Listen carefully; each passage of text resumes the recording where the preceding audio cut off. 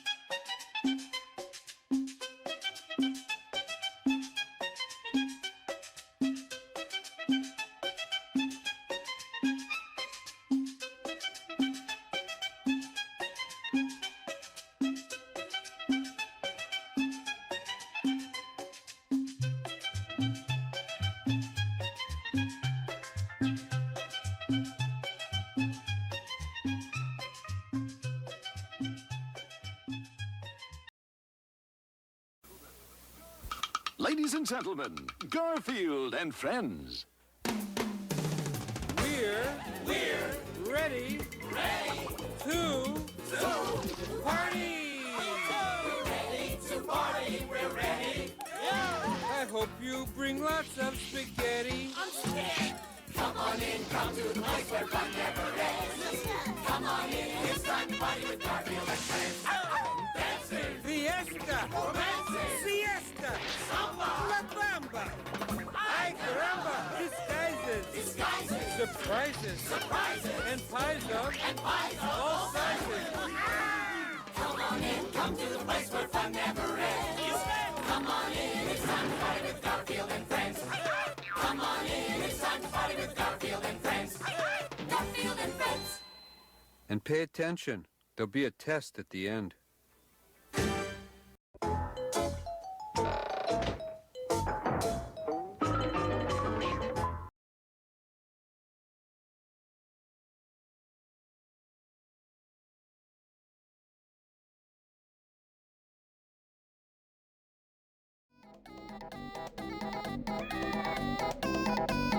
You know, Brother Dingus does do some DJing on the side as a side hustle, so you could potentially, you know, if you were so inclined, you could potentially you can enlist the services of Brother Dingus to perform at your local birthday party, wedding, or bar mitzvah. He'll even do a bar mitzvah, or other style official get-together situation, and he could potentially play Banjo-Kazooie. Thank you again to the guy who composed that amazing, epic soundtrack remix. Nostalgia there, providing the Banjo-Kazooie with the starting soon screen. Hello, everybody. Hello, and welcome to another swollen _ Dingus stream featuring none other than the continuation style, the continuing adventures of the bear and herd. Yesterday was the first half of Banjo-Kazooie. Today is the exciting other half and conclusion. Big ups to 𝕭𝖆𝖏𝖏𝖏𝖏𝖏, the 10 stream streak with the emotes. So we left off at the desert world. We actually got 4 levels left. The desert, the haunted mansion, this is basically that ride at Disneyland. Let the lesson begin. Oh my god! What? It's the promised UNFW1 Big L 5 gifted subs, ladies and gentlemen. 5 gifted subs from the 𝕭𝖏𝖏𝖏𝖏 for losing the bet on whether DSP will still be friends with PvP and, Triple P, that's what I call him, and Andy Worski Man. They went to, they went to Bushido Bear, Captain Bullen, to Stupid, Hurricane, and Sparks X98. Thank you, UNF, for the 5 gifted. Big ups to all the Dingas Dongas and Swollen __1s who are here, and all the Dingas Dongas and Swollen __1s sure to arrive in immediate and far-flung future, like Carl, Cerulean, 86, UNFW1, who I already mentioned, Aqua Saber, Flippy 4-Man, J Frosty, and of course anybody else coming in. Thanks for the upload today, Dingus. The rest was garbage. The rest of that show, yeah, it was pretty tough. I'll say this, I was impressed by PvP's wrestling knowledge because he never brings it up on the Kino Casino.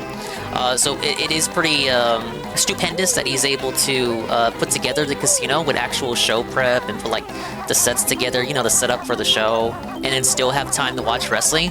That basically just proves that DSP could watch the actual wrestling shows if he wanted to. Because like PvP is right, like his co-host can do it, and he puts more effort into the casino than DSP does into his gameplay segments. So again, if DSP wanted to like watch the full wrestling shows, he could. Like, why can't he put Raw on while he is uploading videos of that day's streams, like after the night stream? Like, why can't he do that? Why does he have to claim he's busy? Because like PvP can clearly do it, and to the point where he like knows all the shit. Like he literally knows everything that happened on the show. Again, like recite it perfectly. But yeah, that was the PvP blabbing show featuring Darkside 𝕭𝖏𝖏𝖏𝖏𝖏𝖏𝖏𝖏𝖏 was terrible, total mismatch between the two. Yeah, I saw your take on the server. It was PvP's knowledge was impressive, given how much he doesn't talk about wrestling typically. Like you'll see him allude to it in some of his uploads. Like I knew that he watched wrestling, but I just did not know the depth of his knowledge. And he's much younger than Phil. He's in his late 20s. Phil is in his early 40s, and PvP knows all about eras that he wasn't even really alive for, or was way too young to even know about wrestling. And he knows like so much more than Phil. It's kind of like impressive to a degree, but not as impressive as the hype train started by Brian MK, resubbing for 11 months at tier 1 for 17 months, and he says, "Gun alert, gun alert, gun alert, gun alert." Dingus, check Twitter, help. Gun alert. What kind of? I know he's crashing out. What, did he, I know he collapsed and he left his stream running. Is he dead? Is Ralph dead? What is the alert? What is going on?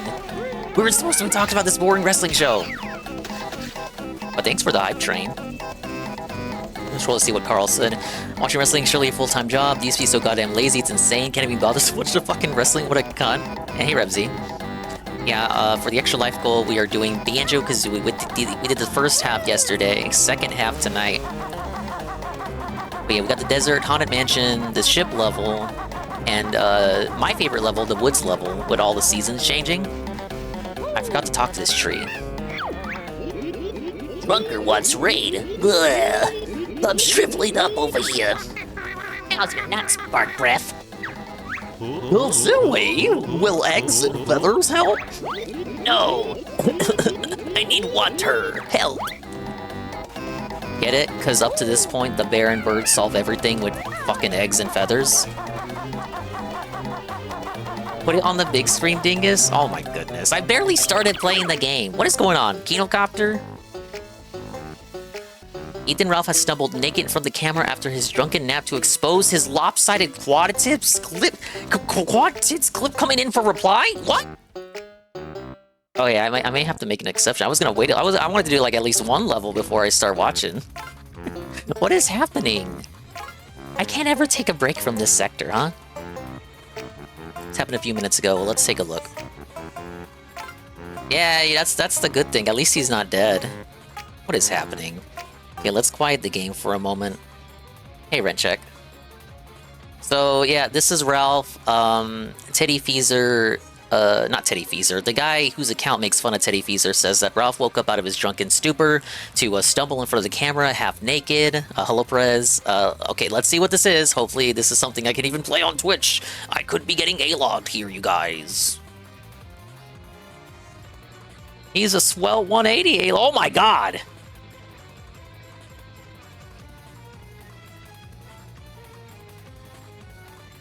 Oh, he looks like a mess. Is he bald? He's balding! No, we already knew that. Stoffa A-Logs? Look at my illustrious hair, A-Logs. You're just coping, Josh, because you got a broken dick, bish. Is he muted? Yeah, he's muted. Is he typing? What is he looking at? There's some kind of mark on his forehead. Does he have like a rash or something? A scab? Bro, his hair looks so wispy. Like tumbleweed. Like a mass of tumbleweed all coagulating together on his head. Why does he have 3 tits? Leave him alone! It's all the Zanny berries. Now Ambien. Dude, he's... Oh my god. I know he's naked, but it's because of his black and white filter. But look at his skin. His skin is creasing. Like, that looks like it should be his shirt. Like, if you're bent over, the shirt's creasing because you're, like, you're stretching it out. But that's his skin. That is his skin. It's covering it because... Oh, fuck. I really should be full screening it. I'm sorry. I'm so excited. Dented. Bro, his skin is creasing. Look at it. Look at it. Look at it. Look at it. Skin is not supposed to do that. Skin is not supposed to do that. So when he gained weight, you know, he gained weight, then lost the weight from the Xannies that he took in Mexico. But you don't lose the skin. You can lose the weight, but you can't lose the skin. Yeah, sorry, we got a hype train. Hype train to celebrate Ralph. Ralph's drunkenly stumbling in from the camera naked. Can we get a look at the tits again? Yes, I need to look at Ralph's triple tits. That's what I call them, triple tits. Sarah, what do you think of this? This is from today.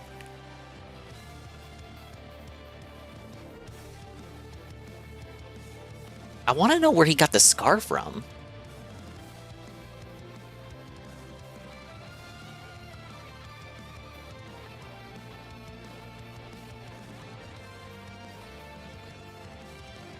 You ever see when people get turned into the blob? Yeah. It's called the Ket return stream. Hey, MTC dude. Sorry, I'm being distracted by Ralph clips. This is Ralph right now. He crashed out and then woke up naked. Thank you for the hype train, guys. Level 2. 6 gifted subs.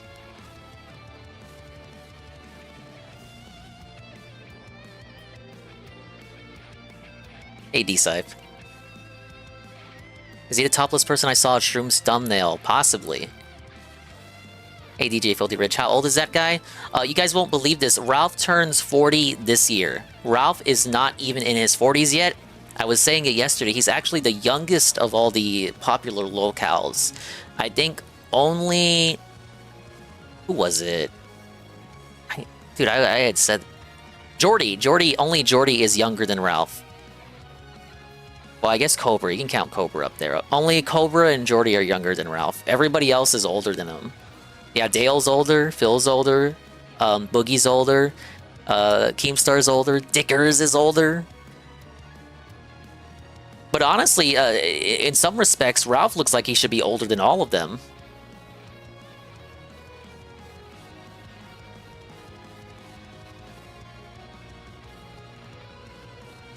What? Is that it? Okay, he turned off the camera. Something tells me he may have physically, manually unplugged it. Yeah, I don't know what was going on with him today.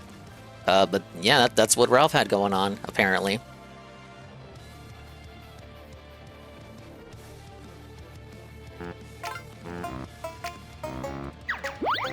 Thank you for sharing that clip, Brian MK. Yeah, Ralph is younger than R2 and DSP. That might be hard for some people to believe, given how he acts.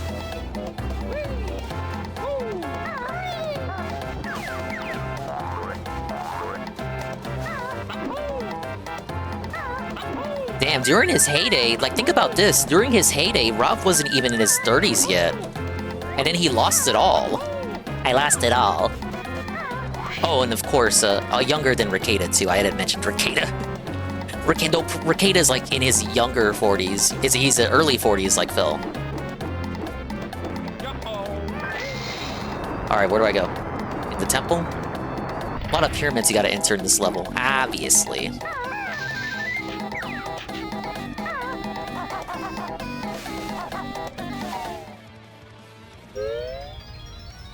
Did he lose it all, though? He's still alive into the guy that equals success. Actually, he says that too, MTC dude. Ralph has said, even if I died, I will have lived, Gator. And he said pretty recently for his failed New Year's Eve stream, in which he was supposed to stream all New Year's Eve, but he only made it to 2 p.m., not even a.m., 2 p.m. his time. He said on that stream that he wasn't even supposed to live to see 2025. So that, like, his win condition is literally the same as Phil's, just continuing to exist.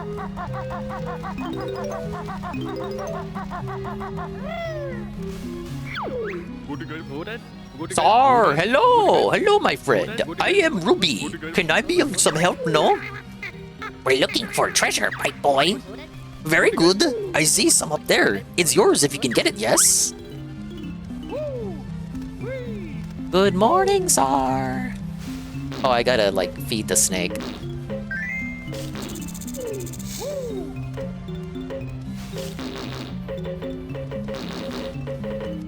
Oh, my lord. Dude, I got the worst aim.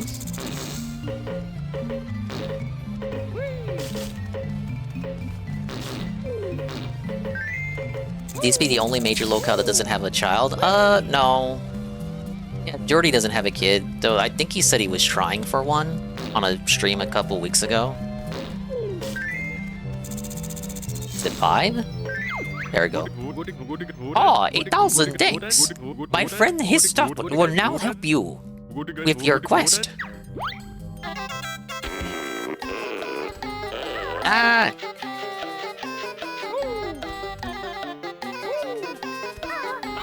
Banjo, come on. There we go. First Jiggy of the stream, big ups.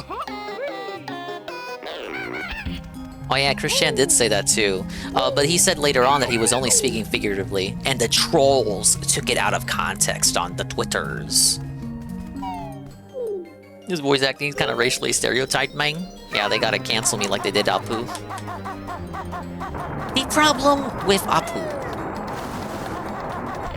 The problem is that you removed him from the show, idiot. Literally one of the most successful characters in the show. Owns his own business. A family-style man with 8 kids, providing for his family. A family man. There was an episode that showed Apu knew more about American history than fucking Homer. And this is how you treat him? Cucked from the show. Never to appear again. Just, I don't know, just give him like an Indian voice actor or something. My nose is all blocked up. How are eggs gonna help? Ugh, that tickles. How is me blocking his nose up even more gonna help him?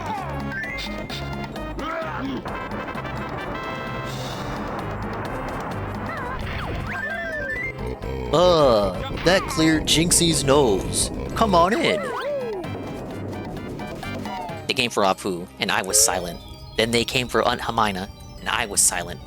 When they came for me, there was no one left to speak out. I was devastated when they came for 𝕏𝖏𝖏𝖏𝖏's guns. They gave him back his guns, but we still ain't gonna see 𝕏𝖏𝖏𝖏𝖏 Le Pew anytime soon.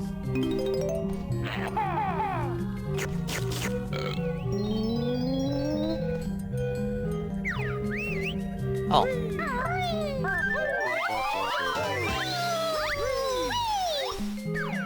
I said it last stream, but I much prefer the rat-a-tat rap for hovering versus the double jump. I just feel like it's more precise, and you stay in the air for longer. What's back here? Nothing? Nothing. I was watching DSP play DK64 on Tevin's BRB segment. Said he couldn't stand the camera. I mean, this is by the same developers. I'm not having very many issues. But you just gotta nurse the camera, bro.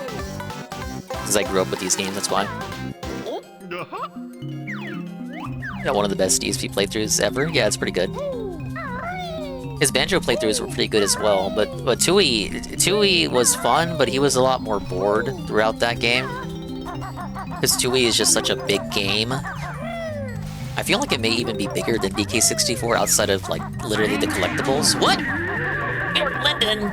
Big ups Barry Lyndon, 100 cheers from Barry Lyndon, and he says, "Hey Dingus, I know I haven't been around for a couple of months. That's okay. I was dating a Filipina model from here on Twitch. Anne knows who it is. It's over now, so it's back to testosterone. Let's fire this rocket. Well, I hope your rocket gets to blast off again sometime in the near future. Thank you, Barry Lyndon, for real, for the 100-bit cheer. Sad to see the Filipina relationship didn't work out. Get in touch with Anne's family. Maybe they could set you up with an arranged marriage situation. I was watching Anne stream yesterday. He was streaming from his porch. showed off his spaghetti. I shit you not if you missed that stream. And had fucking spaghetti and ketchup for breakfast with his family. But he showed us some of his family, showed us his puppers. He had like fucking 3 puppers and a whole fucking farm of chickens. Literally all the memes you could think about the Philippines. They were all true in that Ann stream. When she was half your age, it was never gonna work out. Oh. Well, at least they had fun. Hopefully it was no, I won't make that joke. No, hopefully it was a fun relationship there. At least for a little bit. You need to find me a Filipina model? Well, that's like the good thing about like the Philippines. They're taught English over there. So there's like no language barriers for the most part.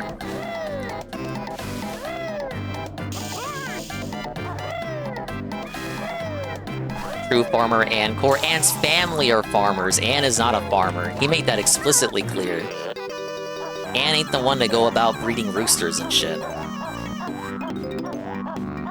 Yeah, Philippines has like 6 prominent languages. I think Singapore is up there too. Like, if you live in Singapore, you're taught English from an early age to help you get like tech jobs and shit. That's why we have Slayer. But yeah, that specific little swatch of Asia is famous for that. Some people derogatorily refer to it as the Sea Monkey region, like CSEA as in Southeast Asia. Now, I think that is very, very offensive.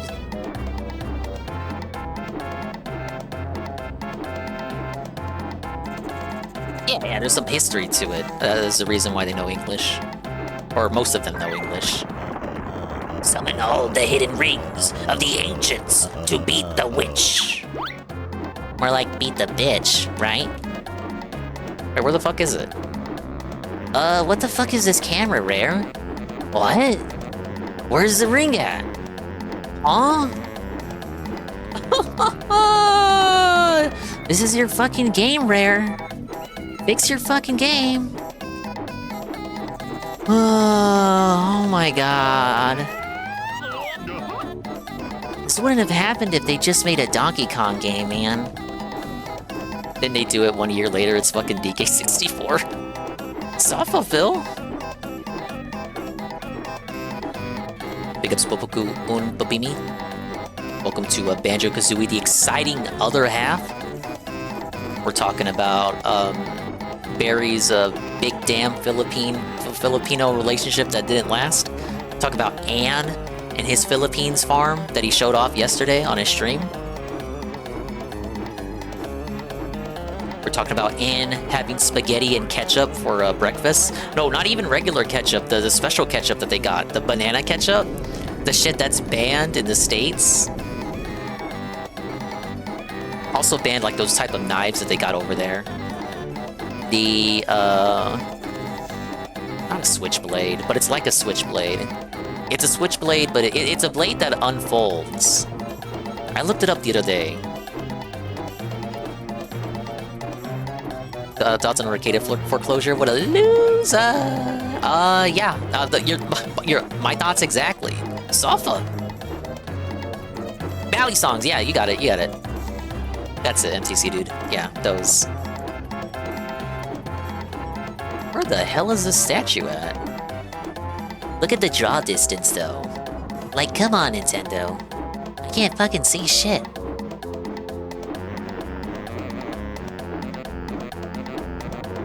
Hey, Beer Joe. It's all been downhill since oh, here it is. It's all been downhill since DK64 for Rare. Conquer was still good.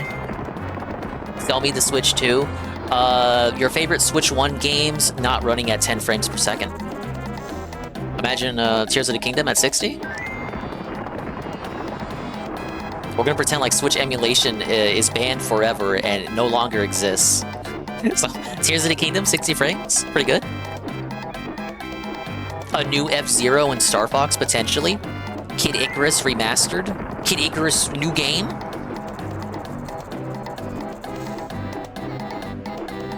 Super Mario next 3D game. Only joking, mortal. We can only give you this. Well, now I gotta fly all the way over there. They should've just given it to me right there. Fuck you, Rare. Now I gotta waste my fucking feathers flying all the way over here. It's fucking bullshit.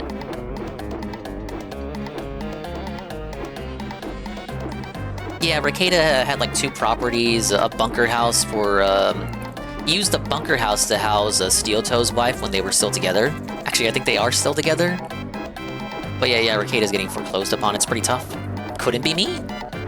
Pretty sure he won Locale of the Year again as well, 2nd year in a row, I believe. It was down to him or Bossman Jack last I checked, and Bossman has had a rough year as well. Basically, I think the prerequisite at this point for winning Locale of the Year is getting arrested. I think we can agree on that much. Okay, yeah, he won by over 20%. Yeah, Bossman never had a chance. Okay, there's a Jiggy right here, the hand. Grandpa's got a Jiggy. Durr, durr, durr. Durr. I need to look for the shoes. I'm running out of feathers, too.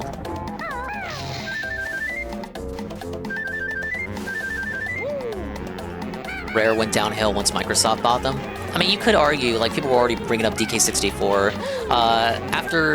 After Banjo, I liked Conquer. I have played Conquer before, and finished it. Some people did not like I was gonna say Jet Set Radio. Jet Force Gemini. Like, the controls of that were, like, objectively wanky. You had that weird Mickey Mouse pseudo-sequel they made to Diddy Kong Racing, but it had Mickey Mouse characters. That was just kind of like, okay. And then you had Star Fox Adventures, which is like a very polarizing game. It literally depends on who you're talking to, if you like that game or not. New F-Zero equals a buy for me. The official explanation for why there's no new F-Zero is simply because they can't think of a new gimmick for it, which I find batshit insane. When you had consoles like the Wii U and the Switch, you can't think of a new gimmick for F-Zero. The thing is, with Nintendo, when it comes to most of their franchises, they think of the gameplay gimmick first, and then a franchise to attach it to. It also is an issue of some of these IPs not having dedicated development studios. Like, there will always be new Kirby and Pokemon games coming out, and Xenoblade and Fire Emblem, because they all have studios that only work on those franchises. Or a game from the 90s called Harvester. The name sounds familiar, but I've not seen it. But I feel like I've heard of a game called Harvester before. Oh wait, no, I may be mixing it up with Body Harvest. Harvest Moon.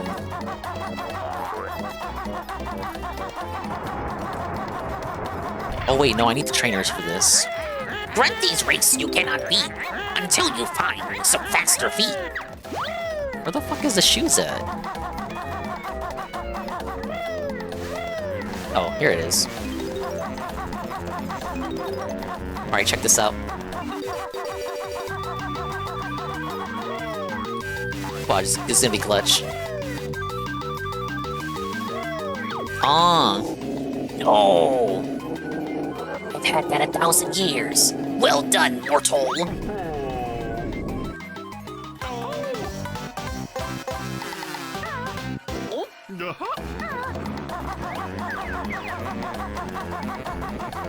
Alright, now we need to win the race. I love all races, man. Gotta get the notes down here as well. Harvester is a robust game. Dingus Harvester stream. I owe so many games, man. I can't promise anything. That's why I love streaming, man. I can show off all these cool games that I either have played before or have never played before. It's like very meaningful. I get to share these experiences with you. It's so robust. Someday Dingus will declare gaming bankruptcy. I'm gonna have crash out streams like Chester Cheeto. Chester Cheeto and Ralph. Oh, they should do a collab together. Won't that be robust, Carl? Chester Cheeto and Ralph collab? They could just A-log each other? And then A-log the audience? Yeah, I gotta do FE6 soon and FE1. I know, I haven't forgotten what I owe. I got a note. Unlike DSP, I got this stupid little autistic notepad document. Alright, let's try this again.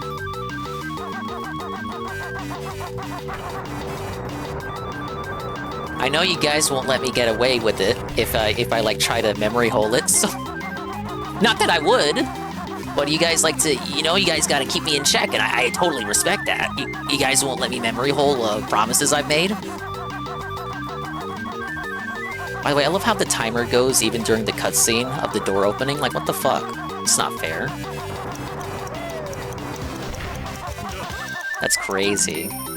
Alright, we gotta run that one back. I gotta cut some corners.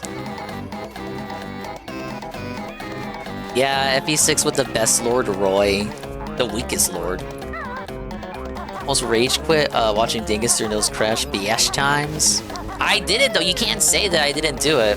There have been some very tough Dingus playthroughs.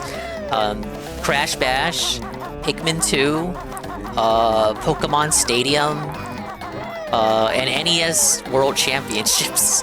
But you can never say that I never beat those games.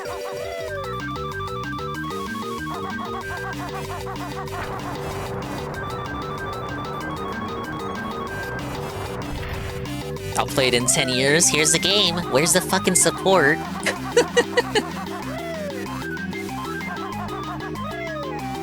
That would be him if he ever played Thousand Year Door. You guys wanted me to play it back when it was on the GameCube. Here I am playing the remake. Where's the support at? No way! Bro, how is a 10-year-old supposed to do this? Hello, Chrono. Did you enjoy the program featuring two of your favorite YouTubers? I was talking about it earlier. PvP showed his stuff, showed his robust knowledge of wrestling despite being in his late 20s. Talk about eras of wrestling that he was either not born for or too young to watch and enjoy. Whereas the DSP knew next to nothing, displayed almost dented knowledge or lack thereof for even eras that he was supposed to be roughly familiar with. At least a little bit. It was a very embarrassing showing for the guy. I'm not gonna make it.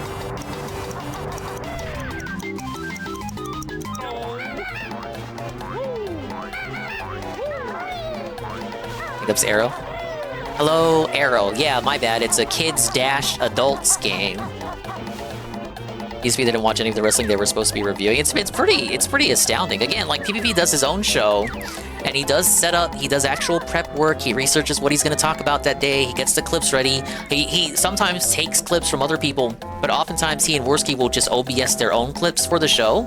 So he does do that, and it's like he still has time to put wrestling on like the second monitor to watch. So don't tell me that DSP can't put that shit on after the night stream while prepping the streams for the day after. And he got $600 for that shit. PvP is so entombed in wrestling, he was speaking Chinese to me.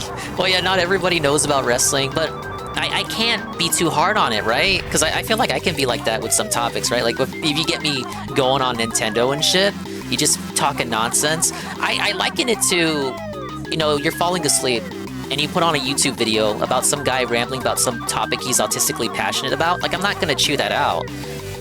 You know, everyone's got their hobbies. You know, he's fat, and he's Canadian. But if you know your wrestling stuff, you know your wrestling stuff. You know more about it than me. How is Ralph known as dead? Because when they put out the promo, he had not woken up yet. That clip we just watched where he had his tits sagging out, that clip wasn't available yet, so we didn't know what was happening with that. Everyone thought he was dead. Big ups to Big Ben. Did PvP get to 600? No. For PvP, he said he knows it's a vanity project that's not going to make him any money, and that nobody's going to care about, and probably won't make DSP any money, honestly. It'll be just like politics and reacts. It'll start dying out within the, what, third or fourth show? It is purely for the novelty of talking wrestling with DSP. And that novelty isn't going to last. It'll last about as long as DSP collabing with the Kino Casino lasted.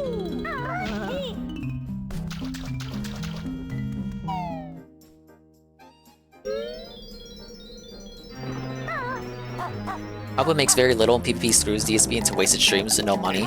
We'll see, we'll see. The first stream of any new thing he does tends to make money, you know, whether it's a new playthrough or a new show.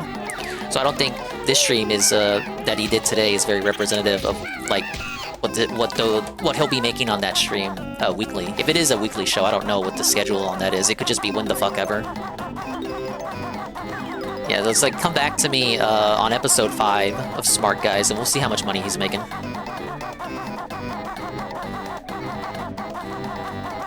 Brought back Darkside Pimp to donate thousands of dollars for free gifted subs, although he changed his name to Dark Sneed Pimp. Yeah, he's trying to be sneaky there. Charitable DSP thinking it's an organic style viewer.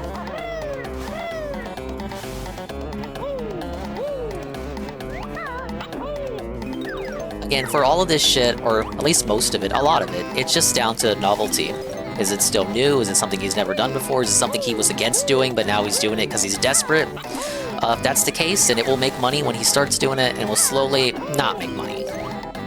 And then it'll be an issue, and he'll be back to begging. By the way, that whole show, he did not beg once, and he didn't burp or make any kind of obnoxious noises. Aside from him talking.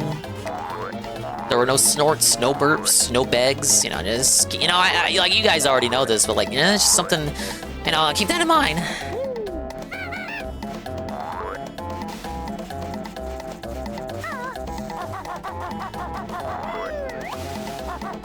He was being respectful to Triple P by not doing the beg. He begged as soon as he hopped on Indie, which is wild because he got 600 out of that. Yeah, it's so painful watching him try to lie to PvP about the Champions account. Yeah. Which is something I clipped earlier on the illustrious Expand Dong channel. Pretty good, it came out of nowhere. I bet not even DSP saw that coming.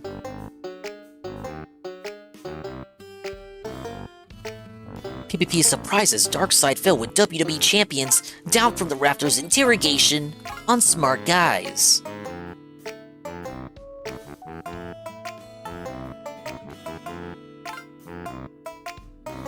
PvP likes Phil regardless of how much he disses him. Don't you mean Phil likes PvP regardless of how much no matter how much he disses him? Because Phil doesn't diss PvP. I always kind of look at it as, you know, like how much do they have to shit in your house, Phil, before you tell them to fuck off? Hello, Expand Dog. How you doing, dude? We had a WWE Mayhem mobile game ad. Are you gonna be playing Mobile Mayhem, Phil? No, I am not. No, I'm not gonna do that. Crappy mobile game is enough for WWE for me, so I'll Okay, continue to Phil, play let's Champions. just settle this once and for all. Phil, you are down from the rafters, right? No, I'm not. I'm not. But I was. I'm not Phil, down. you are down from the rafters. I am. Big up yes. Spin Pam, 35 stream streak. You are still down from the rafters. You are. No, I No, sold the I'm account. not. No, I I'm really not. did. No. Phil, there's no. First of No, all, I'm not. Here's what I'll just say, Phil. Like, Phil, just please confess. Don't Exactly, make me decide. do this. Just say There's something in it for both of them. It's about the bargain. I was, but I'm not. I really did sell the account. We'll have to do Okay, this but every Phil- week. We'll do a but segment Phil- every But week. he tries to deflect. Phil, He tries to change the selling subject. account is But Phil, against the Phil. terms of service from Scopely, so why Absolutely isn't it it is. banned? That's a good question, but there are other accounts that also have been sold that are not banned. Like I said. Now, a good answer would be that, you know, moderation isn't always automatic. It could just be a human moderation. A moderator simply doesn't know or didn't see Phil's account get sold or anything like that. Triple P knows this and brings up an amazing point almost immediately. It's almost like he had this prepared. How I learned that you could But, sell an okay. account No. was that someone else who was in a high-profile action had done exactly the same thing. This person had announced that Okay, they were but who was it? retiring, right? They had made this big... Notice something that no one has really pointed out. Like, who was it? Who is it? Who is the other big whale that Phil's talking about here? He doesn't answer who it is because he knows if he did name someone, people would go research it. But who is Phil talking about here? He knows people don't play the game like he does, so no one, like, people aren't gonna be in that community to know like who he's talking about. But there are other accounts that also have been sold that are not banned. Like I said, that how I learned that you could sell an account was that someone else who was in a high-profile who was that someone else? Had done exactly the same thing. This person had announced that they were retiring, right? They had made this. Who is that person? Where's the announcement? Video on YouTube. Big public thing, video on YouTube. Where can I go see this? Who are you talking about? If it's a big public video, it should be, you know, it should be out there. It should be a viral video that I can go search up, right? Have been sold that are not banned. Like I said, that how I learned that you could sell an account was that someone else who was in a high-profile faction had done exactly the same thing. This person had announced that they were retiring, right? They had made this big public thing. They even had a video on YouTube. Oh, I'm retiring from Champions. And then the account is still active and it's still being used. Everyone's like, what? How is it still being played with? Because they sold it. And basically, I think what it is with these whale accounts, they allow. But I believe that anybody else could get away with it other than you. And here's the kicker. This is the best point right here. As DSP has always said himself, like DSP has made this point himself, he can't do things that other people can do because he is DSP, he is Darkside Phil. We hear it all the time. Oh, I can't go to conventions. Oh, I can't do this. I can't engage with my fans. Oh, I can't do community nights because I'm me. I'm Darkside Phil. I'm DSP, Phil Burnell. Everything has to be so easy for everybody else. Other content creators and other people can do this, that, and the other with their fans, but I can't because I'm me. Because I am who I am, factually fucking based. I can't do what I want to do. So how is Phil able to sell an account and nobody finds out about it? And how is the person who bought the account not subject to like constant harassment and shit? Well, how is the account not reported? It just does not. It doesn't make sense that Phil is able to do this and get away with it, even by his own metrics. Because surely the detractors would be reporting it, and it would be a violation of TOS, and they'd ban it. Yeah, I don't know. I like I said, my hands are washed of it. It's possible, Carl. I don't know anything about it. I just don't know why he's not naming them. Phil, there's listings. So every place where these accounts are sold, there's no listing for Down from the Rafters, Phil. Yeah, that's correct, because I did it behind the scenes. If it did, so PB brings up another great point. If it did happen publicly, like people would have heard about it before Phil would have said anything about it. But there's nothing. There's no public listing for it on any marketplace where you can buy WWE Champions accounts. Very curious. Phil, there's listings. So every place where these accounts are sold, there's no listing for Down from the Rafters, Phil. Yeah, that's correct, because I did it behind the scenes. Come on. Oh, come on, Phil. The laughter. I had a very good comment, I believe from 𝕭𝖏𝖏𝖏𝖏𝖏. He's an AN server, but he's a good fella. 𝕭𝖏𝖏𝖏𝖏's called this the Duper's Delight, and it is something that I noticed that Phil does. It's something you may notice that he does too, and maybe even people in reality that you know.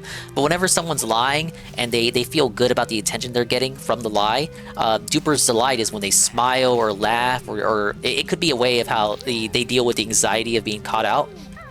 They'll start lying. They'll start smiling and laughing and giggling because they know that you know that they know that they're lying. But we got Phil here with the Duper's Delight. No listing for Down from the Rafters, Phil. Yeah, that's correct, because I did it behind the scenes. Phil, come on, Phil. Phil, god damn it, Phil. We've come so close, and yet we're so far. You've come so close, and yet we're so far, Phil. Listen. No one cares. Listen, everybody that gives you money knows. Listen, there's something interesting about this, okay? All right? When I was talking to Mike Klum about the possibility of doing a documentary, okay? He said, one of the most interesting things about you is this mythos about this stupid mobile game, right? And he says, stupid mobile game. He said it just like you said it. Say it. Stupid mobile game. It doesn't matter. But if we do this documentary, we have to have it. We have to talk about it. He wanted to do a big segment about it with revealing you didn't want that. Stuff like that. But the thing is, there's a mythos, right? And to keep the mythos going is better than to just be like, oh. I understand the explanation here, or the excuse rather. That's like it's like pulling the curtain, like in Wizard of Oz, or going behind the scenes on a Disney World ride. The mythos is better than like what's actually going on. But it's obviously still a deflection. Hey, 1 second left to go. You know what? You know what? You know what? That's actually the best answer you could possibly have given, Phil, and I'm gonna accept that answer because, yeah, the mystique of where is the money going, you know? But we know now. It's a very thinly veiled mystique. It's like saying, "Oh, the mystique," but we like again, we know. He knows, the LARPers know, the detractors know, the detractors know, the dents know, the whales know, everybody knows, even people on the outside looking in know. There's no one who doesn't know, but we have to keep up the pretense that like, that it's unconfirmed, or what's not unconfirmed. It is confirmed, he just doesn't want to admit it. We have to keep up the pretense of Phil's lies. But I think even Phil understands. He just doesn't want to accept it because it's just another L that he has to give to the detractors. It all just goes back to that, really, not wanting to give the detractors another win. Hello, Eddie B43.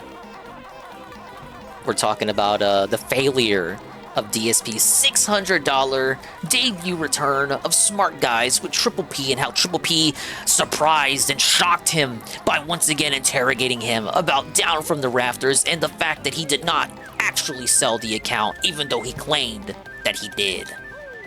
We know you could possibly have given, Phil, and I'm gonna accept that answer because, yeah, the mystique of where is the money going, you know? But we know now, Phil. Like, fuck, I don't know. It's like, listen, everybody knows. You know, I know, the detractors. Oh, the fans know. Nobody really cares, I don't think, but... No one gives a shit. No one ever really did. That's the truth. I think PvP, what PvP is trying to do here is trying to, like, comfort him by saying that nobody cares in an attempt to get him to possibly admit to it by just saying, oh, like, nobody's gonna care if you just say it. That no one ever did. It was always the bullshit of the... What's the one drama thing they keep bringing up? And that was it. You know, it's the thing they're gonna always it's just another thing to whip you through the streets about and fucking rag on you about forever. But I don't know. I think you should just say that it's you and that you still spend thousands of dollars on it. But he should. That's just me. Admit the truth. Wow, thank you, Expandong, for another baller clip. Yeah, if no one cares, just admit it, Phil. What's the problem? That's the problem. The real thing is that everybody cares. We all know, Phil. Everyone knows. I mean, PvP's been saying it for months, you know? The truth will set you free. Remember that clip? The truth will set you free, Phil? Just admit it. Admit the truth. Dude played fucking Champions on stream, finally, and still doesn't want to admit it.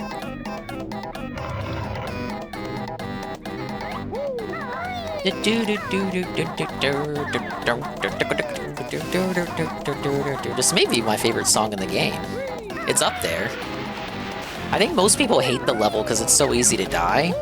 But this does not compare to the ship level coming up.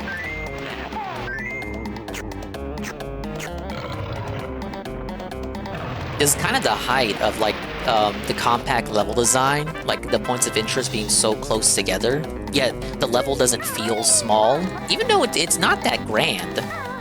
It's of a moderate size, but it feels big because you have all these landmarks.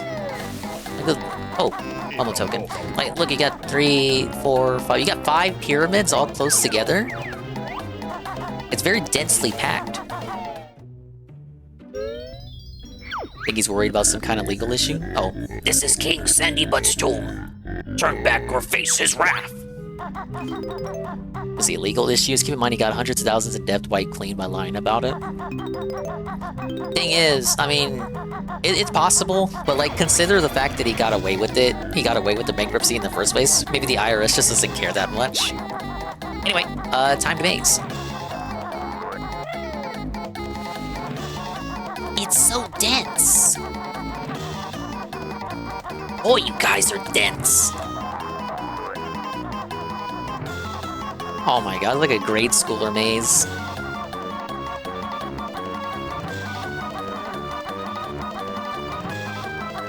I could do this maze blind, man. No, the witch switch.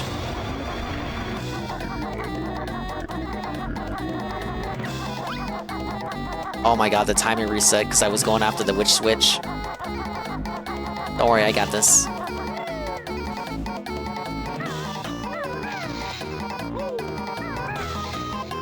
Yeah, COVID was a blessing for him. People would care way more about that shit if COVID wasn't a thing. And by people, of course, I mean government officials and not you guys. He fucking got away with it, man.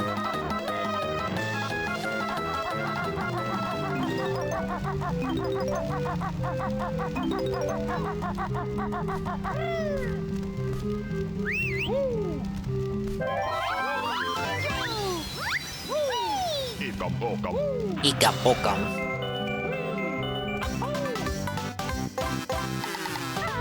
How much is that? 3 more.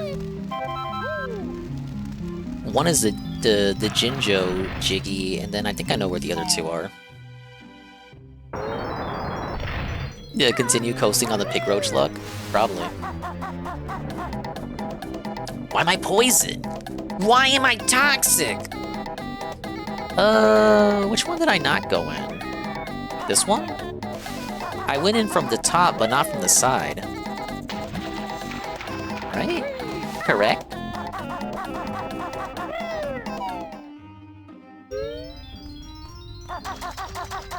Oh no, this was the exit for this room.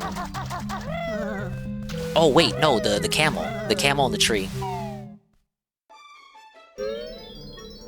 I didn't pay my taxes for 2 years in my early 20s and never had a beat from the IRS. Yeah, it's kind of just like the sick reality of it, Barry Lyndon. The sick reality of Americans not paying taxes. I know, right? But unless you, like, hard self-report, like, they're not really looking into you like that. I'm not, now, don't take this as, like, carte blanche to go lie about your taxes or anything. You should not. You should always report what you're earning fairly. Don't hide money from the IRS. But if something was to happen, you know, not of your own will, and you feel like you're gonna get in trouble with the IRS, you probably aren't, asterisk, unless you go out blabbing to everybody about it.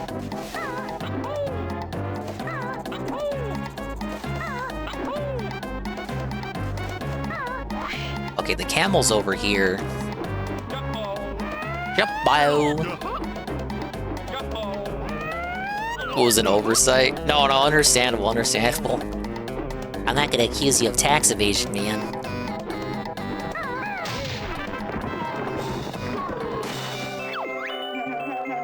Here's your reward, Bear. Goldie's off to cool down. Easy. Now you get 1 more from the tree.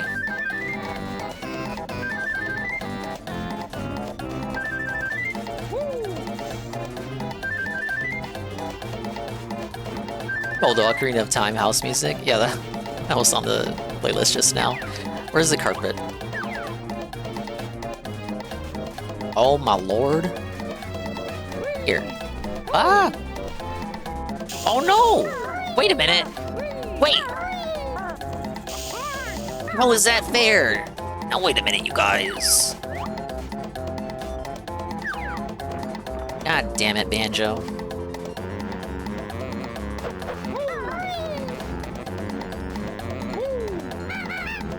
Oh my god! Okay, I'll stop doing that.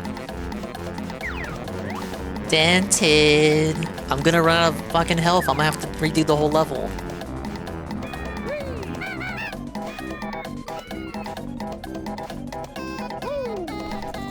American taxation is great. You gotta migrate it elsewhere. Fuck you. You still pay taxes to us, unless you're so poor that you don't make anything in the new country that you're in. Like Ralph. Ralph is actually. He's actually correct when he says tips are tax-free, bish, because he makes so little money now that the IRS is not concerned with them. There's an amount you have to make before they start getting concerned about you paying your taxes after you emigrate. And Ralph does not meet that threshold. Anyway, the guy's over here. It's awful, Ralph. This tree looks a bit thirsty, but I need all my water for myself. Sofa Gobi? Lovely water. Trunk feels great.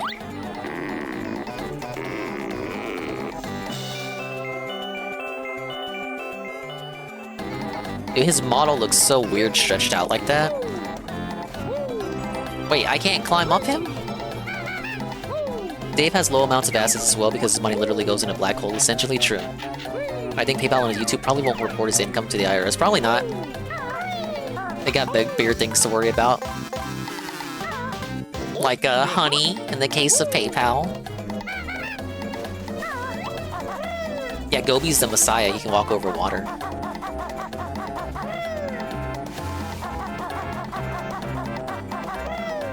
Oh, they probably do. PayPal 100% reports? Okay, ixnay on that then.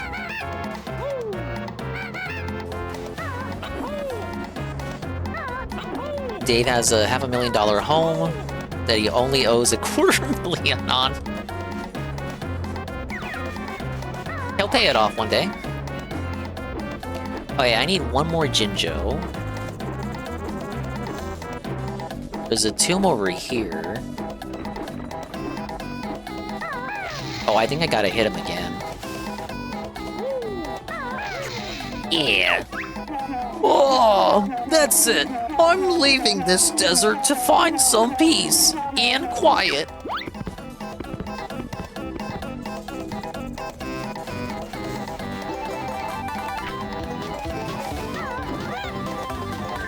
Extra piece of health. Get a carpet, bro? Destiny, hello? Destiny, can you send me a carpet? Destiny, I require a carpet. Thank you, Destiny.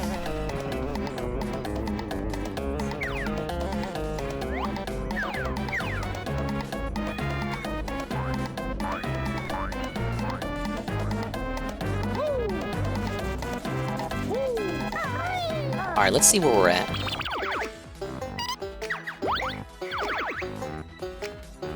Looks like I'm only missing one area with a Jinjo. 6 notes and a Jinjo. Oh, not Amberlynn Destiny, Destiny. You didn't know Destiny used to clean carpets. That's what the reference is.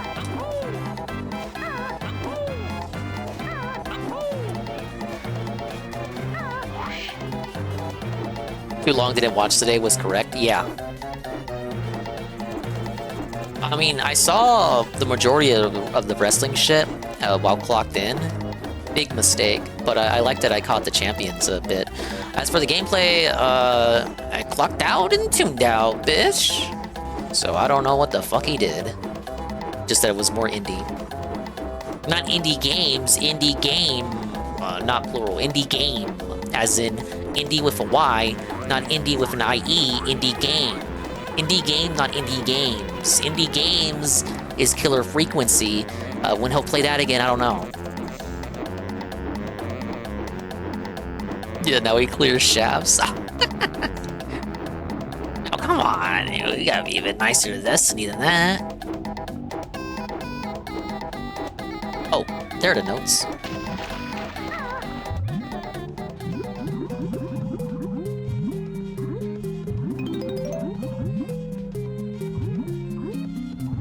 Now, the 600, I wasn't paying attention too much to the leaderboard, but the 600 was not all through tips, it was mostly through kick subs or memberships, right? Or super chats. It could explain the begging. There it is. I skipped the animation because I'm underwater.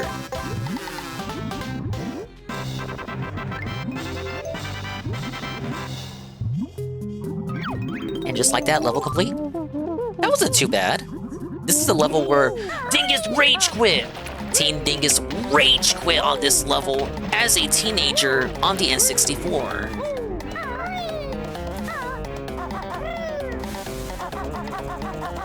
A young adult Dingus beat it on Xbox though.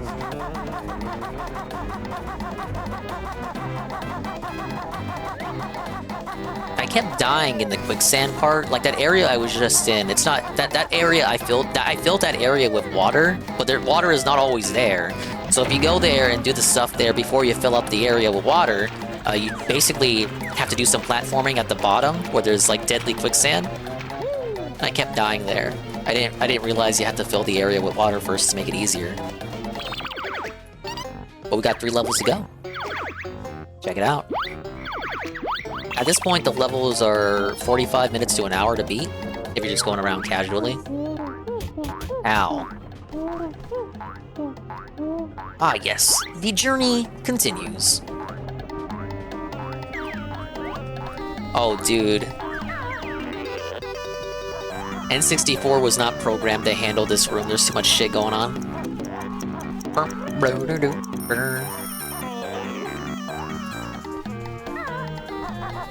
Look at this shit. It's chugging. It's chugging. And it's emulated. It's emulated and still chugging. Fix your fucking game, Nintendo. Ooh, wait, no, I got it.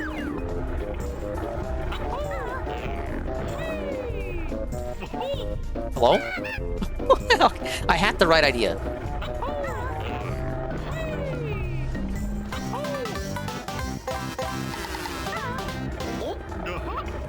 Three more of those to find here. Now, I did open the Haunted Mansion already on the last stream. Where is that? Here?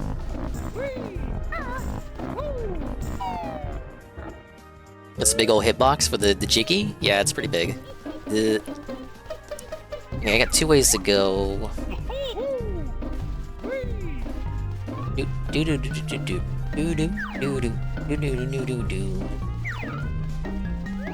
Is it... We're supposed to do Mad Monster Mansion next. Is this the way? No, this goes to Rusty Bucket. It's down here. We'll see if I start seething once I get to Rusty Bucket Bay.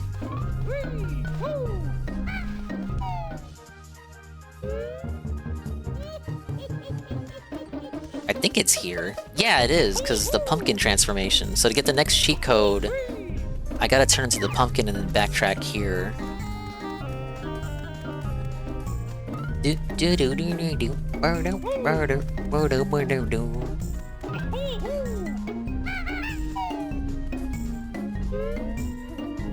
Oh, this level's too scary, guys. Why does every rare game have to have a spooky level in it? Rest in peace, who's this for? Super Blind Man? Eddie B43! Thank you, Eddie B43. 18 months at tier 1 for 25 months. How right they are, your stupid shorts. A target for my dumb cohorts. Why is she insulting her own minions? Thank you, Eddie B43. 18 months at tier 1 for 25 months. He finally admits he uses cheat codes. These are official in-game cheat codes that the game allows you to use. These are not unofficial. Well, I mean, if it's in the game, it's official. But you know what I mean. You get them by exploring and finding all the shit in the game correctly.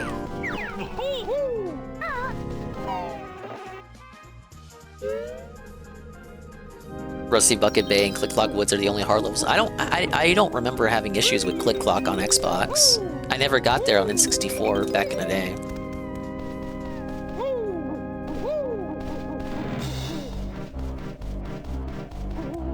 I usually get fucked with any world that has like pitfalls or something. This level doesn't, so we're good. Ooh wee! Ooh wee! Wee!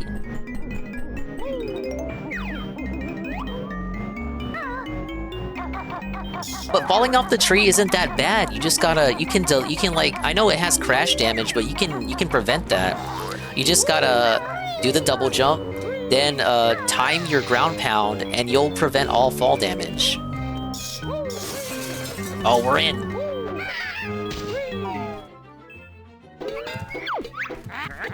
These two guests are rather dumb. Let's make sure they're unwelcome. I agree, Grunty.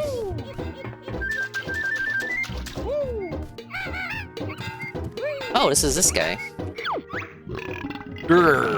Bear is much too fat to fit in Lago's mouth. I don't think I want to fit in your mouth. I gotta turn to the pumpkin for that dude. It was an Xbox bitch, barely touched this in TUI and N64 emulation back in the day. I understand. N64 TUI is pretty tough. It's very slow. On top of TUI already being such an expansive game with way too much shit to do.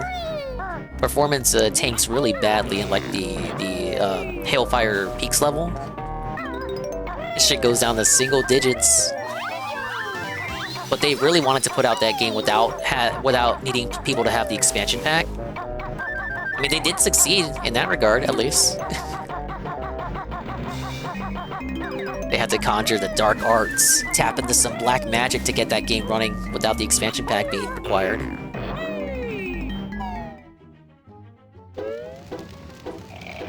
Whoa, it's this guy. You gotta not land on the ground, I believe.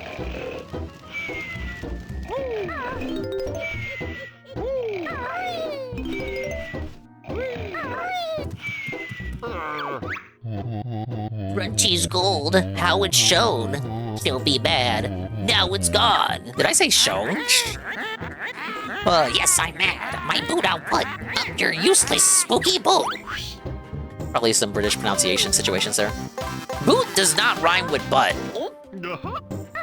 Boot, butt, boot. Shown and gone. Sean? It doesn't like. I hate British English. Can me explain this? Now, fans have called this painting the evil-looking Mumbo, but it's just a really, really buggy.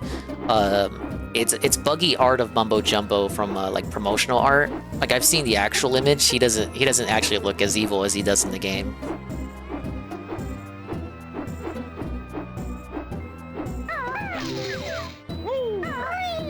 Why does Grunty have a picture of her sister in her mansion if she hates her sister? Like you don't think Jenna has pictures of Cat in her house, right? I say house, whatever halfway house she's shacked up in.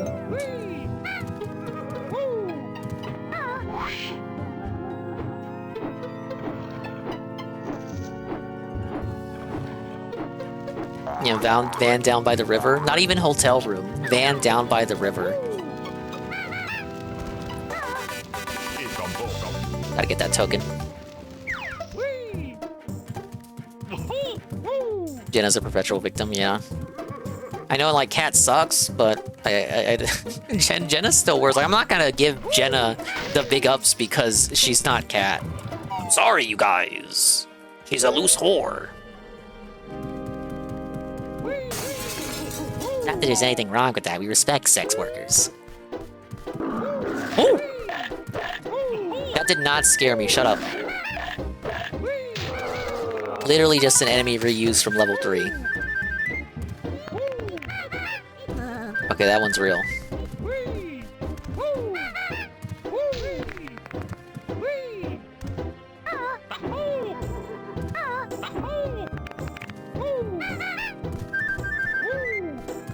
What am I doing here?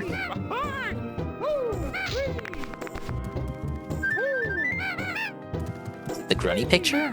Is there not there? I refuse to believe there's nothing in here.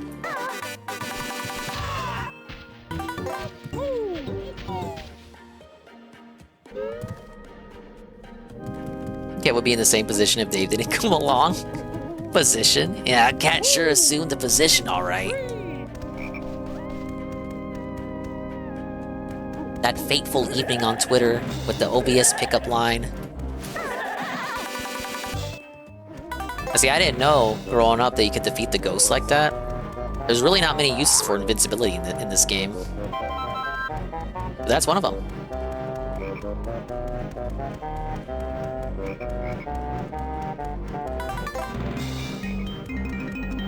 You think that Twitter pickup line exorcised her soul out of her, and that's why she's a hollow husk now with no personality?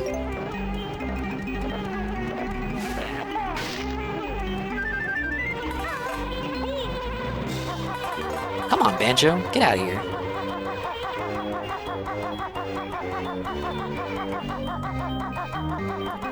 Hollow as it inflated? Hollow figuratively, hollow of the mind.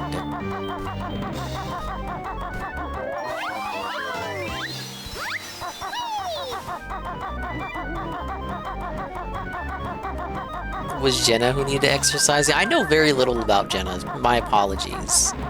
I just know that she's a she's a lady of the night, and she's very demented.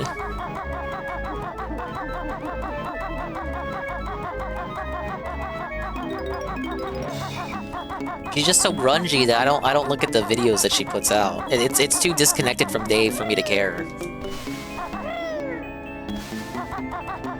Yeah, well, Jenna's Wildcat doesn't have a personality. That much I understand. And I've heard bits and pieces like what you guys are talking about there about their upbringing. It's very unfortunate. I'm not gonna make fun of that. I won't go that far. She doesn't deserve what happened to her. But this also does not like give her a free pass from being an asshole as an adult to other people, right?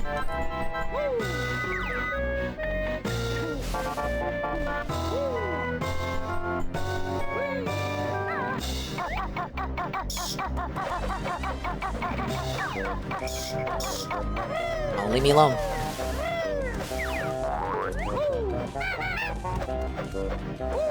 No, you're mixing up exercise with exorcised. I don't think either of them exercise.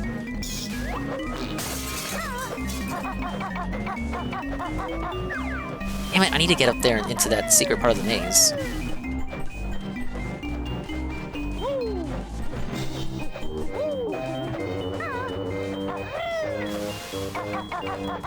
Well, this camera's so fucking wonky, man. Oh my god! That literally wasn't me. I wasn't doing that. This fucking game, man.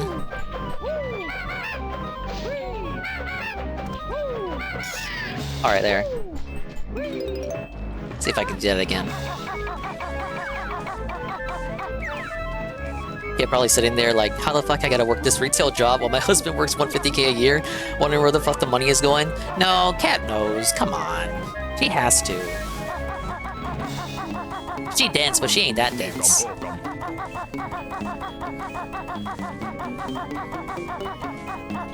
And of course, like, I mean, she may as well work for the extra bread.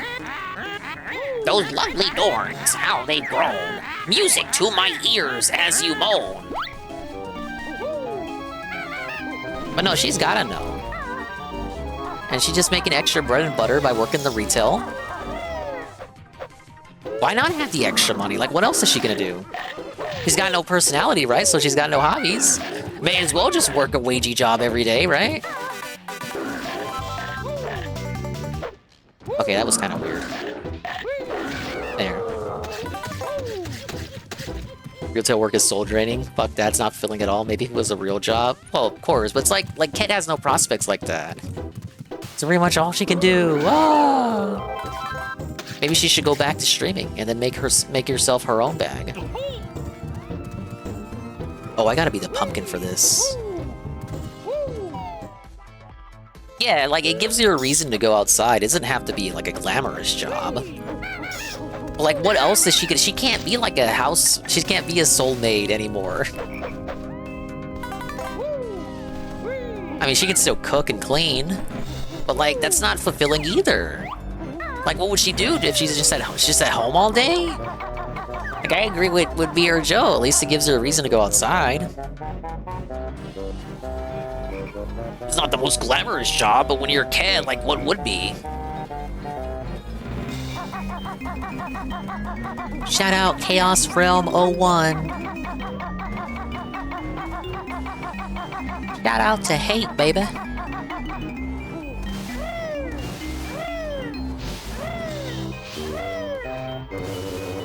The sad thing is they live in one of the most beautiful areas of the country, never go outside. Yeah. At least until they actually go to Seattle. Then it becomes a bit not so glamorous.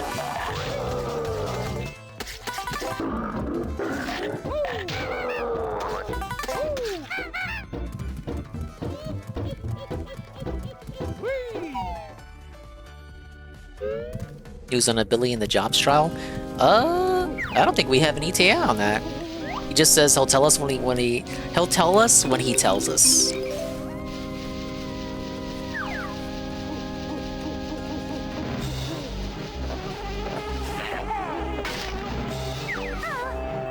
Renton is simultaneously beautiful, simultaneously... One of the most crime-ridden places in the country. Okay, here we are in the spooky graveyard. Alright, now, this is a very infamous moment of the game. Now, you tell me what you guys hear. Thank you. What? Nintendo game? Nintendo game rated E for everybody? Fuck you!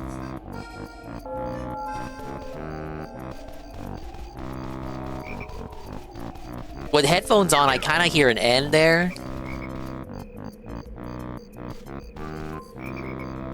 Nintendo's stanking me. Fuck you, Nintendo.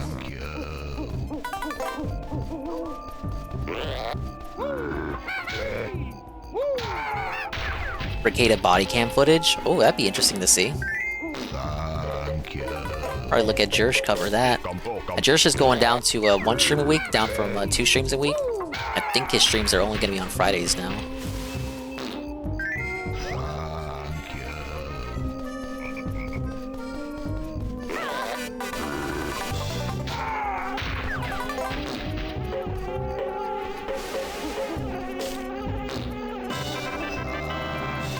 That was easy. Thanks for the Jersh Pizza Day. Yeah, Jersh is back in America. Good for him.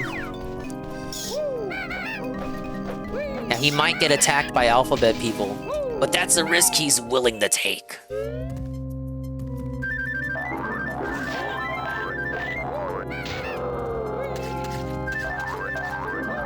Yeah, you could say he's exaggerating, but it literally has happened already. Alphabet people came to his house. Chances of it happening again? Non-zero.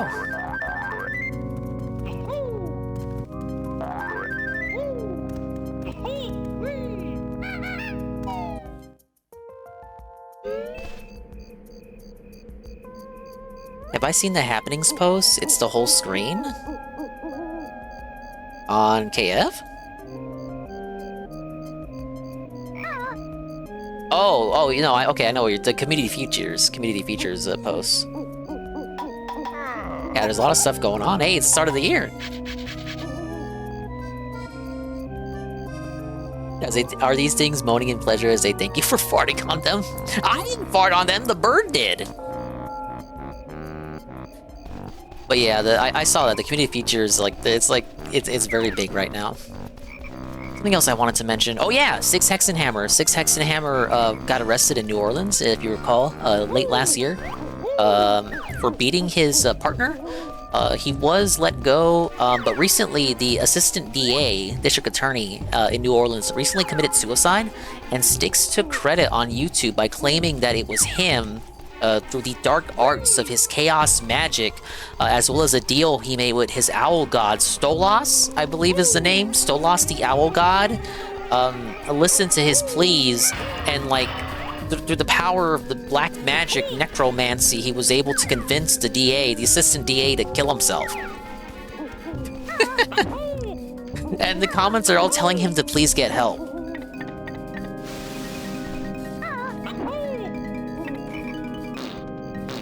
I'm trying to talent trot. Goddamn Pro Controller. Oh, this game's controls are so complex, you guys. Well, yeah, probably not the thing you want to do, guys. When you get arrested and then you get let go, is that you celebrate the death of one of the attorneys who belonged to an office that's prosecuting you for crimes. I don't know why he would make a video like that. Thankfully, everyone had the good sense to call him crazy, because he is.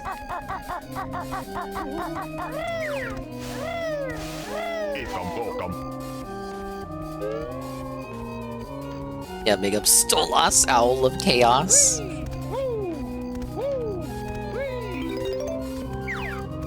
Yeah, they played it yesterday, not yesterday, 2 days ago on Casino. I don't even know what to say. That I don't know, do we need to have 𝕭 and Cobra do a magic duel now? Duel for magic supremacy?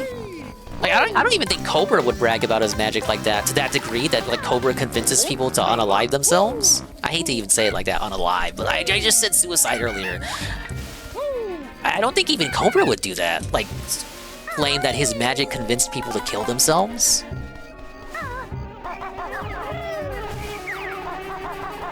Yeah, Cobra is Harry Potter, but like Harry as in lots of hair. Harry Potter.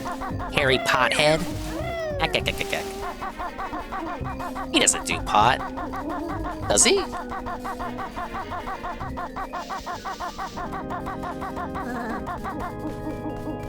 And Styx can be a Voldemort.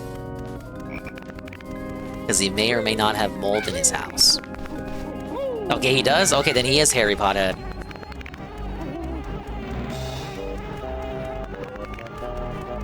I should go in that shack.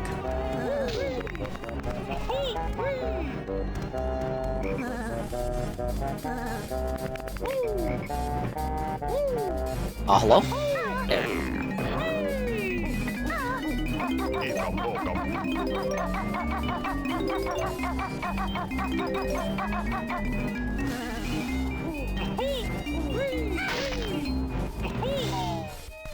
What do we got in here? Oh, this game.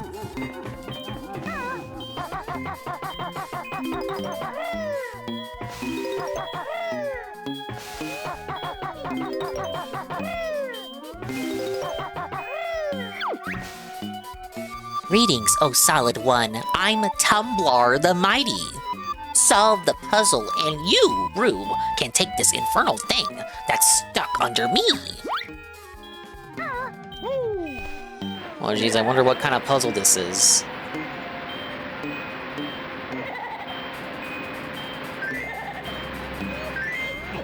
Oh no! Wait, is that an N or a Z? Is that an N or a Z?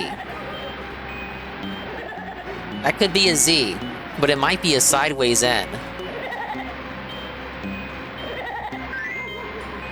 Okay, that's the N. Where's the J? Banjo! No! I didn't mean to do that.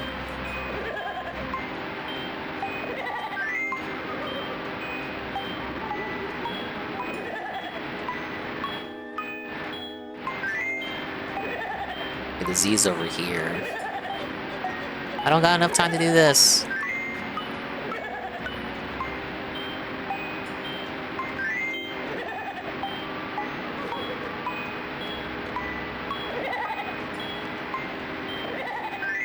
Oh no, I'm not gonna make it. Suffer, dingus.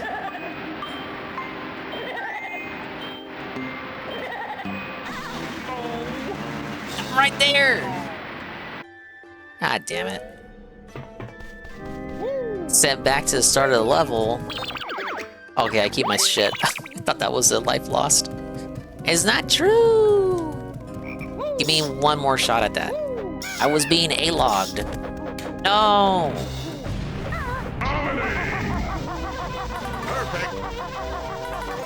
To give me my health back. We'll get back over there quick. See, we're already there.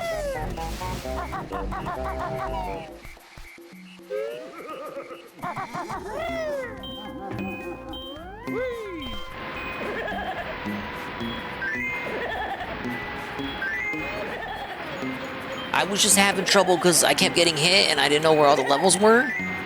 Levels, I mean, the tiles. Letters. Whatever. The things. The squares. You guys are squares for not believing in me. There.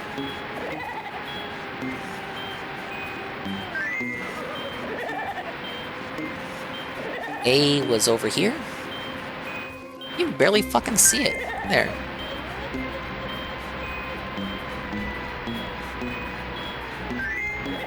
But why does Grunty have a room with like a painting of Banjo and Kazooie? Like letters spelling out their name. Because like this is her house. How obsessed with them is she?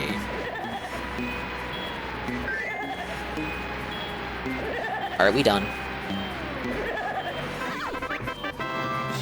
At last, the puzzle is solved. this thing. I'm leaving this gloomy shed. Well, yeah, leaving is right. Rip. Press F. Have I beaten this game before? Yeah, once on Xbox. Ages ago, I played it on N64. But I never beat it. I rage quit. I rage quit! At the desert level.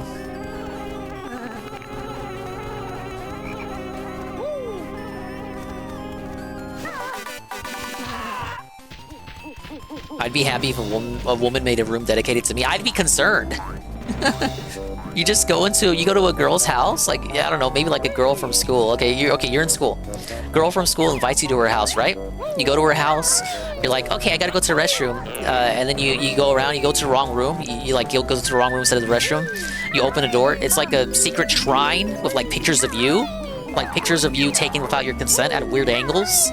Like, she got pictures of you at, like, the soccer game, like, kicking the ball, and it's like, she took pictures of you while you were playing the game, and then she took pictures of you at, like, Papa John's eating pizza, she took pictures of you at the amusement park, she took pictures of you, sleeping, like, you don't even know how she got those pictures. And then you turn around, she's standing right there.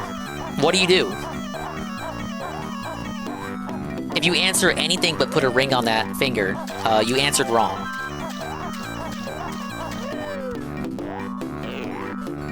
True love is what you're saying. If I watch Familia DSP, I have. It's pretty funny. Tevin marathoned all the episodes through the filter of RTU during the holidays. Oh, that's a free one. Dude, that was easy. I gotta come in here as the pumpkin.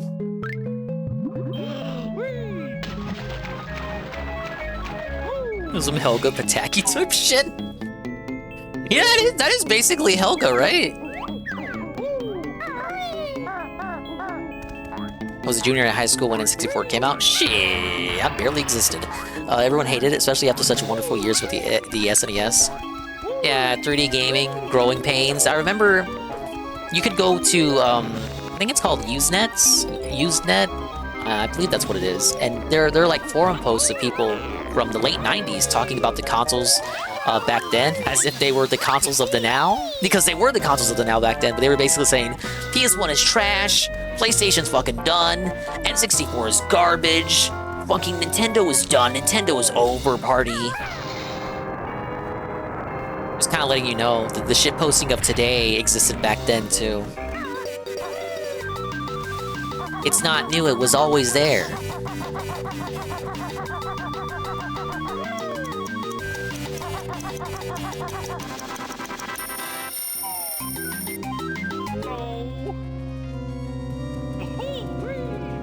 I'd love a Helga today. Come home from work to clean house and microwave mac and cheese and tendies. Maybe a Helga that knows how to cook, right? Tendies every once in a while. The gourmet tendies. Gourmet tendies is like only 2 tendies on a plate with like a swirl of barbecue sauce.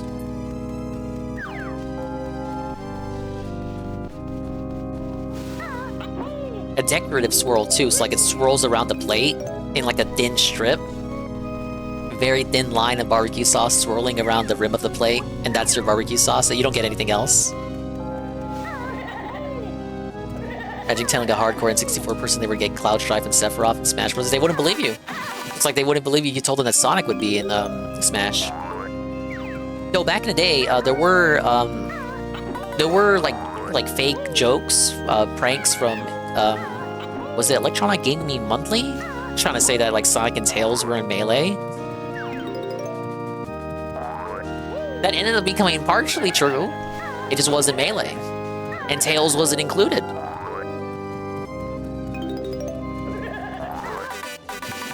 Yeah, with one spinach leaf on top, just like complete randomness. Just, okay, and here's a vaguely healthy green leaf for you.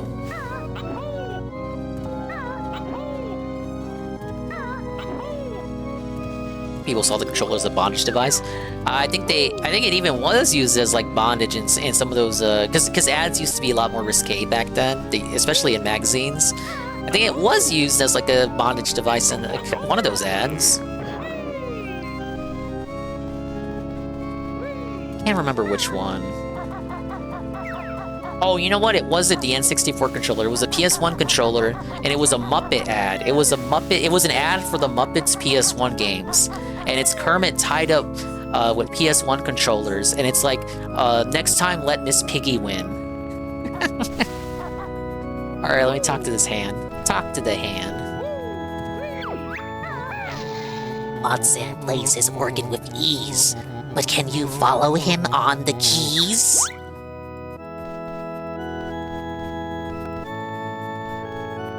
If you're moving that slowly, probably.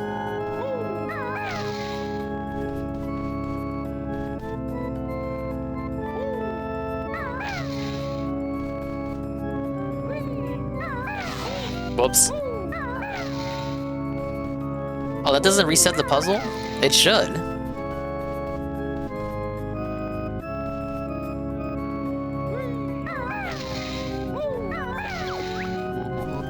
Not bad, Bear, but now watch me. Copy this tune and amazed I'll be.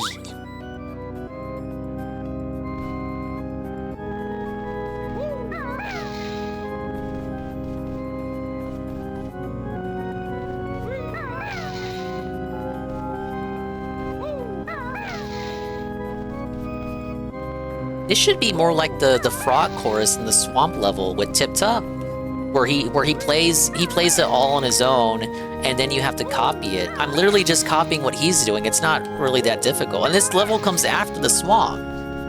The swamp turtle chorus shit was harder than this.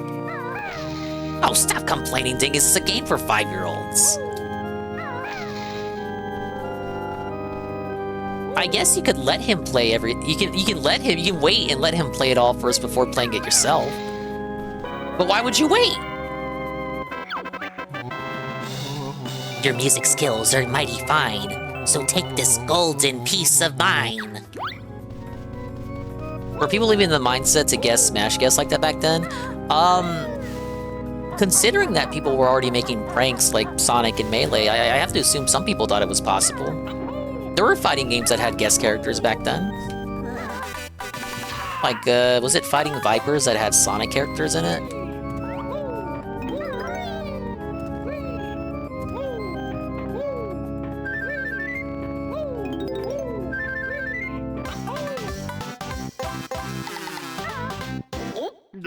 The joystick was the biggest joke on the planet. It was basically an uncooked spaghetti strand. So what I think is amazing is, in Japan, they have these little gotcha machines that have charms, charms based on the controllers for Nintendo, and one of them is the N64 controller. Now, what's amazing is that it includes actual parts, like actual controller parts were used to make the charms. So if you get the gotcha and you're in need of like replacement parts for your controller, you can get the N64 Gotcha charm, and yes, the charm does include a real Nintendo 64 analog stick. Too bad they sold out immediately in Japan and they never brought them over here. Hello, JC. Dongus, why? Because I said specifically yesterday that I would boot up earlier than I did yesterday.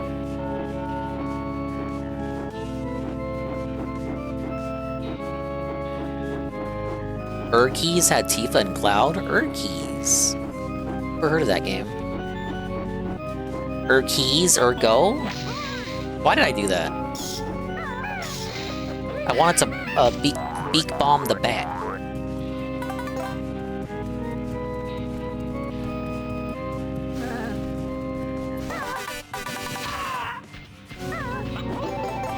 But yeah, it wasn't until Snake was confirmed in Smash Bros. That people realized, oh shit, guest characters are allowed?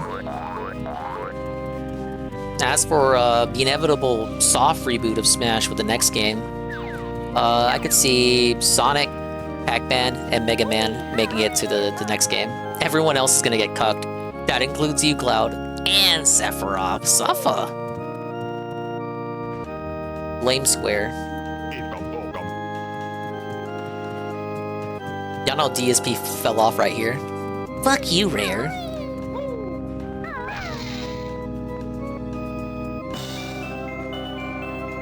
Gee, I wonder how Square got the rights to Tifa and Cloud. That doesn't make them not guest characters, though. You know, just because, like, a guest character doesn't have to be a third-party character. It'd be like Nintendo makes a fighting game, a Mario fighting game, and then Kirby is in the roster. Kirby is still a guest character, even though he's not third-party. Or, no, it's basically Mario Kart. Like, Link is a guest character in Mario Kart, but Nintendo still owns him. There's a distinction there, you guys. Wait, how the fuck do I get down without dying? Guys, I'm not making that drop. Banjo? Banjo, help. Banjo, how the fuck do I get down? Banjo, hello? Do I drop down to the organ? I'm not gonna make it. Does it want me to go invincible? Oops. Oh my god. Ooh, fix your game, Nintendo.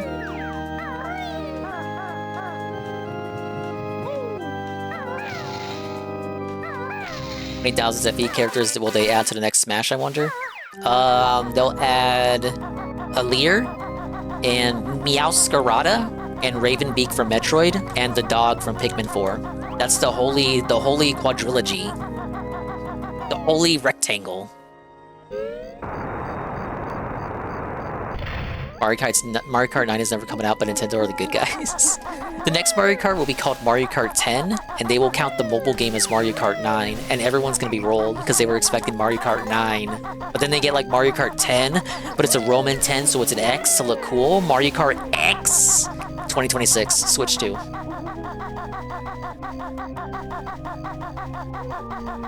If they started development when Sakurai stopped his YouTube channel, which was fairly recently, that would be the timeline for Scarlet and Violet to be the relevant Pokemon game.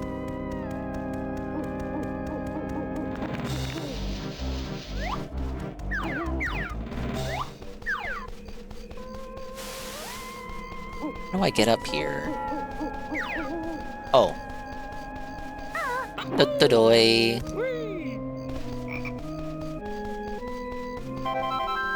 Ah yes, there's always something behind the hut. Alright, how many do you need? 20! What a jip!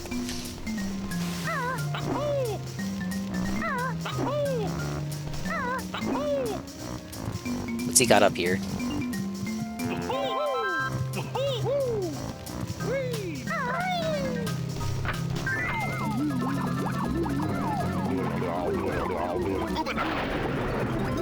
Ikambokam.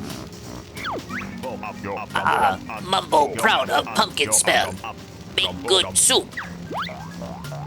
Once again, the pumpkin cannot attack. The only transformation that gets to attack is the crocodile.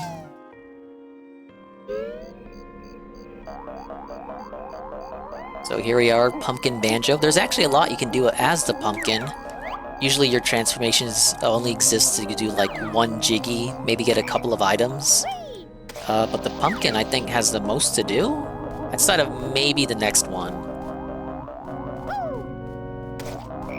But the goal here is to get on top of the mansion. That's where the pumpkin is most relevant. But I'm gonna send him first over here.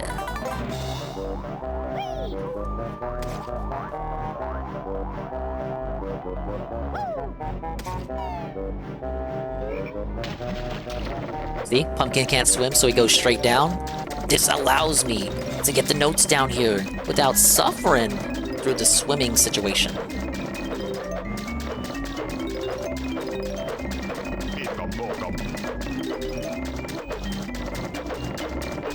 Is that everything?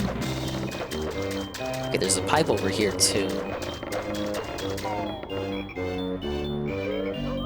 Yeah, this sends me over here.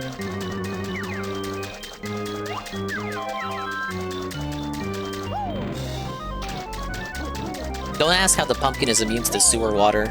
I guess pumpkins don't feel pain. Even though I think a report came out pretty recently that plants do feel pain. I didn't look into it, but I heard about that.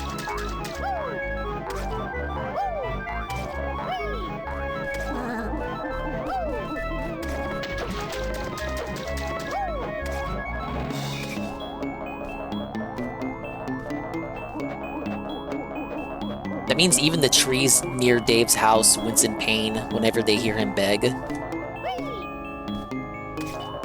Vegans everywhere felt it. No!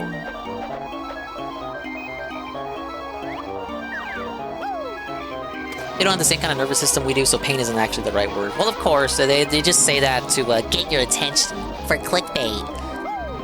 Kinda like how it's fine to cook a lobster alive. But they look so adorable, sir.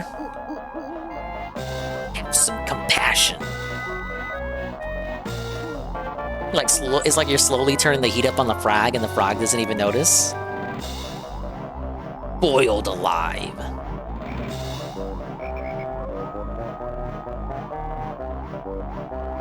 And pretty soon, vegans are just gonna have to, I don't know, asexually reproduce? Or get into photosynthesis, like SpongeBob. Photosynthesis. Photosynthesis. Photosynthesis. Photosynthesis.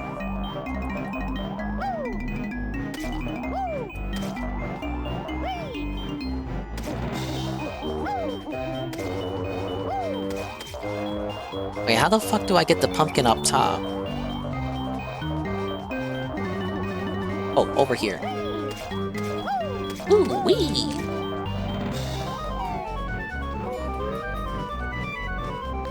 Yeah, he filter fed. He can filter feed. He did that out of desperation, but it wasn't very good. Oh. Okay. It's not the way. What if I go in this way?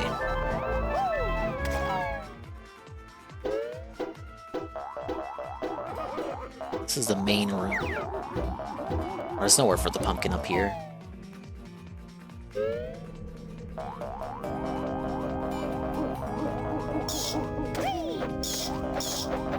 There's gotta be something the pumpkin can use to get up top.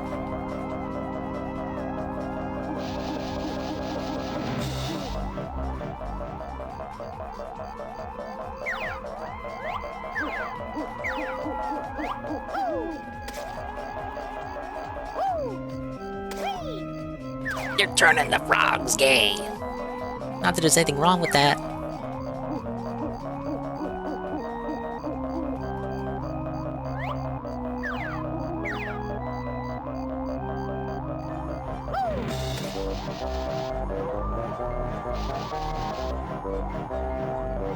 Oh, god damn, I forgot to go into the cellar.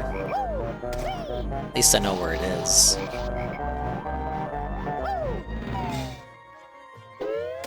Wait, is it this room?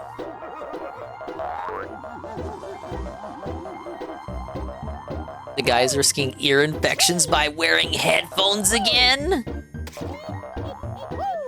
He hasn't talked about ear infections in a minute.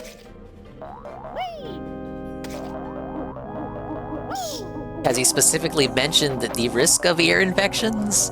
It'd be funny if he just puts on, like, headphones again and then forgets that ear infections were supposed to be a thing. So he just puts on the headphones and then nothing happens to him. Even though he made such a big deal about the ear infections.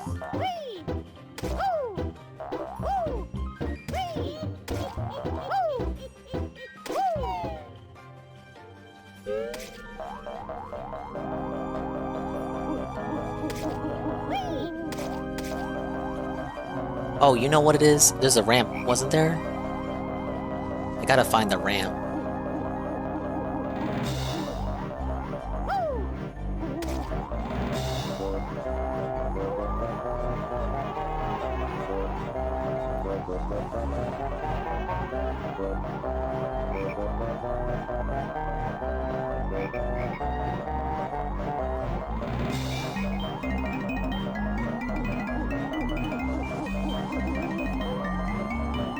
Yeah, it's over there.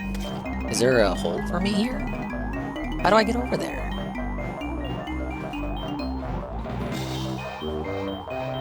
Remember when surround sound and optical audio were a huge deal? Memory hold? Yeah, all these improvements. All memory hold in favor of the actual improvements that he made to the stream. That still won't result in more money. Wait, here we go. You go in here, you're over here, you climb up here, and then you go to the rooftops from here.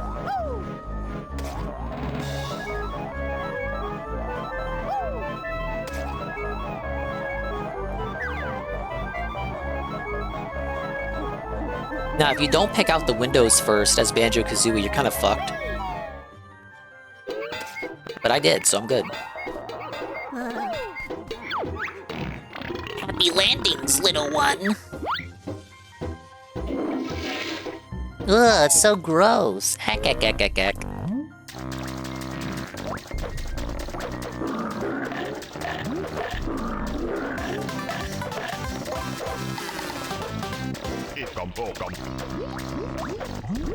Is that everything?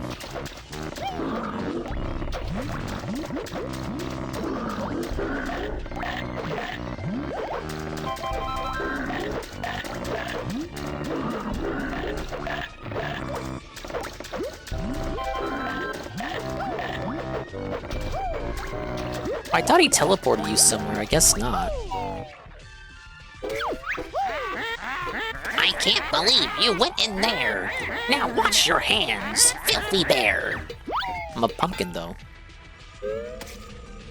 Now he's sitting on an office chair using a mouse and keyboard. Also, he's now the best Rayman cosplay I've ever seen. Can't forget about that. Essentially getting a computer monitor. He should spend even more money. I'll be so felted, dude. Alright. Is there something else?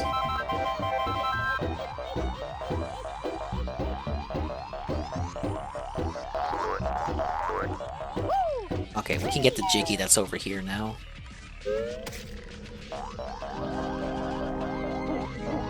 Herman Miller chair? Yeah, you should buy the most expensive chair possible. I agree.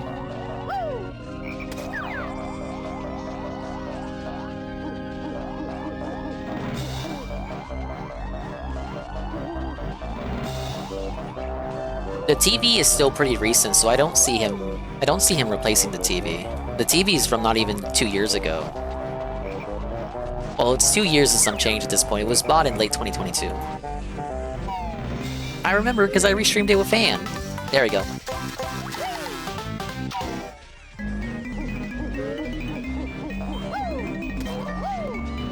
His consumerism has no bounds, but yeah, but like, I could still see him saying, "Oh, this TV's still pretty new, man."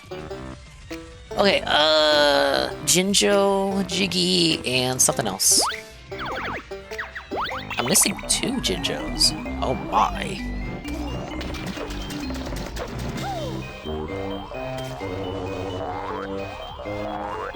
Yeah, but he's gonna blow it on Champions before he can blow it on the TV. There goes me putting more faith in him again.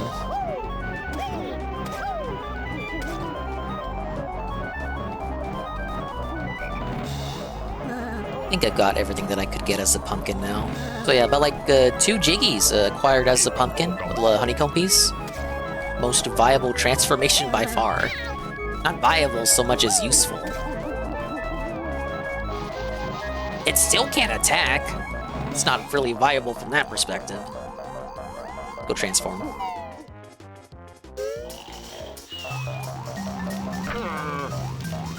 Maybe when he blows on Champions, he'll still have enough left over. But he'll want the best fucking TV possible. He'll want an 8K TV, even though he has no plans on doing 8K content.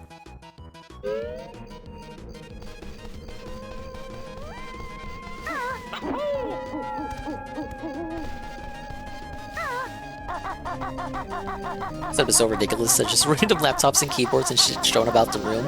It's called a studio, sir. Alright, let's go in here.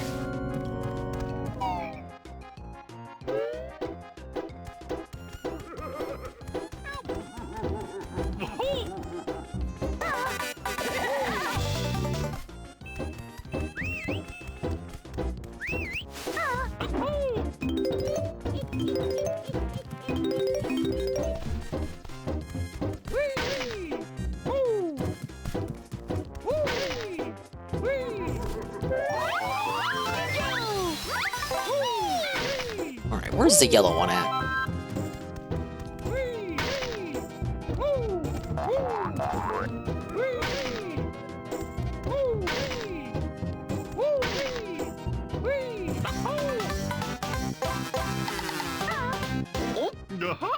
My last one is for the yellow Jinjo, who is somewhere.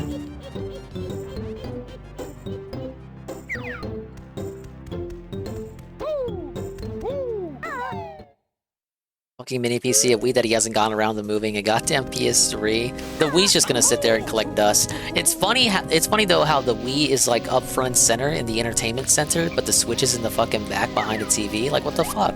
What the hell, man? The absolute disrespect on display is wild. And he's still gonna buy the Switch too.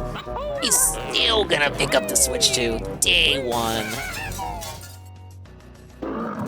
Last area? Yeah.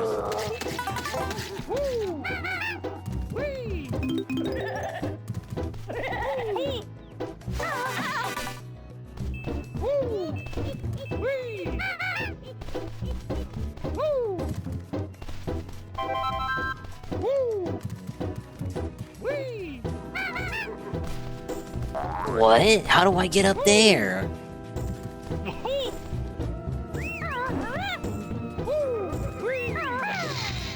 I gotta open that somehow. There we go.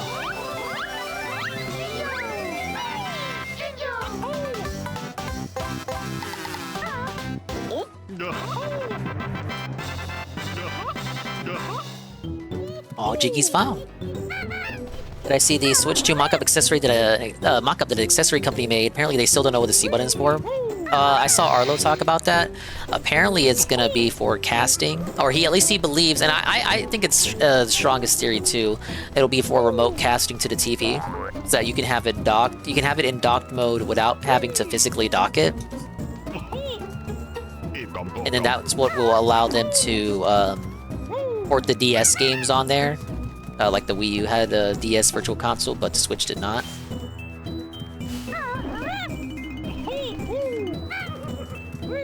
I might not be able to open this right now.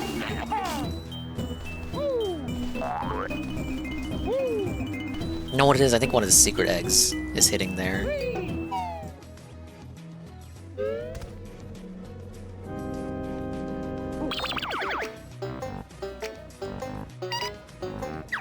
What do we got? I'm missing 9. Remote streaming, I've never trusted that. It's because it just makes the most sense. Like, the other explanations, like camera, chat, anything that starts with a C relevant to a console, console gaming, it doesn't make sense. Like, if that's the case, why wouldn't it just be an icon of a camera for the camera function, or a chat bubble for a chat message function?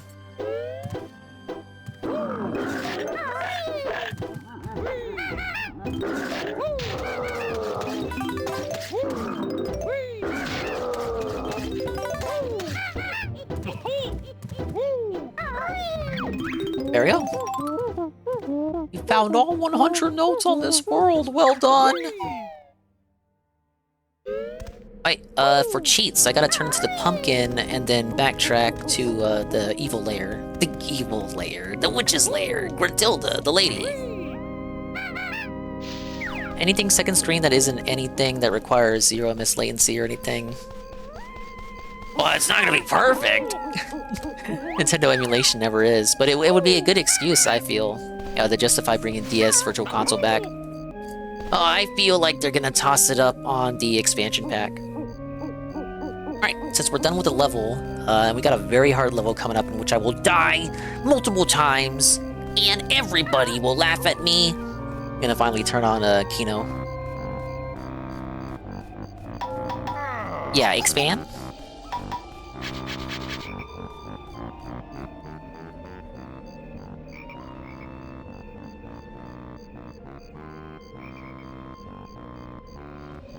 Hello, Expand Dog. How you doing, dude? Oh wait, no, that's the Expand Dong clip.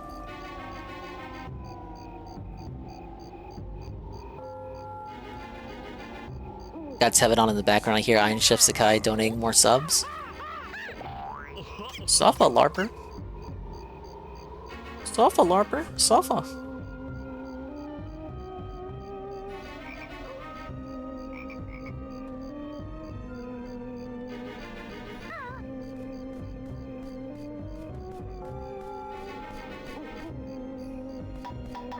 Alright, so they have the UFO guy on right now.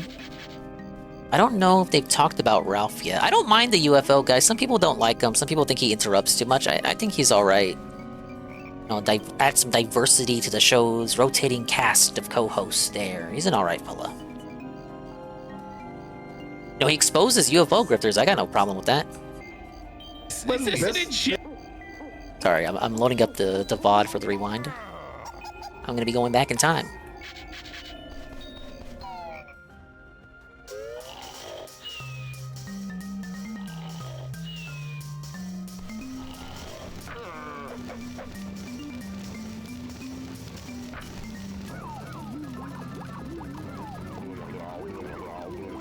$3 before 𝖭𝖏𝖚𝖚𝖏𝖚𝖏 Sakai showed up, and this is Black Ops? Oh my god, he looks so... I'm looking at Tevin. I didn't even look at Tevin's... I heard Tevin, but I couldn't see Tevin. Dude, it looks like... the filter Tevin has on Phil is so great. He literally looks like Rayman! Why does he have his arms out like that? Mouse and keyboard.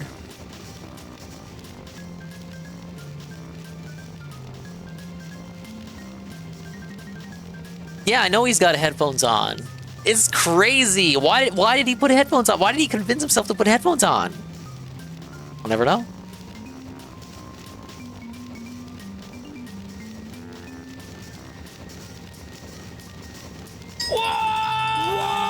Anyway, these guys are here. Welcome to Keto Casino, January 7th, 2025.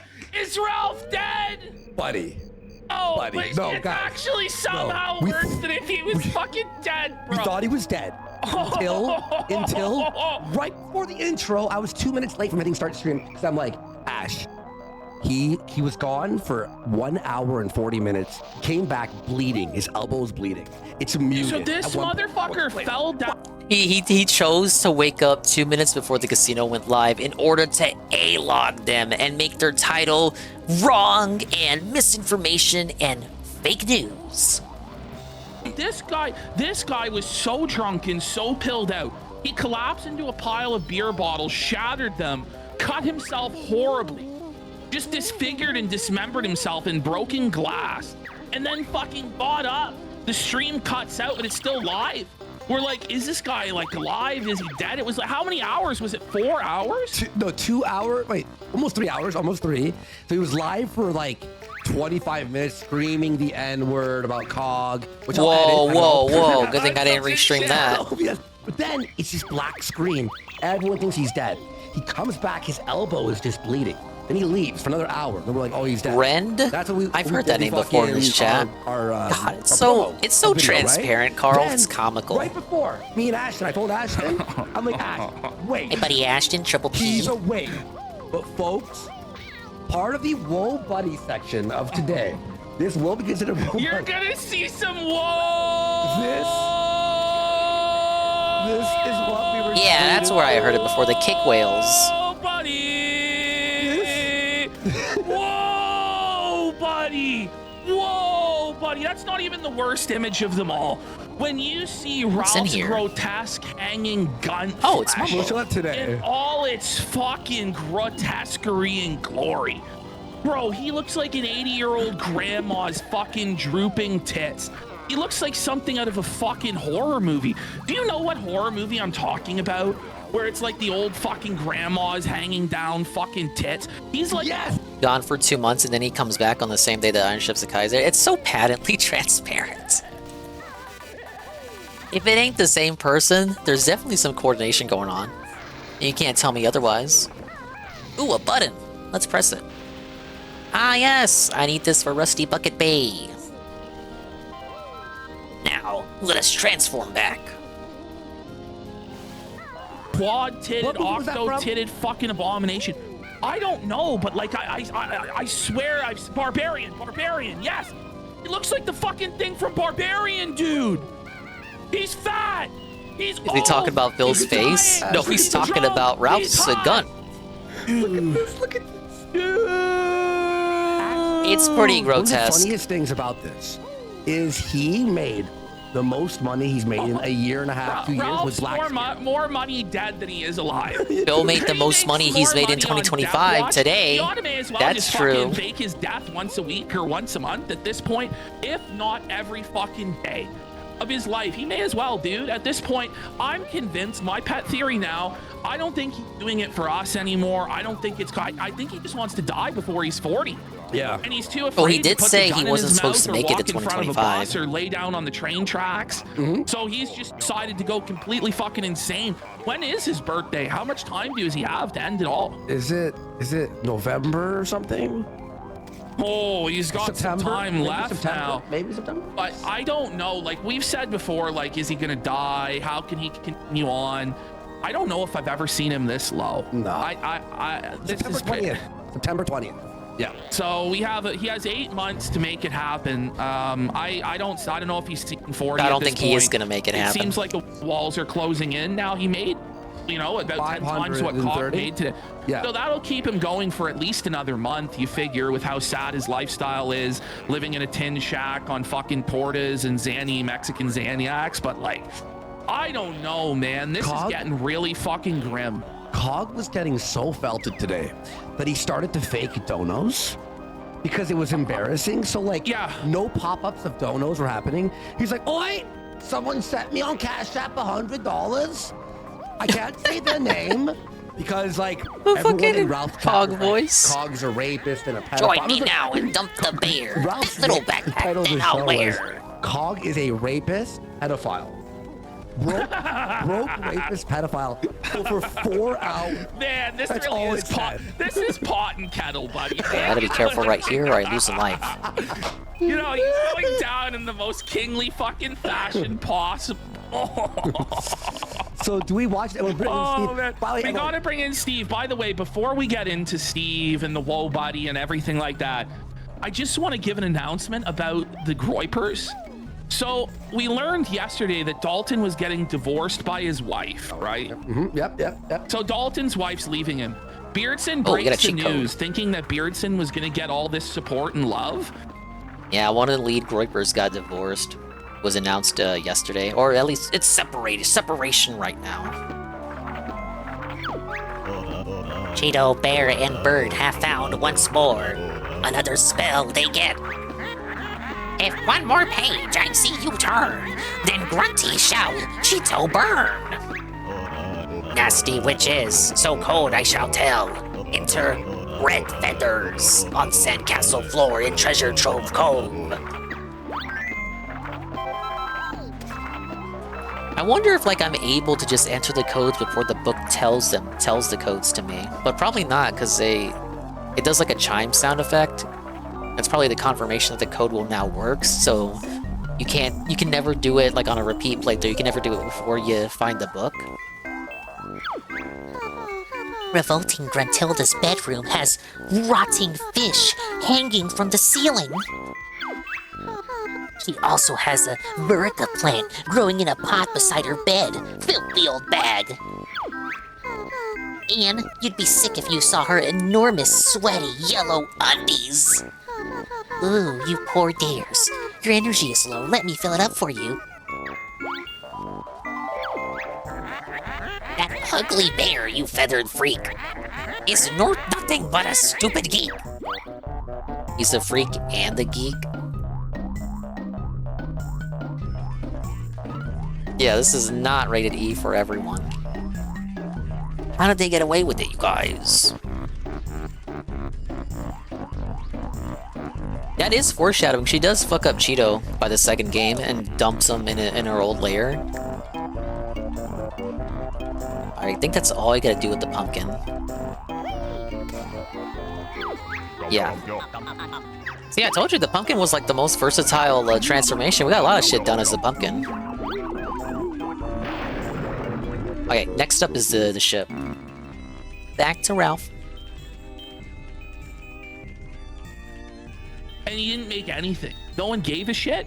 So the word came to Beardson that Dalton Clodfelter was committing the highest crime. $61 planner and a nice pen to write down this lore. He was talking to girls. Yeah, some blonde chick on New Year's.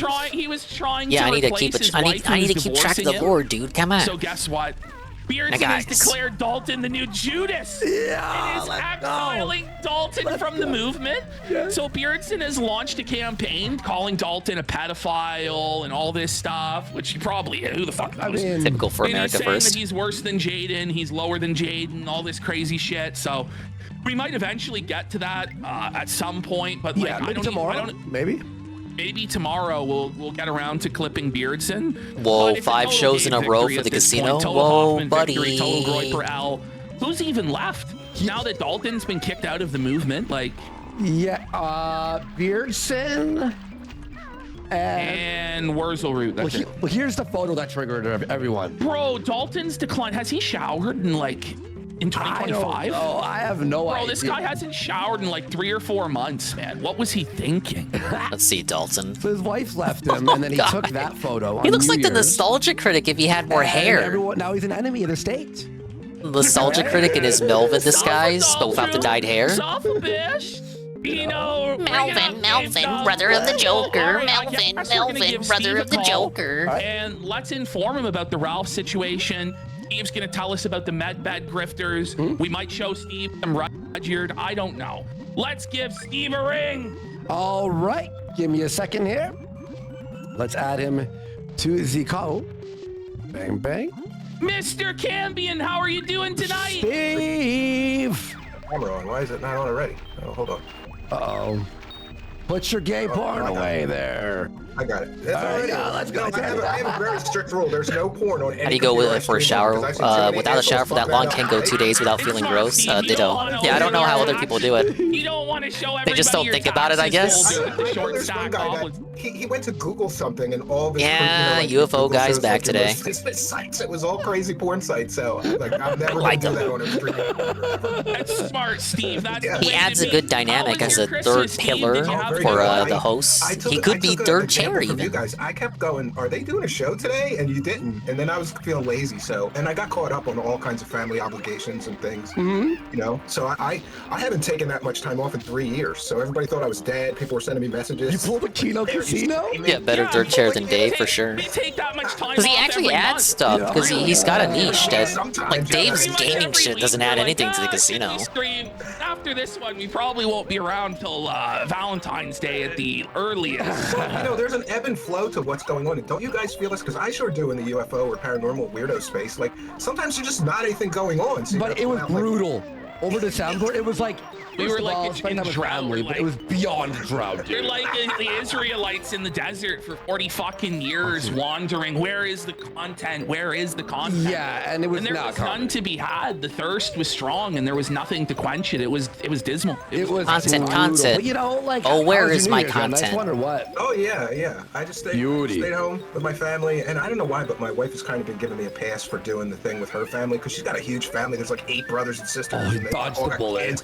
And the mom lives in this little tiny apartment, and they all the mom insists on having Christmas dinner, and you're standing up trying to eat.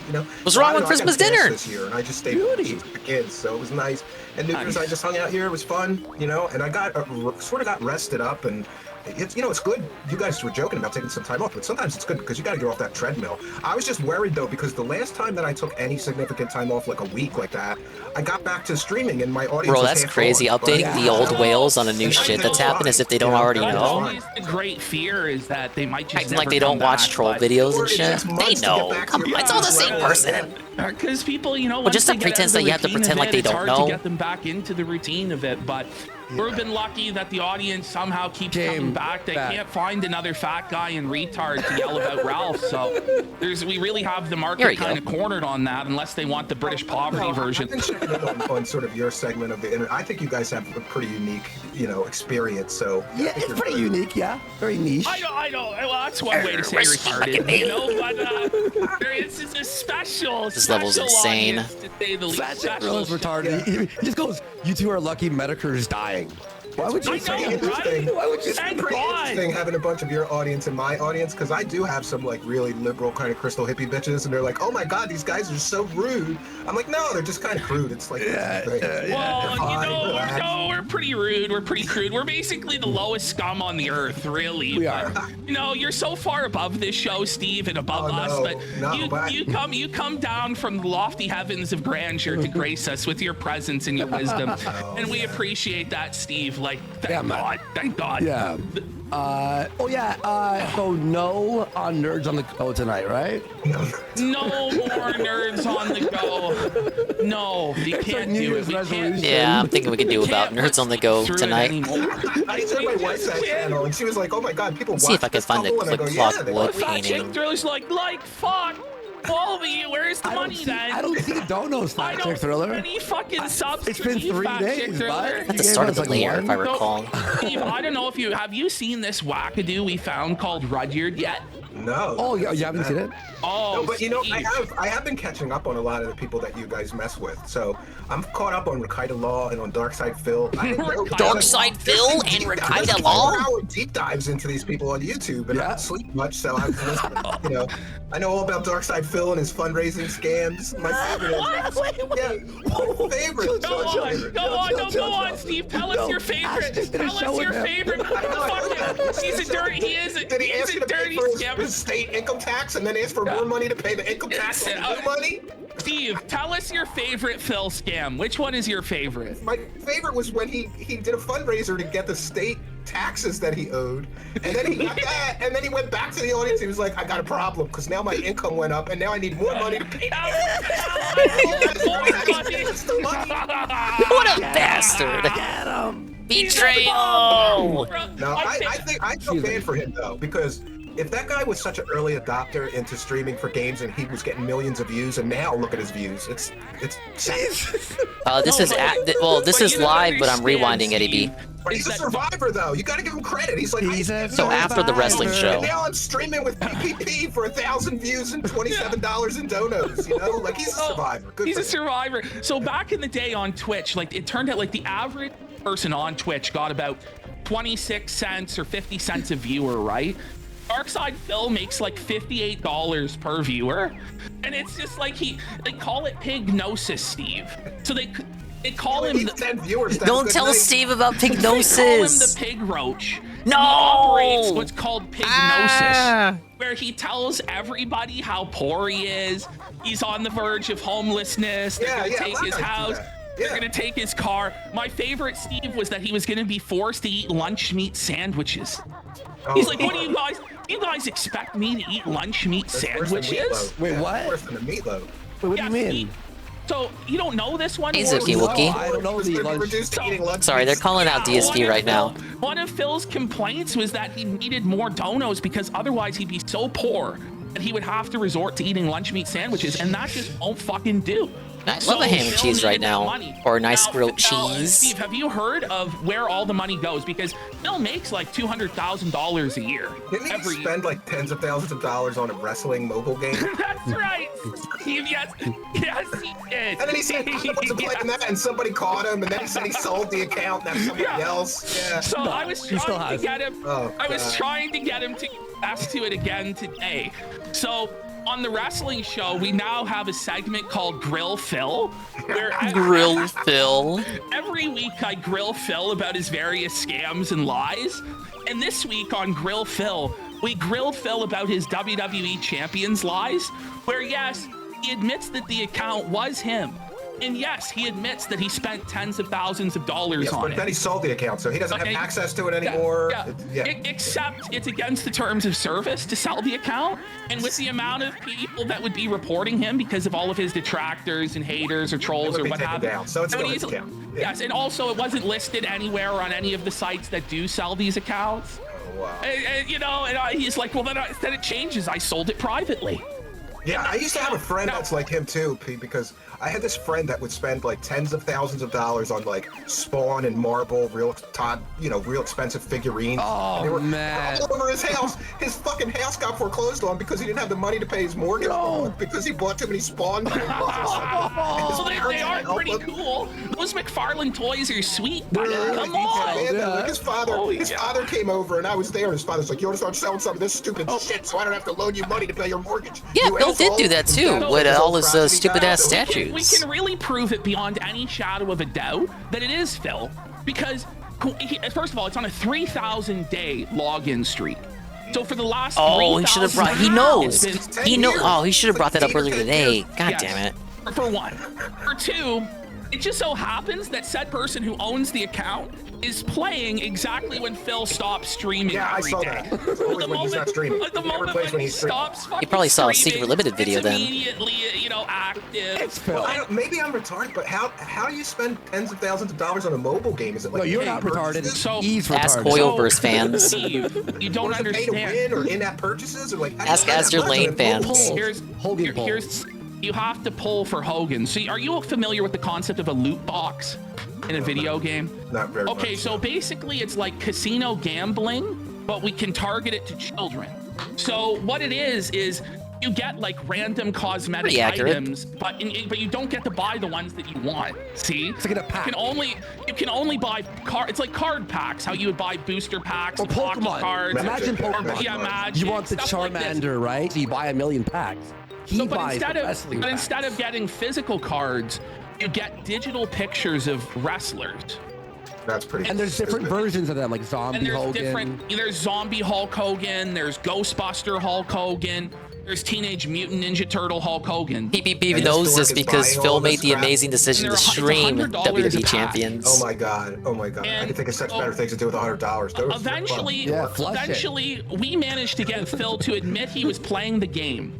And then I got Phil to start playing the game on live stream, but it was on a different account. He's got an old account, yeah. So he created this new account where he was dumping thousands of dollars on live stream into the card packs. It was funny because for years he said he never played, but the moment he started playing on live stream, he knew every single aspect of the game. How to maximize he was a master. The polls, how to he knew maximize everything. The XP. He was teaching us how to play the game. Anything or any video game. Yeah, I don't know anything about it. I don't know anything about it. He's I don't know. All this money and then he's crying to his audience that he needs money. Yes. Yes. Put the fuck down, dumbass. Oh, but he needs. Okay, so all of the money goes to three things: Scopely, the mobile game for WWE, DoorDash for him, because so he's lazy. Yeah, well, he's been a professional gamer and beggar for 15 years, so that goes without saying. Oh, don't buffer on me. And it also goes to Total Wine. So it actually his dude, he knows it all. So because of the bankruptcy, right? And he had no, expenses. It wasn't even the bankruptcy. Some fucking psychopath actually hacked his bank account. Oh man! To learn the truth, Steve. They actually are demented. They broke the fucking law. They're fucked in the head. The people that fuck with Phil are fucked. To the point where I almost feel bad for Phil. Like, you know what I mean? I felt bad for him when I saw what kind of views he used to get, and then I checked out his channel, and I was like, wow. Steve, some guy was so obsessed with Phil. Some guy was so obsessed with Phil that he tracked down Phil's wife's sister. He went through the trouble of courting Phil's wife's sister to fuck Phil's wife's sister and post evidence of it online that he fucked Phil's sister-in-law. Oh my god, I thought the UFO nutters were nutters. Okay, Steve, here's one more. We'll just get a couple more and we'll move on. Steve, these motherfuckers. I would just like to remind everyone that I was right when I said a couple months ago that PP obviously knows more than he is letting on. Fuckers hate Phil so much. A guy got hired at Comcast in the area where Phil lives, specifically so he could fuck with Phil's internet. When he was streaming? Yes. When he was streaming? So, like, the employee at Comcast would actually, like, unplug his internet and turn it back on and, like, power trip. So, like, they've got him bent over. Like, they'll pretend to be, like, employees of, like, the city to get access to his house. And they'll take pictures inside his house and shit. So they learn. the layout. This is the stuff that they do to fuck with Phil. And so, like, it's no wonder the guy has become like a full-on hermit that never leaves his house and shit. Unless it's his day off. off. You think he's like paranoid, but you know, if you actually learned that there was some guy fucking with your internet, like the employee at Comcast, you'd probably Just to mess up my show, you'd probably go a little bit fucking nuts. He might be getting it mixed up with the I gotta show you when they tried to shut off his power that he's ever done. He reviewed Final Fantasy 13 back in the day. Okay? Oh my god! But an all-time banger coming in. Watch this. Okay, what is up, everybody? Darkside Phil here, and welcome to Release Day Unboxing for Tuesday, February 11th. Okay, yeah, watch it. Yeah, I got it. 2014. And before everyone says, what the heck is going on, you probably hear... His entire apartment has a fire alarm going. And instead of waiting for the fire alarm to go, he does the entire review with a fire alarm going off. An incredibly annoying, high-pitched, droning sound going on. That is the fire alarm in my condo. Wait till it goes off, you dumbass. No, he couldn't wait. He had to put the content out. What are you talking about? He never actually opens the box. It's called unboxing. Never opens it. Yeah. So at the end. Yeah, Phil's delusions were finally proven right with the Comcast situation. That guy outed himself. He just wanted his 15 seconds of fame, dude. Doing anything for 6 months or a year. They're so long. Yeah. I like it's too long, Steve. The new ones are fucking garbage. But also, my favorite one is where he makes cup noodles, right? Oh yeah, I saw some of these. This is so I like he had a cooking show. I'm making eggs and bacon. How exciting! But he uses he pours the bacon grease down the coffee maker. It's not even boiling water.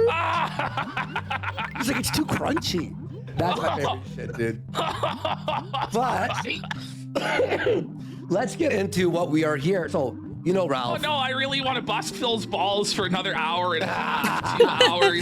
Can we? Just ripping on Phil. Thriller has gifted 20. All right, I think that's the end of the segment there. I'll probably clip that on its own later tonight. Praise the cash defective detective for fun. I'm on a hot streak with the clips. I gotta get it. I gotta get it before the other trolls do. Let's go. Alright, let's go to Rusty Bucket. Let's go.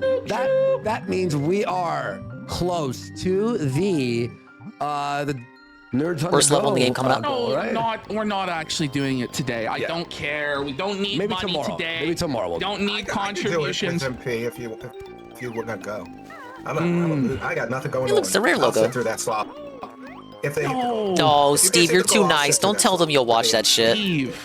Now we hate Nerds on the Go. Shut that shit off. Me and Steve will stay for the no, you don't have to. Oh no. We've done but the thing is though, I can't do a 7-hour stream today. I have to be editing tomorrow on the editing bay all day. We've got the 𝕐𝖏𝖏𝖏𝖏. I can't do a 7-hour stream, guys. I think you understand what happened in the last 2 days. I heard in the beginning of the show. That sounds pretty cool. So he's like popping pills and drinking so much that he fell in a bunch of bottles and almost died. He's taking Ambien in the mornings now. He wakes up. Be careful here. The water's nasty.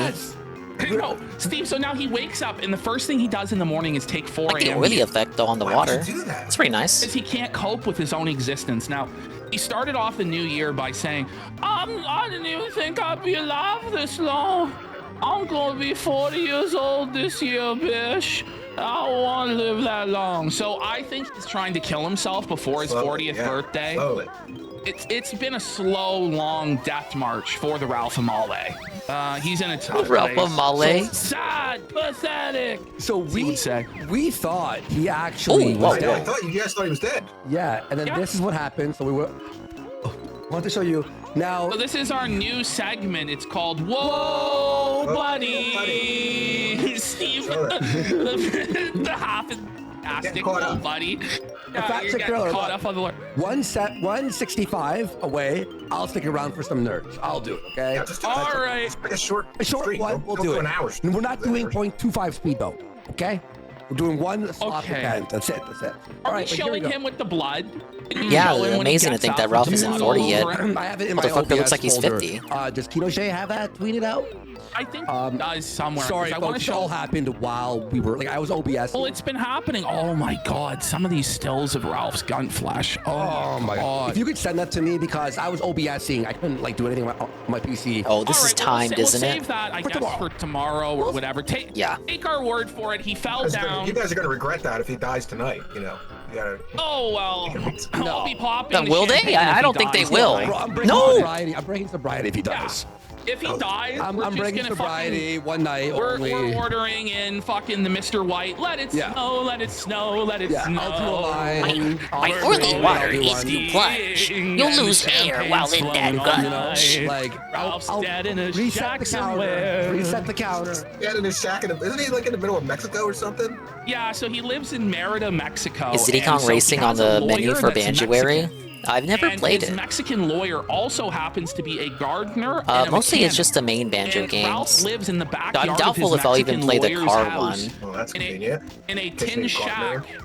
Oh shit! I didn't pay the Mexican toll. Lawyer has erected for him. And plumber, don't forget. And plumber and mechanic. Yeah. And he actually Banjo lives Pilot. in the shack Yeah, and we'll has a do dirt Banjo road. Pilot. Money goes pretty far over there. So. That's the thing is, it only costs him about $400 a month to live.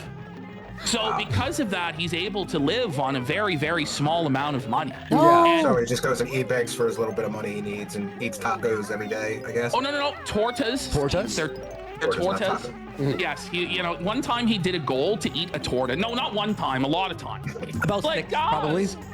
That we know. He'll go. Having a dono. That's like having a There's actually 2 GBA games, Suki Wookie. A platformer and another racing game. Take me to Taco Bell. All right. No, really, Stevie goes, and he'll say this. He's like, "Do you want to see me eat the torta or not?" It's like we felt to him, remember? It's like you don't even want to see me eat the torta. So then I started going, okay, guys, this is the peanut butter goal. You guys want to see me eat the peanut butter or not? We got 20 subs to each eat a spoon of peanut butter. No, That shit works. Did you see that local Queens? She had to eat the cat food. Oh God, no, I didn't. They had a goal to make the I didn't see that either. Can of cat food. But How does he know that, but they don't know that? Ash did 20 subs to stand, and then 20 subs to sit back down. I'm not even kidding. It worked. And it worked. How can I not get this token? No, seriously, that's like the next level scam, Steve, is to get paid for standing up and sitting down. I don't know if I'll ever like top that level of scam on the audience, Steve. I'm telling you. I'm getting trashed for having a fucking $1 Patreon. I have my Patreon's a fucking $1. I'll play the pilot game. It can't be that bad, right? What you gotta do, Steve, I'll play the is racing add a game and not the zero first and game make that is the it racing 10, game where Banjo first and appeared. I then know it's his first each appearance. person is like 10 of your current sub members. Exactly. Yeah, but I don't know. I feel like Oh my lord. When I started my show, the Patreon was supposed to be just to pay the operating expenses. If I could get that, I would be happy, and I do. So I don't really No, want to raise it. it's about getting rich. Yeah. Steve, Well, that's for an extra all the life? That wasn't that people bad. Dude, you deserve to be rich, Steve. I get the inside scoop. Like when there's this big UFO conference, Contact in the Desert, Conscious Life Expo. Like I know people that work inside that deal, and I see what people are getting paid, and then I start getting. Well, I'm covering these people. I should get 1/10 of what they're getting, you know? Steve, you deserve 10 times what they get. You're a brilliant man that's multi-talented, and you shouldn't be afraid to get what you deserve. Oh, no, yeah, thanks to your influence, I started doing the goal. Our influence? Because every time, ever since I started hanging out here, now I do a goal every night, and every night I have to. So, what are you, a fucking I'm just saying, like, a charity you worker? honestly deserve to make a lot more than we do, Steve. Like, you do. I believe that. Well, you guys are doing pretty good.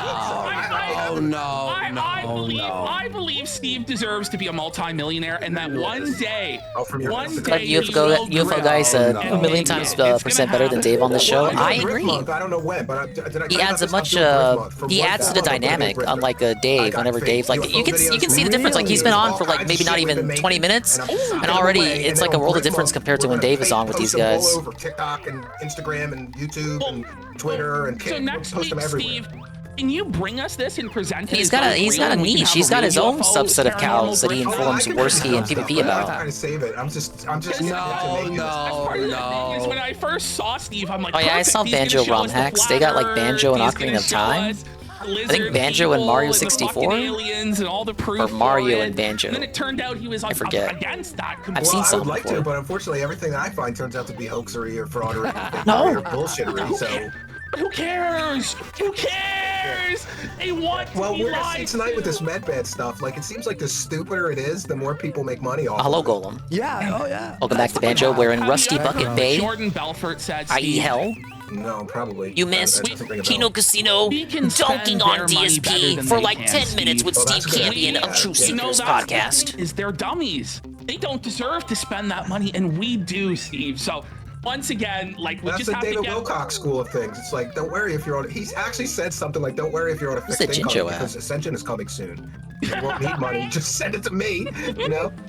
Oh man, I love this shit. I love that shit. All right, let's do Ralph. Let's do Ralph. Wait, Jiggy's of Time is the Ocarina of Time one. Okay. You want to check Ralph's Twitter real quick? Is Ralph Oh, we doing ever got to anything the on second Twitter? world of this game. Let me see. On Oh, N64, you think I he'd rage quit actually at the just be desert, asleep at this point? and then I finished it on Oh, Xbox. ambience doesn't count. Dude, I don't know, man. He's like a monster. Holy shit. Do you see anything interesting? People are saying, let's see. Oh, my he has- Jared. Oh, the dead. I gifted 5 subs. There he Let's Yeah, go. very generous. Let's Fuck go. yeah. Well, he has me banned, so like, Let's I fucking Shit, go, view bud. posts. will stream. Ralph retort. Did he delete his You beat his Twitter Tui, account? but gave up on Is it Kazooie? gone? That's what I'm saying. Like, I'm trying to That should see be Ralph retort backwards. Twitter, and like I can't pull it up. Go stream live. Twitter is still there. Oh, there it is. There it is. View posts.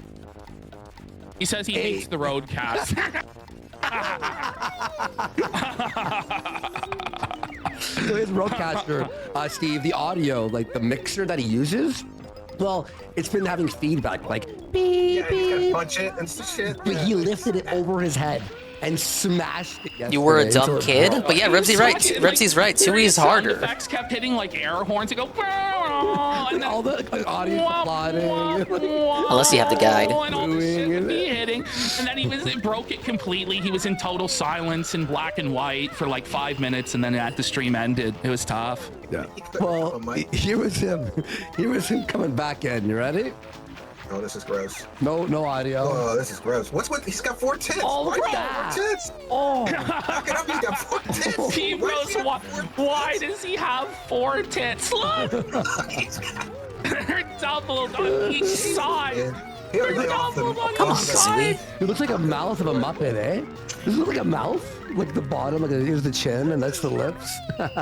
This is gross. Look at the line. Look at the lines. It looks like there's a ball sack dangling. It looks like it's a drawn It ball requires you sack. to know abilities you unlock from the first. You do get the tutorial at the very beginning that teaches you everything you knew from the first game in case you didn't play the first game. Profile and it hangs. He's like the grandma. So for that, it's not too bad. Barbarian. Why would you not wear a shirt if you're on stream? No, like he that? thought he was off air. He thought- So, Oh, he thought he was so on remember, air. Okay. so remember, he You're passed out, sending he me the fell into DSP glass segment from bottles the and chat. cut You didn't himself have to do real that. bad. And then the stream kept going for hours while he but was thank you. lying on the floor, passed out in a pile of blood.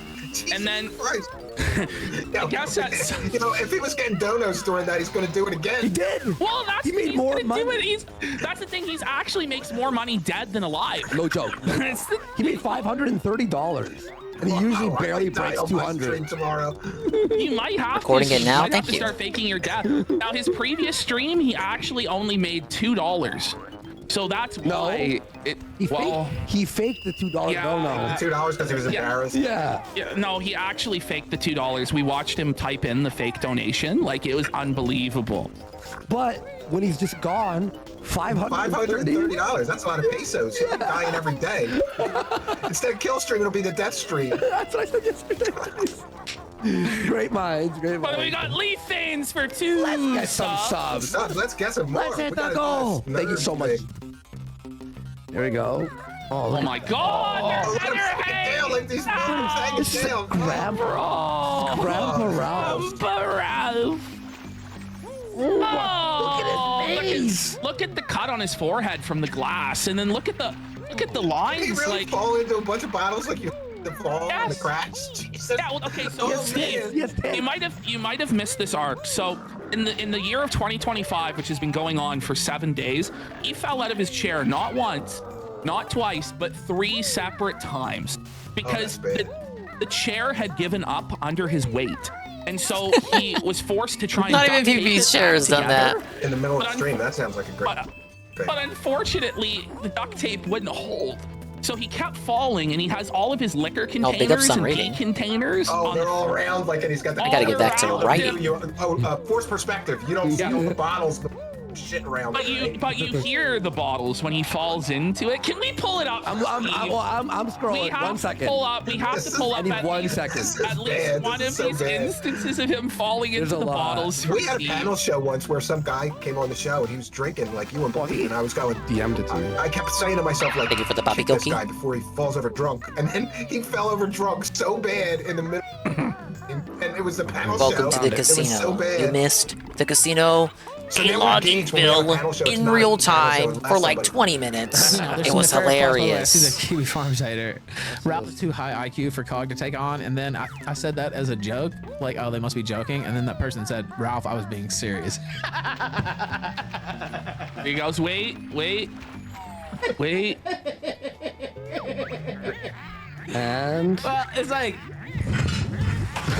oh shit, my chair.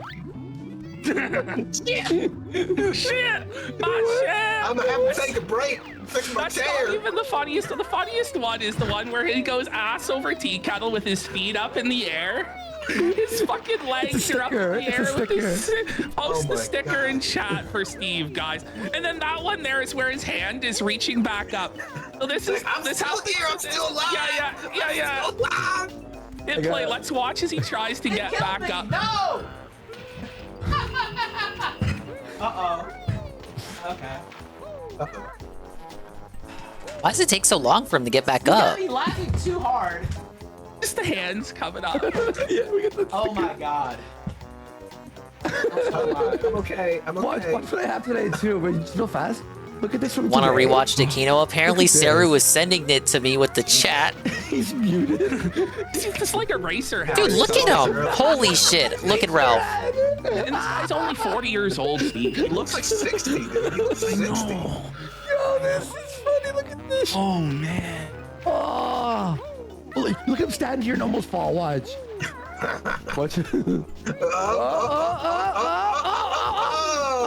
Oh. Oh man, he made it. He made it. Did he or did he not? It's like a surreal French art house film at points. It's like the third movie ever made. You Yeah, know what I some mean? like expressionist, Anytime like I German feel like cinema. my show is pathetic. I'm just gonna tune into this guy and feel a little better. Yeah. I've never done that. It's not a show, Steve. Like what we're gonna show on our show tomorrow is crazy. Like the mic just peaking, the feedback. Like it's that really like loud, high-pitched feedback noise. Well, he's in his defense. He's living in a metal shed in Mexico. He don't got money for a new roadcaster, so he's got. No, so his solution, the Roadcaster's been on the fritz for about 18 months now. Bro, I just want So one he's, token. in order to make it work, he pounds on it with his fist. I'm not he even told me. kidding. He's got to And in Fonzie fact, it, like- he Fonzies it. Gunter Alley's it, yeah. Look at this. Keep on air guitaring, brother.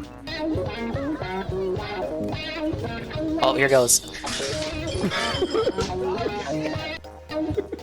It hurt the bottles. Oh, fucking Can we get the replay on that?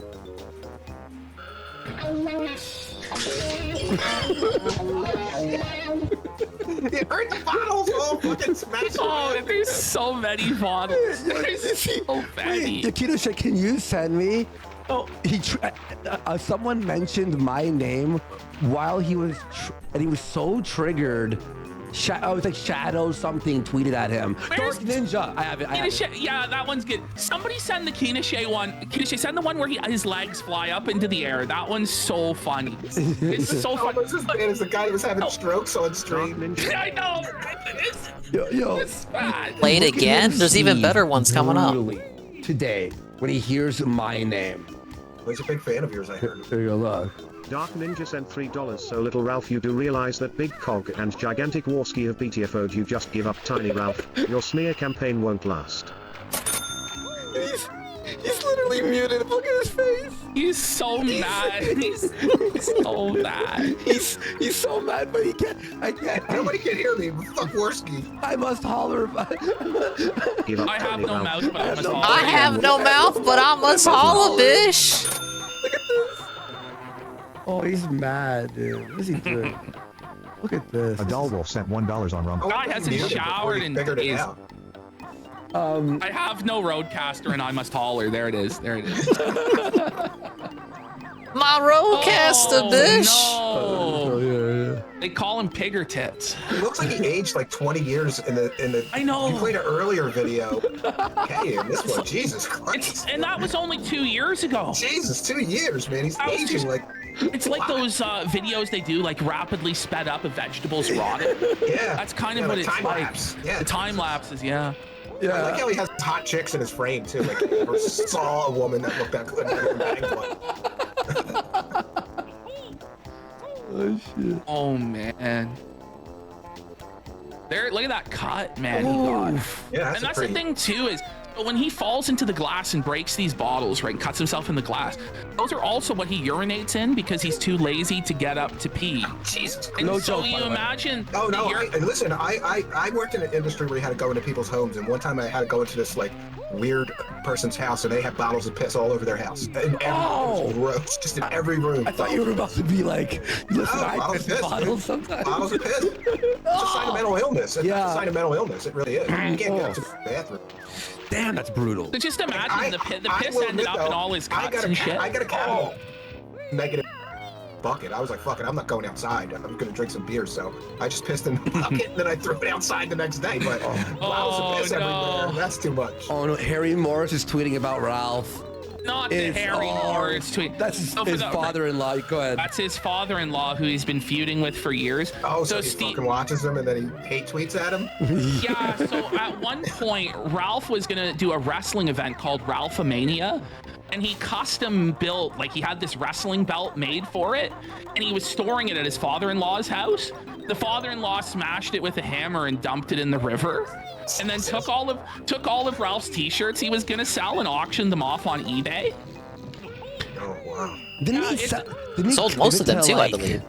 To fucking a CWC. Gabe Hoffman. Oh, Gabe Hoffman. He gave it to a bunch of different people that Ralph hates. Ralph had this, like, all of Ralph's possessions were at this house, including his mother's ashes. The only thing Ralph saved from the house was his bowling trophy. So yeah, leave mom's ashes. Fuck that. I'm taking my trophy. That's the thing, but it's not even a bowling trophy he earned. He paid had for a it. Bowling tournament that he wanted to do, and the thing is, the only bowling team that showed up was his team. So he awarded himself the trophy that he bought by default, and he chose to take that bowling trophy in his truck rather than his mother's ashes. So his mother's ashes are in the possession of his most hated enemy. Jesus. Yeah. I was looking for. Yeah. It's the Ralph lore is wild. It really is. And this is one of the things that interests me with the UFO. Clean those piss bottles, bish, or I'll kill you. I'm interested more in I'm the not characters gonna hurt sometimes. you. Yeah, some of these people are such characters. It's like you couldn't write this shit. It's crazy. Buddy, like his entire. I'm working on a documentary of Ralph's entire life. It's gonna be a 4-hour. That shit is not coming and it out. won't even be everything. Won't even scratch the surface. It will be on our clip channel. We'll premiere it and stuff. We'll let you all know. It's gonna be edited properly, but there needs to be. Like, don't you think you guys are like punching down on some of these people? Oh yeah. I kind of have a rule. Oh, absolutely. Down to somebody more views than me. Oh, That's no. the appeal. That's all the fun is punching down. Steve. So I lived with Ralph for 2 months. Okay, I lived with him for 2 months about 7 years ago. He took a picture while I was sleeping of my passport. And 2 years ago, when me and him were making fun of Ralph, I didn't even know this. He released my passport on a forum. Oh, that's not so identity theft. That forum was cow. Oh no, I make an exception. If you come after me, exactly. I'm gonna. The thing about Ralph is he is more than willing and capable of fighting back in the dirtiest and lowest ways humanly possible. So Yes. don't feel too bad. I mean, Ralph calls people's employers to get them fired. He goes to their somebody a pedophile rapist. I hesitated because I can't even say that on YouTube. A pedophile rapist. I just call you. You guys throw that around to anybody that disagrees. You're a pedophile. You're a rapist. Yeah. That's how it is everybody is now a pedophile and a rapist, Steve. And that's just how it goes. I don't know. It's fucked now. In the UFO community, though, that's like lost all its meaning because people throw it out so much. It's like what is going on? That it looks like a fucking ham hock. It looks like a cut of meters. Bro, you look like a fucking animal. Yeah, no, but this is why you should never drunk stream or high stream. Oh, look at Oh, what the fuck is that? No. How the fuck was I supposed to make that jump, man? Of the face, doesn't it? It kind of does. Wait, someone take that piece and Photoshop it with. Oh, where is it? Is he just going through it all? With this, take this lower half, make it a mouth, There we and go. Photoshop in that as the nose. Where is it? Oh my god. So he didn't know that he was streaming when he was doing this, or He had no idea. He just walked in totally naked. He didn't even have drawers on, and he's lucky. He's lucky he's not angled downwards, dude. Got his dingleberries. Look at that! Look at that! That looks like a guy. It's the guy. It's so funny. Hold on. Let it go forward a few more frames. Oh my god. Oh, ew! It's like transforming. it's alive. Wait. Oh! Look at that. Oh my god. Look at the fucking like. It really does look like something from a horror movie. Like the old lady, the gypsy old lady with the 4 tits and then all sagging and shit. That's what I was thinking of too. It's Drag Me to Hell and Barbarian, those 2 horror movies with the fucking grandma. That's right, Steve. Holy shit. It's like a Silent Hill creature that's like walking up to you like this. That should lead to the main I engine put in room the of the chat, it boat. reminds me of Mr. Manchester's profile picture. Like, we gotta get the one where it's like his hair. Bring it back if you like. Isn't that it? Like, it really is. This fucking rope. Oh, it's so bad. It's so gross, man. Oh man. And apparently he has no shame because like tomorrow he'll just be streaming again like none of this shit happened, right? These kind of people have no shame. If that happened to me, I'd have to go. 6 months. Saying it's Cronenberg. Yep. It is some body horror. Oh man. It's worse because it doesn't match. There's not a second tit on the other side. So really misshapen tits. It's so weird. There was 2 tits on that side years ago, and now he was quad-titted. Now he's tri-titted. That's good, right? I don't know what. He's got one less tit. Because he's got gills like. Well, he doesn't have money for tacos, so he must. His arm, those stretch marks. Christ, this guy's only 40. He's not even 40. 13-minute clip. Much shorter than I thought it would be. Years old. This dude needs a treadmill. Oh man, I'm wondering, Saru, if I should put like a watermark on it. Yeah, well, he has Cushing's. Doesn't he have Cushing's disease or whatever? Syndrome, yeah. Yeah, Cushing's. What do you syndrome. think? I could do that like on my own. That was a long walk through hell. Thoughts, folks? All right, let's get into. There is Alright, open you have space. That drive that Steve I feel like I would have to put it. Let me get over to it. If I do it, I'd have to put it on one of their one of their setups. Not something that you could crop and out. tomorrow we are doing a full-on Ralph the last 3 days. I have to edit in the morning, so I'm gonna be out of here early. Yeah, because that has happened before. I usually do. Because I got about 4 or 5 hours. Like if you want the clip, you should do your own work. Says the guy who's taking the clip from Saru. Saru volunteered. I would have done it on my own after the stream anyway. It would have come out. I usually record my own shit anyway. This is a unique situation. And Saru and I have had this discussion before, actually, about the topic of watermarks. Okay, I got the One more, huh? Okay, excuse me, because this might cause the stream to get chappy. Fucking Twitter video. Is there a tweet, buddy? Don't worry. We'll do it tomorrow. Don't worry. All right, let's go. Let's start with the wackadoos. Here we go. Yes, the third one. That one. Roxy. No, third one up. Oh, okay. No. From the the third. Pete, flip Roxy, it. three. The one that says Pete Roxy 3, the third from the bottom on, from on the your bottom. screen. Yeah. Oh, on my screen. Okay. Oh, sorry. Yeah, here. It's like Here, we're you know what? All right, cool. All right, no worries. Okay, so this couple. Then we Whoa, Banjo, so kind of you to wait for me throughout that incredibly lengthy segment. Back to the game. You know what I mean? I don't know if I want to cut that out the VOD or not. Maybe I will, because it's literally nothing. It's just me playing and milking 3 humans for content. I'm not even playing the game. I looked at negative Yeah, at least in your garage, you know.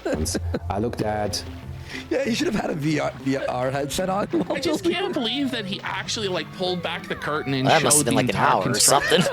Well, we're getting to the Maybe I should cut that out. Okay. That's the great part. Glowing magnets in it. Wait, I was already in here. You know, how does the body produce photons? How does a photon actually transport information and brings it to the body? And everybody builds the world's greatest medical device with tape.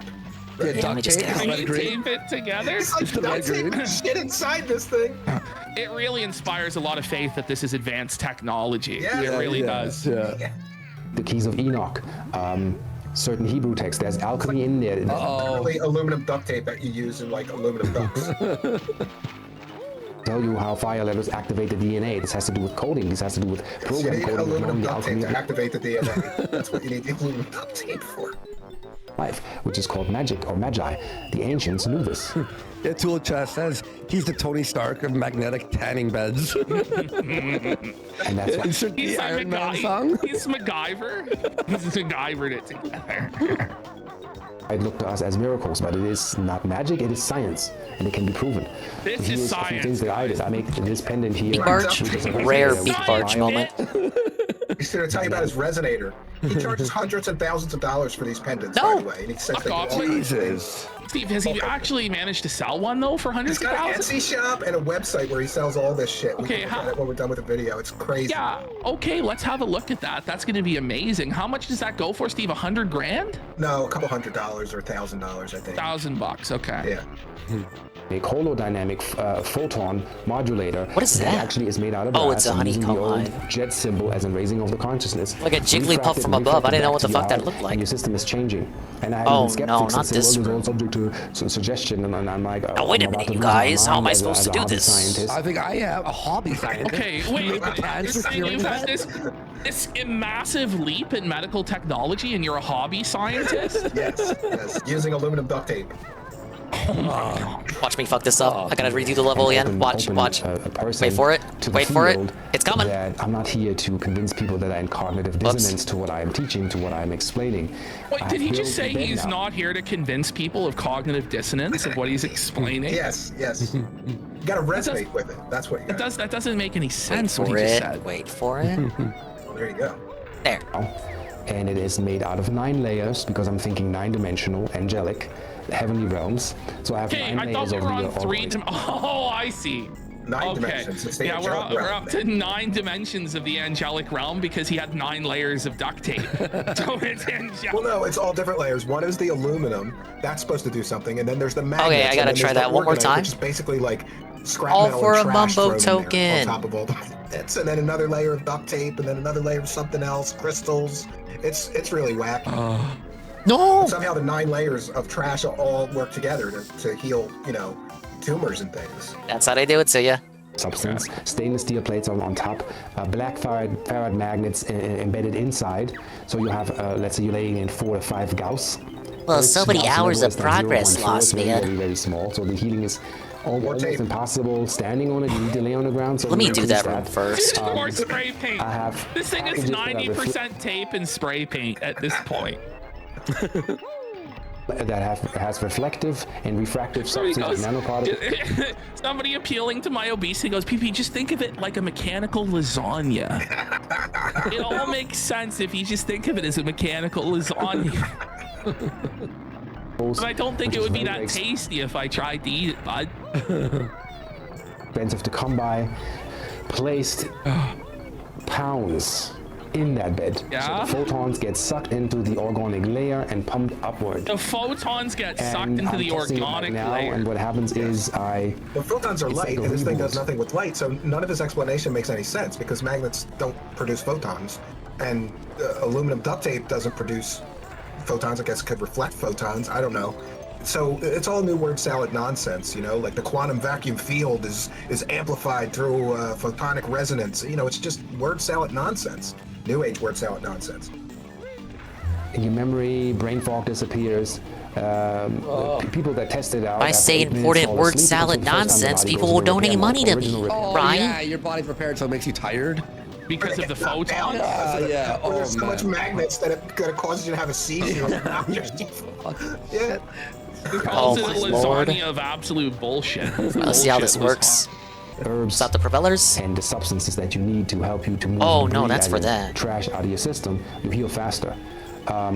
If you resist the healing, you might. Is he gonna tell us to drink our pee next? No. All right, man. That's your royal right. That'd be an improvement over this. Did he just declare it to be our think royal that's right? timed. Yes, it's your royal right to be healed of everything that ails you with his photonic medbed trash. What about us is royal? Like, this is retarded. Buddy. Then this bed can do nothing for you.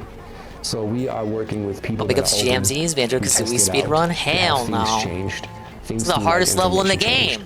So this is an alt Big ups. I was on a very long BRB segment, editing together a video at the last minute. But we got it out. Are these the magnets? Poorly editing. I think he's still like gluing in some other shit. The magnets are on that blue piece, and they're like little black circles. I'm glad you've been following it closely. I'm almost done with the game. We just got 2 levels to go and then the Would finale. they have to be the exact difference for the magnetic What you got going on, girl? properties to push the proton dust up? We watching the Kino Casino show. They're just looking at not necessarily locale, like UFO grifter locale. It's a very niche area of locale. Even for people that look into locale That's stuff. not even a real illness. Come on. People don't think so, but yeah. Oh, you made someone a VTuber today? What? I said that one time. I got some angry woman left like this fucking essay-long comment. Oh no! About Wait. how her life is a living hell. Huh? Didn't I stop the propellers? I bet Oh your my husband lord! Send loves back to the this. beginning. You know, just a few years ago. I just can't work anymore, honey. I have fibromyalgia. Oh fuck. Was it like a Story. 2D one? A 30 one? Medicinal synthesis. Jamsy's the artist. She was over here telling us that she wasn't one. Work with sound. Oh no, I'm not like an And artist. resonance. No, I fucking And suck bring at that to a drawing. modality that this can be healing and To helping. be fair, I don't know if it was a fucking woman, but I assume that. Oh, do you like mine? I'm not that talented. Oh, did you put yours together yourself? Get fibromyalgia. You know, I don't I guess know I of never any figured. man that's ever got fibromyalgia. Mine, do you? a friend found for me online and just rigged it together for me. Oh, that's right. It was already someone else made it. Tell me about My how friend Aim found Alex it, had fibromyalgia. rigged He's it, the and most then gave it to bitch-made me. person in the world. It's like, here, this is that character you like, right? Aim Alex also had this problem where he walked around on his tippy toes all the time. Unlike the corporate VTubers, I don't have any autistic lore. Really? Do you know that Darkside Phil, when he was a child, walked only on his tippy toes, and he got bullied the first day of kindergarten for it? Wow. Dude, how does he know this lore? That is a thing. Okay, apparently. PBB is a big fan of WPIG. I'll show you how. All right. You know, is it 1.5 times? Thank you for showing me the kitty goki. This guy quartering like levels. And thank you for the puppy. He's like losing it. It's Sister Dingus's puppy. We call her Matilda. What prototype? She looks like a Matilda. It's normal now. How to make it stronger. I've realized if the bed is too strong, you're laying 5 minutes on it and then you get sick. We don't want that. Wait a second. So stop. He just said, hey, he put too many magnets in it, and people were laying This section, yeah, this section's tough. I already lost 2 lives to it. So everything I was doing earlier before I started working on the video, erased. Stop putting people in the fucking bed, bud. Completely belted. That's the fumes from the paint. Oh my god! I guess I should have did this part first. I should have been smart about it. Holy shit! The intensity of the energy that we actually shoot into your body. So it's called My casual run, it's always smart to do this area first. That should be enough for your body to Because if you die, then like you will have not lost much progress. The difference between a holographic medbed and regrowing limbs and all that good stuff that you have seen is we're leaning on regrowing limbs and all that other good stuff you've seen. My fight money. But he's gonna try to tell us that this bed is better, even though it doesn't. You got so many redeems. I hit the cap. Listen, I know the other med bed. Oh, I got room for 1 or 2 more, which I usually reserve for like a special redeem. That's sometimes dependent on what game I'm playing. Wellness. So like if it's Mario Party, it's like predict who's gonna win Mario Party. A plasmic level, which is the 4th state. There's been debates about it, but to me there's no debate. There's solids, liquids, gases, and there's plasma. Stop. Why aren't they stopping? Science here. And plasma is that when the water inside of you is structured. That's why people want to juice. What? A lot of juices destroy the plasma. Didn't I hit the button? Plant when they restructure the plant, cutting it down. I think there's one is called Norfolk. is the only one they have measured in labs, so people don't know this. It maintains the structure. The plasma, as in the fourth state, where people say structured water, there's no such thing. There is this. Is it actually on a timer like that? And then they look but at I this don't water see surface, the time. The there's timer no didn't tension pop under up. it. The water surface has a different structure than what's in or under the water. That's cool. That's plasma. All my redeems are cool. Thank you for the duo shout out. And that gel type. There's no gel type. It's my ears. Light enough. And they have like the heat on the way that lighter than the surface tension of the water. Exactly. It's like there's like a mysterious like gel over water.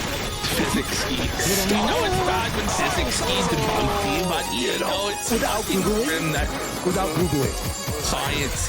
Anna's in the Philippines. I don't know what he's doing. He's not in here, I'll tell you that. It's water. And when that is in danger, as an EMF, Nintendo Redeem, they had a rumble pack for the DS, and barely any games used it. With photonic impulses. No, they don't. Let it be 100,000 impulses per nanosecond. If these are correctional data, like in the computer language, it's called okay, why didn't it say? If the cell asking, are you okay? The cell is replying yes. If it's timed, why doesn't the timer show on screen, showing how much time I got? Better technobabble than this. That made more sense, man. Like the corrector bit. Yes, there's a corrector. Hey, it's my Shasta. Yeah. Okay. Yeah, exactly, Blanketstain. There are 100,000 lies per nanosecond. A corrector bit is just in golf. So if the communication on a light level in your body is is a brushed correctional. Dude, the mumbo tokens up here are evil. System, foreign suggestion. Why? Why would you put them up there like that? Microwave, satellite, anything in the gigahertz, military, special ops, whatever they zap us with, disrupts the psyche, disrupts the entire system of you. And those who want magic and moving objects and all that stuff, we can't even begin with those CDs as in magical treats or traits if the body is not clear and whole. Meaning the shadow self is fully integrated, the emotional body is balanced, the masculine and the feminine is balanced, the chakrotic system is in the masculine and the fat, like the masculine and fat. Oh my God! If you're having gender issues, this can help you with it. Yeah, you can be non-binary. Yeah, it'll balance your masculine and feminine. What about your non-binary? It'll fix you. I get that extra life. Lord knows I'm gonna need it. You just get in it, you change your gender. It just cures transgender. Do I update the stuff daily or is it random? As in, like, the redeems? Well, if you leave them in it long enough, nowadays I don't update them that often. Canadian healthcare solution. Like when I was first starting getting everything together, I would update them constantly. Use this kind of fund the maid program with these beds. Some stuff I'll turn off when I feel like it's not useful, like what I hauled today. Like if the stuff I've hauled is ages old, I'll turn off that redeem. Sacral chakra is here, third eye is closed and it's way out of the body. So when Okay, the body so is it not stopped. here and not one, these systems are not in the central line. If you're not in the central line, you're entire. Oh my God, okay, there's the timer. Measured. Okay. Do we have more? I had to do it on both sides. Morphic field. Steve, aren't you the expert on morphic fields? I don't know. Sometimes this is now the just the way pipes have stopped, word too. salad, and I don't even know what a morphic field is. If you A morphic field, buddy. A morphic field is an energy field that guides the development and behavior of living beings. Come It is on. the subject of the morphic field hypothesis proposed by British biologist Rupert Sheldrake in the 1980s. Oh, well, there you go. I'm correct. There you go. There is a morphic field. This is going to fix your morphic field, so don't be such a skeptic and a downer. Both of you guys. Alright, we got 30 seconds, chat. He said this doesn't Can work for we skeptics make and it? doubters. It only works for people who resonate with its modality. Morphic fields contain attractors, which Go, are go, go, goals, go, go. Which are habitual pathways towards those goals. They also contain a built-in memory that cumulatively means the more often a pattern of activity is repeated, the more habitual. Been it here like becomes. all stream. Only got the second jiggy just now. Suffer dingus. An apple, and you spewing it out through the crown. Alright, there you go. Propellers are moving again. Let me finish the rest of the engine room while I'm still alive. Because why Dongus didn't want to play DK64 too many timer challenges? True. I hate timer challenges. Games like this where the camera fucking blows? No. Hello, GPM. Hello, GPM. I'm still playing Banjo-Kazooie. Humans, but they're alien. Stream's been going on 4 hours, but I spent like 8 hours putting together a clip that Stereo had sent me, which is now uploaded. Whoa, I did it live. So I'm thinking I might just chop that segment out of the VOD because nothing happened Isn't in it the it. autistic kids or like Sometimes that? they relate it to It'd be autism, which uncomfortable drives to me nuts, 'cause I anyone have a who watches that 9-year-old VOD after the autistic fact. son, and I can't tell you how many crazy All crystal people 2 have told me, people. "Oh, your son's a starseed," and I just get pissed off because Hello, you know, GPM. it doesn't have anything to do with that, you know. I'm on this level, which you may remember as being amazingly annoying. Like, this level was scientifically crafted to be as annoying as possible. Where your eyes don't even have the perception. Even too, I can sympathize here. I don't mind it in a game where your character has the most fluid control ever, super cool, awesome, like Mario Odyssey. Like, I could fucking do time challenges there, but in a game like this, where Banjo moves kind of like, he doesn't move bad, but he could move better. Word salad nonsense. Because it's going to connect with somebody that believes, like somebody believes in more. Then you got precision platforming, like these motherfuckers knew what they were doing. So he throws Don't that even out. front. They just throw out all this stuff, hoping that it connects. Wait, is there something up here? With somebody. Yeah. See, so there are energetic aspects of you that you can't see that they can. How would I get in there? So there are, and that goes, of course, into this conspiracy. I believe like it exists. There are bases where they can read your aura. Pick up Gondola Gaming. Curse me. Curse ye, They can see where things A galactic signature? Curse you in the name of Yahweh. Certain high-dimensional. Slots one was the worst. Phil was right. He was. Absolutely. It's not required. I've learned that if you store photons in a crystal, the crystal can hold it. Oh, here we go. Every day, and every person has a galactic signature. There are 260 unique possibilities. Each signature is a combination of a tribe and a tone. What tribe and what tone? Like, what the fuck are we? Bullshit! Well, don't you worry. Don't you worry, Ashton. I, Science-Ski, have a galactic decoder.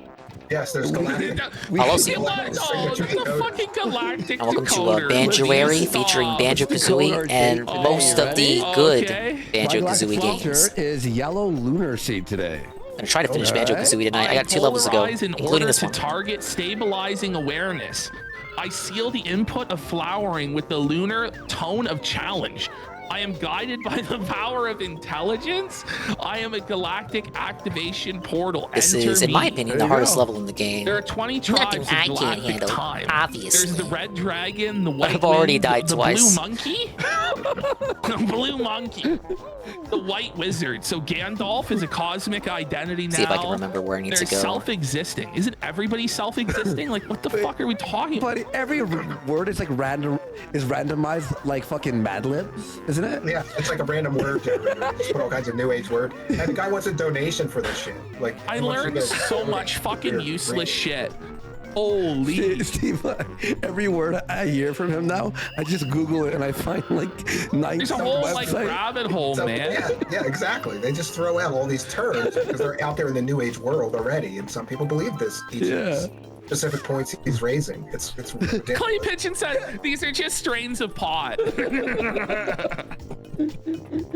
Cosmic Dragon, dude, it'll fucking rip your head off, bro. Yo, the blue monkey fucked me up, bro. Calculation that I found 15,000 Blue Monkey? Was he playing Ape That's the Escape? first level of free energy. And I'm not talking moving parts. I'm talking about your body getting its cosmic. Oh, that's gotta be the the next funny month. Monkey March. So, the bed that I've built, the purpose for that is to make a pyramid chamber and essentially. He puts a lightsaber effect on the So, the bed that I've built. Retard alert! Like, come on. Oh, disavow there, bud. A photocopier. A photocopy machine. Yeah, that's like a Xerox. Who's this, Baldo? So Scan your ass. they have on Stephen Cambion of the Truth Seekers show. He exposes UFO grifters. This bald guy is one of them. He is promoting a medical bed, a med bed. Well, these are all scams. Anything involving a med bed is a scam.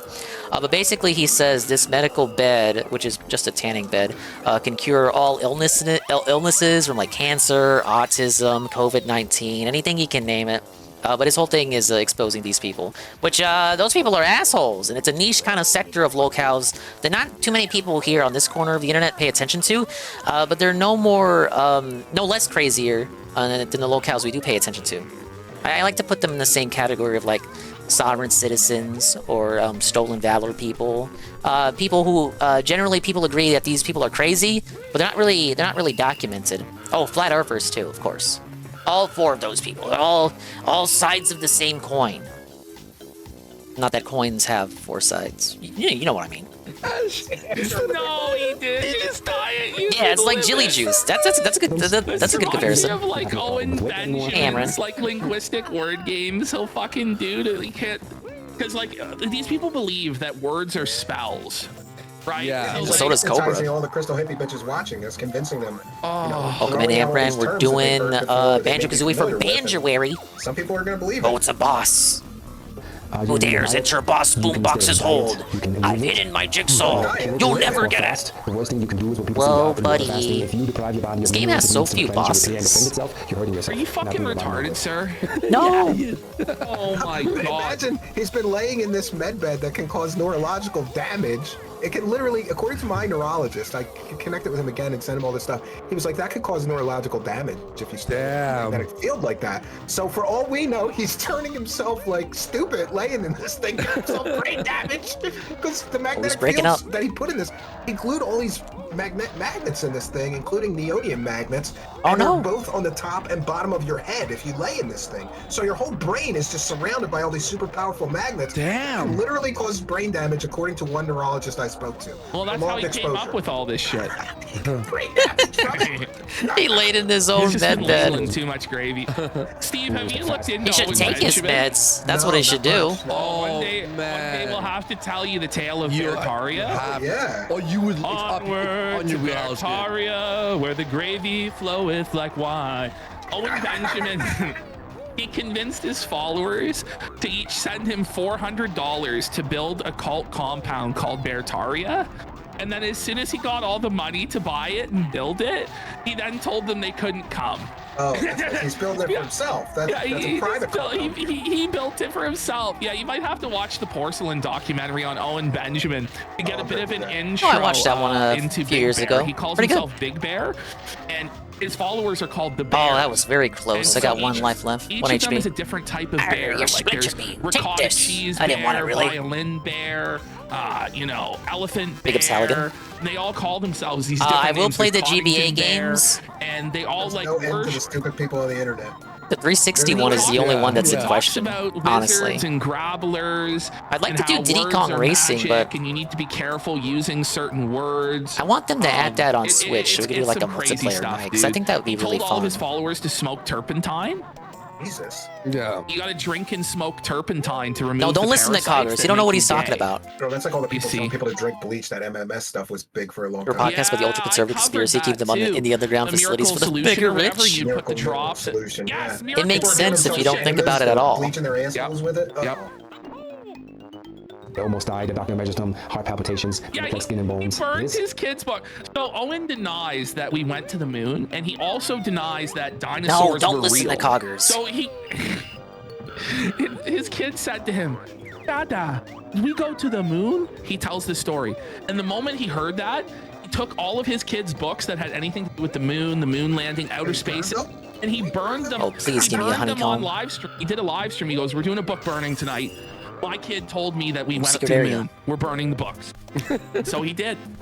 Any enemies in here? Cannot be the only way for the body to actually reestablish something that makes sense. I say if somebody has a plasmic body fully established, I don't know, has its private holo bed, sleeps in it every day for an hour, you should be fine, you should be conscious, and you should be having the weight according to your height and not being skinny, and you can eat actually brain anything. damage. So there's no side to things. Eat according to your blood type, eat in moderation. Oh, hey, look. Do not lose It's yourself in extremes, and you Conqueror's shall be fine. girlfriend. So we Where have they two redesigned her ways- to be a common slut. sense advice, and like, what are you talking? Like, my advanced knowledge has taught me all things in moderation. Wow. Oh, check it out, man. Yeah, it's very insightful, right?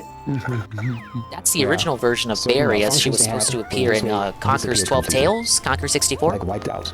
Past blood zapper and all of these things. Like Yeah, we love sex Blood workers here. zapper? and who loves saying like They're the cornerstone of our filling in the most blanks, trying to find the our right most pattern important that just left. industry. Being in that bed, fixing yourself, bringing your original cosmic memory back. this That's what guy. galactic This physics guy's comes in. gonna This is kill much me. further than just healing. When you repair Yeah, yourself she and looked really more get like into it, she and more really she use looked that more one like a image Barry and then. check these things out. The pyramid not. chamber. The pyramid. I just want HP. It's the hollow dynamic squad. Baldo. It looks like a ball, yes. But such great. What did he say? What chamber? What chamber? Realistic. Oh, Pyramid come chamber. on, dude! Steve, I what's just a came up pyramid on chamber? Well, there's all kinds of where the emerald conspiracy tablets theories. of Thoth are from. Yeah, Like the there's all literal, kinds of weird conspiracy theories of like the pyramids. If you're inside the pyramid, there's some kind of energy fields in there. There's there's Yeah, chambers. yeah. What's down here? All right. Let me give you another example. Do you believe he went there? I believe that he did visit Egypt. Yeah. Okay. Well, he looks like he's That is this is a very dangerous It's also room. effective. There was something peculiar that somebody explained to me in Hawaii in Hawaii. that people don't observe. There's an You're a African haole, tree buddy. there. Okay. This is reality, and we are That's Tomorrow's technology today is your choice, and it looks nothing like this. This is again an asset from Adobe Creative. You These can buy it all for look like $10. sex toys. That's a penis. That's all sex toys. It looks like a big vibrator. Yeah. to reach its full height. All right, So good. I asked You're gonna shove in your ass. Give me my HP back. That's all I'm asking for, Bud. bud. This African tree. The guys, I could really use some honeycombs. Did he misspell tomorrow? No! Or am I just tripping? Or am I just... Yeah, he did. He put Especially one R. Yeah, one M and two R's. Two M's and one R. So the guy invented the world's greatest medical technology, but he can't use a fucking Oh, spell fuck check. you for putting it in front of the TNT. Tomorrow's technology today. It's your choice. He successfully spelled holodynamic, but not tomorrow. Just... Well, that's a tricky one, you know. Yeah, I got him before his AI activated. Red trees, like these flat trees. Because everything is AI now. They look like bread. Even though it's existed forever, technically. These trees need 90, 100 years to reach their height. Very high, super large trees. In Hawaii, they need only 20 years. So I looked at it, and then the gardeners was like, well, weather cycling is normal. It's very jungly, it's moist. It's jungly. Moist? Is that a scientific term, sir? It's moist. It's moist. Jungly. And moist. And moist. Are there honeycombs down here? I don't know what. Oh, careful. I think that's the proper bio term is jungly. Yeah. Oh my god. They're not disrupted. And photons, like crazy. So the cycling of natural energy is very, very high. So these trees need 20 years to reach the same height that trees in Africa need, as in they need 90 years. So you see the difference of density and light. So if you could put basically a tree as such in the energy of a pyramid chamber, it would need 20 years to grow to its full height. You can even in the pyramid chamber? The higher the energy, the higher this goes. Now, I leaned on another case, which also confirmed my findings. That is the abduction of Travis Walton. Oh, and I spoke to the guy. Fraud. What is the abduction of Travis Walton? Travis Walton is a famous case from the late 70s where he claimed that he was abducted by aliens, and he did actually disappear for some days, and the police were looking for him. But curiously, his mother and his brother didn't care to look for them for the whole days that he was missing. And then he magically appeared and said that he was on a spaceship for a week somehow while he was gone. Oh, what he meant is that he went to the Star Wars hotel at Disney World. Tests and his crew first passed lie detector Very tests. lifelike. That's a fallacy because the police were only asking, like, did you kill him? Did you have anything to do with his disappearance? So they always say, oh, well, he passed, his crew that witnessed his abduction passed a lie detector test, but he took a lie detector test on national television and failed it. And it turned out that they were just trying to get a prize from the National Enquirer for the best story of the year or something, and they got $10,000. But he's been grifting off of his alien experience. There's a movie, Fire in the Sky. That's about the Travis Walton case, but it's a complete total fraud. Okay. And recently, in the last couple of years, one of the people that was on his crew, which is like his best friend, oh, nice try, Mike Rogers. No, Travis made a new deal for some kind of film project or documentary. Come on, and he didn't cut his friend in on the money, and so suddenly the friend came out. They and said came it was up all on him hoax. like that. They hoaxed the whole thing, and then Travis freaked out, and they talked, and he made right with the money, and then the guy retracted his statement that it was that all one hoax. came out after a very small delay. The other ones don't operate like that. He has left Earth for some time. I call shenanigans. You have to watch the story to understand. And he said to me, well, everybody's busy with the abductions and aliens real. Nobody looks at the effects of the place where I was abducted. So I said, well, what happened up there? And here's where it gets interesting. It was a fucking lag, dude. Travis Walton, I think 40-year reunion on YouTube. You must find that before it's deleted, or if it's deleted, because things disappear. But I've seen the video several times where he goes with a group of people and they're taking samples from the trees in the circumference of where the ship touched base, and he ran into the beam and it was picked up. So the interesting thing around that time, the growth of the trees, as in the you got the Amazon crown thing. You got the Mark of the Beast. Congratulations. Years after the outer rings from the top trees began to Spirits believe it means something. Okay. Wow.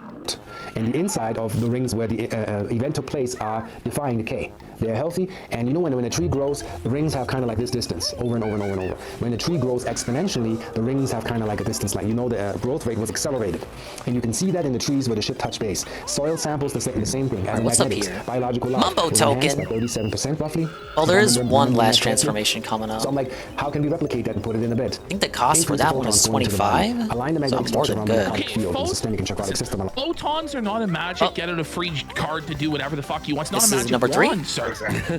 Like this Four. is crazy. Like We'll finish this level eventually. Portion of the tanning bed were removed. Like he took all the bulbs out to make room for the magnets, and he just cut the cord.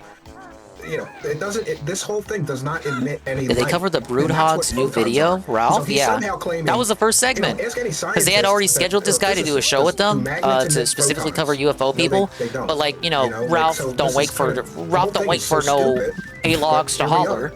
So they made sure to cover him real quick at the start of the show. Because, you know, it would be rude if they just bumped him off to cover Ralph all night.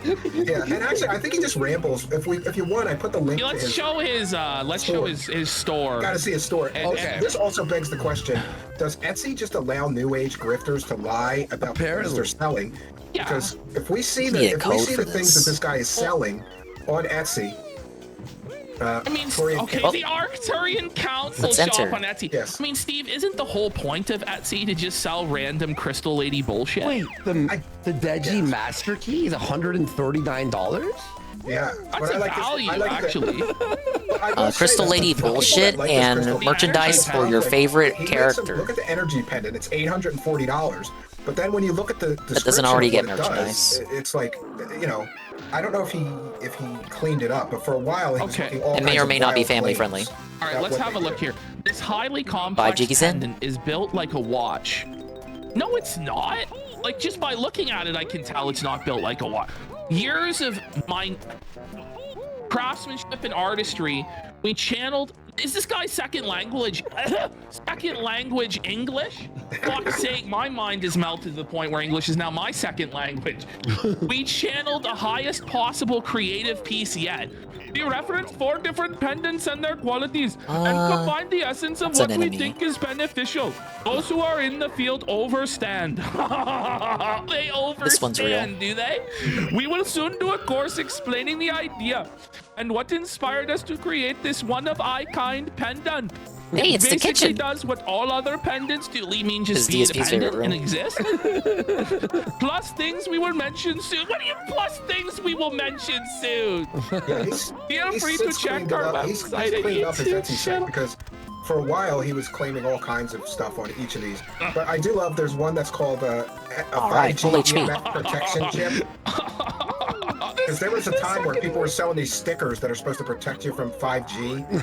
What? And it's the multi-layered EMF Who would protection fall for chip that? is The only one stickers in the that world protect you designed from like this. 5G? The NAND quartz is charged with photons, which makes it biophotonic reactive. The biophotonically charged stickers that protect you from 5G radio waves? Unchecked on your phone. So you're supposed to buy this sticker and put it on your phone, and it will protect you from EMF radiation. The only problem is, like, real scientists have like tested these things with Gauss meters and EMF meters. They do nothing. None of these EMF protectors do anything. What about this energy bracelet for $349? That's $3.49, right? Science by now. He's like, I'm not gonna explain it. Listen, you should know by now what this is about. Yeah, it's an energy bracelet. It's an energy bracelet. Like, figure it out, dude. Look at this hat right here. Starseed. The Starseed. Stupid bear, you'll have to learn that red hot ovens tend to burn. I'm told he makes a good living. One of my selling mumbo this stuff. token. Like, He's got 7,900 sales. There you go. No, I fucking despair at that. Oh, man. That's fucking despair, buddy. I actually worked on blocking 5G at work. You need a lot more than a sticker. No, says someone who never bought the sticker. Maybe it does work. Is that it for the medbed grifter? Yeah, I would think so. Wow. Well, one more thing though. All right. Just to end the story. Send 500 to your nearest shaman, and you too can find out if the sticker actually protects you from radio towers. If we could show that graphic. Okay. So, yeah. So he takes this thing to Conscious Life Expo, which is attended by tens of thousands of people, and he lets anybody that wants to lay it. No. Yes. no. So I hear about this and I get on the phone with them, but unfortunately it was on the last day of the expo. It's a several, Oh yeah, you told us this last time. Yes. Yeah. So I get on the phone and somebody finally from Conscious Life Expo calls me back, and I send them all the emails that I got from the doctors and the virologists that I spoke to about the health risks of people laying in this. Even if you're just a normal person and you don't have a pacemaker or coiling or metal in your body or a steel plate in your head, this thing can cause neurological damage because the amount of magnets and the magnetic field that it's putting out all around your head can cause it's very dangerous. This isn't just like haha funny stuff for fun. You could get hurt if you lie in this bed. Horrified. And then they agreed that they should have let him. They weren't aware that this was a risk to people's health. They didn't know what was inside. What a piece of shit. Yeah. So then they offered me a free pass to go to the next year's Conscious Life Expo, which would be this last one. But then they rescinded the offer because they said I'm too harsh on the New Age. Whoa. So that's asshole-ish. Come on. Just kind of like, okay, I tried to get the pass and they wouldn't give me one, but I didn't really want to fly all the way to LA. Hang out with New Age weirdos for a weekend, because all I would have done is go and make fun of them. Yeah, exactly. I would have made fun of them and made videos making fun of it for the whole weekend. Exactly. Yeah. So, but I think it's a great that they. The medbed guy must have friends in high places to get him to rescind that pass. If somebody with a pacemaker would have went in that and had a heart attack, they were letting children lay in this thing. What? They were letting children. Oh, that is really fucked up. Their kids, let's buy some crystals together. Is it time for a class action lawsuit? Yeah, right. Real, correct. Could have been. He did clean Smells up like his lawsuit site after my coverage, because he used to say specific health benefits that some of his products had, and you're not allowed to do that. Holy shit! No. So he's still out here. Look at what Worski said. 8,000 sales of items from his Etsy site. Mm-hmm. So he makes a good living selling this stuff, and crystal hippie people seem to like the stuff. That was a close one. I give him credit for at least creating a real thing, but if you're actually putting people in harm's way because you're so ignorant of magnetic fields and the neurological effects that they could have on somebody's brain, it's a real danger to the public. So Conscious Life Expo, I could tell when I talked to the woman I spoke to, were mortified. Almost throughout shrapnel some guy had in his arm. We had no idea that's what it was made out of or what it did.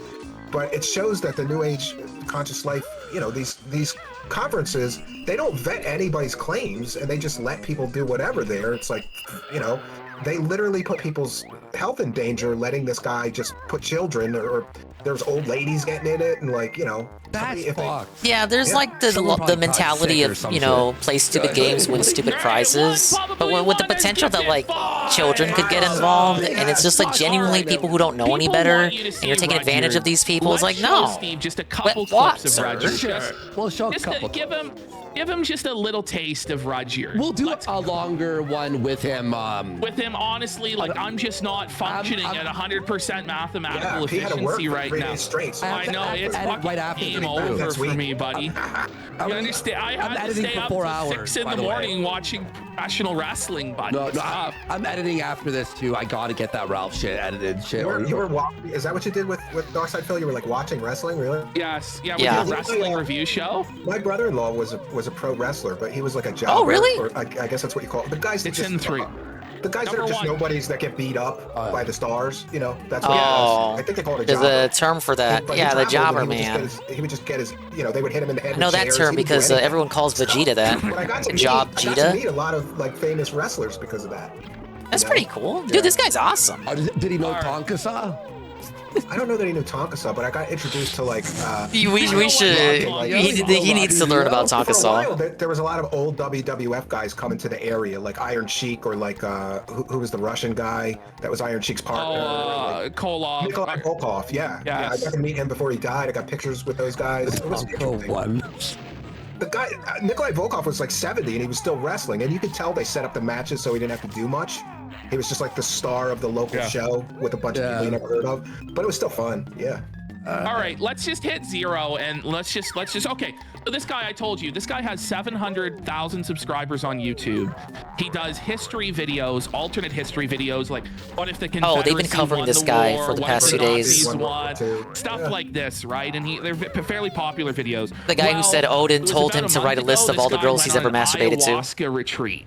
And he got one-shotted by the ayahuasca, and then he released 11 hours of video where it's like this. and it's called My Life, the trilogy. And his Oh yeah, claims his mother raped him 100 times? Just hit play. All right. My mother had raped me over 40 times in that age range. The details make things... That's only 40 of the 100 total times that she did that to him. Jesus Christ, man. So now I believe these to be false memories induced by the ayahuasca, Steve. But yeah, I don't think he's a reliable narrator. I don't think that actually happened. So it's pretty bullshit that he's accusing his own mother of doing that to him. Every sentence gets crazier and crazier. So Worse. My mother waterboarded me at least 2 or 3 times or drowning me in the bath. My mom had forced me to rape my own sister, and she had forced the babysitter to rape me. My mom... Jesus Christ.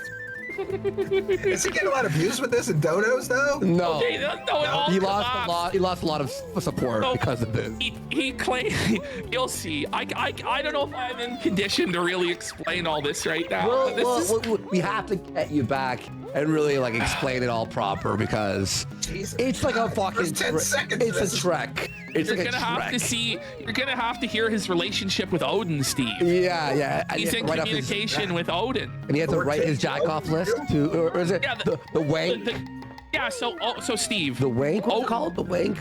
The wank list. The wank paper or something. He had like a name for it. Go ahead. Go ahead, just hit play. Yeah, we don't have to explain. Yeah, he seems pretty calm talking about all this. Me, hit me in the back with a shovel as a kid. Was he over here? A few memories have really stuck with me, and they required years of EMDRs to clean out. One was my mom beating it's very me over the head with a mechanical, isn't it? 1,000-page book. No That emotions, was just her straight into standard my mother move, and raped she me did it 100 hundreds of times. times. The Hundreds of sound's been times. locked in my ears as a crack, like gunpowder. I just hear... It's... Seen this guy's regular videos though from a while ago. I'm sure I have seen him some of his old content. I had seen. Yeah, he used to make good stuff. People used to like this guy. What the fuck is this? Just videos on alternative history. And then one day, it turned into this. I actually had a relatively easy way to communicate with the spirit world when my mom was raping me. Because it's such an extreme emotion, it kind of shatters your framework for how you perceive consciousness. I could explain that more if you'd like. But apparently, from what I've studied, a lot of the most advanced mystics were raped as children. Thought, Steve? Did you ever read that most of the advanced mystics were raped as children, Steve? Here's what I will say that is very sad and sickening. There's a lot of people that are in the sort of secret space program and super soldier communities that I'm not Super soldier community. Yes, I'm not a psychiatrist and I'm not a psychologist, but The community of people who believe they're super of soldiers, some sort of part of very extreme secret abuse as government children. factions. And then they create this fantasy world for themselves where they're, superheroes or a space hero, and it's pretty common knowledge that among anybody that has a brain Yes, I'm that's an agent rational, of the when you US listen to some government. of these people, No, they I just can't provide create proof. some kind of fantasy world for themselves because the abuse was so extreme that they create almost an alter. It's not me being abused; it's this other version of me. You're gonna doubt Captain America? He was literally a Nazi. I'm sure I've seen this guy's regular content or some video where he was talking about regular stuff. Now, this is At least where in it that really one kicks story into arc, the overdrive, one everyone Steve. cried about. Not already, Jesus! You're now in the presence of the God Killer, Steve. No Hydra, you guys. So I captured the left circle in my triangle, which is symbolic for the right and the left hemisphere. The left hemisphere has to serve the right hemisphere. I also lit up the tree, which I'm going to explain at the end. When I did all of this, Odin said, "Do you have any idea what you just did, mortal? You killed a god. You have no idea what that even means." Steve, Wouldn't Odin be fearful of the God Slayer? He captured the triangle within his circle, Steve, and then he lit the tree of life, and then this allowed him to slay the woke god, the woke mind virus god of the left that's been stopping us from reaching the spirit realm, Steve. Yeah. And then Odin praised him for this. You just changed the course of history single-handedly, Rudyard. What you did is just the spiritual equivalent of Alexander the Great's conquest of the Persian Empire. You just destroyed the thing that blocked your civilization from psychic energy. Rudyard, who the fuck are you? You are the first mortal I know of who did this. That really, really means something. I can't overstate the story. You know, Rudyard, I He's the keep main running the character, simulation Steve. until cool stuff happens, which is Oh, my just like motivation TSP. system. So Odin is running the simulation, and he's run the simulation Yeah, go ahead, Steve. Give us your take. I don't have a take. This just sounds like a guy tripped his balls off. That's pretty much what it is, though. I gotta say that, like when I was younger, I did a lot of hallucinogens, and some of the stuff I even wrote down what happened in copybooks. But then when I go back and read it, I'd go like, nobody can ever see this because this is just crazy. Yeah. It's just your mind on hallucinogens. It goes all kinds of shrooms and shit. Yeah, Oh, I had that before. No. To write shit on shrooms, and I would think it was like the best thing I ever wrote in my entire life. And then I'm like, and then you go back and it's garbage. What the Now, fuck? I'm gonna hold my thought on that. We'll come back to it later. I'm gonna have to ask you about your psychic experience. But let's continue with this. Yeah. What you did is so ridiculous. I need to stop the game to show the public.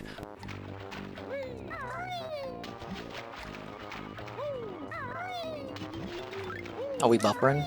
Or did I reach the end of the VOD? Oh, yeah, this probably is when I pulled up the VOD on the browser. Let's see, we were at 3:53. Let me go ahead and refresh that.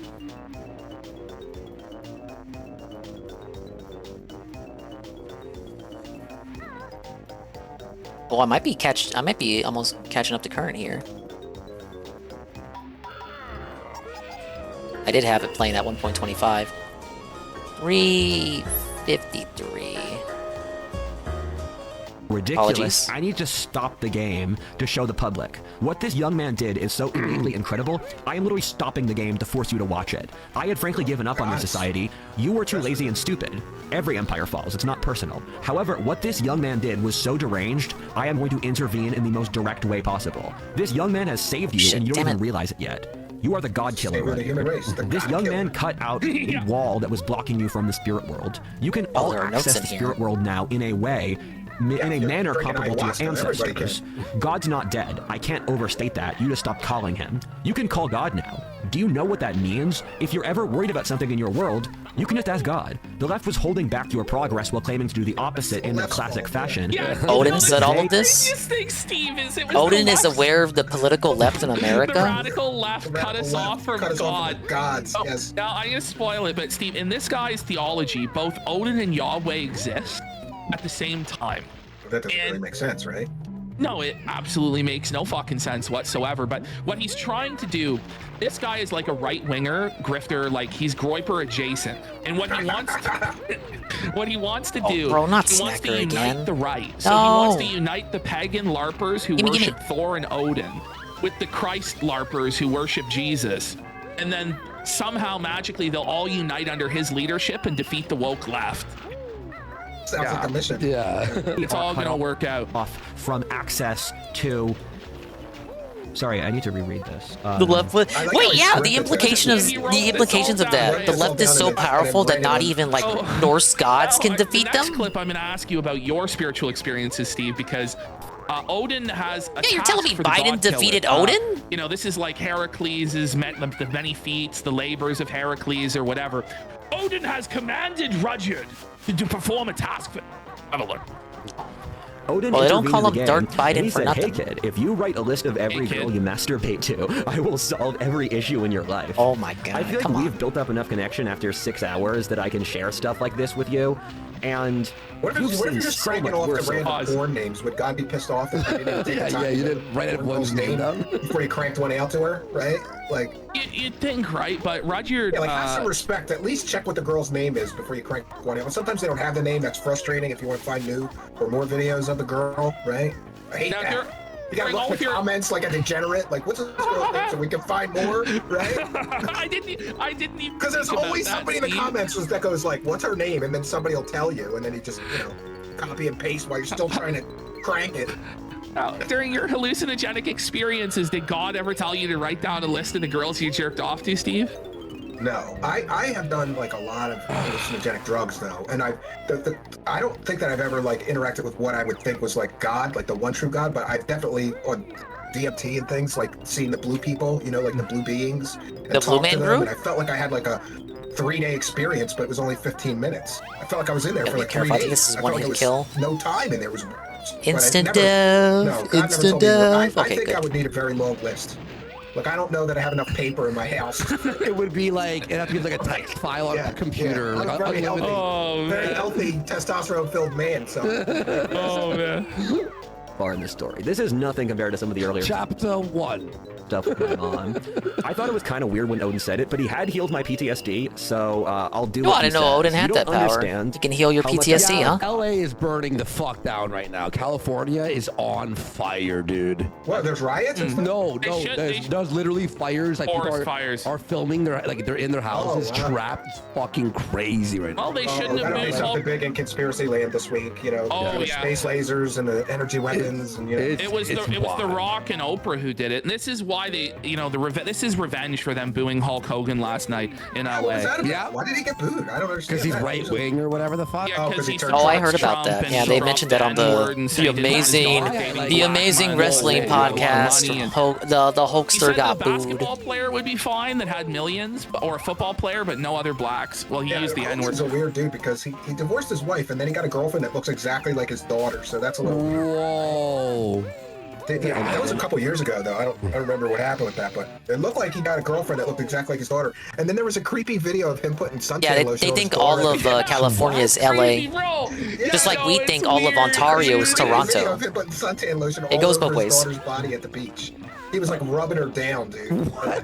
I mean, I only have sons. I don't have daughters, but if I did, I would. No, you don't. That's fucking crazy. My PTSD. Yeah, like maybe on her back or someplace she couldn't. Yeah, exactly. Exactly. Like not. No, he was rubbing her down, dude. What? Understand my motivational system here. And I did it, and I was looking at the list of girls I'd went to. I had been feeling lethargic before I started writing the list, as PTSD has a nasty tendency to. This might be too much information, but I'm like I went all over the level. Girl on the list was How the fuck am I missing 4? All right. Yeah, come on. We'll show him more after. I gotta edit. I'll never get to bed. I guess that's it for us tonight. Amazing. Yo, Steve, whenever you're around, man, it's always good. It's always like, interesting, different. And we had you for the Ralph segment today. Yeah. I gotta get more up to speed on some of these crazy people that you. One day, bro. I made an effort. We gotta show him Ghost Doctor. Yeah, Ghost Doctor. They still haven't showed him Ghost Doctor. Remind me. Church on that land. You've got to watch Church on that land. I have it in the folder still. Church on that land. Church on that land, bitch. I mean, your reaction to Ralph's also amazing and funny, and we like to show you what we cover as well. Yeah, imagine drinking milk out of a bag. Enjoy your microplastics, weirdo. I couldn't believe that there was like 4-hour deep dives of everything Dark Side Phil on YouTube. Somebody like went through and they have all the clips from like years ago of him grubbing and the stuff about his condo and the wives. Have you heard the story of the Wolverine toy? No. Where Phil is bitching as a grown-ass man that his parents didn't buy him the Wolverine toy for his birthday. Mayday! Like this year? Emergency! Mayday! Child. He's still holding it? He's been holding on to it for 25 years, and he's just like, seething in rage. Oh, someone eventually sent him that toy. Okay. Tomorrow's gonna be a fucking Ralph heavy show. Plus, you know what? I like those shows though. I can understand Warski because I've done those shows where like I had to do a. Sarah helped me upload a whole clip of the 13-minute segment they had roasting him, but he's been catching strays the whole show. So not everything that Sarah, I uploaded it. Sarah clipped it for me specifically, and I gave him credit. But not everything in that 13-minute clip is. Basically, they tossed him even more strays even after that 13-minute clip. He's been getting strays the whole show. I also have other segments I'm working on as well. So is Ashton. After tomorrow, we'll probably take a few days off to set those up. Oh, we got to keep going forever, man. We got to do like 6 or 7 shows. We will die. No, I can't do a restream of these guys every stream. Like, fuck. Yes. I'm on, like, I'll go crazy myself. It's tough. We got a few super chats. The compilation roast. Yes, it's True Seekers on YouTube. When these guys finally stop being friends, there'll be stuff like that 8-hour Medicare roasting Phil compilation. Billy Carson's career. 8312111. It was wonderful. I'm clipping all that. It was like 3.5 hours, but for some of it, him and Rogan like ripped Billy Carson apart, and I want to make a video like Billy Carson destroyed by just Rogan from this stream, so man. I'd have to sift and look for it. But like the strays aren't really that clip worthy. It's just them sneak dissing him for like 2 seconds and then moving on. He never kind of admits that. Oh, maybe that guy was full of shit. 312-111. Yeah, probably did. He just fully disavowed him. Yeah. And then Sir Marhouse Survive says, I wish I were dumb. These people seem to have so much wacky fun. Yes. What I'd give to see the world through their eyes check for that a out. day. Right into the animation. Borski's showing off this pussy. Yeah, I'm a pussy. What? Oh, Look, yeah. I have pussy.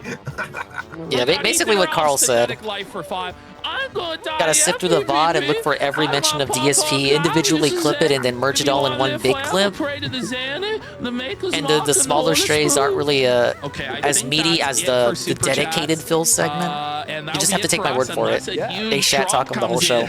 Last minute for Nerds on the Go to torture Steve. You're not doing Nerds on the Go. Guys, we'll see you all tomorrow, 8:30 p.m. Eastern. Truth Seekers over on YouTube. Hit like if you're watching on the Clip channel, and we'll see you all later. Peace. All right, there you go. That is Kino Casino. We actually finished the whole episode. One of their shorter episodes. That was only 4 hours. Yeah, it was only 4 hours. Well, I mean, this is the 4th day in a row that they've been streaming, as is. So they say they'll be live tomorrow for even more of this. We'll see what becomes of that. So I can go ahead and finish the game. Got a couple levels left. I'll put on some videos that I've been meaning to watch. Let's see what's in the sub box, man.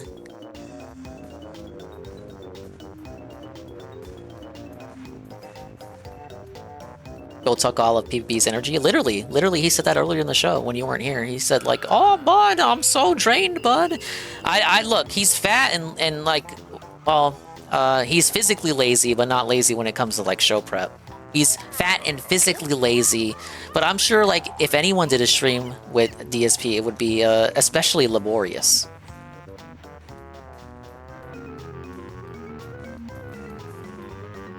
A true crime Papadinga. We could do true crime. Oh wow, he has a Mega Man Rageathon tomorrow, doesn't he?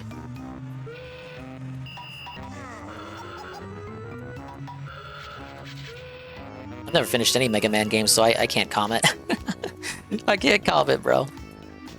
I'm trashing Mega Man. We can do true crime for Bean. Where's the watch playlist at?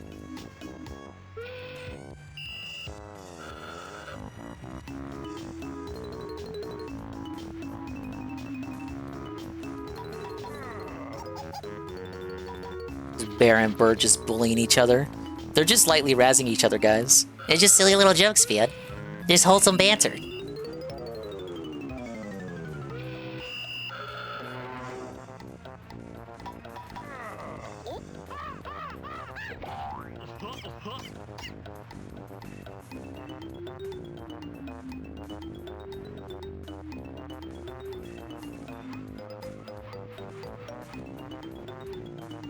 Right, where's that playlist at? Here it is.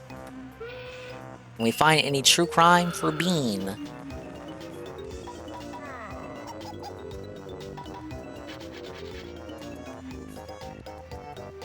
There are a lot of videos I'm sitting on, but Bean, they're all 6 hours long. Well, I've seen this one. Oh, I gotta see, because these all may not be in order. No, we'll do it, we'll do it. Keep me on overtime. Yeah, Bean's got me on overtime, bros.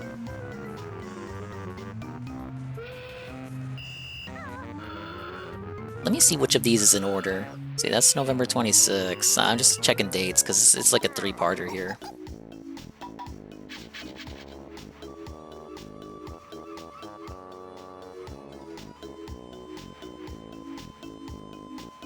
All right, well, this is classic true crime.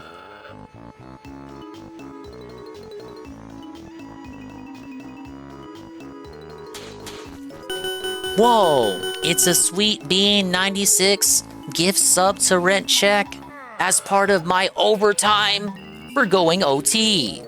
Free. Thank you, Bean, and congratulations, Rent Check. So let me step aside for a minute. I've seen this one already, so don't you worry. But this is the Chicago Ripper, H.H. Holmes, by the one and only Dreading.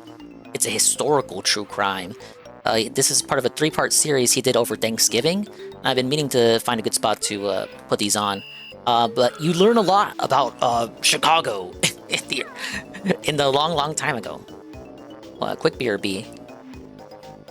Welcome back to another episode of Dreading, or if this is your first time here, welcome. Today we are going to be starting our Dreadsgiving celebration, where we upload every day the last week of November. That's 7 full days of uploads, going over some of the most requested cases we have ever received to say thank you for your support over the past year.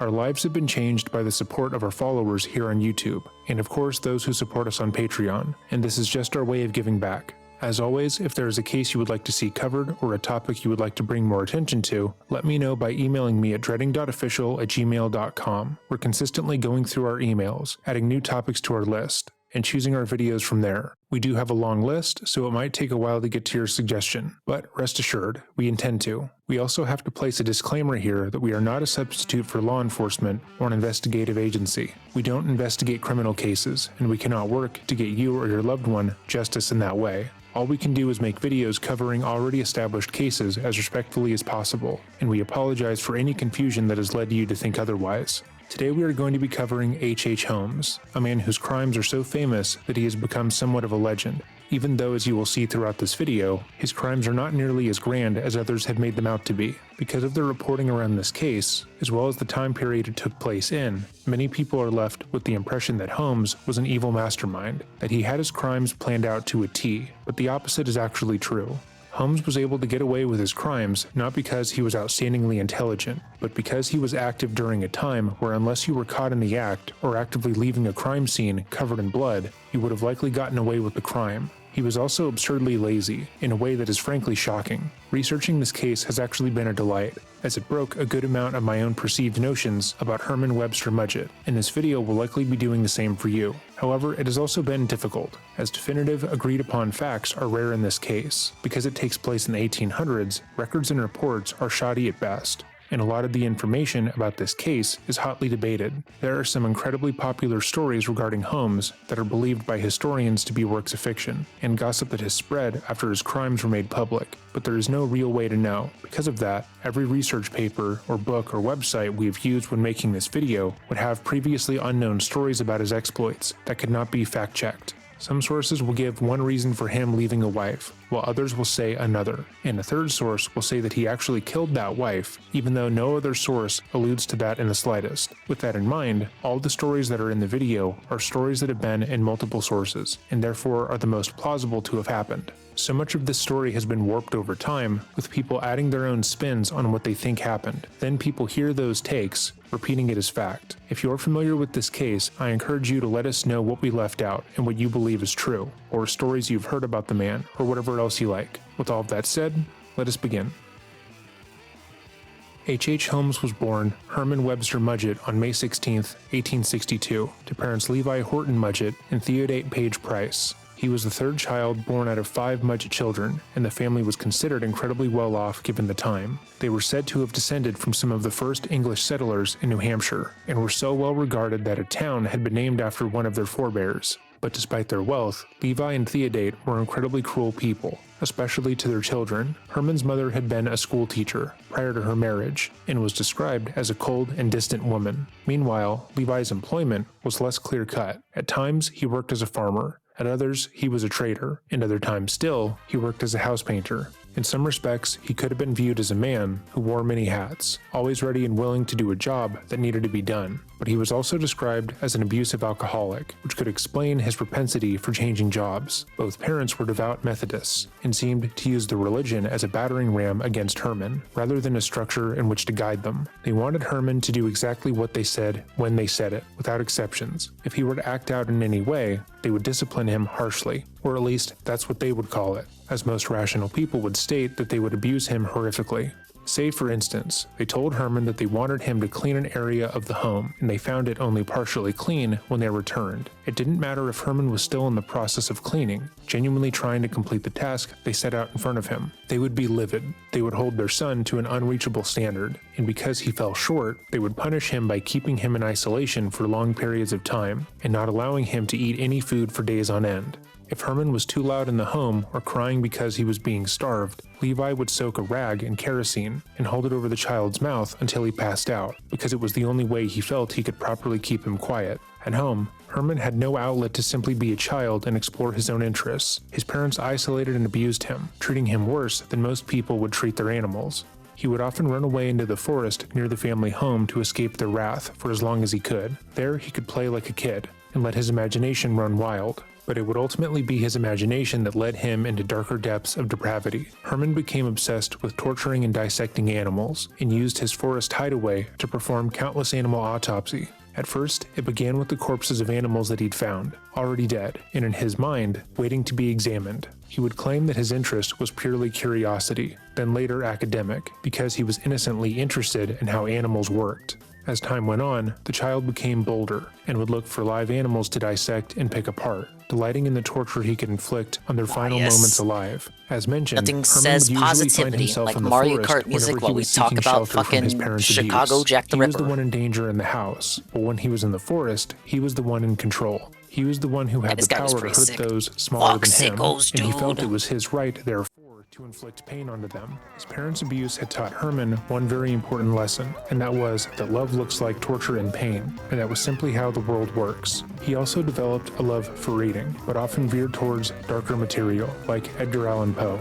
And because this activity kept the boy quiet, his parents raised no issue about the reading material, even though it Just wasn't wanted him to shut necessarily up. in line with their Methodist beliefs. Their inability to properly guide Herman also led him to being viewed as strange by his peers. He was uncomfortable around them, having never been taught Here's how where to I need to engage be. with others by his parents, and his only reliable form of play was torturing animals and reading, which he could only do by himself. He was also said to have smelled terribly, which was likely a result again by the amount of time he spent in the presence of animal carcasses. And As he picking at his aged, foot. he would find ways to sneak those animal corpses into his home, where he claimed he would simply study their anatomy. The combination of his strange demeanor, his disgusting smell, and his inability to properly socialize with other children led to him being further ostracized and bullied by them. He had one I always friend, knew Edgar a Allan slight Poe was a older bad boy influence, named right? Thomas, but everyone else Now in we his got the class proof. Proof's in the rejected him pudding. outright. It was also stated that these classmates would bully Herman, further instilling his parents' harmful lesson in his head.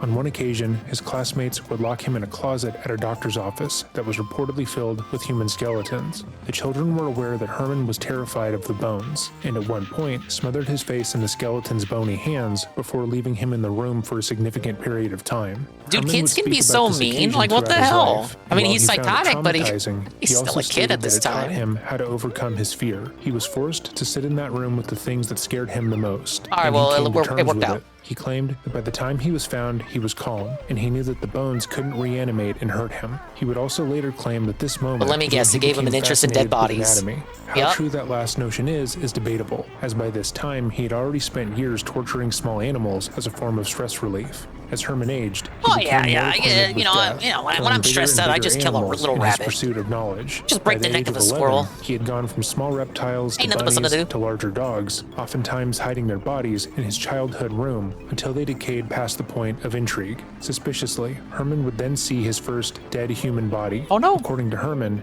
his older friend Tom and him were out exploring an old abandoned house. They were being adventurers, running through the home, exploring the basement, the attic, and finally the roof, and doing things that their parents probably would tell them not to out of sheer curiosity. Herman described the day as being normal until Tom lost his balance and fell off the roof, dying immediately upon hitting the ground. Herman said it was an accident, but there is speculation that he pushed his only friend to his death, having gotten bored of dissecting only animals. And given the trail of bodies that Herman would later leave in his wake, Oh, it you know seems he too did it. No, coincidental that he his did it. friend would just happen to fall to his death in Hell front of him, nah, he with no one absolutely there to did it. witness it. There's also reports claiming that Herman killed one of his older relatives, as he had been found hanging in his home under suspicious circumstances. However, Herman's own father would discredit these claims, stating not that true, there was you no way guys. for Herman to have overpowered the older, overweight relative when he was a small child, and that Herman had never met this relative in the first place. Because of the time frame that these crimes had taken place in, reports talking about what occurred in this instance are widely varied,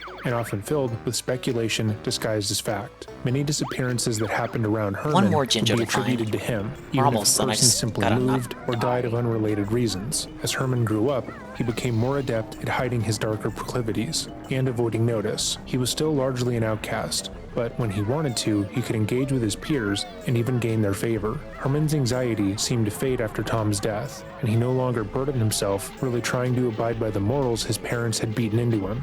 Might as well name your kid Igor. Morals in general were bullshit. It's so Herman fucking operated raw, in a truly guys. selfish Fuck. manner, saying and doing whatever he wanted, even if it hurt others. In his mind, he was the most important person, and the only person whose life he really is truly DSP. mattered. In So his if mind, were he to was the lie, most important steal, or person. otherwise con someone out of their life savings, then who cared?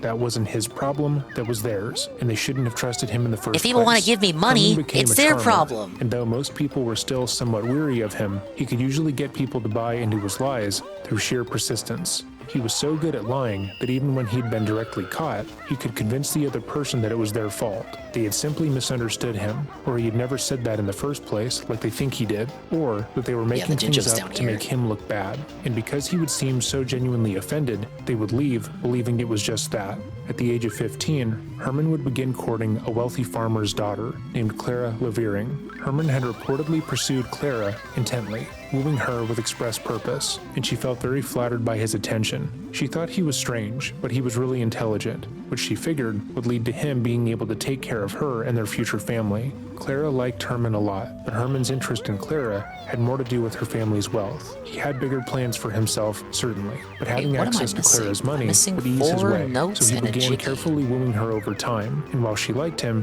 her family felt differently. During this time, he had also begun to work as a teacher, which Clara's family thought was strange. They regarded teaching as being woman's work, and thought that Herman didn't have any real potential. It was said that Clara's mother even took her aside and warned her that if she were to marry Herman, she'd be financially taking care of her family the rest of her life. But Clara didn't care. When they were together, Herman would shower her with intense, loving attention, and she felt like he was really the one for her. Was focused solely on budget, they eventually offered him a position working at their grocery store, which they felt was somewhat more respectable than working as a teacher. Herman didn't work here Well, for I do very declare, long, sir. and would You smell like a eventually become cesspit an and your teeth are apprentice rotten, to a but doctor golly, in I'm the area. smitten. His interest in anatomy hadn't waned since Tom Yeah, died, look at a little but he seemed to dolphin. realize that there was no Hello, feasible sir. way for him to get near a dead body without attracting trapped. attention. Help get this After thing nearly off a year snorkel. together, they would get married and she would give birth to their son, which many have speculated was the reason behind their quick marriage. Let's be off. Historians believe that Bache. because Clara's Big ups, Bache. Tier 1 at 27 months, and they say, Ikam Bokam. And welcome Bache to Banjo-Kazooie. Banjo-Kazooie for January. The good Banjo games, because everyone donated to the Extra Life charity. Yes! I'm doing the worst level in the game. Oh, here's where I need to go. There's the little hold that the anchor leads to, right here. I got this in Click Clock Wood, and then the finale. family was so against her being with Herman, he got her pregnant in order to hurry the marriage along. At the time, a woman giving birth out of wedlock What are was the bad extremely ones? frowned Nuts and upon, bolts? worse Yep. than her marrying a man who had less money than her. So when Herman failed to get their approval, he purposely got her pregnant so they would have no choice. But once he was married into the family, I don't even think the GBA one is that bad. The 𝕆𝖏𝖏𝖏's suspicions about Mudgett's intentions were correct, and he quickly decided that he needed to move Look out at of it like the state Crash in order GBA to games, the pursue Spyro higher GBA education. games. He used Anna's money to enroll at the University translating the of Vermont gameplay to a and left handheld Clara device. at home to take care of their son, Robert. He framed his return to academics as being good for the family, that he would be better able to provide if he left them now, and that it would be worth it in the long run. But he already had what he needed from Clara. When he moved to Vermont, he told his roommate Fred that he was married. Thanks, but also guys, I asked found him this not to mention earlier. it to It's anyone yours. else. Fred thought that this was strange.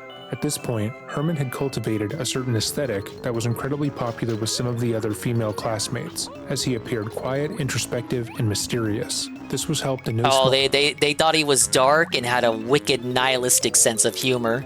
Oh, he's so dark, tall, dark, and handsome.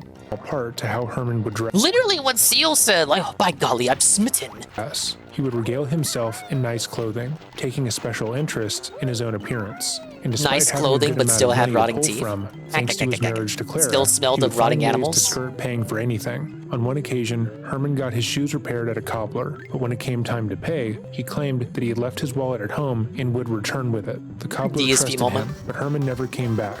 Later on, when Herman was confronted by the cobbler, he told him that he had returned with the money and that he hadn't been there. Oh, he then Jiggy's claimed found. that he tried to send the money to him later, and if he didn't receive it, that was his own fault. Herman even Gaslight. went so far as to claim that he had paid the man, and that the cobbler was the one trying to scam him. He was so adamant that he was the one being stiffed that eventually the cobbler felt as if he were the one in the wrong. Literally gaslighting. What is this story? Herman had the money to pay the cobbler, but he felt that the money was his and was extremely territorial It's over my it. And fucking this would money, be a constant bitch. in his life moving forward. Even if he had the money to pay someone for a service he rendered, he would try to find ways around that. Over time, Yeah, he's the Herman's guy. He's roommate literally would the catch him guy. repeatedly manipulating those around him, as well as flirting. This would absolutely be DSP. DSP gets a service and then he doesn't want to pay. It's just like him not tipping at a restaurant or tipping low. Like it's time for him to pay for the service. Like they do the service first, then he has to pay at the end. And then instead he just, oh, I left my wallet at home. Honey, you could pay. And then the next day, okay, assume Cat doesn't pay, so that he has to come back to pay. And then it's like, okay, he still doesn't want to pay, so he just gaslights him. No, I fucking already paid it, motherfucker. You're trying to scam me. And then he goes into some tirade about how the trolls always do this to him. The trolls put him up to this. Just like the guy who tried to buy the statues off of him. So I basically, like, I already knew you were trolling me from the get-go. I was just like toying with you. I was just trying to see how long you were gonna, how far you were gonna go with this. With women outside of his marriage, and began to develop a significant You've self-belted yourself, of the man. cobbler. He felt like Herman was generally a bad guy. Here's the invoice, and would see use that? people to his own ends. Whenever he would talk about these feelings to others, they wouldn't believe him at first. They were all charmed by Mudget and felt like Fred was likely the real issue.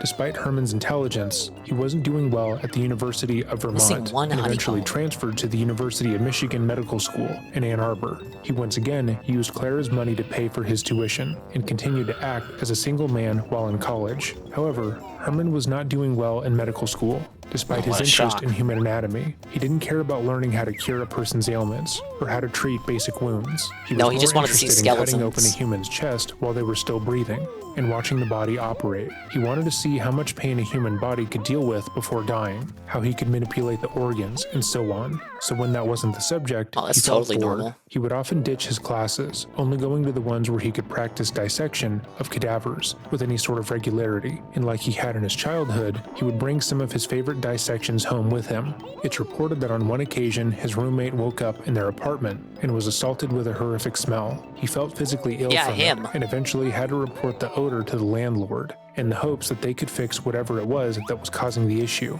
When they arrived, they found that the smell was emanating from under Herman's bed, and upon inspection, he had placed the corpse of a dead body he had dissected from class there. Somehow, Herman was able to explain away the dead baby to the landlord and his roommate, and it's unknown if the police were ever called. It's also rumored that at this time, Herman had been seen with a little boy who later disappeared. Reports around this story are vague, with many experts believing that Mudget had nothing to do with the child's disappearance. And in the aftermath of his crimes being publicized, this disappearance was falsely attributed to him. Some reports claim that Herman was questioned about the little boy, and he denied responsibility, saying simply that the boy had gone back to his home in Massachusetts. Allegedly, no formal investigation took place after he was questioned, which again leads most experts on the crime to Man, investigations back in the day, right? I didn't do it. Oh, well, that checks out, sir. Thank you for your time. All right, he says he didn't do it.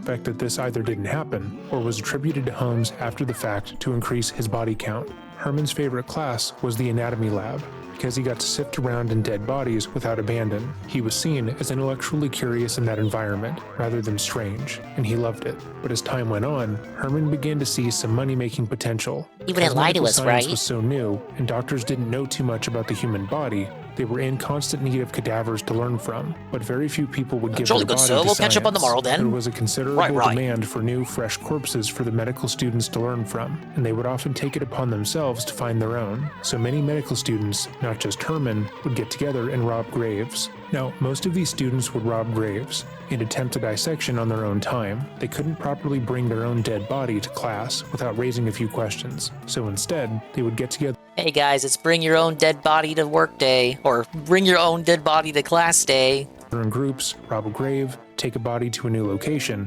and perform a dissection of it. Some of the time, they would return the body to the grave, and other times, they would dispose of the body as if it were nothing more than a piece of waste. And because the University of sometimes Michigan they would was return at it the back. forefront of medicine, the school itself used increasingly shady tactics in order to supply the school with corpses. If a person had died from an ailment in a local poorhouse, their remains would be sent to the school. They would also pay a group of grave robbers, known as the Resurrectionists, to provide the school No, what?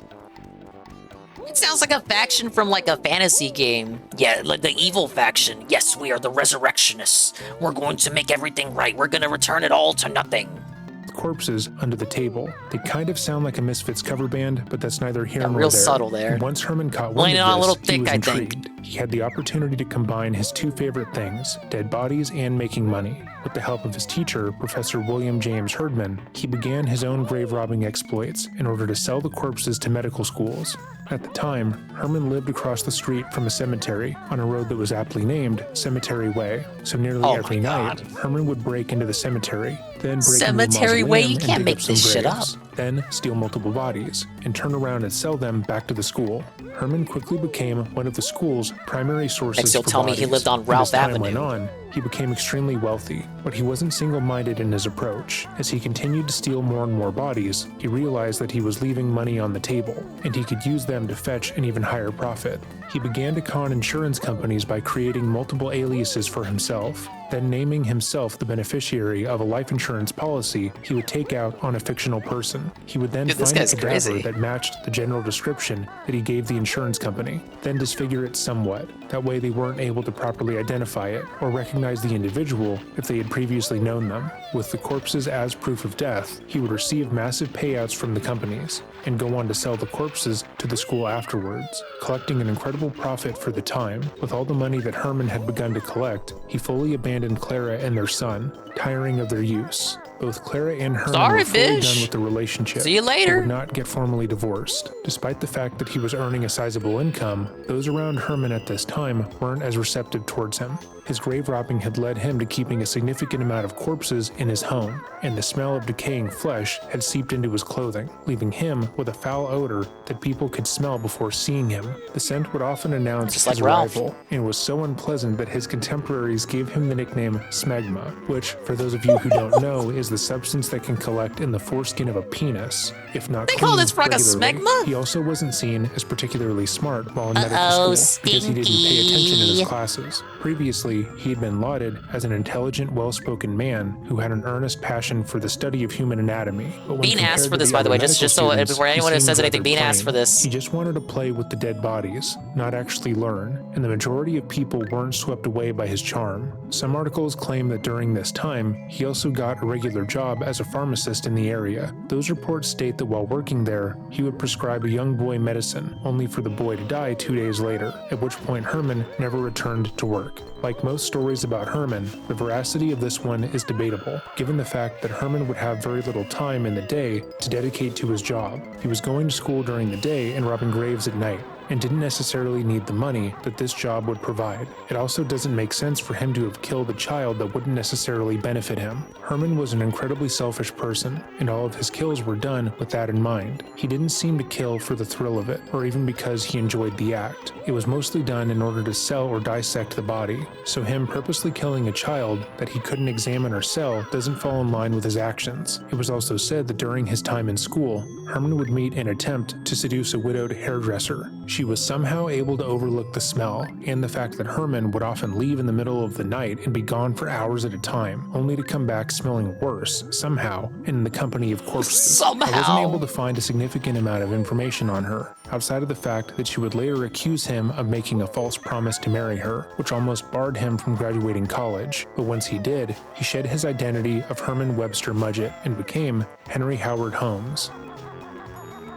Henry Howard Herman was Holmes. a lifelong reader. Triple H, and Triple after H. stumbling across the It all works comes of back Sir to Arthur wrestling, Conan Chad. Doyle, took a particular shine to the character of Sherlock Holmes. He saw a lot of himself in the character, notably Sherlock's He's brilliance, just like me, and Furfur. felt that he needed a name that carried He's the same just sort like of weight. me, you He wanted to be guys. called Dr. Holmes. That Oh way my people God. immediately knew to respect him and treat him with a sense of authority. After he graduated from college, Holmes would move to Chicago. At the time, Chicago was recovering from the Great Fire of 1871. The fire itself had been devastating to the city, and in order to encourage movement back into the area, the city was offering land at a shockingly low rate.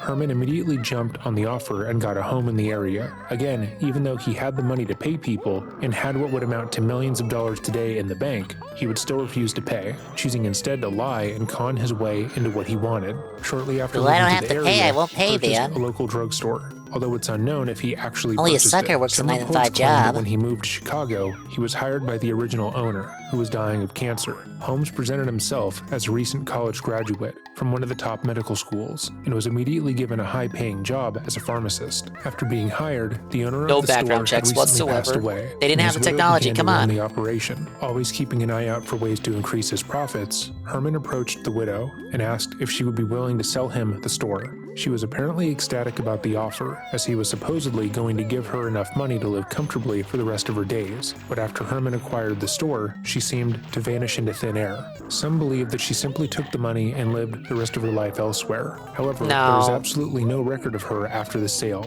or proof she that died. the money even exchanged hands. Had she gone to she live did. with family, there'd likely be some record of her life and death. Or if she went to spend her days in a nicer locale, she probably would have written her friends and family about it, but there was nothing. Yeah, they just looked at according your to back for records the at background time. check back Herman then. wouldn't pay a cobbler to fix his shoes, so it feels unlikely that he would give a massive lump sum to a person when he was already in the business of selling dead bodies. And if he had killed his friend Tom when he was 11, it wouldn't be a huge leap to think that he thought that murdering this woman was cheaper than actually paying her. But Herman didn't stop there. After purchasing the pharmacy, Herman bought a plot of land directly across the street and decided that he was going to build what people would later refer to as a murder castle. Despite the name, it was by no means a castle. It was a small 3-story building, with each floor built for a specific purpose.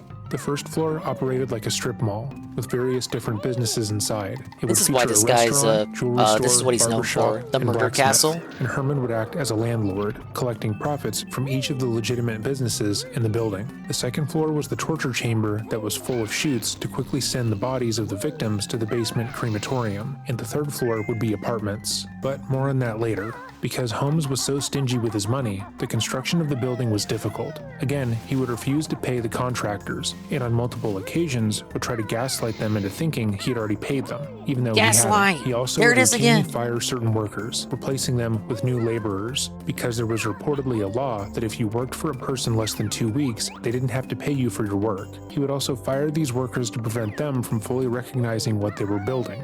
So if they were constructing the room where Holmes would pump toxic gas into in order to suffocate and kill the person inside, the person whose job it was to make the pipes wouldn't be the one to make the room, and the person making the room wouldn't be the one installing the door that locked from the outside. Oh And yeah, none of so no them one would be none the there when the job wiser was if they're all finished, working on and he'd separate pay things, none separate of them. guys for At separate least jobs. One contractor took Holmes to court, where he tried to argue that he had paid his contractors, that they were the ones who were robbing him. Because of that, the work on the upper floors of the castle was said to level have complete. been shoddy at best, but it did get the job done, so to speak. I should also mention here that Holmes had gone to investors in the area, claiming that he was going to make the castle into a hotel, specifically for the World's Fair that was going to be happening in Chicago. Despite not wanting to spend any money on the construction of the building, he wanted other people to give him money that was supposed to be spent on making the second and third floor hotel, and then just pocketed the money himself. Also, he never planned on using the castle as a hotel. That was just something he said to investors, and it worked. While the castle was being constructed, Herman met and became friends with a man named Ben Petzel, which was something completely out of the ordinary for him. The only friend that is ever really mentioned being around Herman was his childhood friend, Tom, and in his adulthood, most men stayed away from him, both because he smelled like death and because they just seemed to have a sense that he was an untrustworthy person. If he were to go out with a group of people, they would always notice how Herman never was the one to pay, despite his wealth. And more still, if you watched him long enough, you could always catch him in a lie. So men kept their distance for the most part, but not Ben, because he was an alcoholic who was in the midst of a very bad time in his life. Holmes saw Ben struggle with alcohol and quickly deduced that he could use that to the his nightmare is advantage, finally and over. told the father of five More like it's that just he could cure his begun. alcoholism, We still got since he was a flip-flop. doctor, and all he needed in return was for Ben to help with a few unseemly jobs. According to WindyCityGhosts.com, Ben and Herman shared an entrepreneurial spirit, which is a hilarious way of saying that they were willing to kill people for a quick buck, and had no issue scamming people out of their hard-earned money. And Herman confided in Ben that he knew how to make an absurd amount of money with very minimal effort through grave robbing, and Ben seemed completely on board with the whole ordeal. He had no moral issues with it, and so Herman went to him again and told him that he came up with an even better plan, one where they wouldn't have to break their backs each night, digging up dead bodies and then dragging them back to their home to prepare. Instead, he said, what if we just kill people ourselves and make the second floor of the castle into a specialized torture chamber? What if we just murder to do everyone, just that? guys? And Ben Doesn't once that make again sense? agreed. Together, the I don't know, two what do you designed guys the think? second floor of the building, which supposedly included an asphyxiation chamber, a hanging chamber, the blind room, and a maze, meant to confuse anyone who accidentally found themselves within it. It was also equipped with the chutes that went from the second floor all the way down to the basement, where they had built a crematorium and an acid vat, as well as a station where Ben was to strip the flesh off of the bodies of their victims in order to sell them to medical schools as skeletons. A lot of what actually was in the hotel is hotly debated They were online, soulmates, Carl. because while some people believe that it was a complex series of rooms with a new and disturbing way to die found in each one, others don't believe Herman was intelligent enough to set that up. They also don't feel like most contractors would have made that, especially given the many disputes that Herman had with them. But because this happened so long ago, there really is no way of knowing what is true. But I am now of the belief, based on how Holmes had operated his whole life, that his torture chambers weren't nearly as complex as the stories would lead one to believe. He was an incredibly lazy person who admitted to simply locking people in rooms to starve them because he didn't have the energy to give them a quicker death. And so Herman and Ben agreed to go into business together. All the while Herman is telling Ben that he will cure his alcoholism, selling him different herbs and remedies that he knew would never work. After going into the murder business with Ben, Herman would begin a relationship with a married woman working on the first floor of the castle. Her name was Julia Smythe, and she had a young daughter with her husband named Pearl. Shortly after the affair began, Julia's husband found out about it and was said to be furious. He also worked in the castle and felt so betrayed that he quit his job and moved away. Not like the widowed pharmacist though, as there is actual record of him after his move. But he left Julia and Pearl, who immediately moved in with Holmes. It was said that Julia believed they were going to get married, that Holmes was in love with her, and that he was going to adopt Pearl. But Holmes felt differently. He didn't want to be in a steady relationship. He didn't like having to care for other people. And so when he found out that Julia had become pregnant, he got rid of her. The last time Pearl and Julia were ever seen was on Christmas Eve of 1891, and Herman would go on to tell people that Julia had left him and took Pearl with her, that she went to go live with her ex-husband and rekindle their relationship, and that she left I don't him know, without guys. any What do you think warning. is more likely? Later, though, he claimed that Julia had died attempting to give herself an abortion, but had no response as to where Pearl had gone. Their bodies would never be recovered, and it's likely that Herman killed them and then destroyed their bodies or sold them to a medical school. I'm of the opinion that at the very least, Pearl's body was sold, given how much a child's skeleton would have gone for at the time. A few months after killing Julia and Pearl, Herman would take on a new lover, a woman by the name of 𝕭𝖏𝖚𝖚, who he was introduced to by Ben. Emmeline was working at a rehab facility, which is how Ben knew her, and some reports state that from the moment Holmes saw Emmeline, he was enraptured by her beauty.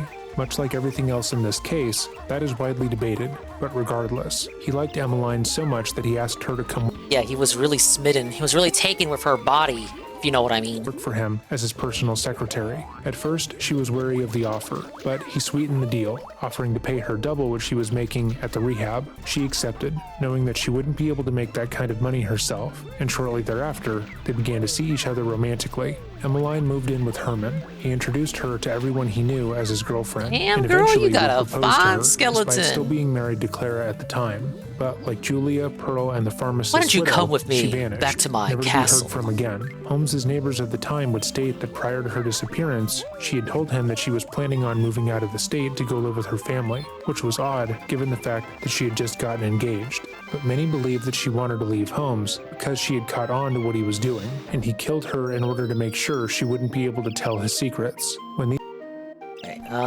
We got two little fairies to talk to, and then the best level in the game. his friends would ask Herman Ugly Grunty's nickname was Cauldron Butt at which school? I also know that sweaty girl. Oh, wait, we already read this one. Well, there's still another one that we gotta talk to. Let me go all the way back there. But this is the best level in the game. It's got a mechanic where the seasons change depending on what door you enter at the lobby of the level. Some people argue it's, what? Long of tooth and strong of arm, Grunty's got the lasting charm. I agree. Some people say it's the hardest level in the game. I say it's the best and most fun level in the game. We'll see how long it takes me. I personally think Rusty Bucket is much worse. Alright, we gotta take the pot back, and then we'll be back in the lobby. Even back then, in 1998, they were thinking, yeah, players are gonna want fast travel. Alright, where's this one at?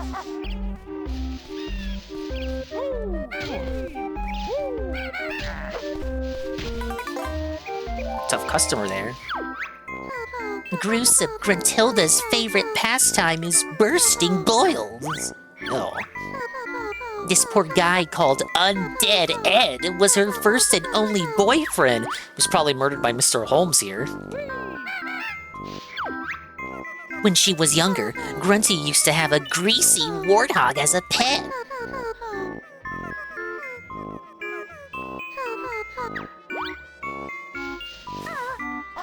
Alright, off to Click Clock Wood we go. Wait, first up. Always look behind. Nothing.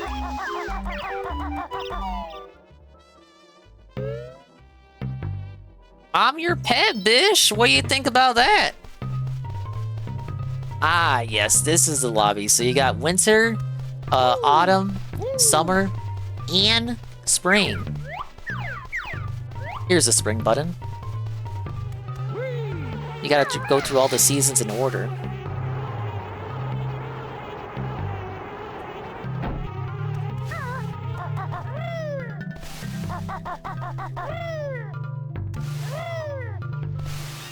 Oh, look at the little rain effect. Let me make sure I go through all sides, get all the notes. Red feathers, I got 50. Oh, wait, no, I was supposed to go, I gotta go back to Treasure Trove, sorry. For the code.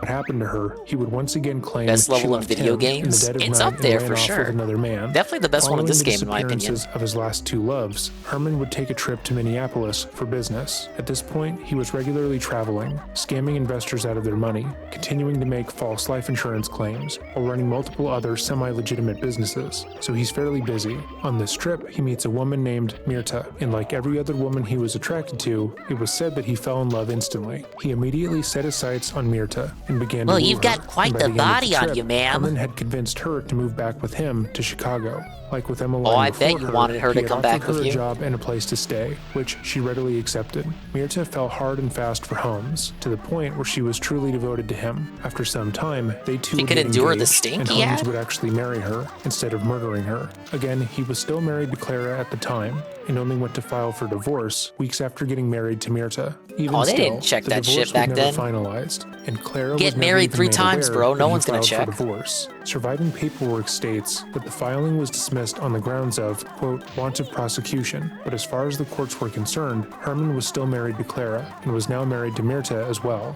But it was said that after they got married, Holmes became annoyed with Mirta. She was described as being jealous and wanting him all to herself, to the point of getting irritated if he so much as talked to another woman, even if they were his employee. Eventually, Mirta would become pregnant, and surprisingly, she would live long Well, you know what? He wanted her all to himself too, in a manner of speaking. enough to give birth to a healthy baby girl that they named Lucy Theodate Holmes. But Holmes was pretty much through with her. She was no longer useful to him, so he sent her off to live with his family outside of Chicago. And we know Wow, this actually rude. occurred because we do have record of her life without Herman, which is strange. Oh, wrong For some code. reason, Mirta was one of the only romantic partners to escape his wrath after he built the castle.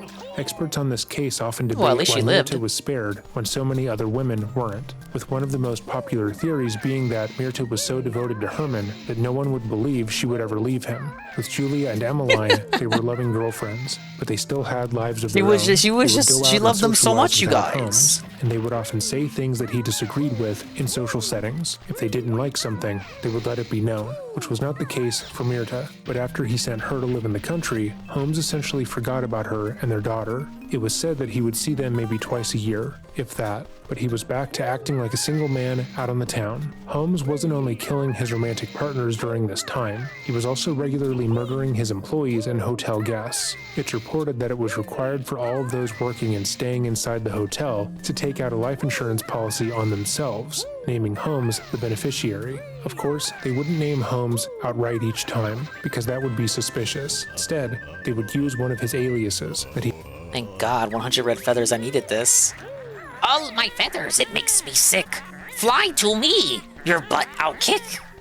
developed over the years, many of which referred to older victims or people he had previously known. No one seemed to question this at the time, for whatever reason, and so if you were going to rent a room for the night, they would have you also fill out paperwork for a life insurance policy at the same time. Herman wouldn't kill all of his guests, or his employees, because that would obviously be suspicious, but whenever he would get annoyed at an employee's work, or found that one of the castle's guests had traveled in from out of town and had no real family to speak of, he would send them to the second floor.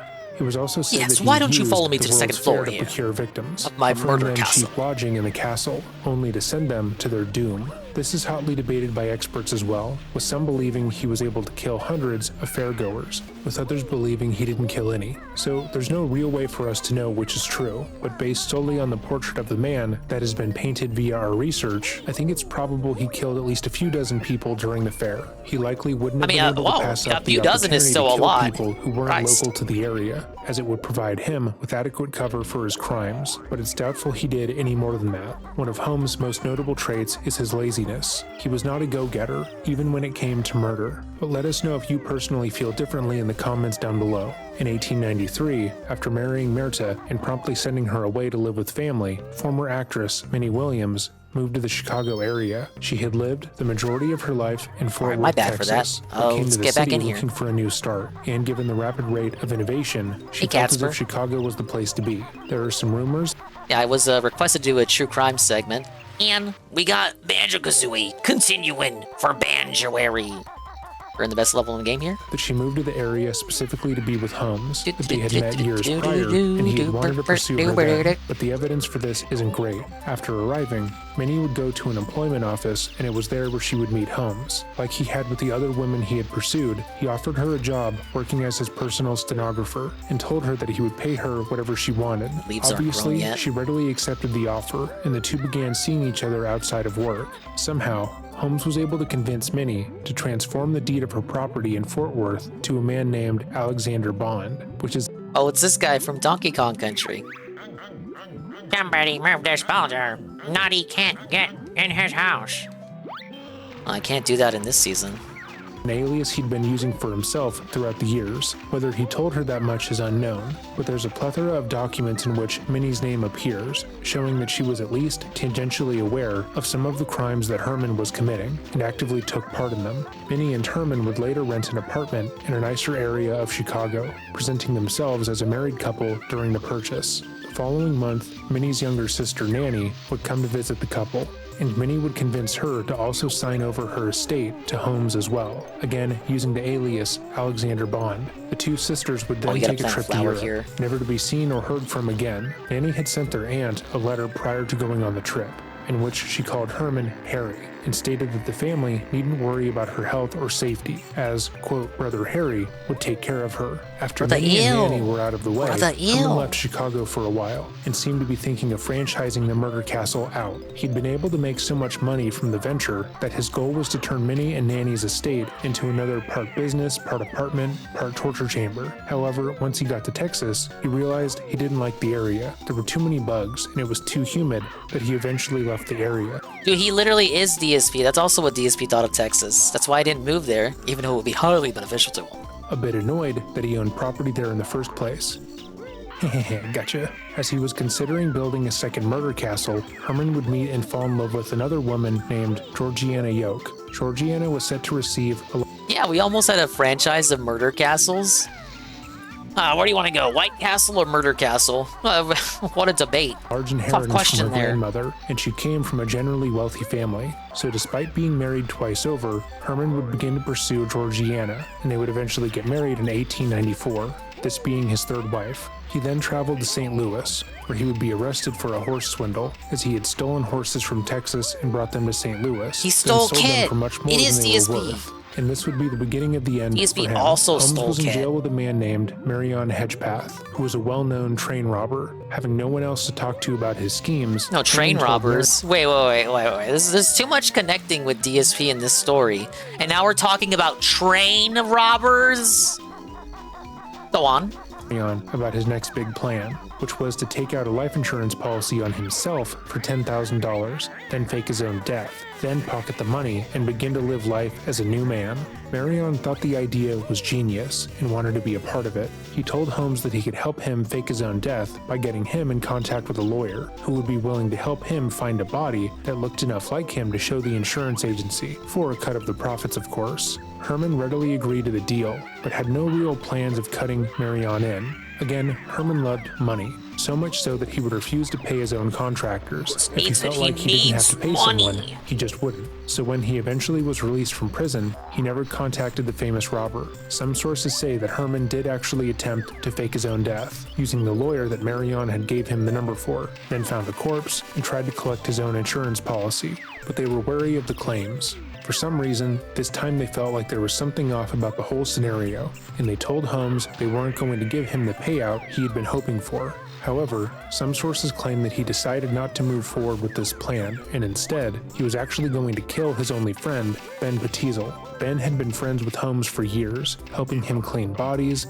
disfiguring them to collect insurance scams, removing the flesh, basically doing anything that Holmes asked him to do, because he thought he was curing his alcoholism. But Holmes, of course, didn't care about that. He told Ben about the scheme and said that they were going to fake his death so that Herman and Alice, Ben's wife, could collect the insurance policy. Yeah, whatever. They told As long as Alice it helps about me the plan stop as drinking well, gin. that if she were to be asked any questions, she would know exactly what to say. And Alice was immediately on board because she would be getting the biggest payout from the whole scheme, and she had 5 children to take care of. Herman explained that after Ben faked his death, he would need to go into hiding for a bit. That way the insurance people wouldn't question the con too much. Holmes told Alice that he would be paying for Ben to spend the next few months in London. So while Ben was working in one of the pharmacies that Holmes owned, he came in and got his best friend so drunk that Ben ended up passing out. Once Ben was on the Bodies ground, in the passed out from Wakanda. I don't think alcohol, I'd go that Herman far, began to pour but you might be chloroform right down about the Ben's general throat, pressing behavior. into his chest, which Look, allowed Phil's the too chloroform to incompetent. He go couldn't into his murder stomach. someone. He couldn't He hurt then a set it up fly. to look like Ben was so drunk that while working with chloroform, he either slipped and knocked himself out, or passed out and That's somehow why his knocked a house bottle got of invaded by chloroform ants. over, He can't and even the kill bugs contents spilled correctly. into his mouth while he was on the ground. He then lit a match and left, hoping that the match would cause a small-scale explosion, making the scene all that more believable.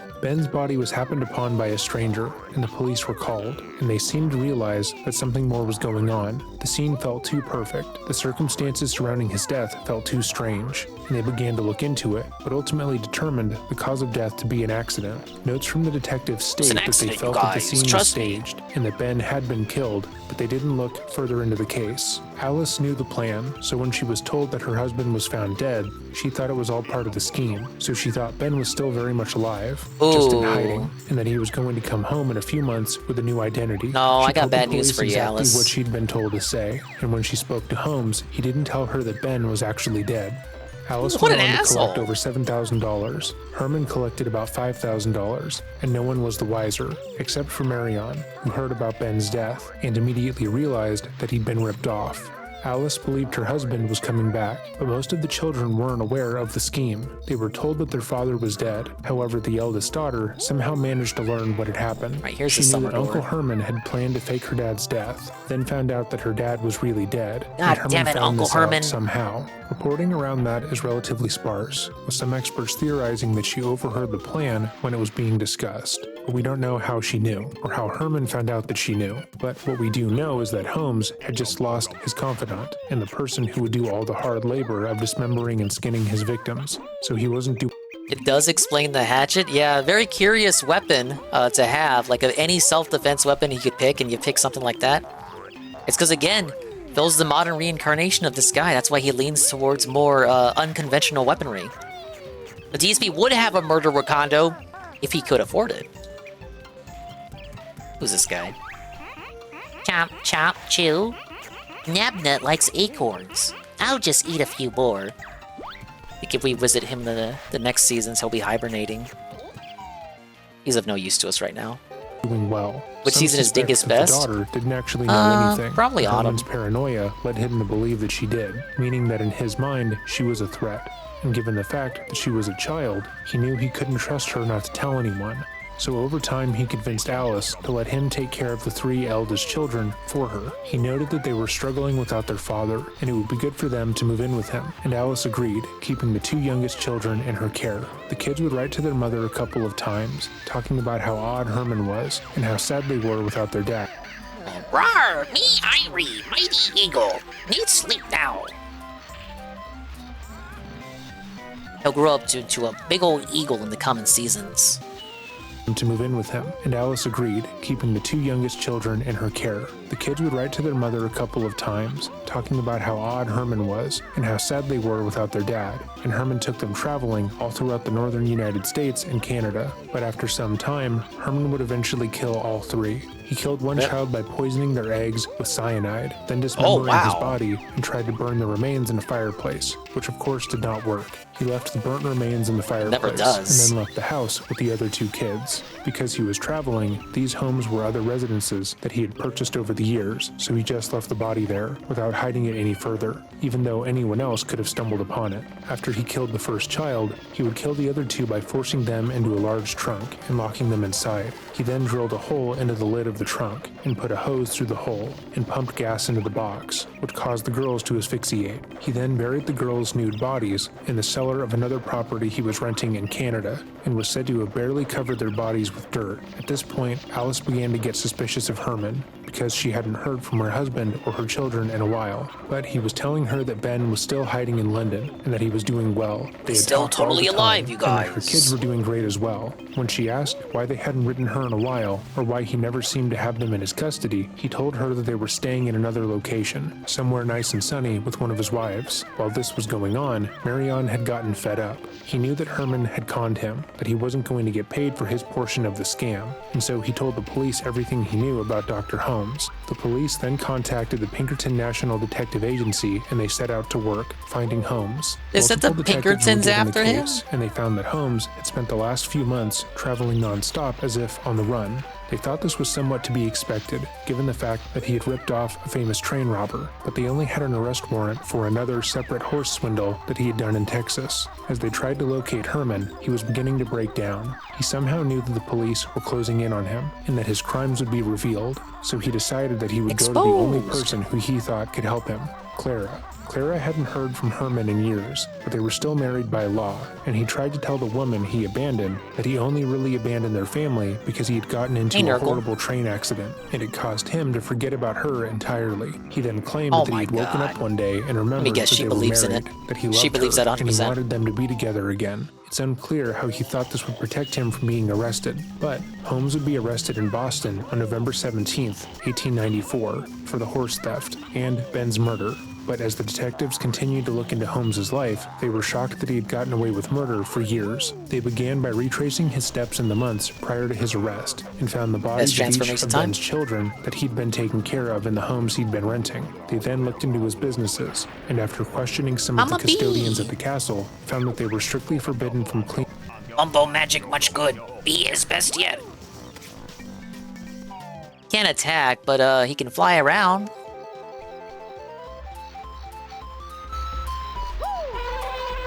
Here I go. I don't even need any feathers, dude. He's only good for this beehive jiggy over here.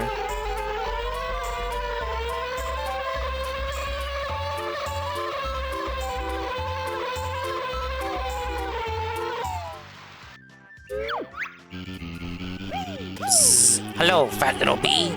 We Zuppas are guarding Grunty's golden honey piece. We've been told there's a honey bear out there. You don't mind if I take it, do you?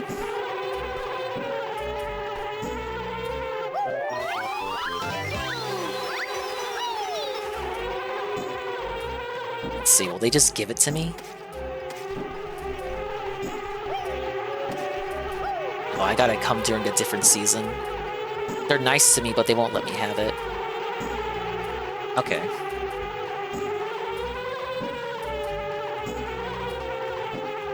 Did Banjo take shrooms or something to get like this? No, he spoke to the Norse god Odin. cleaning the second floor. Washing machine? That's Detectives were then made Banjo-Kazooie. aware that every person who rented a room from Holmes and worked for him was required to take out life insurance, with him named as the beneficiary.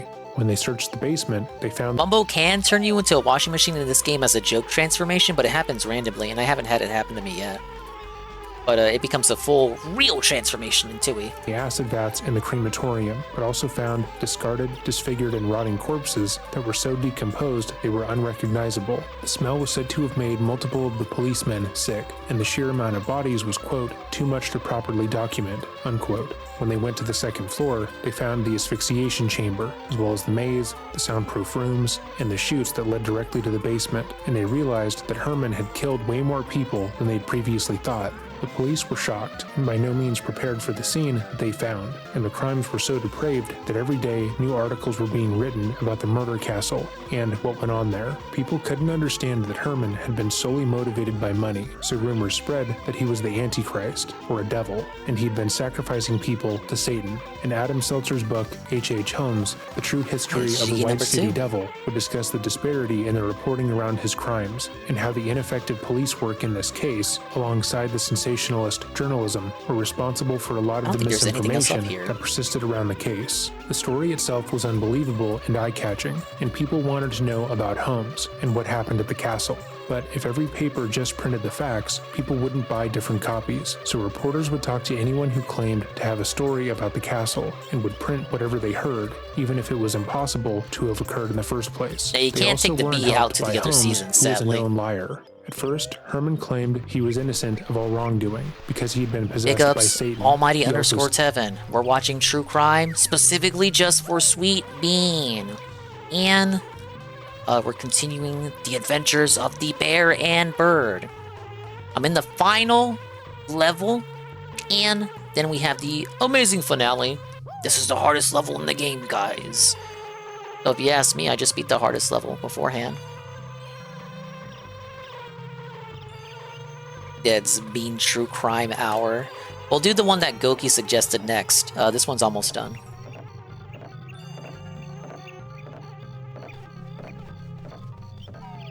Stated that he'd been free from his possession shortly after being arrested, so he shouldn't be punished for his crimes. But when that failed to garner the reaction he was after, he quickly began accepting responsibility for every crime prescribed to him. Even Look at the enemies, they got shades on. They got shades on and they're half naked. I'm hungry now. Need 5 caterpillars. Look at this dude. Tevin, this dude could be an emo. Look at him. Look at his goofy smile. Look at his buck teeth. He's fucking damn near buck naked. He's just chilling. That could be like a cool, almighty cool. He's just hanging out.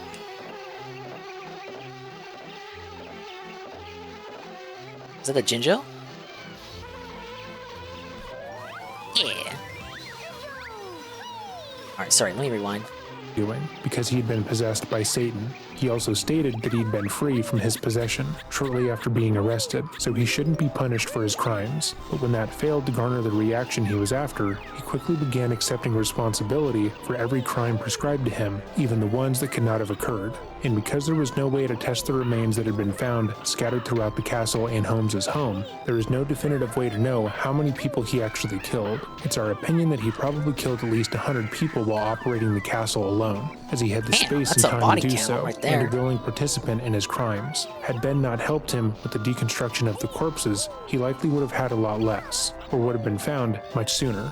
In October of 1895, Holmes was found guilty of the murder of Benjamin Petzel and was sentenced to death. While awaiting execution, he would write an autobiography titled Holmes's Own Story, where he was quoted as writing, "I could not help the fact that I was a murderer, no more than the poet can help the inspiration to sing," which is a stupid thing to say because a poet doesn't sing, they write poetry. It's also stupid because they can absolutely not sing if they choose not to. Holmes was hanged on May 7th, 1896, so was not afforded a quick death. Did not even live to see 1900. Their neck snaps, killing them quickly. However, Holmes's neck did not snap, and he was left slowly being strangled to death for nearly 15 minutes. Where he is said to have been calm despite twitching relentlessly. Herman would make one request before being killed, and that was for his coffin to be buried under 10 feet of concrete so that it could never be burgled by grave robbers, which is noted as being one of the coolest of crimes, as indicated by the coolometer, and this request was granted for some reason. However, there were some rumors that Herman wasn't the one killed during his execution. Because Herman was such a charismatic person and had a significant amount of money in his bank account, many people believed that he had charmed another prisoner or a guard or someone in the prison to help him escape and put another person in his place. This theory was disproved in 2017 though, when his body was tested and confirmed to be H.H. Holmes. So if you've made it to this part of the video, thank you for watching. Tomorrow we are going to be covering a case that is somewhat tangentially related to Holmes, and that there are theories that he was actually this famous serial killer who escaped capture. It ended up being a video on Jack the Ripper, a two-parter. But there you go. He eventually got his just desserts and got hanged, and then did not even die instantaneously. He had a long, suffering death.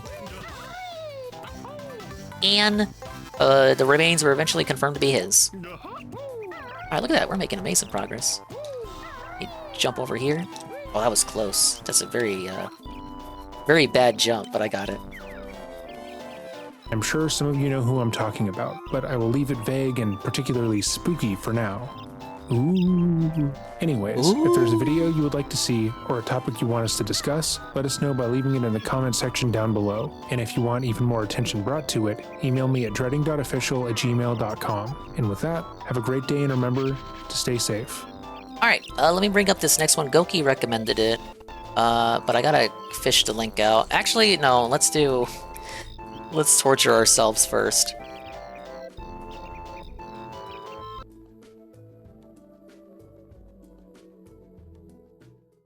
Good evening, everyone. Phil here, and welcome to the Daily Wrap for what was Tuesday, the 7th of January 2025. A great streaming day yet again. A day of firsts, a day of returns, a day of fun, awesome stuff. Let's talk all about it. As you know, today there was no podcast. Why? Because on today's first stream, instead of a podcast, it was the premiere of Smart Guys The Revival, a new wrestling commentary show starring myself and Ashton, or PPP, from Kino Casino. No, Triple P. We broadcast this over on my DSP Reacts channel. You can find it at DSP Reacts on YouTube, or I also broadcast it on my Kick channel, which is DSP Gaming Real. It was basically recapping last night's Monday Night Raw, which was the first one now broadcast fully on Netflix. Previously, Raw had still been on USA Network for a long time, but now they made this agreement that it would be on Netflix from now on. And so they had all these new things, redesigned sets, special matches, all kinds of stuff. Now, I have been 5 years removed from pro wrestling, so I had a very unique take on all of this. Ash had a completely different takes in some cases and very similar ones to mine in others. It was actually quite a good show, in my opinion. And I had a great time doing it with them. Lasted about 2.5 hours. I don't foresee it always going that long, but being that we had a lot to talk about expected it to be a bit longer, and me getting back into wrestling, and I'll be honest, we did kind of go off on a few tangents here and there, which we will. It really says a lot that so Secret Limited put out a tweet earlier today saying he calculated how long PPP was talking. PPP spoke 71% of the time, and DSP spoke 29% of the time. PPP did respond to that and said, "Oh boy, bud, it sure felt like Phil was speaking more than me," because Phil tends to ramble on whenever he does get a chance to speak because he's an old man. Probably improve upon doing that in future shows as we get better at it. So if you didn't see it yet, the streamed archive is live over on DSP Reacts, and it will be there, you know, for your viewing pleasure. And everyone that was there live was amazing, great audience, and great support. So it went really, really well. Okay, so check that out. Then I came back over to DSP Gaming, and I did about an hour of Indiana Jones and the Great Circle. So we had some advancement in Siam, where we actually get into a boat and you start driving around the jungle in the water. And then you start going into temples and stuff. It was pretty fun. More open world exploration, and had a good time with it. Didn't get too far. We really only had time to do a little bit of exploration, and then we did an optional temple like side quest, and then we ran out of time. So good stuff. First stream was great. Then on the late stream tonight, it was Call of Duty Black Ops 6, again with mouse and keyboard, and with an improvement. Because here's the thing. You see these headphones? Here's the deal, you guys. I've had these wireless headphones for quite some time. I never used them, you guys. I never told you that I had them. Like 2018. I originally like bought $300 them for my wife Kat to use. Oh, wow. Because she used to be a PC gamer and she used to play Overwatch. And she did use these playing Overwatch for about a year. But then she migrated from being a PC gamer to a console gamer, and she stopped using them and they just sat unused. You may have noticed various times over the last couple of years, you may have seen these in videos, like me doing an interview or something, and I'm wearing these headphones. So basically, they sat around pretty much unused. But today, when I was going to do the wrestling show, I'm like, you know, I probably should use headphones, because if I have, you know, Ash's voice coming through my speakers, there's a chance, number one, I might not be able to hear him that well. Did it catch up Cat in the background? It might pick up on the mic, and then we'll have echo, and that's no good. So No, I decided that's still I'll use the good, man. headphones. Well, brilliant idea. Tonight I'm playing Call of Duty, and I'm like, wait a minute, why don't I use these headphones? Now, So you'll get listen, ear the reason I infections, stopped ear using infections, headphones Okay, tell 4 or us. 5 Tell years us. ago Tell us. was I want to because hear I had it. rampant I ear wanna hear it. infections. They kept coming back 4 or 5 times a year, and it was really bad. Bottom season But activated? back then, I used to wear headphones every single stream, and I think that's what was So we're just gonna causing go it. back to that. If I- The ear infections weren't making us money, so now they don't exist. Or at least at the very least, if we're charitable, we're being generous to them, which we really shouldn't be. At least I shouldn't be. You'll just face tank the ear infections for your comfort, the pleasure of your stream, just putting the headphones back on again, even though we complained about them so much a few years ago. To beg for sympathy from viewers. If I selectively wear headphones for if I'm going to do Smart Guys, or maybe I'm going to play a game like Call of Duty where surround sound could help me, I think it'll work. All right. So I wore the headphones today. The only bummer, I can't plug these headphones into the gaming PC.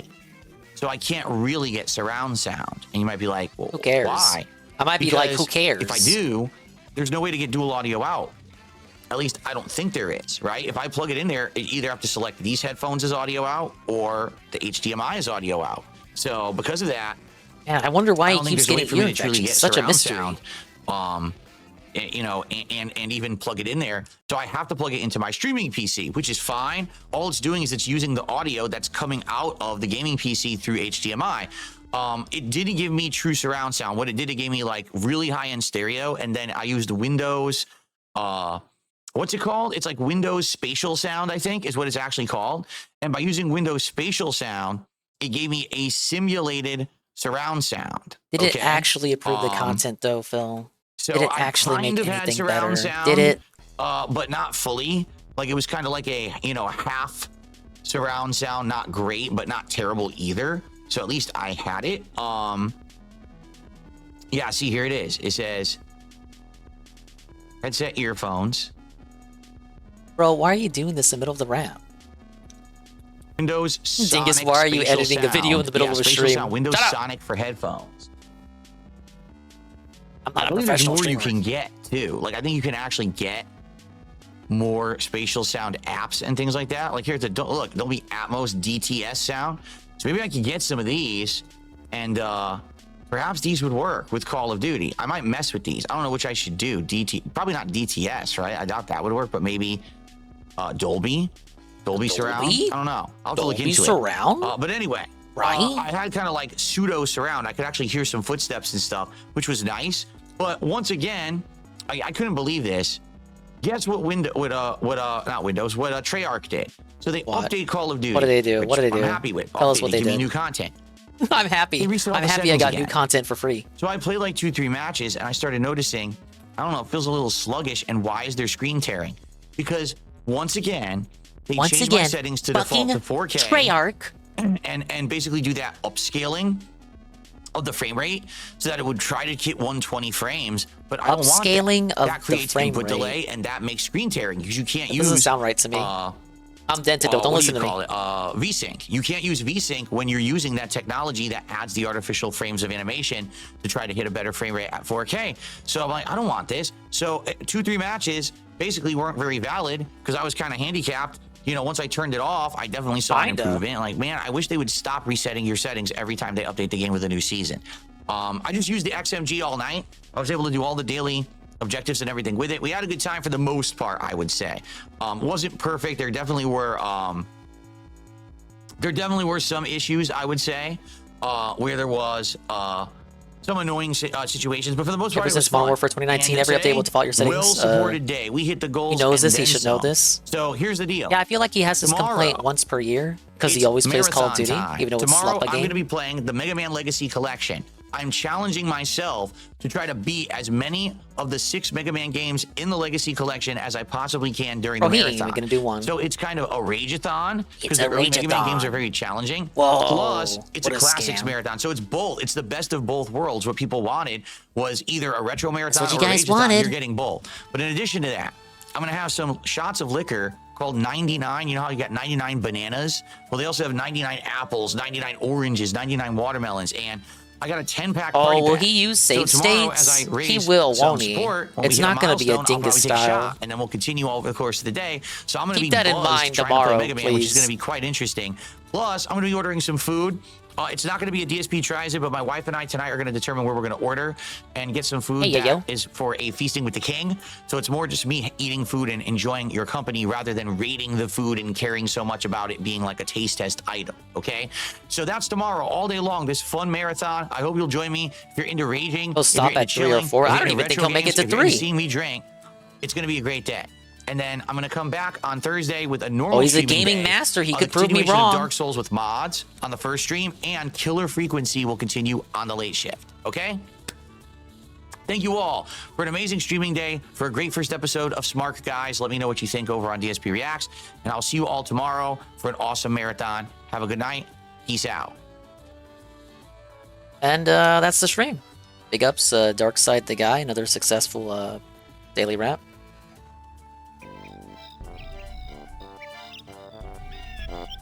Alright, we had a couple things to do. We gotta free the... Gotta bash the boulder in front of 𝖏𝖚's house. No!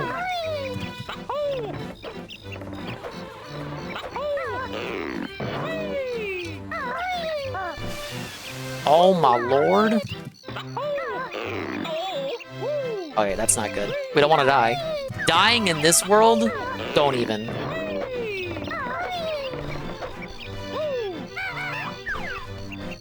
Can we at least do the... Gotta do 𝖏𝖚, and we gotta do the flower, and then the eagle.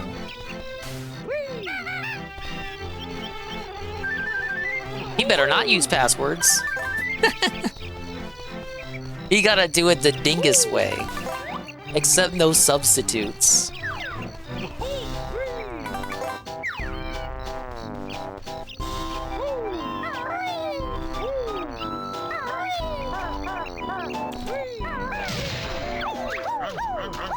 Wow, what strength? Come inside, and I'll give you a reward. Yeah, we're not allowed to enter his house in autumn. We had to come back in autumn? On autumn, no. We're not allowed to enter his house in the summer. We had to come back in autumn. Sorry. The next thing is the flower, and then I gotta get up to the eagle. Legacy Collection 1 and 2 have different style save states, at least what Reddit tells me. I would just use passwords to continue.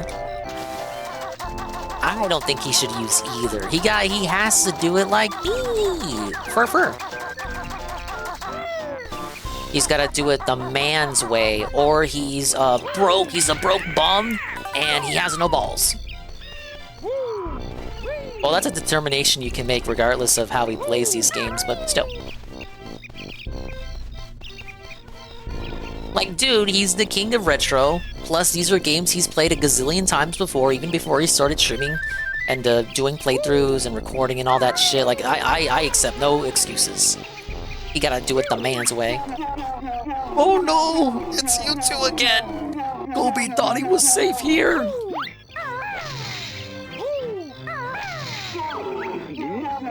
Will you stop doing that? It took me ages to find more water.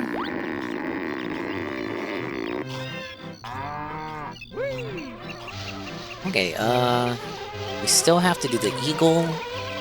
And I can't turn into the bee in this season, but every time you go to Mumbo's skull, in any season that's not spring, he has a funny excuse for why he can't transform you.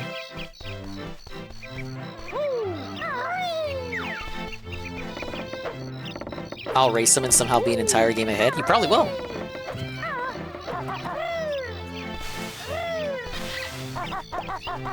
Get that tasty worm. Look at him, look at him! He's just chilling out. Too hot for magic. Mumbo wants suntan. Anything up here? There is. Oh, is that the witch switch? Bro, Banjo.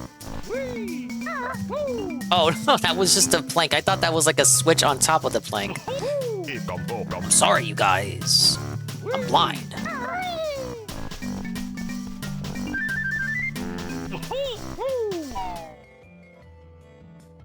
Yeah, the winter one is funny because he has like an enemy, like, look after the skull for him. I guess Grunty doesn't pay. Okay, let's go turn in our worms. And in the meantime, this is a true crime that Goki suggested, and I had it on the playlist for a minute. Can you consent to your own murder? The case of Sharon Lopatka?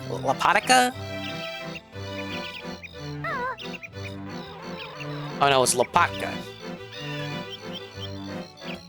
Yeah, I got worms. You wanna see them?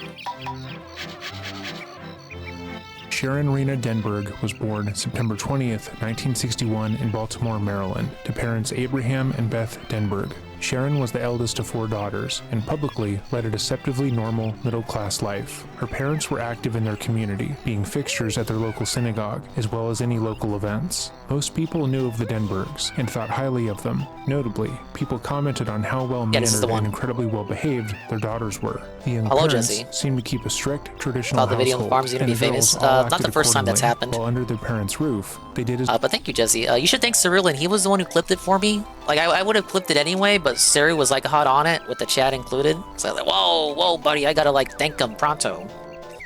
I'm on that hot clip streak. But in this case, he is absolutely the one that deserves all the kudos. they were told, and were the subject of countless compliments from other adults. But it would seem, despite appearances, that Sharon desired more. When she was in high school, Sharon was extremely active in extracurricular activities. She played volleyball, field hockey, sang in the school's chorus, worked on the school paper, starred in multiple theater productions, and even found time to work as a nurse's aide, teacher's aide, and more. Though many would describe the young woman as, quote, as normal as you can get, she was enterprising in a way that many young men and women her age were not. She saw opportunities everywhere, and was quick to jump on them. Where others would follow societal expectations and the socially acceptable way of doing things, Sharon was quick to buck the guidelines, choosing instead to forge her own way and move through uncharted territory. Those close to Sharon at the time would go on to state that they believed her determination and willingness to do things her own way was her way of trying to rebel while living with her parents. We're gonna be she doing saw it my way. extracurriculars as a way to stay out of the home longer, and was constantly looking for new projects that would grant her the slightest bit more freedom. Her peers would also note that she had an uncanny ability to sell anything to anyone. She was described as being the ultimate salesman, transforming herself into whatever her prospective client wanted her to be in order to get them on her side. Jesse While in high school, the skill helped her gain favor with many of her classmates and the teachers, but it would really come to fruition outside of class. In the early 1990s, Sharon would marry Victor Lopatka, a Christian electrician. Again, those closest to... Oh, sorry for pausing, but I think this is a important jiggy here. Because now we're in here as Banjo.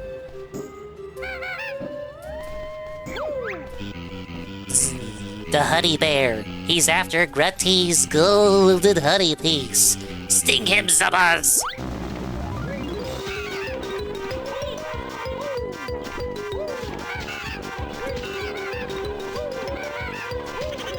Just spam B.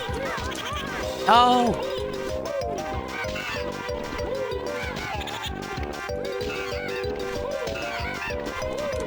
Oh, good.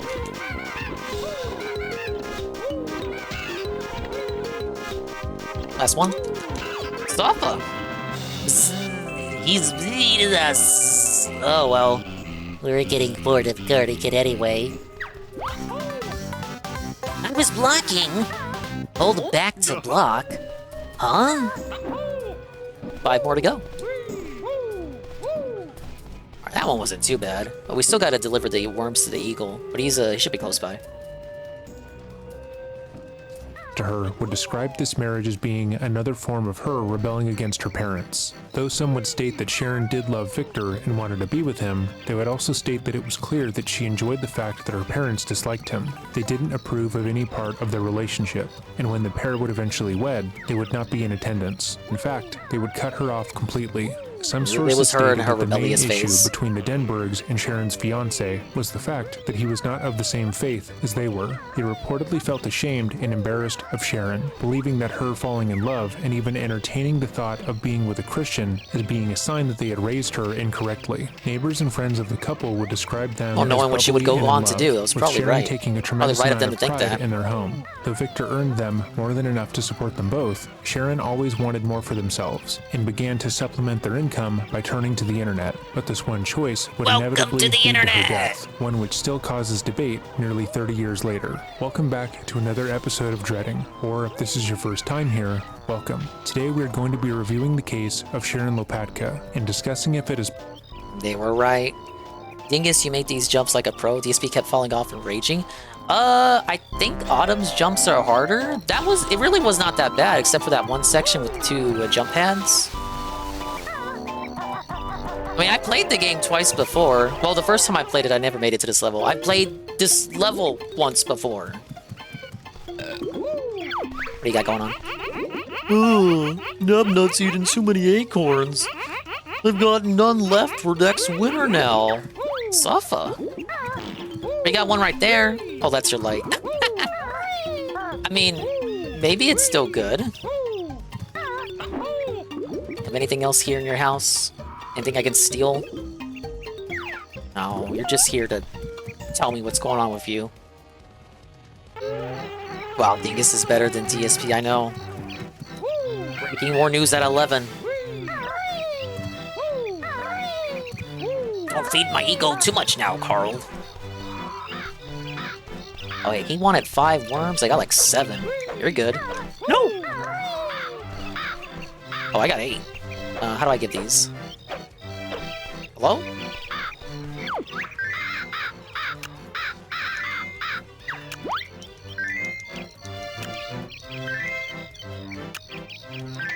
There you go, sir.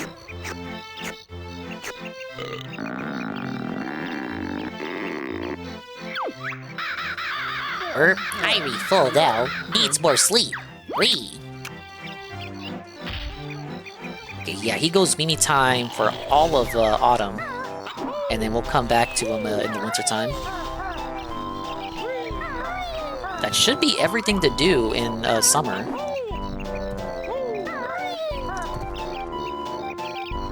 Devour. Devour.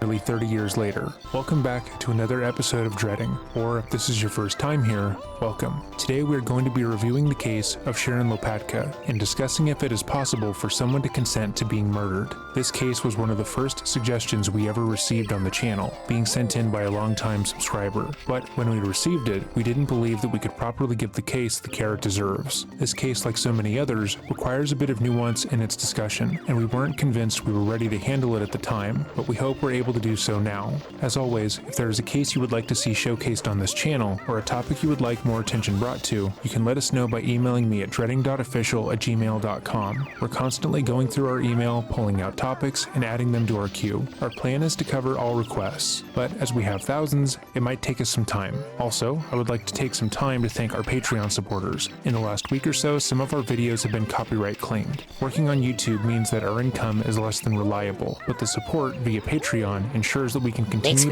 bring you content full-time. As such, new perks are in the works, alongside more videos. Even if we are demonetized fully, we can still make content. So, we cannot thank you enough for your contributions. With all of that said, let us begin.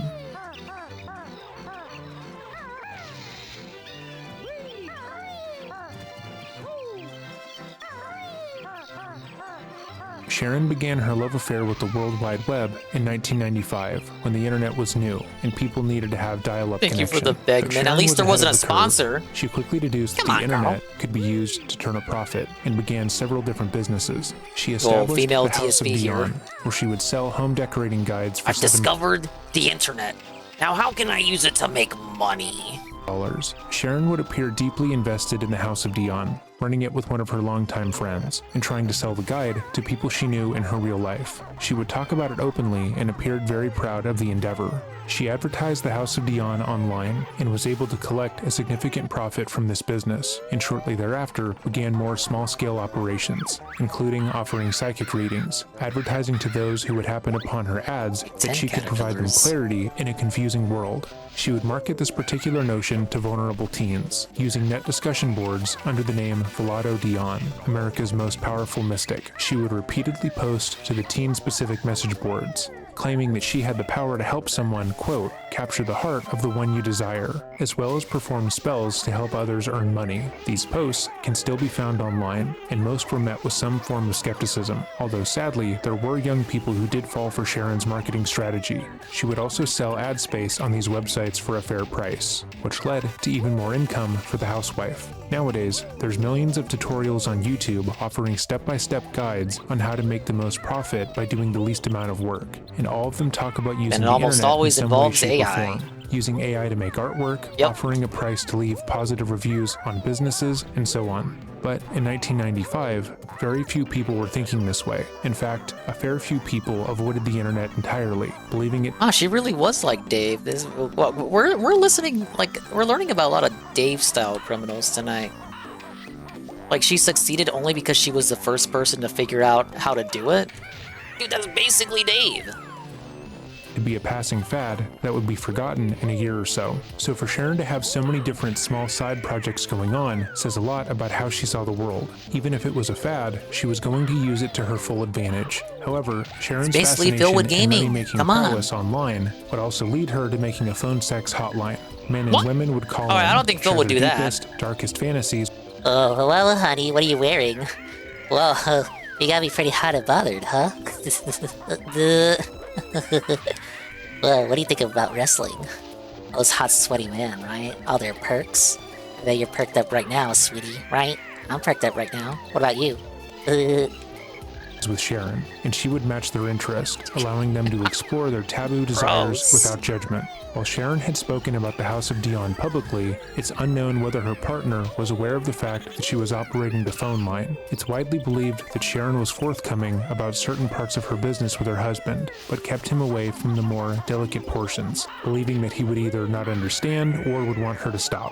And because Sharon was mostly in charge of the family's finances, she would claim that all of the money she earned came from the House of 𝕭𝖏𝖏, or from the mystic readings, and Victor would be none the wiser. Some sources declare this as a fact. However, Victor has not commented on this notion himself, that we were able to find at least, so take that with a grain of salt. The phone sex hotline was somewhat profitable, and it led Sharon down darker avenues of making money. She realized that the majority of people she talked to felt isolated in their sexual desires, and would spend a significant amount of money on people that's why they're who would calling make her them up. feel less alone. When she talked to men and women over the phone, they would tell her things that they felt they couldn't tell their partners, sexual fantasies that they felt were too depraved for everyday life. She immediately thought of how to profit from that. If she could provide people with a safe way to exercise their sexual fantasies, to be an anonymous person for whom they could fantasize about, she could probably make thousands of dollars off of that alone. Sharon also seemed to feel, based on her writing, that she had her own sexual fantasies that needed to be explored. She spent a significant amount of time online looking at porn and hanging out in adult chat rooms, but Sharon wasn't aroused or interested in the average chat rooms that were a dime a dozen online. She found herself drawn to the extreme sites, where nothing was off limits. Again, it's unknown whether she was sexually interested in these sites herself, or if she saw the people on the sites as being more sexually depraved, and therefore easier to profit from. She became a fixture on these sites, where people would post about bondage, scat play, necrophilia, and more. She would take on different personalities while on these boards, often trying to mirror what she believed the majority of people looking at the site would be interested in. At times, she would claim to be small and frail, new to the world of online kink and fantasy. She would feign ignorance, allowing some of the more experienced members to fantasize about corrupting her while they informed her of her own just like you. desires. Other times, she claimed to be an overweight dominatrix who loved. I don't know, was Derek into necrophilia? I've seen him like tweets about scat play and like talk to porn stars about scat play. Derek didn't like fucking dead bodies, right? Surely not. To humiliate men and women in the bedroom, detailing sexual exploits that there is no evidence of ever occurring. On most of these accounts, she would offer to sell her worn bras, panties. Yeah, like, of course Derek wouldn't like having sex with dead bodies, because, like, they can't respond to him. They can't say his name. Duh! And pantyhose, taking requests for how long each item would be worn for. It's unclear if any of the items ever sold, but given the nature of sexual message boards and fetish sites, it's likely that they did. Over time, her posts on these sites grew more and more concerning. She began offering other members access to videos which she claimed showcased actual sexual abuse and harm being done to others, OnlyFans. and even offered commissions of sort, directly stating that she would make the buyer any video of their choosing. According to her posts, absolutely nothing was off the table. Wait, this is just like DSP's Patreon. It is female DSP. Discovers a grind that works for her long before anyone else does it. Gets into a particular niche on the internet. Does it years before anybody else thinks to do it and do it better and make more money from it. On one occasion, she claimed to have a video showing multiple women being chloroformed or otherwise restrained, relaying that it was the first video of its kind to show the, quote, beauty of the sleeping victim, unquote. She stated that she was serious about this offering and that only serious people need respond. Other videos that she supposedly made involved her playing a giantess that stomps and kills men, women being frozen and turned into marble statues or robots, as well as her making private commissioned bondage videos. We were also able to find reviews left on some of her videos, which are so overtly positive that it kinda seems like she wrote them herself, like this one, which was made in response to someone claiming that she scammed them by not sending them the video. Dude, it is Lady DSP. It is, minus the necrophilia, because, like, come on, let's be honest, like, DSP isn't a scat, but, like, minus the necrophilia, it's fucking Phil. Scammer, private reacts. That she advertised. It's got a really interesting plot, not like the other junk on giantesses that I bought from the news groups. The special effects are really good too. There are 3 giantesses who live in the town of Giants. These giantesses are really hot, by the way. So they leave this town and go looking for other towns. They find this other town where tiny men live. Well, let's just say there's a lot of crushing of buildings and tiny men. They also toy a bit with the men before crushing them. It's a really fun movie. I think Nancy did a great job. That's quite a narrative you got there. But it's a lot better than the other Giantess films that I've seen. I want to see her next film. How many Giantess films have you seen, reviewer? I hope she does. Think about it. Anyways, these reviews cite that Nancy, aka Sharon, had a quality. He wants his giantess porn now, right now. Porn studio and worked with other actors in the industry, which we know cannot be true. Hey, check they it all out. Detail how beautiful and charming Nancy is, despite the fact that she doesn't exist. We were also able to find evidence that at least 10 people attempted to buy the video of the woman who had been rendered unconscious. That's why they call it Dingus to Go. With them posting to warn others about the scam. There is no evidence that any of these videos were ever made, and no one in Sharon's life knew anything about this. Had she chloroformed, hypnotized, or otherwise drugged and sexually assaulted any— I mean, the scam probably was real. The videos were probably never made. Like, look at this fat bitch. She ain't filming anything. You probably, like, sent her money and then you just never got the video. It's just Occam's razor. Like, she's probably not the smartest tool in the shed there. You just give her money and then she just doesn't give you what you paid for.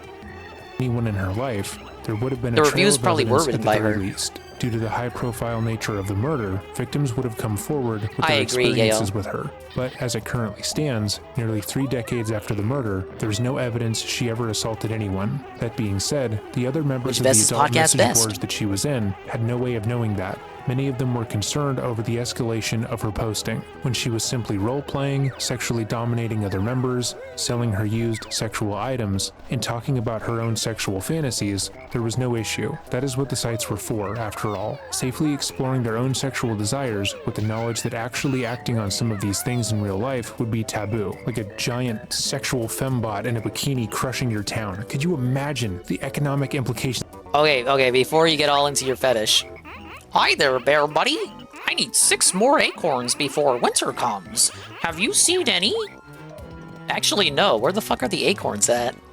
Did I somehow miss them all? of this, but alas, Sharon would take things to another level. On one message board, she claimed to be interested in being force-fed to death. She posted that she wanted to be force-fed until she reached at least 475 pounds, stating, "I am not interested in email correspondence or a phone feeding. What I would really like is the real thing. I'm willing to be force-fed to..." No.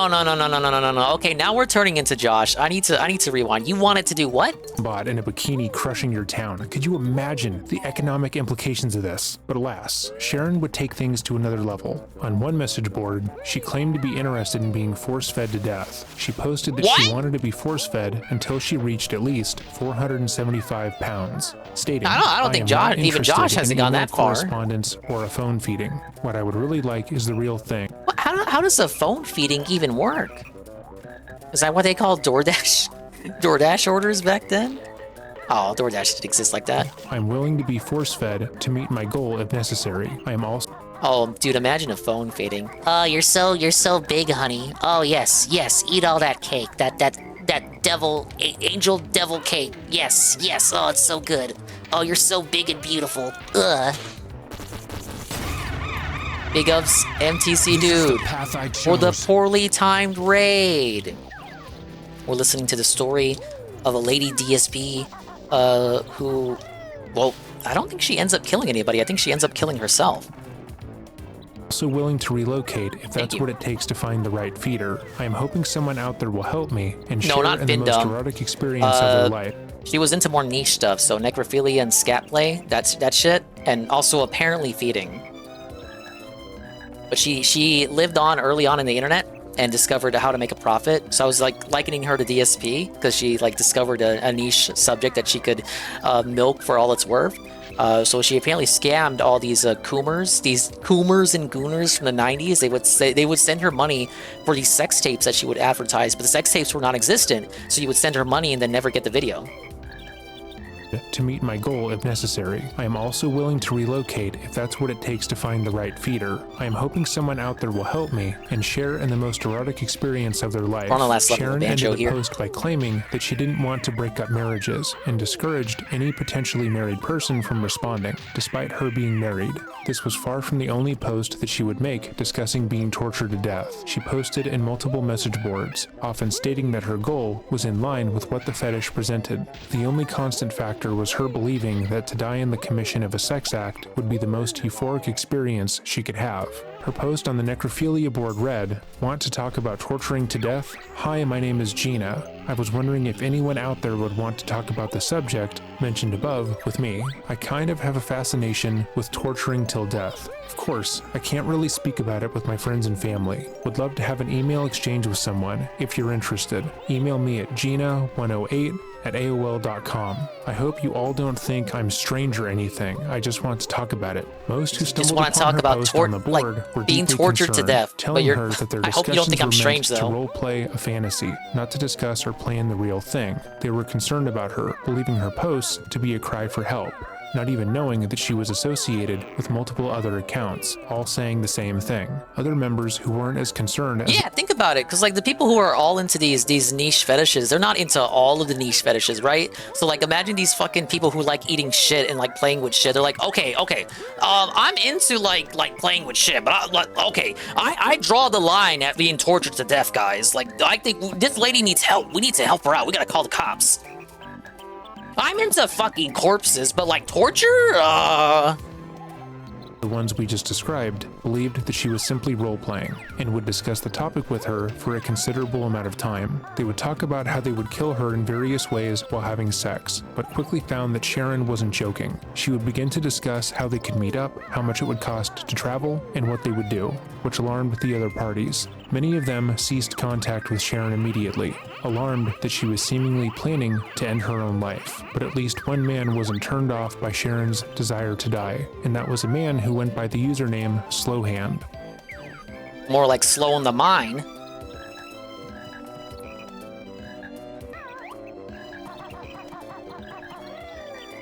Robert Glass was the kind of person you could easily overlook. He was quiet, unassuming, and most people would state that he cared. It's like fucking Dickers. This looks like Dickers' dad. Dickers? He looks like someone who would be into this shit.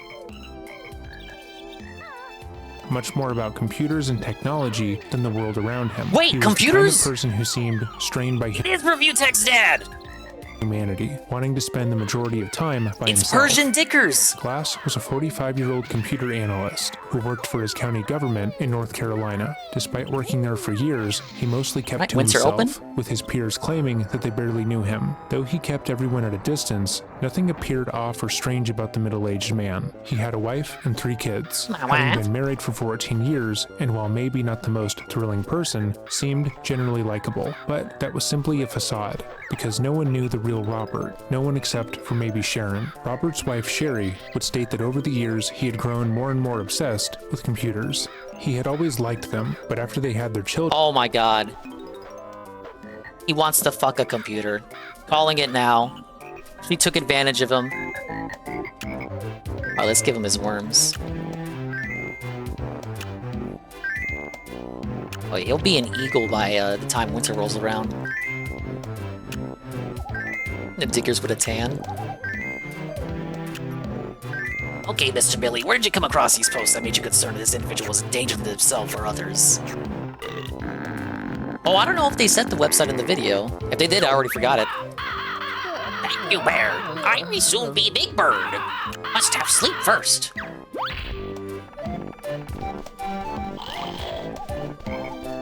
Now, I still need to find 2 acorns in this season. And we'll be ready to go. So far, you know, I don't agree with people who say this is the hardest level in the game. It's been it's been pretty breezy so far. The ship was much worse than this. People don't know how to make these fucking jumps. You gotta have faith in your jumps, Arthur. Let's see, is there an acorn in here?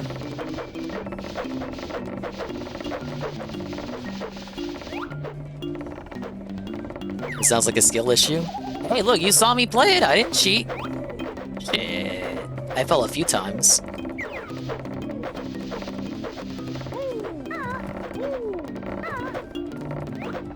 There's nothing in here in any season other than spring? I don't need any extra lives. They cap out at 9.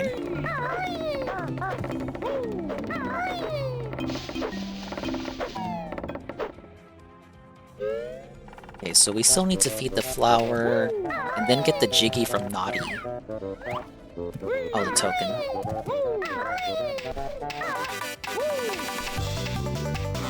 Whoops. Oh yeah, maybe I fucked up that a little bit. Children, he began to isolate himself further. Robert's wife Sherry would state that over the years he had grown more and more obsessed with computers. He had always liked them, but after they had their children, he began to isolate himself further from them. Glass would insist that he was doing work, that what he was doing was of the utmost importance, and would fight with his wife when she would suggest that he spend more time with her and their kids. Their marriage grew strained, but Glass failed to notice or care. Eventually, Sherry would claim that one of their children had asked her offhandedly why their father no longer seemed to love them anymore. At that, she felt she needed to take action. Whatever he was working on had taken priority over the kids and their obligation to be parents, and she decided to check his computer to see what was so important. It was there that she found Robert's Double Life, where he posted messages on these adult sites going by the names Toyman and Slowhand. He would go into graphic gory detail about the things that he wanted to do. Well, Dickers does love his toys. Well, there's an acorn. Sexually, how he wanted to harm other people, and how he had never been sexually fulfilled in his life, as no one would allow him to inflict pain the way that he wanted. He had saved a lot of his post history to his hard drive. What's that froggy emote? You know the one. With other people frequenting the fetish sites. He had talked at length with them about how he wanted to hurt them, to strangle them during sex, and more. And clearly, the messages back and forth meant a lot to him, as he saved them for easy access. All the time Robert had demanded to be left alone, he had been in his office, getting off to the thought of hurting others. Sherry was obviously horrified. This was a side of her husband that she had never known, and that he had never so much as hinted at. He was was cheating on her online, yes, but in the ways in which he was doing it completely shifted how she saw him, and how unsafe she would feel in his presence. That night when he came home from work, she cautiously asked him about what she had found, and she claimed that the color completely drained out of his face. He had no explanation, nothing to make what he did seem rational at all, and so she knew that she couldn't stay with him. Shortly thereafter, they separated and she took the kids, but her leaving did little to change Robert's life. He had long checked out of the relationship, and would soon come across Sharon's posts, talking about how she longed to be killed while having sex. Robert quickly reached out to the married woman, telling her that he was more than able to fulfill her fantasy, and unlike every other person that she'd spoken with, he seemed genuinely interested in making it happen. The two emailed back and forth constantly, multiple times a day, with each email getting more depraved and violent. Within just 3 short weeks, they had sent each other over 900 emails, spanning nearly 850 pages long, discussing their plans, and by October, they were set to meet each other. Well, how'd it go? Oh my god, come on. Fuck this game, man. Sharon told her husband that she had planned to take a short trip to Georgia in order to see some friends. She said it was a girls' trip, one that he would no doubt not be interested in, but she said she would be back in a few days. When a week passed without Victor hearing from his wife, he grew concerned and began to reach out to friends and family members about where she could have gone. No one seemed to know. In fact, most of her friends stated that they didn't believe that Sharon had any friends in Georgia. They urged him to look around the home for anything she had left behind that could show where she had gone, and it was only then that Victor had found a note that she had written for him. The note stated that she was leaving him and had no plans on returning to their home. The note ended ominously, with Sharon writing, "If my body is never retrieved, don't worry, know that I am at peace." She went further to tell him to not go after the killer, which shook Victor in to one his way core. or another, This was a side of his wife he had never known, and fearing the worst, he immediately contacted the police. Law enforcement was able to rule. Alright, we got him as nuts. Yippee! That's all the acorns I need. Take this. I'll see you in spring. Yeah, this guy will be sleeping. It'll be me time for him come winter. So, we got 6. I need to water the flower.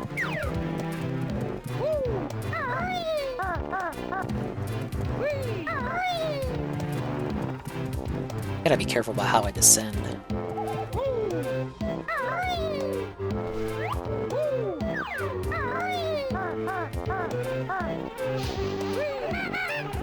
Not honoring his dead wife's wishes. What a bastard. I know, right?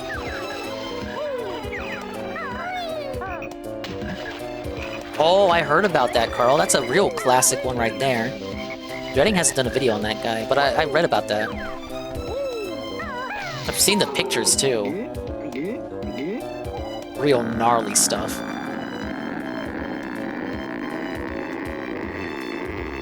There it is. A nice tall flower. Right, that's it. I'm off to the lava world. You'll never find me there. It's a reference to the lava world that was cut in the final version of the game. There was supposed to be an additional lava world. It didn't make it in. And then they repurposed it into half of Hailfire Peaks in Banjo-Tooie. And that's where you end up running into the camel again. A nice little reference. How do I get up here? Hello? Can't climb the stem. So I gotta drop from above.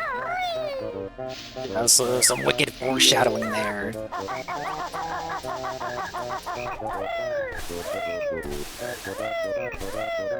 Okay, let's go... Where's 𝖏𝖚𝖏𝖏𝖏 at?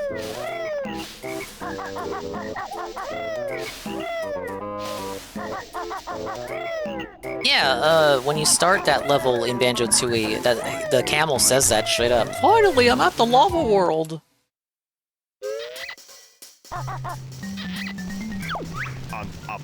Mumbo's busy. Sweet many leaves. No magic today. Fuck you, Mumbo. Mandatory visit here, just for a couple of notes.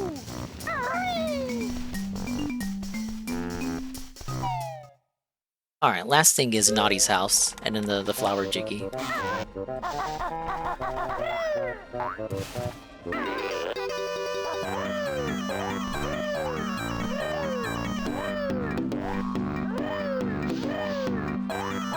I'm not reading that. Kazooie is a baddie. I just read it.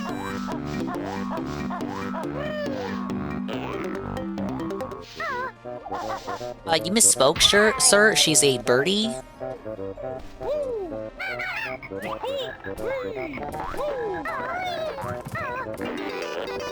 Anyway, remember when I said I was good with the jumps in this game? I lied!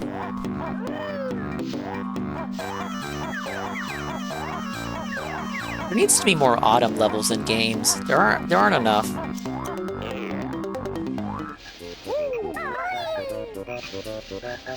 And there's always winter levels, summer levels, spring levels. Where the fuck are the autumn levels at? I want to stomp around dead leaves and shit. Okay, Nadia's gonna be this way.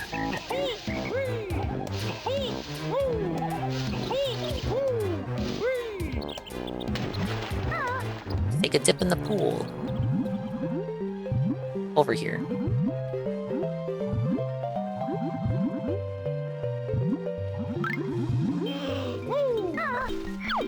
Oh, here you are at last. I've been waiting for you months. I've been waiting months to give you this. At least he kept it.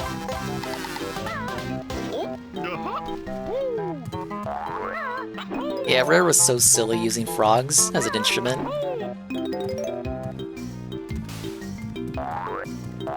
I love how the themes transition to like variants depending on where you are in the level. That was a good idea that they had. Makes it feel extraordinarily soulful. Is that it? That's all you got in your little house? Alright. We gotta go get the flower, Jiggy. And we'll be good and ready for winter.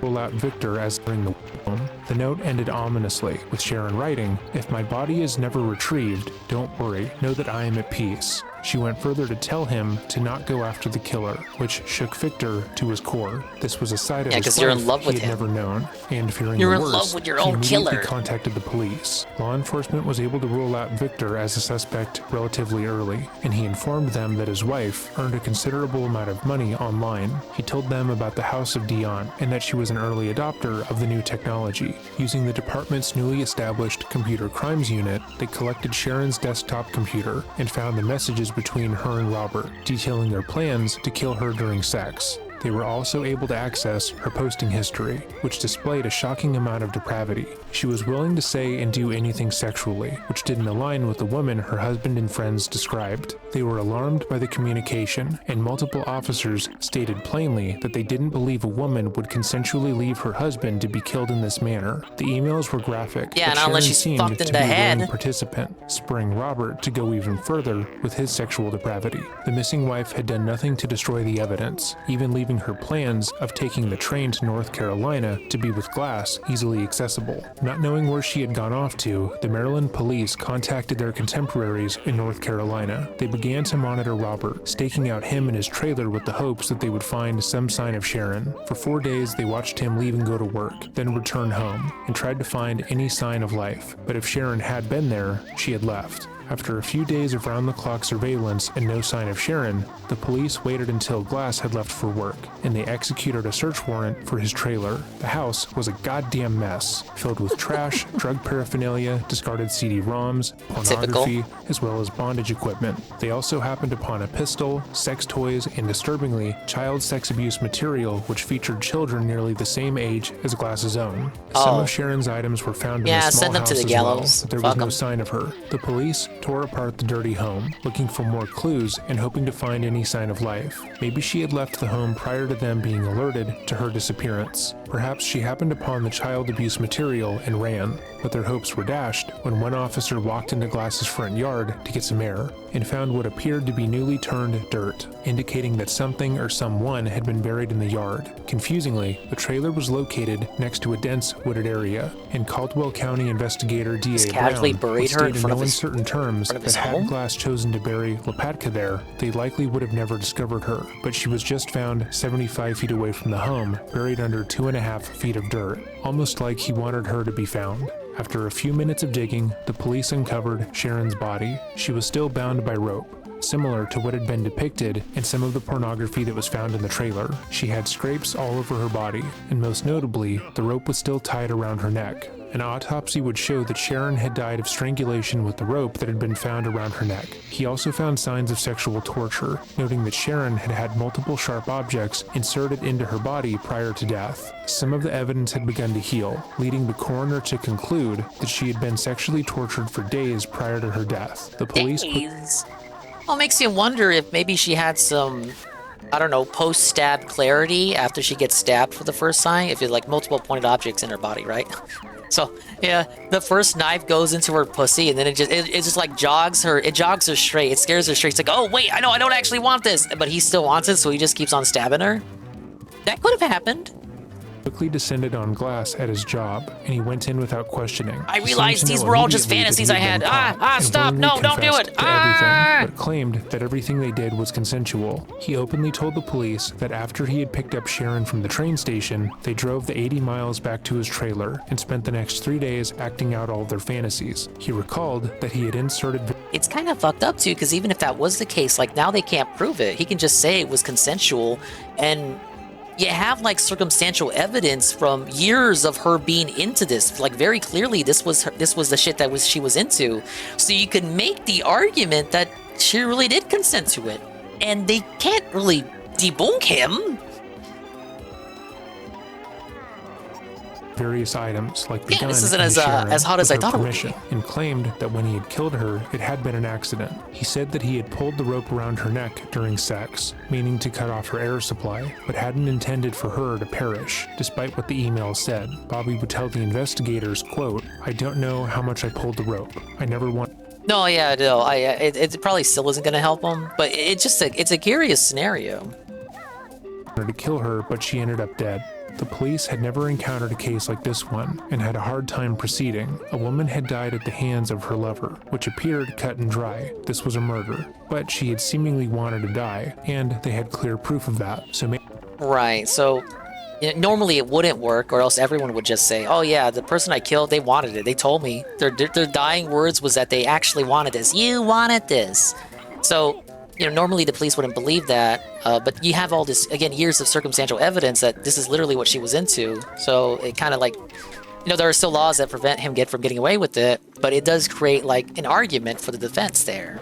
Maybe it qualified as a suicide. They also had record of the death being premeditated, with Robert stating in no uncertain terms that he would like to kill her during sex, which he did, leading again to some qualifying the case as murder. But Robert stated the killing had been an accident, which would mean it was manslaughter. Robert was arrested and charged with first-degree murder initially, despite the debate about what crime was actually committed. Due to the perverse and sensational nature of the crime, the judge immediately placed a gag order on all of those directly involved, with the hopes that the system would work itself out without the general population weighing in.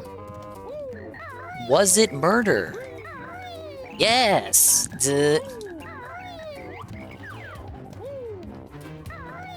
Despite the gag order, the media quickly picked up on the case and were able to find Sharon's post history on Usenet, her repeated queries on the message boards pleading with someone to kill her to fulfill her ultimate sexual fantasy, on her post depicted a history. willing participant in her own murder, and her post history indicated that she was a sexual deviant, one who would do anything to get off. Friends and family tried to negate this interpretation of the person they had known, but that did little to quell media speculation. Again, the internet was relatively new at this point, and the case had become a lightning rod for internet censorship. Politicians, parents, and concerned citizens discussed how they believed Sharon's more perverse interests seemed to escalate with her prolonged internet usage, and they argued that she would still be alive had she not posted to so many message boards. They went further to contend that Sharon could be used as an avatar for anyone in their life, as she had clearly been corrupted by the internet. In one post, a concerned parent wrote that anyone's son, daughter, or friend could be the next Sharon, browsing the internet one day to try and sell some magazines, only to be slowly tainted by its perverse content. Derek was the next Sharon. Others argue that while Robert Glass was in no way representative of the BDSM community, that the murder had been consensual. The BDSM community? No way. Hold up.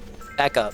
Could be the next Sharon, browsing the internet one day to try and sell some magazines, only to be slowly tainted by its perverse content. Consequently, others argue that while Robert Glass was in no way representative of the BDSM community, that the murder had been consensual. Professionals who studied the case would go as far as to say that Sharon was actually a suicidal masochist, as she had deliberately entered her relationship with Glass with the intention to die. Hundreds of emails she had sent to her paramour clearly indicated her overwhelming desire to die in a sexual act, and her post history showcased that she didn't necessarily care how that came about. Sharon repeatedly consented throughout their conversations and encouraged Glass's more depraved inclinations. It would take 3 years for the case to go to trial, with Robert planning to argue his case throughout. He would eventually take a plea deal, pleading guilty to voluntary manslaughter as well as 6 counts of second-degree sexual exploitation of a minor, stemming from his collection of child sex.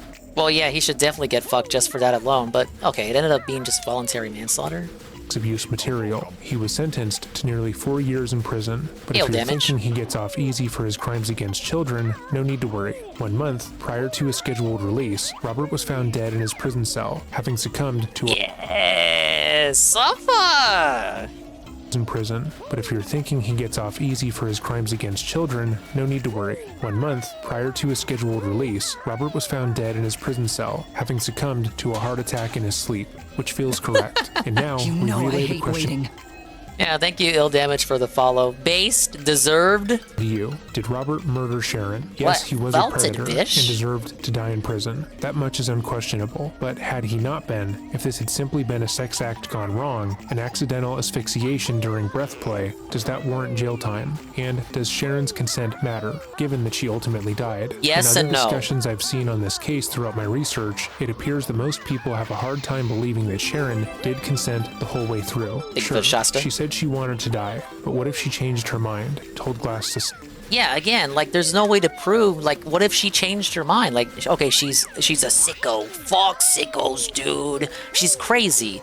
But what if, like, she's crazy and you stab her for the first time, or you start choking her a little too tightly, or you get the rope around her, and it's like, oh no, I changed her mind! I changed her mind! And he's like, he's crazy himself. He doesn't want to stop, so even when she wants to stop, he's like, oh, no, I'm here. I'm never gonna get the chance again. Then bam, she's dead. There will be no way for you to determine whether the consent was like fully throughout the murder. Yeah, up until the last second, she can take it back. Yeah, she still has rights as a woman, female style. And you can have the defense, oh, she consented and we have this like circumstantial evidence that she literally wanted to die. But you'll still have the, you know, the doubt of like, maybe she took it back at the end. Maybe she realized, you know, my fantasies are just fantasies and I didn't actually want the reality. The world may never know, you guys. She can tell him she doesn't want to anymore, but what if he has a sexual emergency? Uh-oh. If only Twitter existed back then. All he would need is Derek's timeline.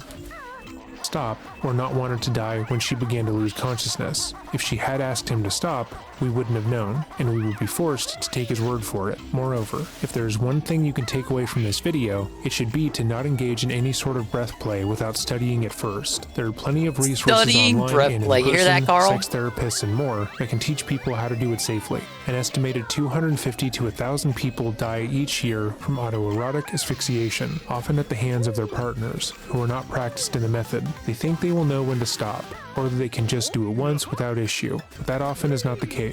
So please be careful and protect yourself. With all of that said, if you have made it to this portion in the video, thank you for watching. If there is a case you would like to see showcased on the channel, or a topic you want to bring more attention to, let me know by emailing me at dreading.official@gmail.com. Have a great day, and remember, stay safe.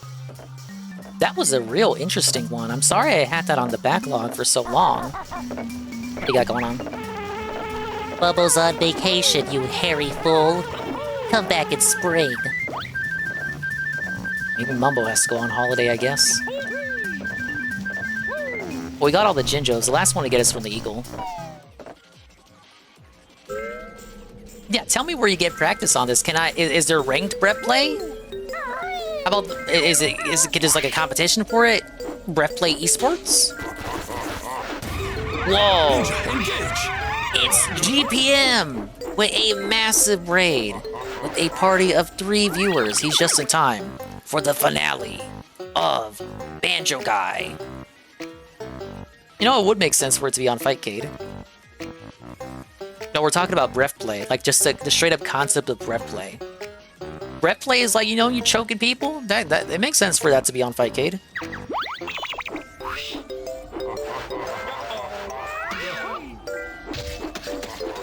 Were there any honeycombs in this level? Oh god, we're in trouble. I don't have any of them.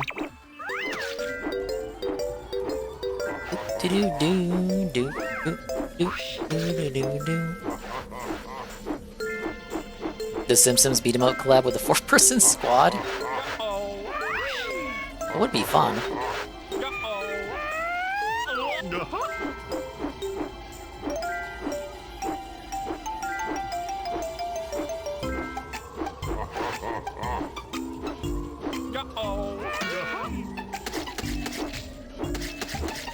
I feel like I gotta kill all of them.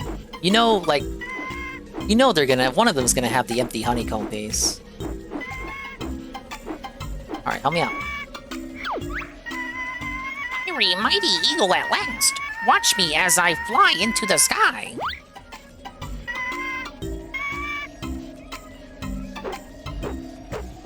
Look at him go!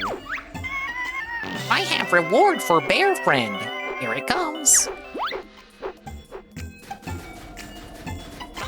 Yeah, it was stuck on PS3 and 360, and then they ended up removing it from the shop anyway.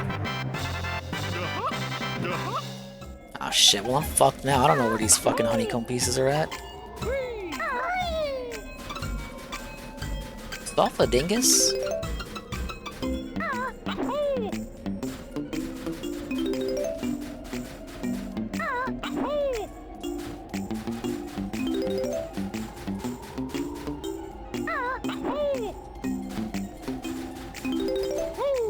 I made it to the top.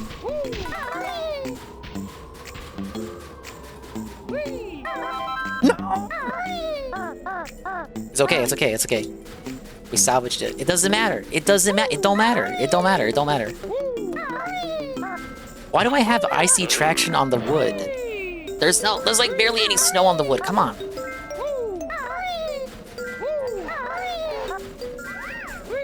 Don't you do it. Don't you do it. Okay, the witch switch is right there.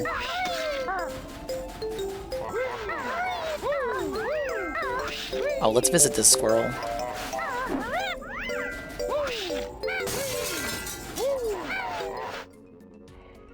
GPM wage quit. He wage quit! Oh look, it's him and his little squirrel babe.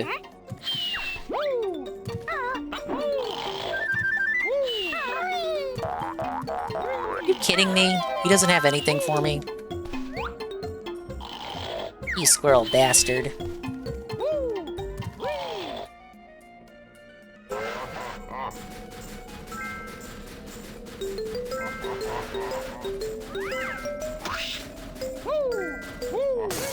Maybe it's in here. Yeah, he's just snoozing it up. Oh no. No honeycomb piece in here, no! Where the fuck is it?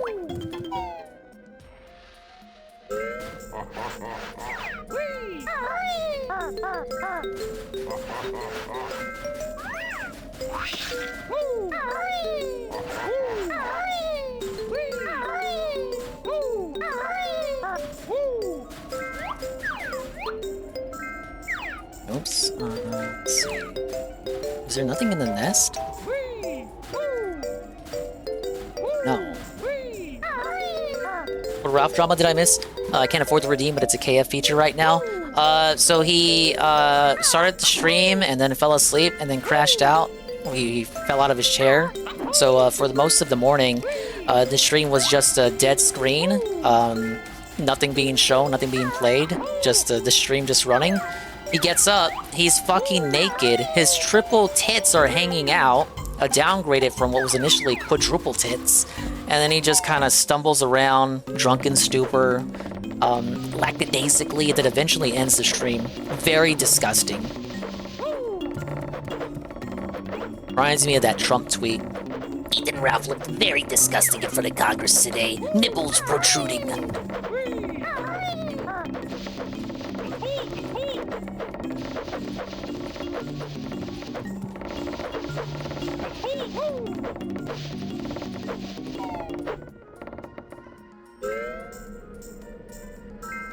In the meantime, what else do we got? So we finished that one.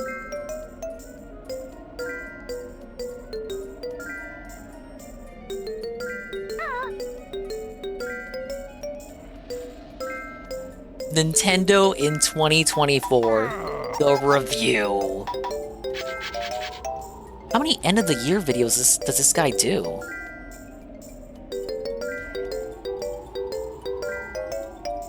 Hello, my friends. I am here before you today to offer an end-of-year review for Nintendo. Basically, just looking at what Nintendo got up to in 2024. Barely and, anything. This is not comprehensive. I'm not going to go over everything, obviously, because there's way too much to talk about. Time zone, am I? You know, Central. all of the stuff that they announced and did and released and all that stuff. Just We call it Tevin time. Try to pick out the most notable stuff to me. And we're going to do this in 3 chunks. We're going to start with the presentations, then we're going to go over the happenings. But true, and Duke, then still the true. big one, the releases. So we'll start with the presentations. There was only one major Nintendo Direct this year. And Surprising so to think about. They Nintendo only had leaned a one lot major more Direct. into their kind of like smaller Most banger Direct they had a month, though. presentations. You know, we had the usual couple of indie world showcases, but then we had 2 partner showcases just showing off third-party stuff, one of which revealed, against all odds, a new Endless Ocean game. That was exciting. Forgot about that game. Until it, you know, hopefully was released. excited for it. That period of time after it was announced and Maybe he before played it released, once. That was a really great and exciting time for Endless Ocean fans. Very happy for them. But of course, there were a lot of other third-party games announced during those presentations. The Switch is still just getting loads and loads and loads and loads of third-party stuff. Then we had a Pokemon Presents, which revealed a new Pokemon Legends game, Pokemon Legends ZA. Still don't have any which was info a on little that bit game. hard Thank you, Game Freak. to announce the game so early in the year, but announce it for next year. It feels like we've already just been waiting forever. But that was great, you know, early in the year. Again, since we didn't get a regular Nintendo Direct in February, it was great to have just a really nice, big, meaty game announcement at that time. On Mario Day, they did a little presentation where they announced that the second Mario movie is officially in development. Not really a surprise, but it's still nice to get the confirmation, especially because they announced that they're making a Zelda movie a few months before at the end of 2023. So, I don't know, it's nice to at least know that they can and will work on multiple movies at once. I mean, there are 2 Nintendo movies now. True. Arlo did say he was going to cut down on production, only for his end-of-year video. He said his end-of-year video was going to suck more than usual. And then he also caught, like, a sickness. This is his side channel. Yeah, it's Muppet video. Nah, this isn't Sonic. Kind of sounds like him, doesn't he? No, this is Grover. Yeah, Zelda will be live action. Pretty Yep, exciting. that's right. And then this year, they were really right. leaned on the Nintendo Direct format for non-video game related things. And I think that's pretty cool. We had the Nintendo Museum Direct before they opened the museum. And I think we all found it a lot more entertaining than we probably expected. You know, it's a really fun little presentation. The museum itself looks really delightful, and you know, it was all with Miyamoto, and he was all really enthusiastic. It was very, very charming. That's one of the two and then there was honeycombs, another Nintendo Direct for the new Donkey Kong area of Super Nintendo. Look, the Zelda movie didn't need to be like some Ghibli shit, but I think everyone can agree that shit should have at least been like a 2D anime. Like, come on. Why is it like live action? Come on. I'm devastated over here. Nintendo World. So I really like that whenever they've got anything to show off, you know, they don't have to like create their own separate press release thing for it. They're still willing to just call it a Nintendo Direct to give us all this news and stuff and these tours. Yeah, I'm watching my ARC. It takes a double air away. I did enjoy the directs for the Nintendo Museum and the Donkey Kong Country thing. I haven't been to either. No, maybe once they come to Florida. I think that's fun. I think it's a really good idea. But then, of course, best of all was that June Direct. We only got one single... I just love when they get Miyamoto out to just do silly shit. Because that dude's not making games anymore like that. He's like the idea guy now. He gets paid just to be Miyamoto. Ain't that amazing? Major Nintendo Direct this year, but clearly they took all of the announcements that would have been spread out among a few directs and crammed them all into this one. This was a year's worth of announcements in just one direct. It was so packed, and it was so funny because this was halfway through the year.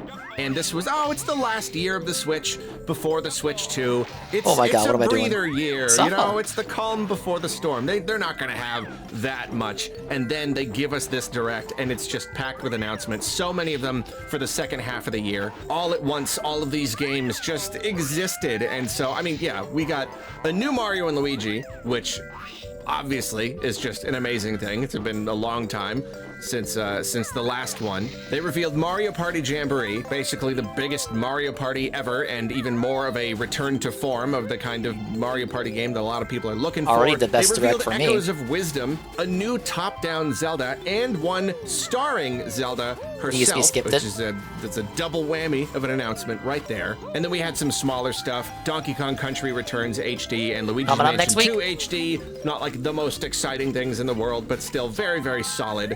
Nintendo World Championships NES Edition.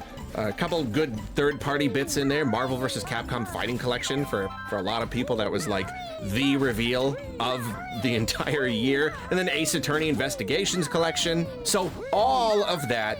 And then at the end, finally, Metroid Prime 4. They finally did it. 2024 was the year where Nintendo finally Miyamoto's got tenure. They can never get rid of him. Reveal of Metroid Prime 4 with gameplay and everything.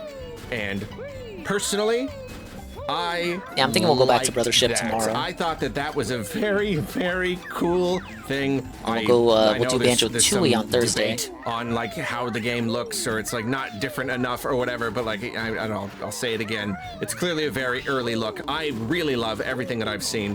I think it looks amazing. So yeah, that was the June Direct. It was just so many announcements, so many games, and so many of those games for 2024. Absolutely amazing. Sure, we didn't get a direct in February or September like usual, but it wasn't too felt. The absence of the other directs, it was a little easier to take. So now let's move on to happenings, the stuff that Nintendo got up to, the stuff that they did. Well, after all of this just endless speculation online, Nintendo finally threw us a little bone. In May, they announced that the Switch successor was coming. They didn't really give any other information. They basically just confirmed, yes, there's gonna be a new one. We're gonna reveal it before the end of the fiscal year, and there you go. But you know what? That was good enough for us. It was essentially confirmation. They didn't, they confirmed when they were gonna reveal it, not necessarily when they were gonna release it, but they're not gonna release it that far after revealing it. So this was basically confirmation that yes, we're definitely getting a new Nintendo system next year. So that was nice. Slightly less fun. This was the year people said it would be 2024 that would happen. Finally, completely shut down the Nintendo network on 3DS and Wii U. The complete and utter end of online services for those consoles, and that was, a little sad. Back to good news. 2024 was the year when Nintendo acquired Shiver Entertainment, which is pretty exciting. Nintendo does not often purchase companies, purchase game developers. They could a lot more than they do, but it's not really their style. And so they bought Shiver Entertainment, which was a little company that most people had not heard of. Apparently they specialize in porting games. So it could be assumed that they might want to use them to port They're stuff gonna be over deep to in the the Switch Switch 2 too. mines. It could be theorized, but whatever the case, that is fun. Yeah, you know, we love because they Shiver. so rarely acquire companies. It's I don't see kind of them exciting buying when they Fry do, because clearly Entertainment. they've got something cooking. You know, they got there's something up their sleeves. 2024 saw the opening of the Nintendo Museum and the Donkey Kong section of Super Nintendo World, naturally, so that's pretty cool too. There are now just 2 more places in the world to go and receive like physical Nintendo themed entertainment in non-video game form, so that's pretty cool. I hope I can get to at least one of them someday. One very fun thing that happened in 2024 was the whole 𝕆𝖏𝖏𝖚 thing. Nintendo, he's gonna see about this. Nintendo revealed He's gonna sneak Steve about this because he doesn't care about Famicom Detective Club. a brand new Famicom Detective Club, which itself is just very, very awesome. I'm it's so such happy an for the old fans. series, Yeah, it's so and it feels like we cool. were lucky enough to get the remakes, and yet now like a brand new one. It's really cool, and of course it was the whole like who is 𝕆𝖏𝖏? I don't know. No, I haven't campaign, actually played it suppose you myself could yet, call but it. like, They just had, it's a really cool for people who vague like it. Teaser of just some sort of 𝕆𝖏𝖏 spooky bag face guy, and during that period of time when we had absolutely no idea what it was New very 3D Mario exciting. platformer. We'll probably Everyone's get trying one to- with the Switch trying to too. It's figure around it that out. So time. that was fun. I really hope they do more stuff like that in the future. They're always working More on just, shit like, even when you think they're absolutely not. weird, mysterious out there. Just kind of like throw something out and see what we all do with it. And then a couple other surprising things. The reveal and release of 𝕭𝖏𝖏𝖚𝖚𝖚, which is still just this very... Oh, this one's nuts. No, I won't even spoil it. I'll let it play. It's very strange, almost enigmatic kind of thing. It's just like, what compelled them to do this? I really don't know, but it's even more proof of how weird and playful Nintendo can be. You know, I really like that. Even if I personally do not really like the idea of 𝕭𝖏𝖏𝖚𝖏. I actually bought one. He does not like the idea of 𝕭𝖏𝖏𝖏𝖚𝖏, but he bought one anyway. Because I wanted to at least get a video out of it. I just have not taken it out of the box, and I need... He didn't even make a video about it. I need to make a video so I can write it off on my taxes, because... Oh my god! No! And I need to make a video so I can write it off on my taxes, because it's a $100 alarm clock. But yeah, even if it's... Suffice to say, Arlo did not release the 𝕭𝖏𝖏𝖚𝖏𝖏 video in 2024. Safa, you're not running it off, bish. Not really my thing. I just love that there are people at Nintendo who they clearly genuinely love their jobs. There was no like obvious market for this product, for 𝕭𝖏𝖏𝖚𝖏𝖏. This is not following any kind of like industry trends. This is literally just because someone thought it was a fun idea. And so they clearly put a weird amount of like time and effort and R&D money into this alarm clock. So I think that's fun. And then another absolute surprise, Nintendo Music. After all these years, this ongoing 6 out of struggle 10. It's okay, I guess. to acquire Nintendo and Music. share Nintendo Music. You know, they're always It's, like fighting all right. with YouTube It channels that exists. upload the Nintendo Music. They're always It could taking be them down. much worse. They finally just did it. They just gave us a Nintendo Music app, that theoretical thing that we've all just imagined existing for so many years. One day, one random day, they just said okay, and they did it. They gave tax it to fraud us. Arlo. And so far, I guarantee he still wrote it off his taxes regardless. I guarantee you he did that. Experience is a little bit mixed. The library's pretty sparse, and they are kind of slowly updating it. I don't know, like, are they planning on updating it with like, I mean, new games coming out? I'm hoping that at least as new games come out, they kind of reach a point where they start adding those soundtracks, but it doesn't seem like they are doing that yet, and there's so many years to catch up on that it's like, is it ever actually going to feel... That's my biggest request, that the music for new games releasing comes out not too long after the game comes out, but it doesn't seem like they're doing that, because you know, Brothership music isn't on there, Jamboree, Echoes of Wisdom. It's kind of unfortunate. Like a comprehensive, just definitive Nintendo music library. Is that even possible? Is that something Nintendo even wants? And I know it's kind of a bigger discussion, but if they don't end up doing that, then the app isn't worth nearly as much. But if they do, like, what's that look like? What's your plan? How long is this gonna take?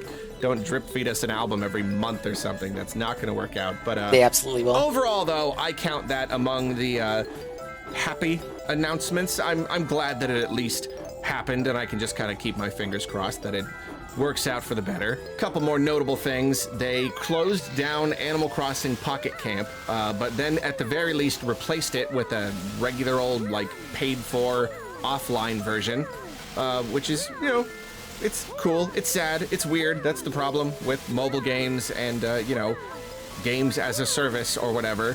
If it stops making enough money, you kind of just shut it down, and there you go. But at the very least, they tried to preserve it in some way, even though that just makes me kind of upset they're not giving the same treatment to their other games they've shut down. Why is there no offline Dr. Mario game? I do not understand. But whatever. And then, sadly, Sakurai ended his YouTube run. He uploaded the final videos that he had in production. He has no plans to do more in that, like, style. He may use the channel for something else later, but he's pretty much, like, done with the whole Sakurai on making games thing. So that's sad, but not sad. Turns out he's making a new game. Oh boy, I wonder what it is. So there you go. So there you go. Sakurai, he's not chained down by Smash anymore. Probably at this very moment. Really, Arlo? You knowing think that? How the guy is, he is working on a brand new game. We don't know when we'll see it, but that is so exciting. So now we come to the big one. If you can really judge a gaming company, how well they did in any given year, it 98% comes down to the releases. What games did they publish that we can purchase and play in any given year? What Nintendo games did we get in 2024? Well, you know what? It's a pretty darn good lineup, all things considered. On NSO, we got plenty of great new games. Some highlights: Golden Sun 1 and 2.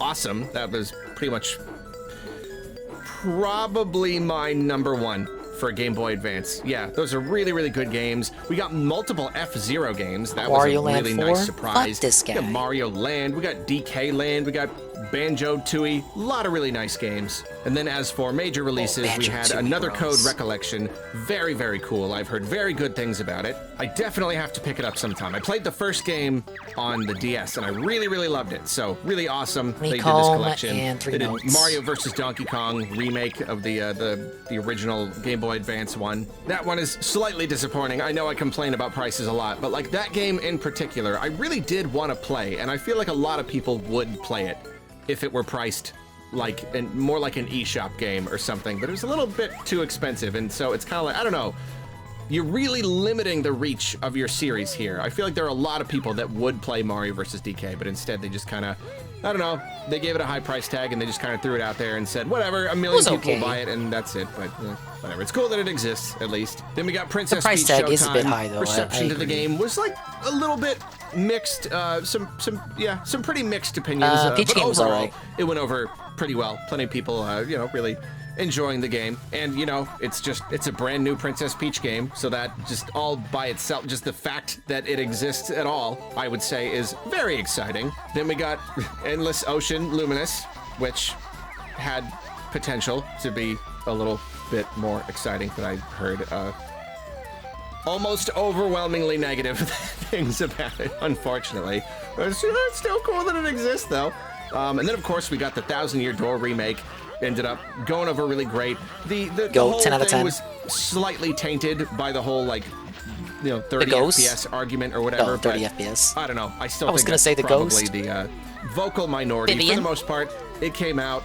People Vivian enjoyed it. It sold debate. okay. It was just cool that we got new 1,000 Year Door. And then Luigi's Mansion 2 HD. It's another game where, they probably charged a bit too much for it. It's not like the most exciting thing in the world, and especially compared to 1,000 Year Door, where they remade and retweaked the whole entire thing. In this case, they kind of just up-resed it, and it's not super impressive. But it is another game that's just nice to have on Switch. Nice to have an HD version of. Luigi's Mansion 2 is a very fun game. Then we had Nintendo World Championships NES Edition, which is definitely cool, and I know that there is an audience, but it is funny how little I've seen people talk about it compared to how much Nintendo pushes Dave liked it. If you watched my PAX Nintendo World Championships was one of the few Nintendo games Dave played this year. coverage, there was a whole thing on how like Nintendo they wanted everybody to play every game at the booth. But everybody was just ditching and just escaping before they were forced into playing Nintendo World Championships NES Edition, because it's just kind of like it's a fine It needed game. more games. It's just a little bit forgettable. But anyway, then we had the release of @𝕐𝖏𝖏 the Smiling Man again. Just a brand new. I want to try to finish Detective that Club one this week. We got 4 chapters left in that game, I believe. 24 to 200,024 is I'm a still invested pretty in the big story deal. for that one. The fact that Nintendo is willing to dredge up these super old IPs, even though like they know they're probably not going to do that great. They're not going to sell 10 million copies or whatever. Any other company would probably just not bother, but they're just like, whatever. It's a little project. Some people will enjoy it. We've got people who work at the company who really want to do it, so it's worth doing. So yeah, more than anything, I love what 𝕐𝖏𝖏 the Smiling Man represents. Then we had Echoes of Wisdom, and again, just the importance of finally getting a new 2D Zelda, but then also You hate that it Zelda was like a new herself IP, having a game. new horror very, IP. Very strange. I have to wonder if it was just coincidence. You wanted some It Five kinda Nights at sounds Freddy's like shit? It was coincidence that 2024 just happened to be the year we got a Zelda and a Princess Zelda and a Princess Peach game. Like, it's just, I don't know. It's just weird. And it sounds like they kind of stumbled upon the idea of Zelda starring in Echoes of Wisdom. So it probably, like, that decision probably happened well after Princess Peach Showtime was in production. So yeah, probably is just a coincidence. But I love that it happened. And, you know, Echoes of Wisdom was mostly well received. Everyone seemed to be pretty happy with it. So, like, that's awesome. And then Mario Party Jamboree really is a fantastic Best Mario Party game on the I've heard Switch, almost best nothing but items. positive things. It does suffer from the Jamboree minigames being way too long and just the general flow of the game being slow.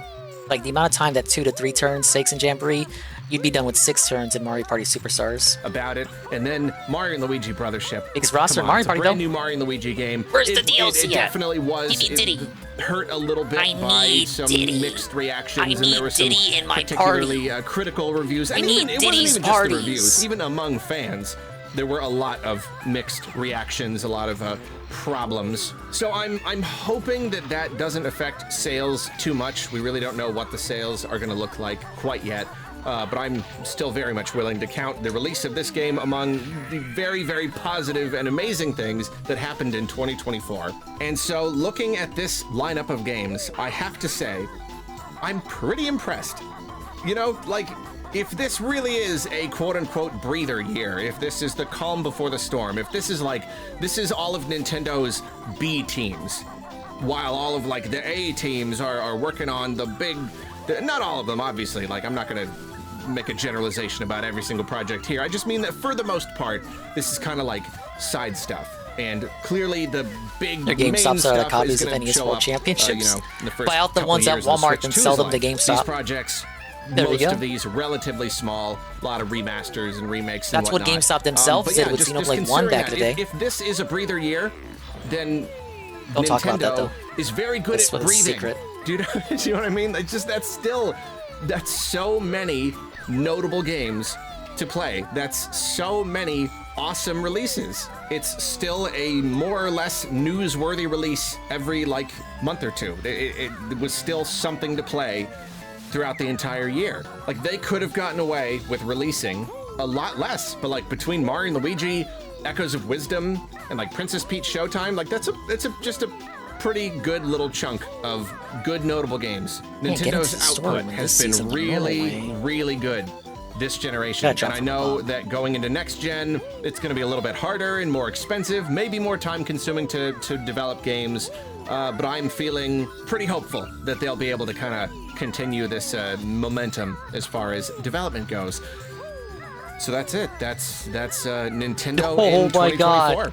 All things considered, this is where we breather lose. year and all that stuff. It was still a good year. There was still just a lot of stuff to look Wet at, a flocked. lot of games to play, a lot of I know I weird, could turn it to random- B, mean, but it I have to wouldn't break be open that a window. year without a bunch of weird random announcements and things from Nintendo. A lot of just kind of baffling stuff. So we got that. We got the weird stuff. We got the games to play. We got the fun presentations. Really good Nintendo Direct. So there you go. It was a good year. If I have to pick my singular Nintendo related moment Metroid of Prime the 4. entire year, Metroid Prime 4. I'd say it's kind of a toss-up between the Metroid Prime 4 reveal and that story thing in Echoes of Wisdom that I already made a video about. I think that it's hard to choose between those two, but that's Nintendo moments. I think is one of those two. That's a good comments thing. I'm gonna tell you to do that. What's your one thing? What is the one singular Nintendo related thing? Get very specific, even down to the moment. What was your best Nintendo thing this year? That's fun. I want to read those comments. Do that, please, if you don't mind. Sorry, I'm trying not to be pushy. I'll see you next year. I love you. Well, there you go. That's Arlo's 2024 Nintendo Year in Review. Remember when GameStop wanted $90 for pre-owned Xenoblade for the Wii? Yeah, that's what I'll talk about. They were new copies with the shrink wrap ripped off. I got it when GameStop had it half off when people didn't want to spend $90 on it anymore. Well, you lucked out. Oh, this is his general 2025 gaming wish list. I thought we had watched this previously, but we actually didn't. So I'll go ahead and put this one on next. As I look for this honeycomb. I think I know where it is. It's a matter of getting to it. My friends, grab your finest feather quill and your unrealistically long sheet of unbroken paper. It is wish list time. Actually, when I was a kid, they had these printers. I mean, I think even at the time they were like kind of old, but the printers with like the long sheets of paper and like it's got the serrated part so you can take it apart, but it still comes in like one giant stack of unbroken paper. Those were the best. Those are the best for Christmas lists. You could just write all the way down and do it just like the cartoon characters with like the long and all the paper. Anyway, right now I'm gonna go over all of my video game related wishes for 2025. You know, we'll start with Nintendo and then we'll do the broader gaming sphere. I already went over most of my Switch 2 related wishes in my Switch 2 wish list, but you know, I'll touch on it a little bit here. I really do want 3D Mario at launch. I really do. It's a perfect choice. I really cannot wait to play a new 3D Mario, so that's my big wish there. And even if not, even if we don't get 3D Mario at launch, whatever we do get, I hope that it is really big. I'm basically just wishing for a really, really big launch for the Switch. You know, I don't want there to be any hiccups. I don't want there to be any question of like, oh, is this game really like good enough to be the launch title? I want us to have like every reason to go out and get a Switch 2 on launch day. I want it to be the biggest launch of any video game console ever. I think that would be a lot of fun. And you know, the Switch 2 itself, I really do want there to be like some sort of performance boost mode for games. I don't want it to just be remasters. I want to be able to load up my whole old library and have it all run better. And then you know what, golly, it really is just like hitting me how important it's gonna be for Nintendo to get the eShop right on the Switch too. So another wish is that the eShops are separate. You have to go into like a different menu or something to access the original eShop. They really need a fresh start. The eShop has become so incredibly bloated with just horrible nonsense AI asset flip garbage. So there's something I didn't really touch on before that I am very much wishing now. The Switch 2 eShop needs buying consoles at launch. Arlo's gonna hope he gets one for a review copy. Or if he buys one, he hopes he can write it off on his taxes. Moderation. I'm hoping that Nintendo, you know... Thing is that light razzing video upload was insane how these guys friends with Phil, because they both want something out of each other. DSP wants money and pay pigs and whales, and PvP wants the novelty of doing things with Darkside Phil.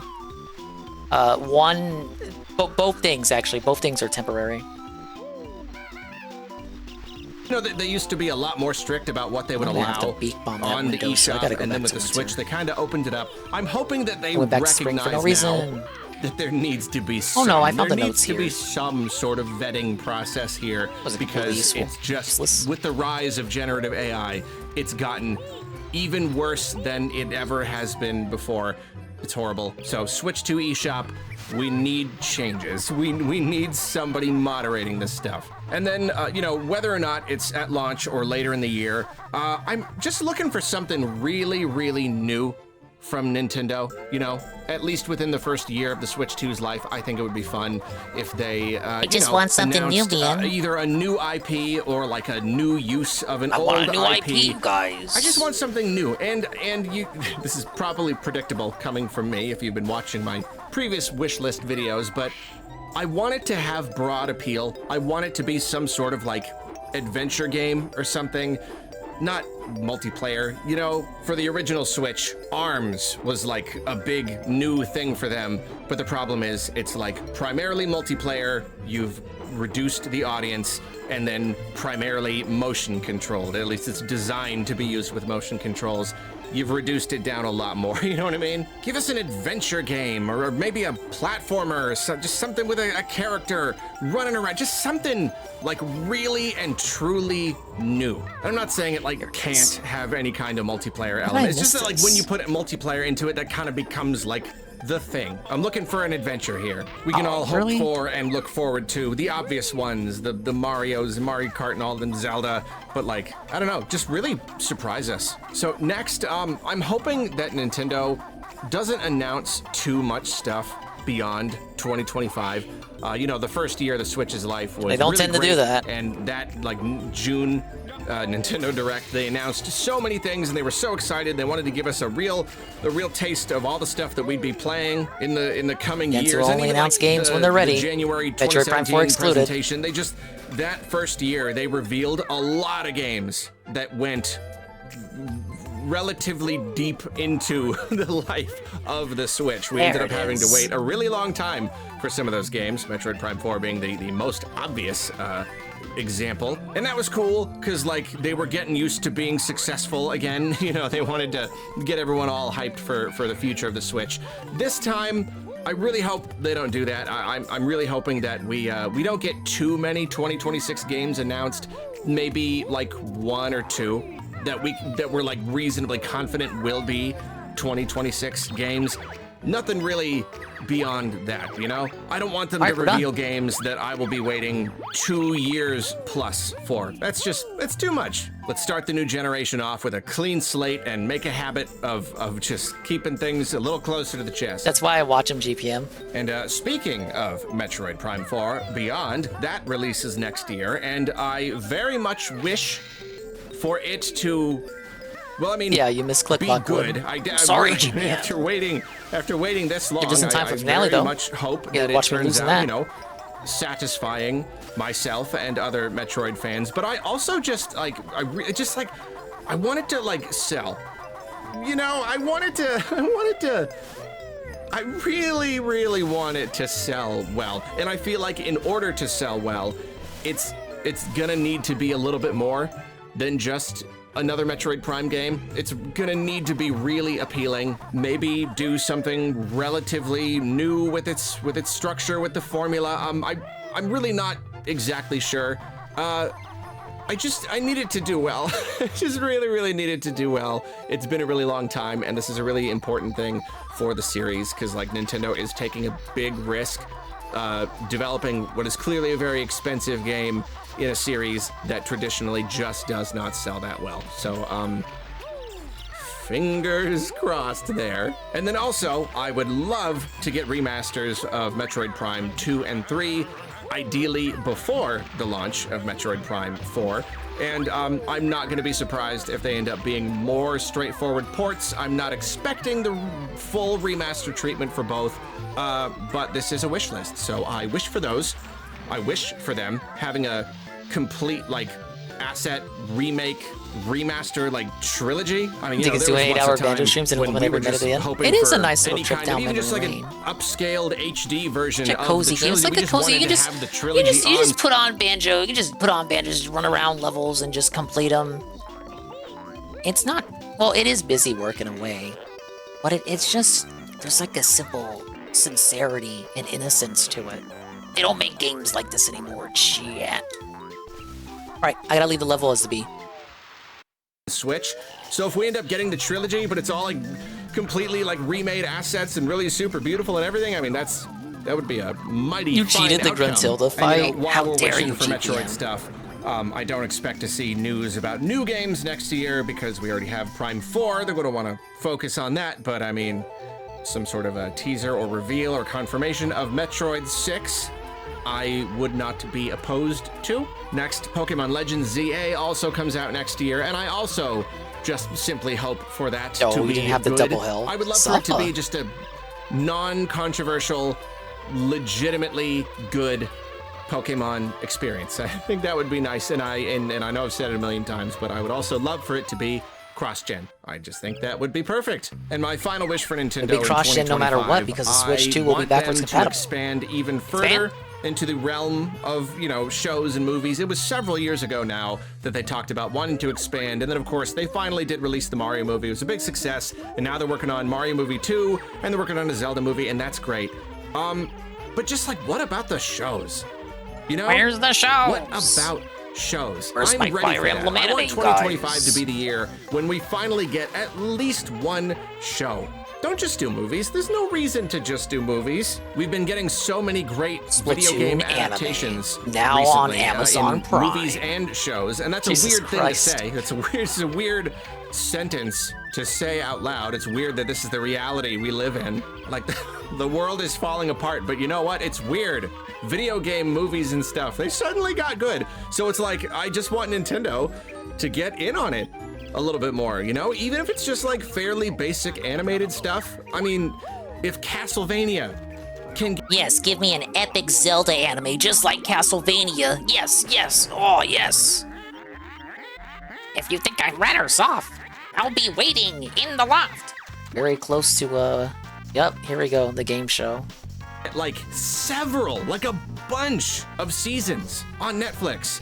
Metroid can get one. You know, it can get like a little 10-episode season. Best part of the game right here. Besides Click Clock Wood.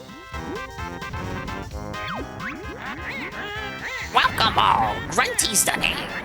Banjo's here to play my game. My lair is done, and here he stands. Through all my tricks and traps and lands. This final test will see me win. When Banjo fails, then I'll be thin. The prizes on this stand bring joy. From Tootie down to Cuddly Toy. My little quiz will make you sweat. In Tootie you shall never get. 'Cause somewhere soon along the way, your lack of skill will make my day. 'Cause in the fiery pit you'll go, and I will win the prize on the show. So step on over to the square. Press A to try it if you dare. The GPM probably hated this part. Let's see. A little answer's all I seek about this game, you furry geek. Let's see if I can do it. The whale's stomach is pretty grim. Through how many hoops did you swim? What the fuck? How am I supposed to know this? GPM help.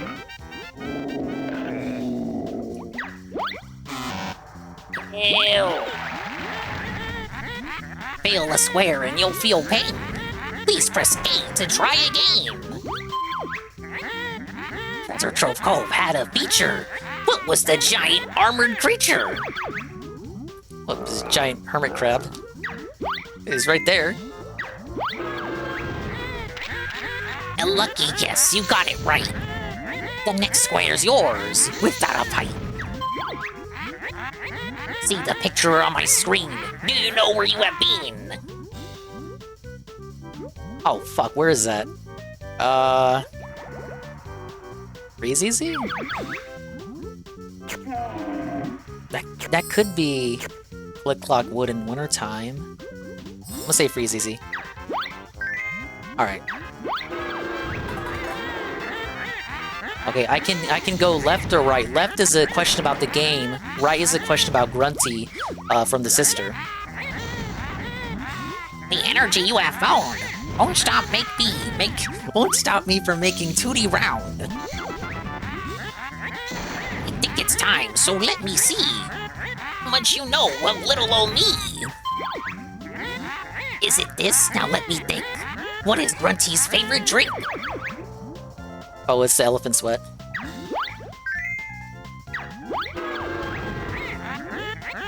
That's a secret. How did you know? Did my sister tell you so? On Freezy's Peak you have been, but which of these can't be seen? Christmas pudding. I've never had Christmas pudding. Rudy Park printed model of the Swatch 2 was at CES. Can't wait for the Muppet to milk the minute-long video into 10 again. If he did, it wasn't on the Topic Arlo channel yet, the secondary channel. We'll see tomorrow. Prepare yourself to take a whack. I'll pick this test. You won't come back.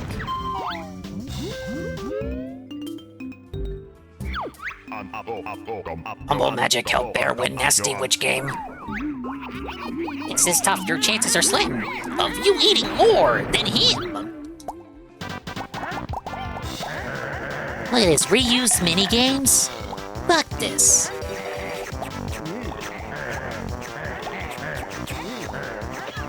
I'm already losing. It's over. Okay, we're coming back.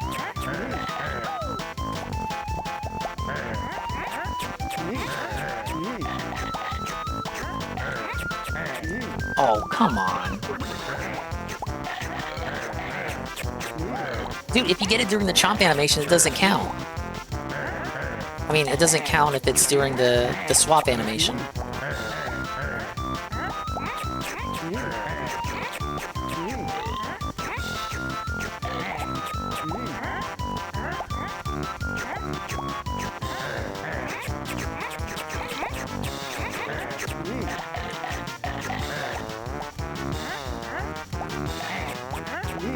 Belted. By one.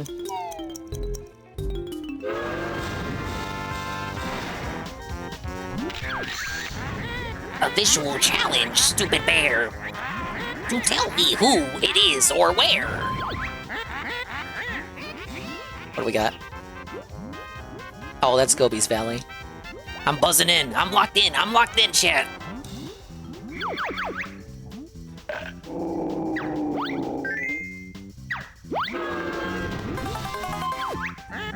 Monster Mansion gives you a scare. What in the cellar isn't there? Jigsaw piece, red feathers, or Jinjo? Red feathers. Right. A question on the sounds I play. Get it wrong to make my day. Listen up, then make your choice. Which character has this dub voice?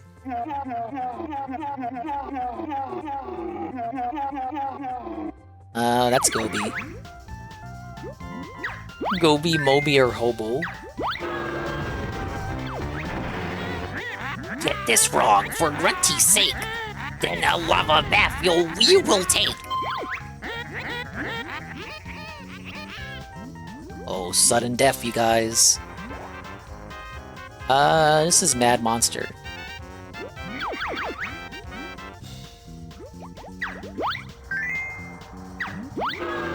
Yep. I'm not pretty, I'm quite a mess. What do I hide under my dress? Flea Circus. Oh, look at this 3 sudden death challenges coming up. What the fuck? Damn.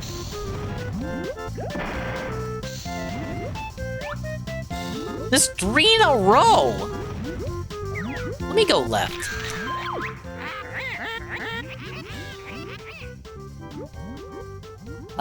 This is Clanker.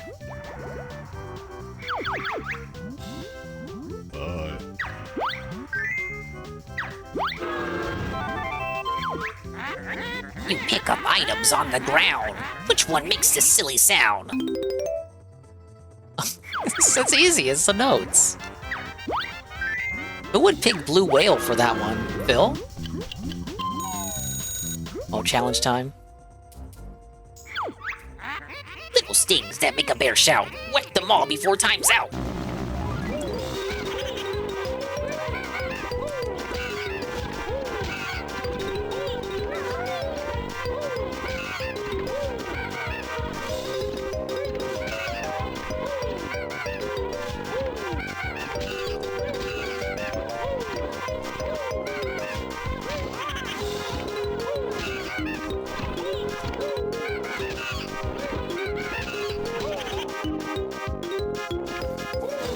No!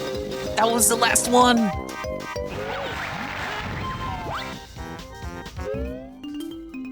Oh my god, not this one.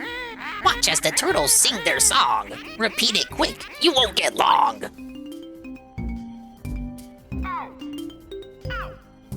Red, cyan, blue, cyan.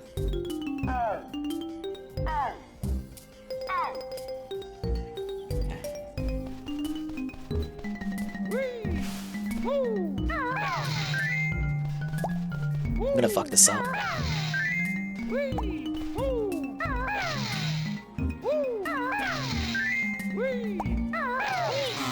No! Oh shit, I gotta repeat it all?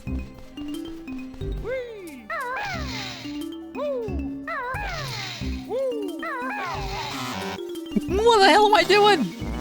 Ah! Samba!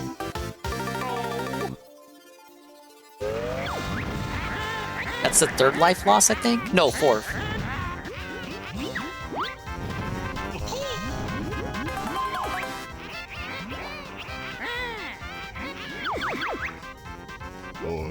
Three, 1, 2, 1, 1, 1.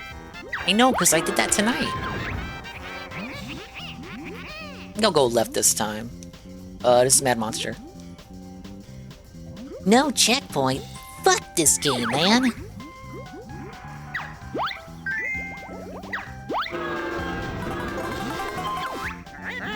Clinker the whale's stuck down in the goo in Clinker's cavern. What does he do?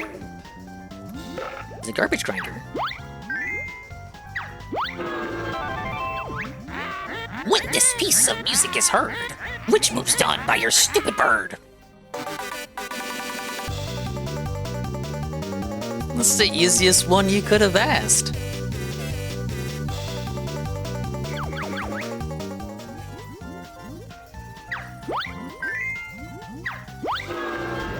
Now this is a Joker card. Just one chance to get this right. Win a Joker and help it might. This run of luck will have to stop. Big ship's third funnel. What's on top? There is no third funnel, a jigsaw piece, or a mumbo token. Oh shit.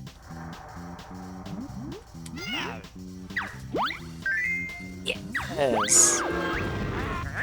Each Joker card that you have got will skip one question. That's your lot. Press B to use it, you little cheat. When on a square, you get cold feet.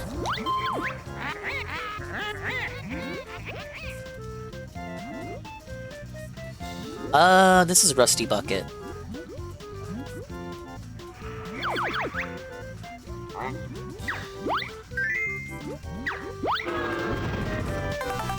Why did I drop in so many bars? Treasure Trove Cove had a feature. What was the giant armored creature? We already did this one.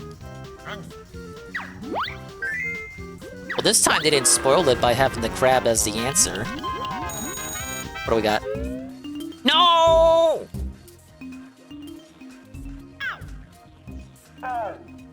Blue, violet. Oh my god. That's crazy! Ah! I couldn't keep track.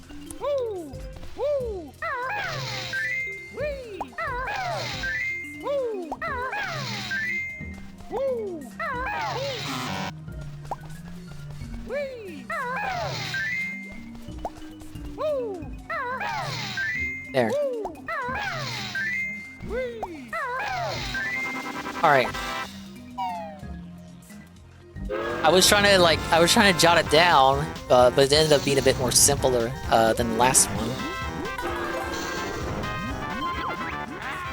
It's this right or you may lose. What's the only color I choose? Dung brown. I mean, green makes sense too. But it's weird too, because she's wearing black.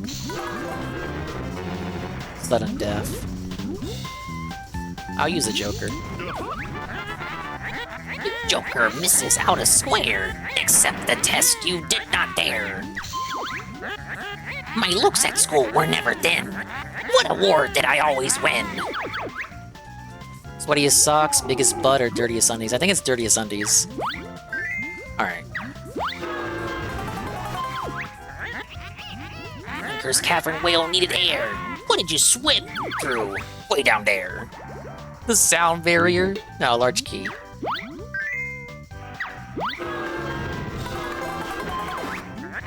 In Spiral Mountain, fields are green. Which veggie baddie isn't seen? Topper, Collywobble, Spuddy. Get it? Because he's like your buddy? Why would I attack him?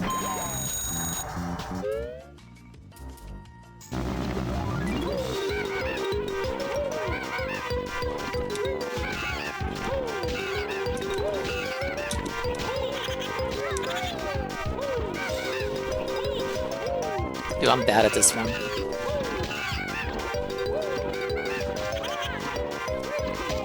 No!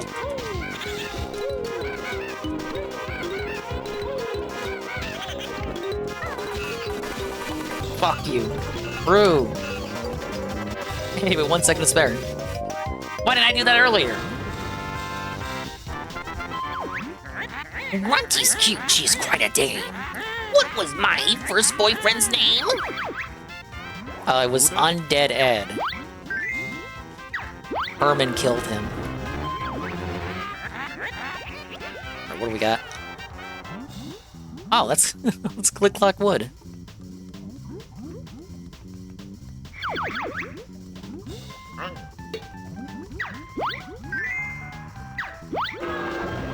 Got one more? On Freezy Peak, you have been, but which of these can't be seen? Oh, it's the Christmas pudding one.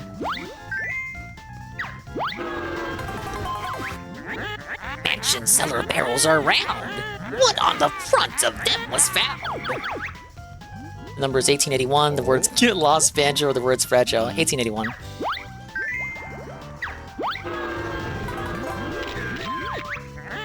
See the picture on my screen. Do you know where you have been? Where is this?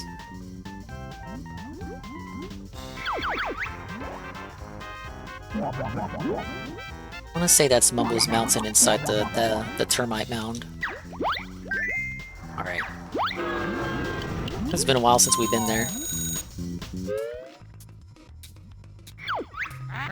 The name of your game you must spell. Backwards though. Be quick as well. What? Oh shit. Dented. I wasn't ready, you guys.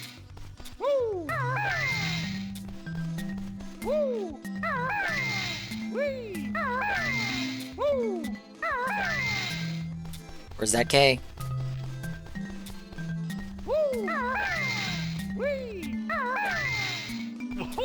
J's over here. Give me an N. Give me a B. Where's the B? B, B, B, B, B, B, B, B, B, B, B, B, B. You get almost just enough time to do that? This easy peak is full of snow, but which of these isn't on show? Slippery seal.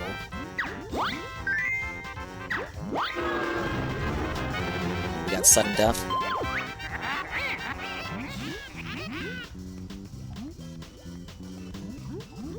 Yeah, where is that? Planker. I can see the tail.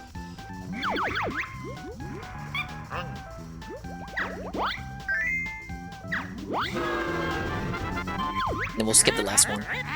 A lovely specimen in its pot. It's by my bed. What have I got? A Veruca plant. And then we skip the final one. Ladies and gentlemen, it only took one life lost. No one can win, I was assured, by the makers of this board. It's not fair, I want to win.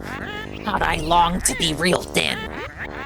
Now you can take the prize on show. While up the winding stairs I go. You won't catch me, I made sure. All the credits you'll now endure. Look at her go. Yo, which prize should we take, Kazooie? Oh my god, pick me! How about that grotty ugly thing? I think we should take Tootie. That's what I meant! Kazooie! Please, can we go home now, Banjo? I've had enough adventuring for one day. Sure, let's get out of this dome. Well, guys, there it is. Banjo-Kazooie complete. Obviously, there's nothing after this. I think we've earned a celebratory sip.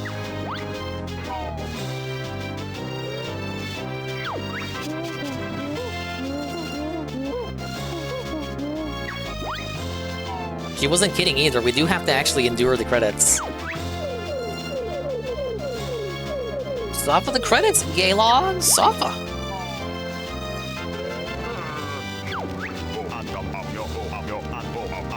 I can't even speed them up by pressing A. Every other dialogue you can speed up with the A button, not this one. No!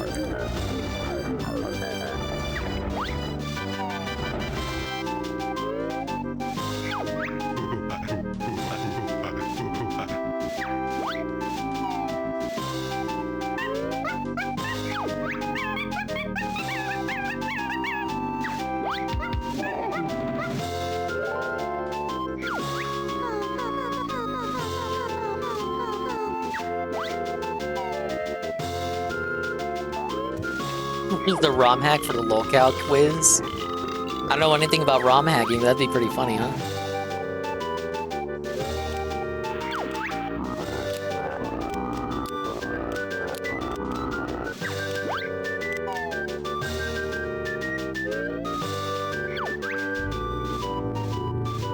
The scene crayoner.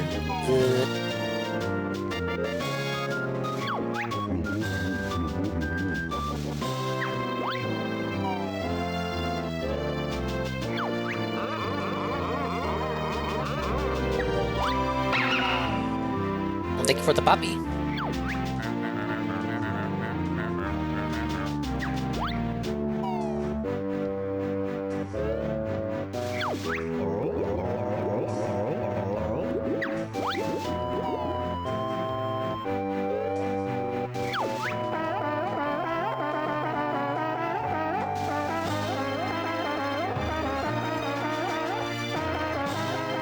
For someone fatter, I did hunt. Who eclipses with his gun? That's great. You think of that on the fly?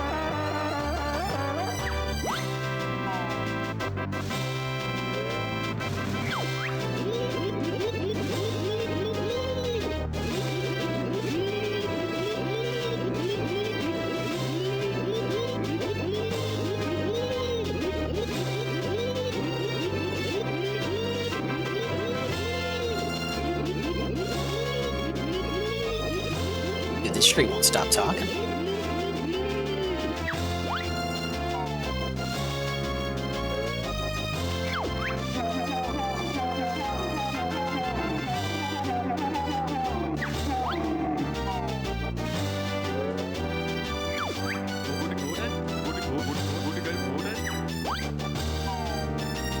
Yeah, she was a real yapper. Literally had a thing going for 3 days where I couldn't use the point redeems. It was all because I had to clear browser cache. Oh shit, I've never heard of that happening for anyone with redeems before. Whether it be on my stream or anyone else's. I give my thoughts on the game, but it's not over yet, you guys. For now, 10 out of 10. It's a classic. Another rareware masterpiece. Wasn't the dolphin supposed to be freed?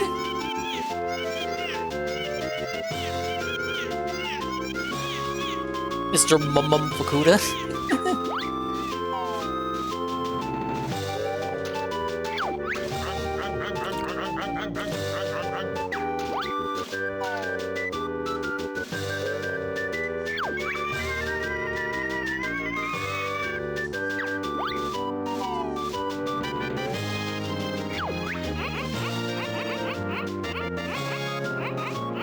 See that? Nintendo and Rare.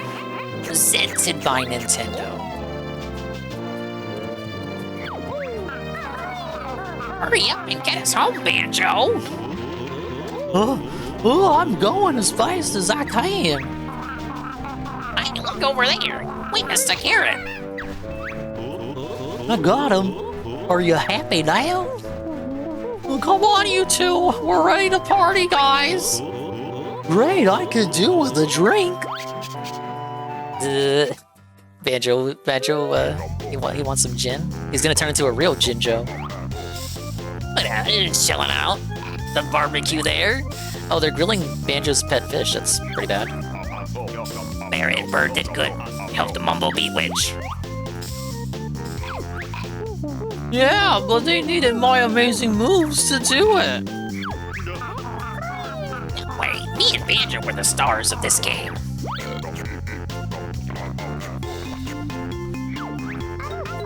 What's the party for? Grunty got away, so get back up there and finish the job. Did they forget? They literally let her run away.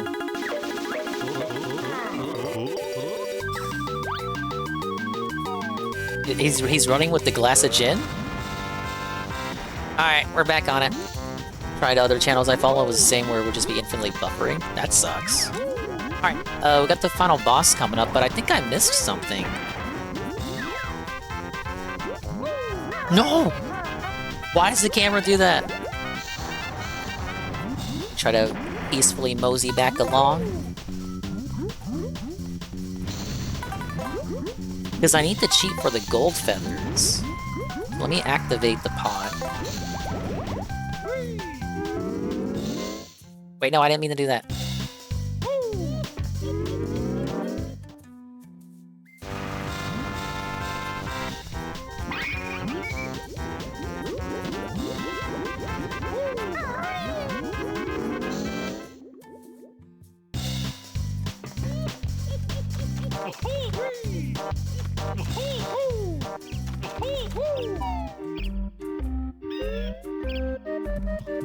Yeah, they could have just shot her. They could have kept grilling, simple as.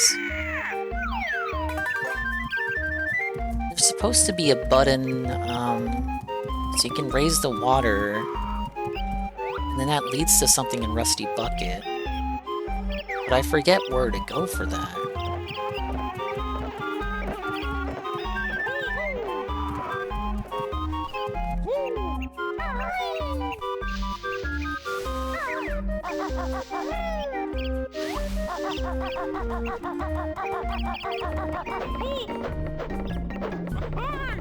What would Banjo's weapon be?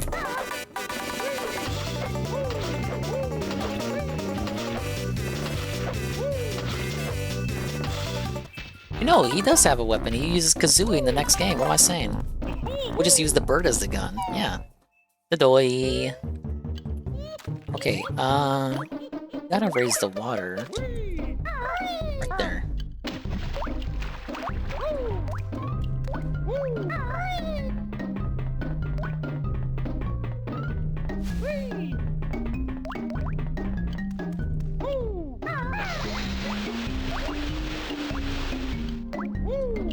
I was wondering why this was on a timer, but now I remember why, because you actually have to backtrack back to Rusty Bucket.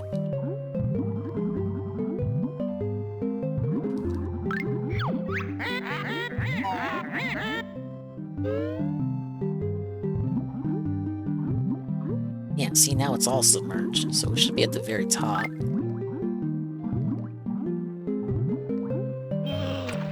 Right here. No! I didn't mash.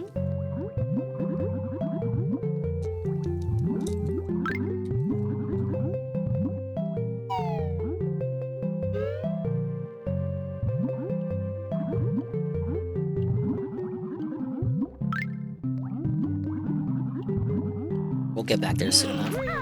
After this, we get the last code. And then after the game show, it's just final boss, and then that's it. GPM said he had so much trouble with it.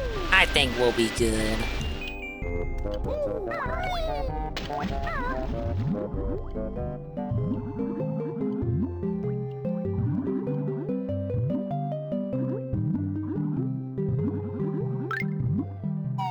The quiz wasn't that long. I thought it was pretty fun. So I think the one of the second game is more fun because it's kind of like it's got like a multiplayer aspect to it. Are we at? Where is it? Oh my god! There we go. Help me out.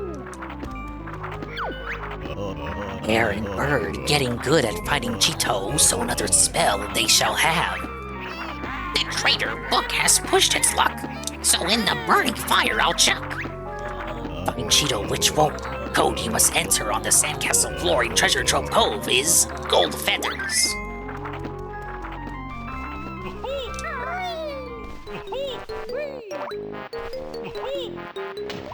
Plop back in a drink and let's go enter that.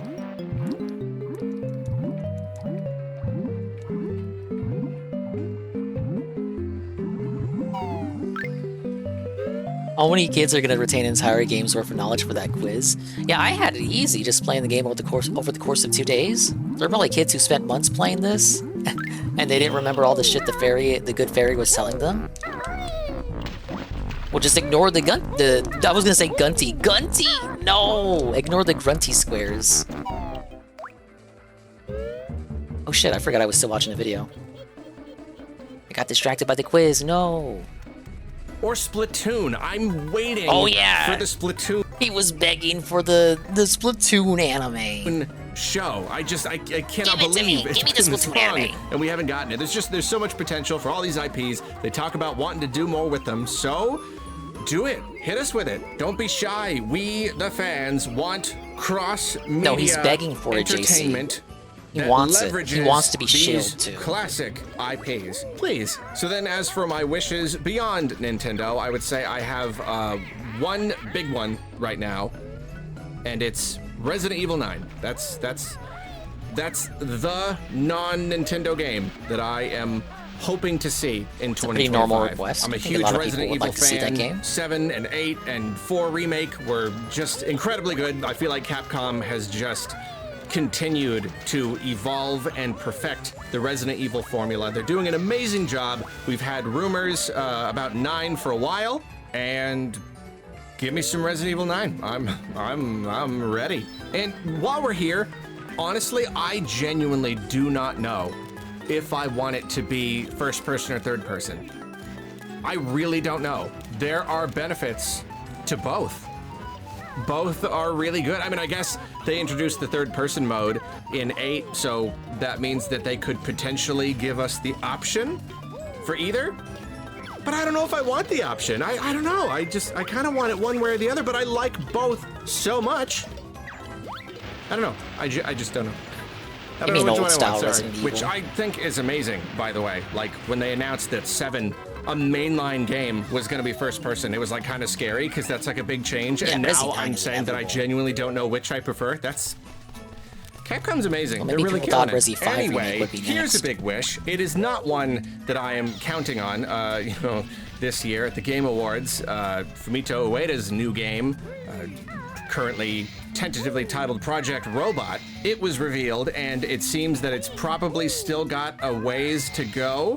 Maybe they didn't give any kind of like release window or anything, but what is this? It's a wish list. I wish that in 2025, Project Robot gets a new trailer with a 2026 release date / window. Wishing for it to come out in 2025 is a little bit too far-fetched, but we could get like a full reveal with a 2026 release window. That would make me very happy. And then, of course, just because we got 20 gold feathers. Gold feathers, you may have 20, but bruises, you'll still get plenty. All right, ready for the final boss. Ways have to put it on the wish list. Play Dead Game 3. That's why GPM couldn't beat this. He didn't have the cheat codes. Finally played his hand. Finally did it. Revealed the game that was never coming. Where's yours, Play Dead? Where is yours? It's been a heck of a long time since Inside. I'm waiting. Is 2025 gonna be the year? I don't know, but I wish for it to be very much. So then another wish. I really just hope that 2025 is a better year for Sony. You know, I don't like to see them struggle. I don't want to dislike most people do. the company. I don't. I think most people. It, you know, I disagree. I have been a pretty good PlayStation fan in the past. I've owned all of the systems. They put out a lot of great games and created a lot of great IPs over the course of their entire history, and then this generation has just been so weird. We've seen them kind of like leaning into grosser and grosser business practices. So like, let's just see them alter course a little bit. You know, there have been management shakeups. They had a big pivot into live service, and now they're kind of like realizing that that might not have been a good idea and maybe kind of pulling away. So just, I want a better year for Sony. I want them to announce, like on a personal level, I want them to announce any games that I care about. You know what I mean? I've had the worst luck. Doubtful. Even the stuff that they do release, it just keeps being stuff I just could not, like superheroes. I'm really sorry. I'm sure Spider-Man and all that, I'm sure it's great, but just like every single game they could possibly put out, if it's a superhero game, I don't care. I'm not going to care. It's just not my thing. I got Astro Bot in 2024, so I can't how many really complain. superhero I shit did end up they getting put out? one thing from Spider-Man, Sony right? I really cared about. Oh, Wolverine. Let's go for We another don't one. Let's go know for anything about another that one game, in though. 2025. Just some sort of game that they announce for my PlayStation 5 that makes me go, hey, that actually looks pretty cool. And on that note, something Bloodborne related would also be nice. Here's another one that usually makes the wish list. You know, remaster / PC port would be pretty cool. Sequel, maybe a little doubtful, especially because like we already have FromSoft's game. Next year is going to be Elden Ring Night Rain, so I'm not expecting anything else major from FromSoft in 2025. But yeah, you know, it'd be cool. Just some Bloodborne kind of related thing. Oh yeah. And also just on, you know, while talking about Not gonna lie, Halligan, I forgot all about that shit. Yeah, it looked pretty rough, didn't it? It was an early alpha bit though. Rain. There's a game I just hope I like. I just hope that I enjoy. I hope it clicks with me. I hope I get a chance to at least play it some. I hope it doesn't end up just being one of those things that I would if I had someone to play with. I'm sad to say down there you'll stop, 'cause I'm safe here at the top. So wow, to get to the final Gruntilda fight, you need all but 5 of the Jiggies found thus far. That's pretty crazy. Only got 5 remaining.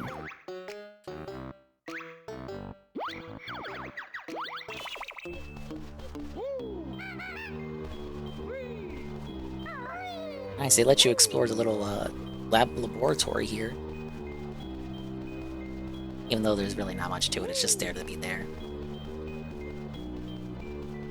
I just don't have time, and then it kind of passes me by, and then I never play it. I don't want that to happen. Although I do recognize that this is essentially me wishing for things beyond the scope of what video game. Ew, what a disgusting smell. Oh, visitors for Dingpot. I like visitors. It's a wonder you get any sewer breath. What the strange birdie thing mean? She said we're looking for Gruntilda. Do you know where she is? I sure do, Mr. Bear. Grunty's awful, you know. She was sicking me earlier on. If you get rid of her, I'll be free. Don't be sure, you silly pot. Soon I'll have you nice and hot. See these filthy clothes I've got? When I've won, you'll wash the lot. Don't worry, Dingbot. We'll sort her out if you can find us a way up there. No problem, just splosh on in and I'll fire you up to the top. Jump in there. No way, dungbox. Well, come on, Kazooie. You get a chance to peck at the witch's butt. Why would she want that? It's gross. I don't like stairs much in my lair.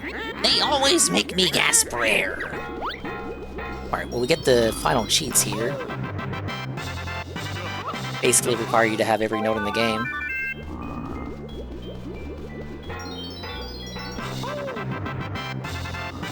Look at the egg graphic here. Pretty neat. Got max eggs. Oh, an extra area here. And one more door, I believe, right here.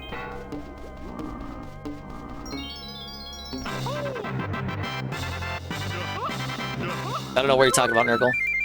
I really needed the feathers, though, so thank you. Game. Oh, we got one more?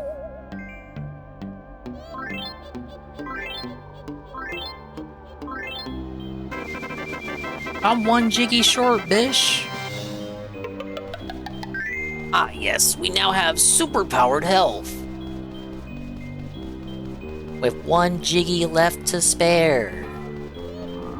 Oh, here goes nothing.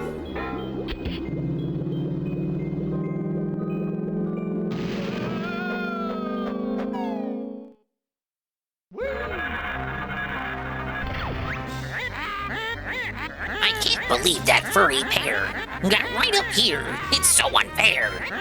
But now the stupid bear must fight. This battle tests your wit, your skill, and might. Thought she was gonna say win. Oh, rare boss fight moment. Holy shit.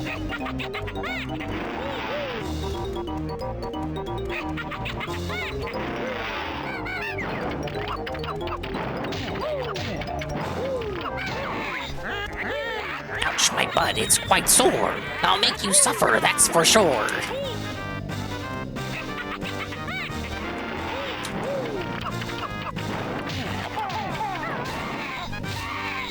Oh, did that count as 2 hits?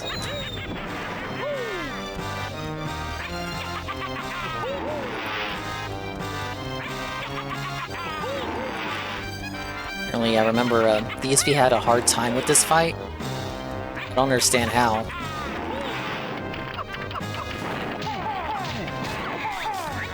See this spell, I think you'll find its target will be your behind. It's too easy, so I fear. Now watch me step things up a gear.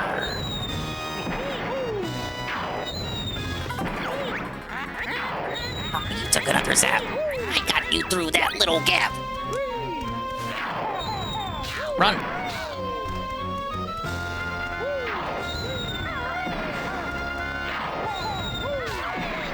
There you go. Oof, I took another whack. But watch me give you double back.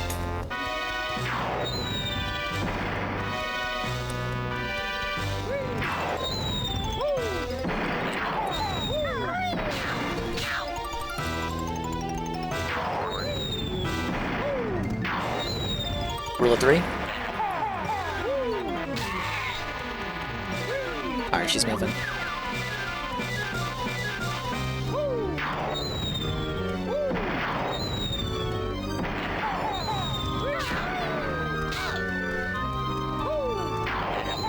Woo! Alright, moving.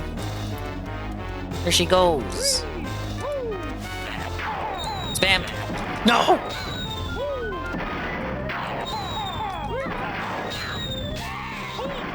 Alright, next segment. Up in the air, I'll be safe.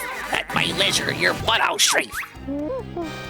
My Banjo-Kazooie bear's taken to the air. This fly patch should be of some help. Alright, now we just gotta straight up stab her. No!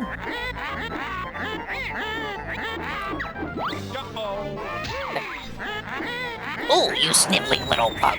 At this bolt, I'm speeding up.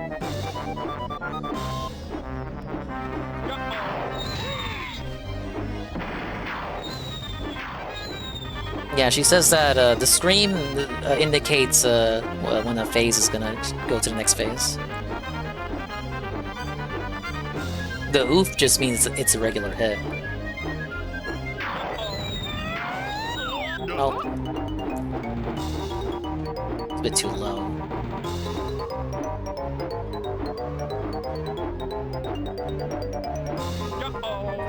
No! Oh! Grunty spell, your body numbs. An easy tax to hit those bums.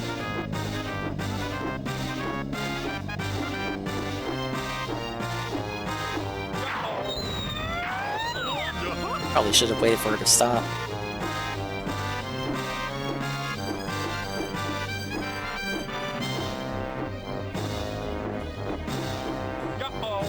Oh! Overshot.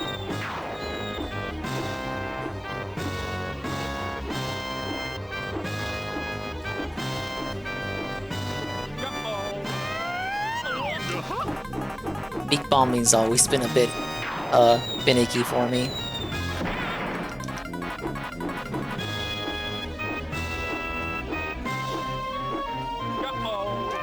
You better not.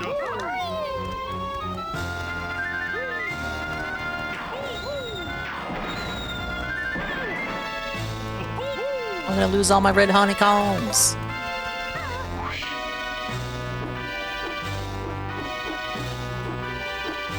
I gotta be careful because you can suicide when flying and doing the big bomb. So that's why I'm trying to be like careful with my aim here. There.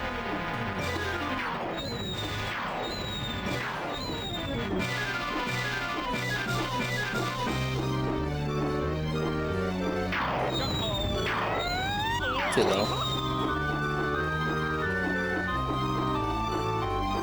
I don't want to run out of feathers either, that'd be real bad. You just gotta destroy the broom, and then you don't have to fly anymore.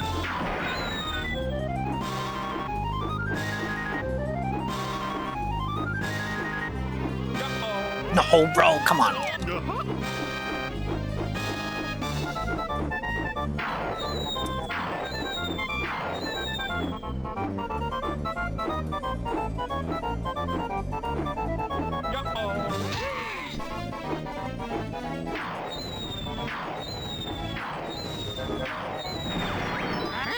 So Grunty doesn't come to grief. Here's a spell I can hide beneath.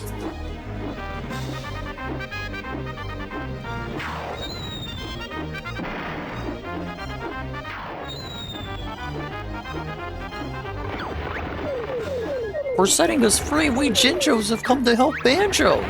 I hit you well for being bad. Don't help the bear, you'll make me mad. Alright, no more flying. Why did I do that? I should have ground pounded. Safa dingus.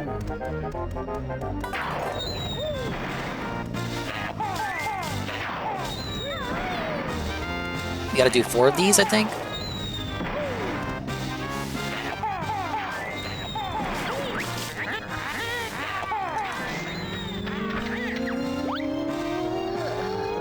You gotta wake him up.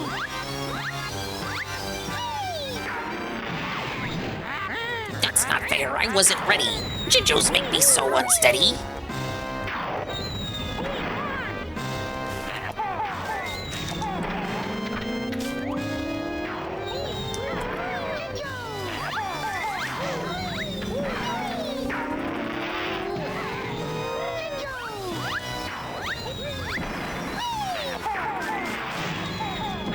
Oh, she got one more off. I wanted to combo her. Damn it.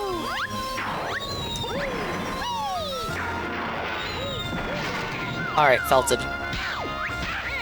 Useless broom 6 I can't stand, and left me stranded back on land. Last phase.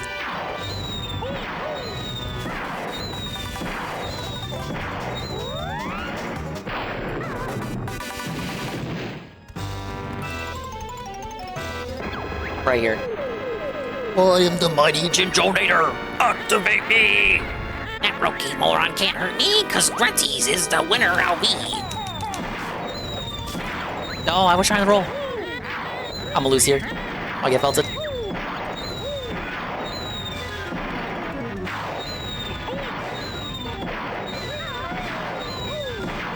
I'm sniped.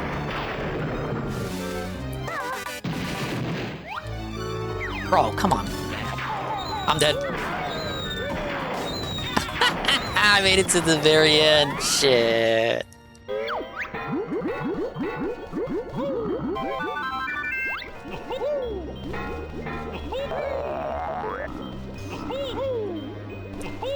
I should have used Wonder Wing more.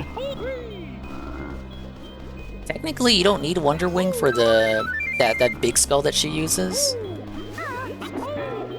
If you move back enough, it'll just explode it to the ground.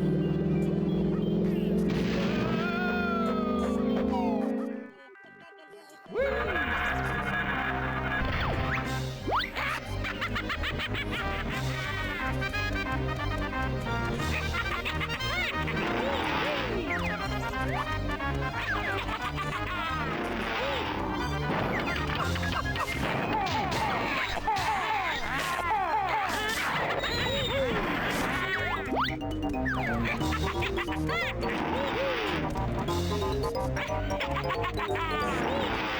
right, while I'm suffering, Arlo, continue.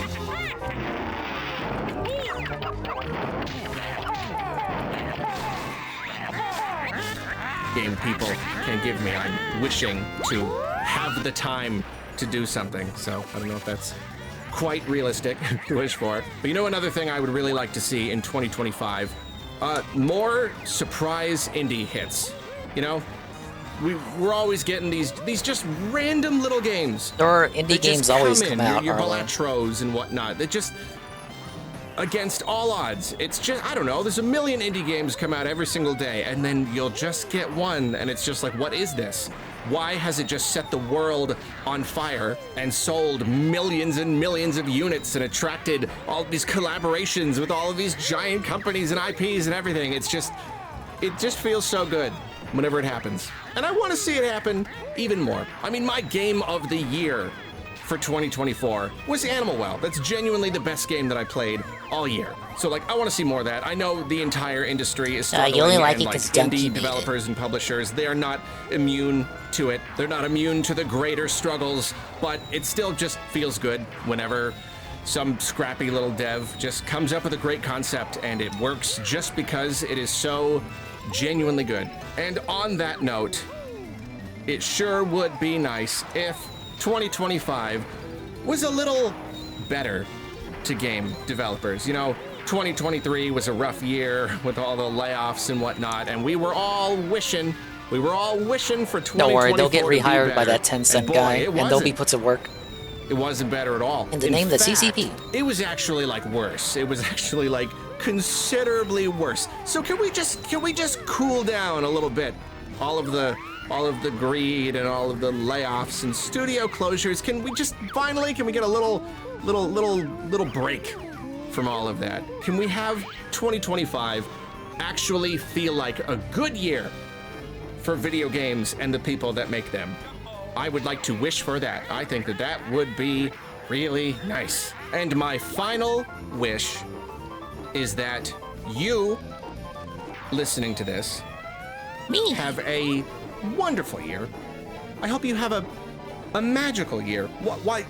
How about the best year of your life, or at least like a top 5 year? That is what I wish for you. 5-star years, for bitch. you to understand how lovely I believe you are, and how You don't know anything deeply about me, I Arlo. appreciate I'm the you worst person I know. watching my videos. Thank you. Well, and look, he made it about happy himself, holidays. Nurgle. Wait a second. Whoa, no, wait a second. I didn't do a part of the video. I just did this whole outro. Literally just hit me this second. I'm supposed to go the video's over not my over. wishes from last year and see if they came true. Okay, sorry, we're gonna hold on. No, you can end the video. We gotta go over that real quick. My first wish for 2024 was for Paper Mario Thousand Year Door Remake to sell really well. To sell well enough to definitively send a message to Nintendo That did not happen. that we That did not happen. like this formula. Oh, shit. I It's deserve all that. okay. It's all pretty good. 2 million. It's pretty okay. It's probably in line with what we should have expected. So it's all right. Wish it sort of came true. It wasn't a failure, so there you go. I also wished that Pikmin 4 would continue to sell well and have like legs going into the next year, and doesn't really seem to be the case. They haven't really like updated it with much higher numbers, so yeah, I guess that one didn't quite come true. I also wished for DLC, and that flat out did not happen. Sad cry tear. I also wished for Super Mario Bros. Wonder DLC. I did not get that. What is with Nintendo? We just have more money. We just want to. They're working on Switch too. Why won't they do it? Like DLC, they always end up selling less game for more money. You know, we end up paying like disproportionately more money for the amount of game that we get, but we don't even care. We just want more of the game. Don't you like money, Nintendo? What's wrong with you? Okay, so in last year's wishlist video, I talked about Elden Ring DLC. You know, pretty sure it was going to come out this year, hoping it was like cool and good and stuff, and that did happen. We did end up getting Elden Ring DLC this year. It did end up being really good, but funny enough, I was one of my wishes was for it to be. I just kind of thought it was a cool idea if it was like its own mini campaign. You know, like you actually like start a new character and it's like its own kind of separate thing. And you know, that didn't happen. It wasn't even like that realistic of a wish, but they did reveal Elden Ring Night Rain, which essentially is Elden Ring, except a roguelite. So, like, you have these little mini runs where you start a new character each time. Damn, we sniped her before she got even one out there. Sort of what I was talking about. You know, not exactly, but it kind of scratches that same itch, doesn't it? It's at least funny that I wished for that. Hey, look at this. Here's a wish that just straight up came true. You know, late 2023, they revealed the Zelda movie. And I just wanted confirmation sometime in 2024 that they were working on more than one movie at a time. I just didn't like the idea that they will just do Zelda for the next 5 years and we won't get Mario Movie 2 for 10 years or whatever. And, you know, it was probably never going to happen, but we did get that. That was unlikely because it's different studios making those two on movies. Both Zelda and Mario 2 right now, so that's nice. I also wished for a new Pokemon Legends game to release in 2024. We did not get a new Legends game, but we did get the announcement of a new Legends game. Yeah, So, partially That's correct. really nice. Next best thing, essentially. Okay, so it's funny because basically every year, I don't know how far back this goes, but every year I wish for Retro Studios to reveal a game that is not necessarily Metroid Prime 4, just because I hate the idea that for the last, like, decade, they've just not worked on anything that didn't get canceled. That it's just everything they've... Yeah, they had like a canceled music-based RPG for the Wii U that it got moved to the Switch, but they didn't end up. It ultimately did not end up becoming the finished product. Nintendo canceled it because they were disappointed with the lack of results with that game. Yeah, I'm at the end. It's already we already done, Jersey. Been producing for this long stretch of time is Yeah, nothing Spyro 2 until they stole got this Prime 4, a year and after that was this what came they out. worked on, and the rest of that time was just nothing. So yeah, I've wished for that for many years. Last year I wished for it again, and even then I mentioned how the year before that I said I was going to stop wishing for it because it's not coming true. Clearly don't have any other huge projects to show us. Obviously we can't know for sure, but I'm done. I am done. See, I am done. I didn't wish for it. Perfect. I actually didn't wish for it in the main thing because I am done. I have no more hope that they have anything else to show us other than Prime 4 because it did not come true. It did not come true, and it's probably not going to come true. So last year I wished for something from Next Level Games. They released Mario Strikers Battle League in 2022. So I mean, this is essentially the third year I've said this in a row, just hoping that Nintendo acquiring them allows them to get more projects into production at a time. And it's possible that is a thing that is happening and we just haven't seen the fruits of that And yet. Arlo It be takes a done, he long was time to make done, a then game. he So remembered that he basically, wasn't done. I was So just he's not hoping done. for another Next Level Games game in 2024. It did not happen, unfortunately. Oh yeah, and then of course, when I wished for the something new from Nintendo that's not just exclusively multiplayer, I do wish for that every year. I should have mentioned that. That is something that happens every year. And no, that didn't happen. That didn't happen either. Play Dead Game 3, as we already talked about. almost, No, to did last not segment. get that. But did get Fumito Ueda game. So there you go. One giant wish. You can cross off the list. Then I had another Resident Evil related wish last year. I didn't expect the next mainline game, but I thought a reveal of Revelations 3 would be cool. I mean, that is another thing I would take. Can we just throw that on the list retroactively?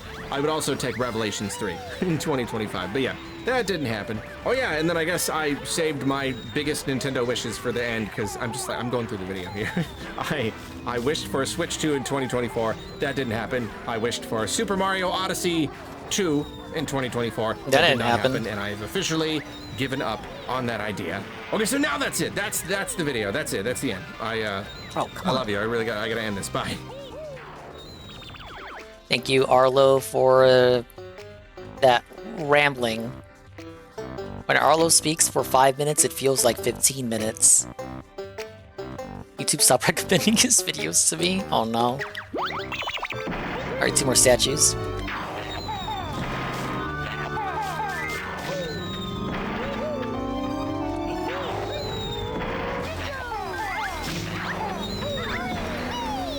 Alright, we done?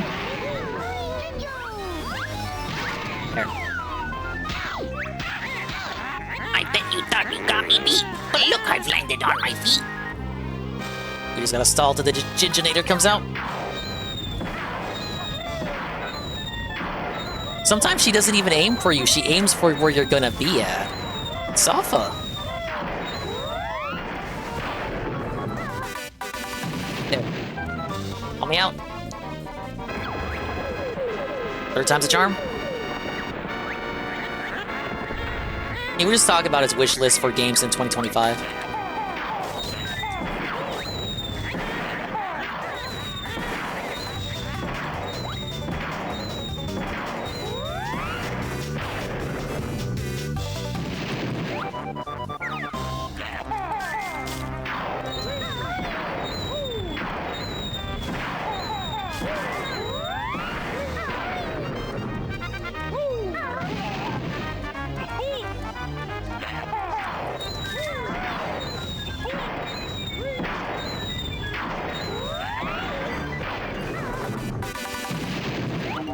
Bro, why does it try to...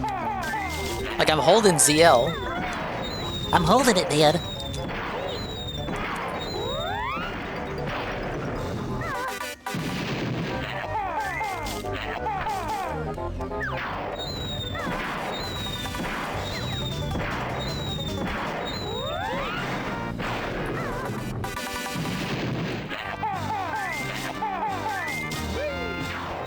Oh, no.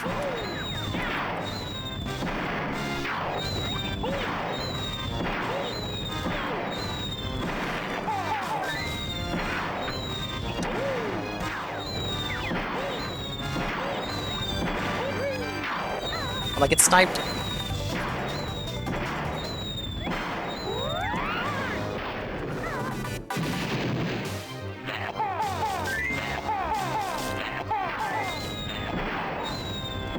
This is it.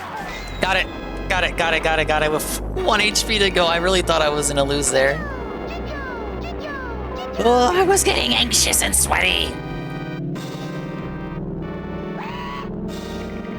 You really knew I was fucking up when I was holding right on the right stick, right up on the right stick makes you go into zoom in mode. It's like I was holding ZL, I just want to shoot eggs, bro. Anyway, wait, what? Sofa Grunty? 1, 2, 3. Grunty's strength will see me through. When Jinjo's gone, I'll batter you. 6, 7, 8, 9. Enter. All caps.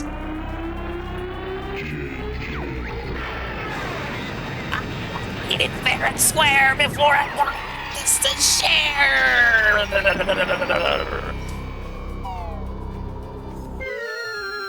I'm melting. Well, she's fallen more like. You've never played Banjo-Kazooie to completion, JC? But yeah, that's where their final smash comes from.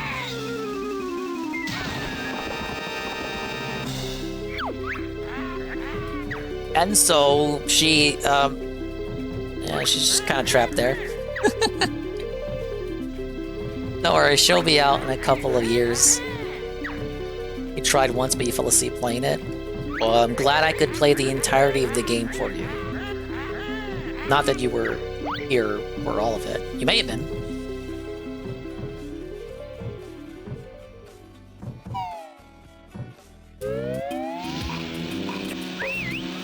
Some stuff I missed, though, I think. Oh, like the eggs and the key? I could put in the codes for that and get those. There's nothing really I can do. I can't do anything with them in this version. Look, it's blubber. I'm the guy! Yes!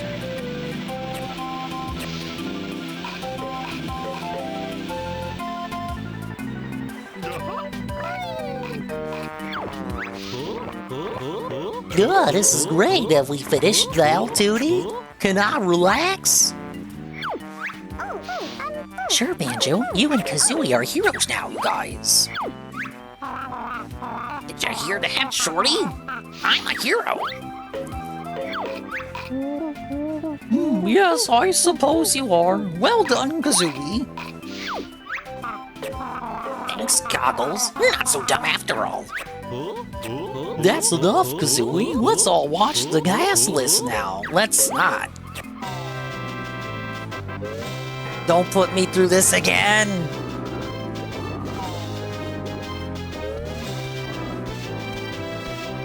Actually, I think I may have missed a Jiggy after all.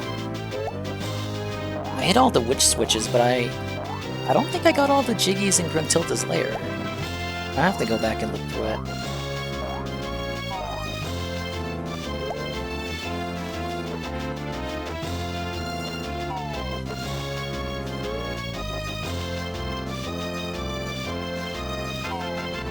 Yeah, all 4 of the quarries that appear in the game.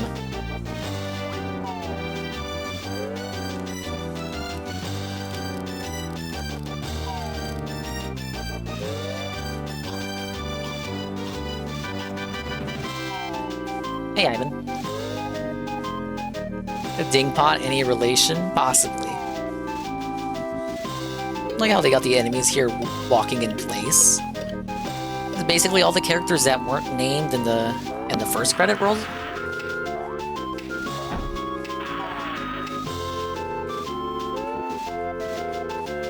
Yeah, well, I appreciate that too, Krusty Punky.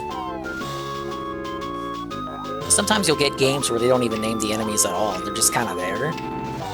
But Rare actually went to the effort of officially naming all of the enemies in the game. And they all get their little 15 seconds of fame, right? Man, masterpiece of a game. I shouldn't have to recommend it to you guys, but if you haven't played it already, go ahead and play it. It's on the Switch NSO, it's on Xbox, it's on your computer to emulate? There's so many amazing ways you can play it, man. It's not that long of a game either. I beat it in 2 days. Shit. Some people can beat it in 1 day. Banjo feels nice and controlled, not as smooth as Mario and Mario 64. But I like the addition of Kazooie, the ability to use her to fly around or peck things. Later, Sony would steal the idea of a guy in a game with a little guy as a partner, with Ratchet and Clank and Jak and Daxter. Sony's stealing ideas again. Is anyone surprised? Yeah, 10 out of 10. Great game. The level design is top-notch. The levels are all goated. Click Clockwood is one of the best levels in any game. Period. Some wonky jumps toward the end, and Rusty Bucket Bay can go suck a cock, even though I still think it's a good level. But it's got the sense of every level being big and grand, but it's like an illusion of grand, delusions of grandeur? No, an illusion of the size being grand. It's just that everything is so compact and tight. Everything about the game is tight. Like, every point of interest is so close to another point of interest, you always feel like whichever way you're going the right way. Rarely did I ever feel like I was like going nowhere or like I was backtracking too much. I always felt like I was on the way to something that I had not yet done, or a place that I had not yet been.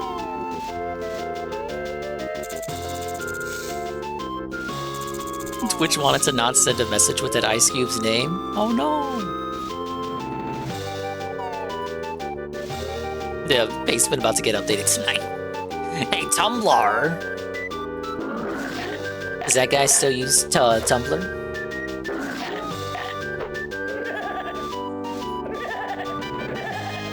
I should name that one Ack.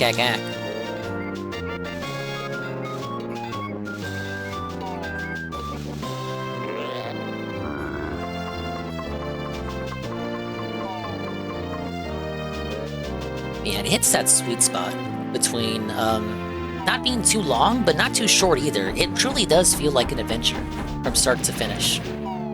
As I said earlier, there's like a sincerity and innocence with it that feels lost in games today. Even games that try to go for the same kind of angle. You can't emulate attitude like this.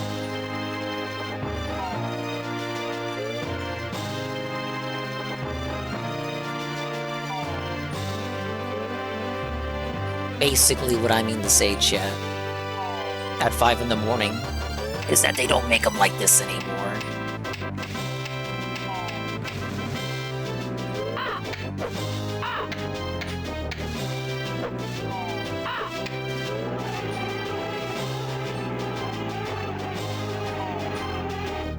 But rips are rare. I hope they have fun.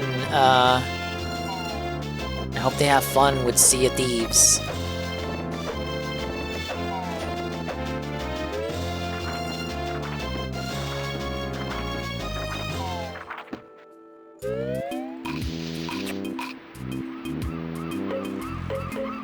Alright, I think they're gonna tease me here because I'm actually missing one Jinky.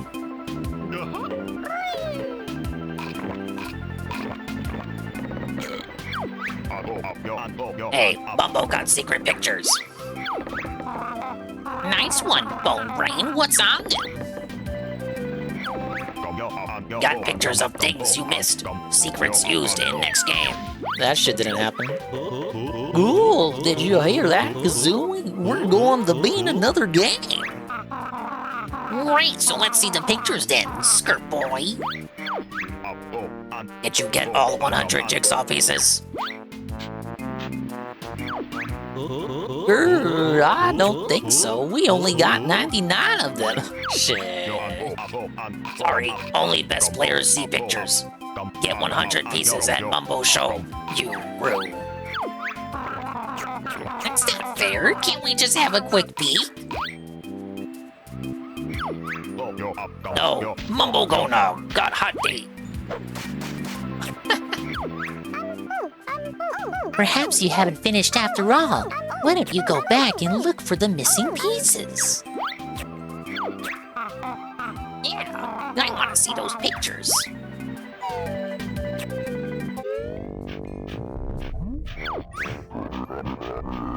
Klungo, push, nasty rock. Don't worry, mistress. I'll save you. Stupid bear and dumb Kazooie. I'll be back for Banjo-Tooie. Said it. He said it. That's the name of the next game.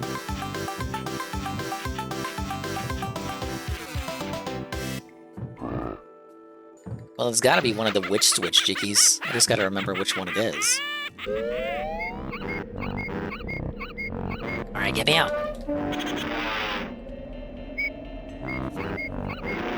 Let's see, I got the one from Mumbo's Mountain and Treasure Trove. Got the one for Linker's Cavern. And the one for Bubble Glue.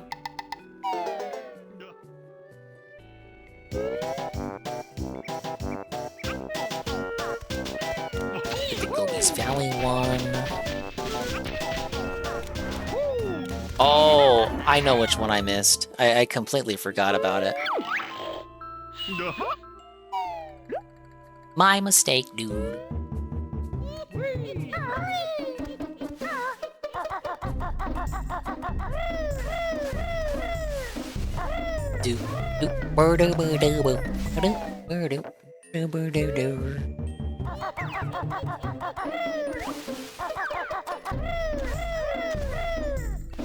It's not too far. It's the second Grunty statue.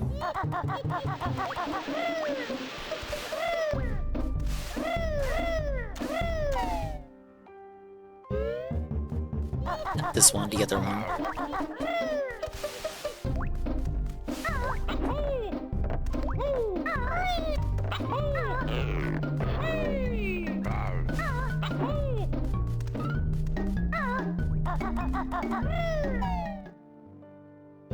Yeah, they knew they had a certified hood classic on their hands. Absolutely. Why did they throw it all away? Dust in the wind. My empire of dirt.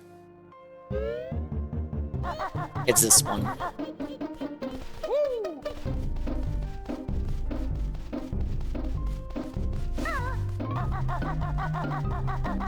Only way to get to it is by going over here.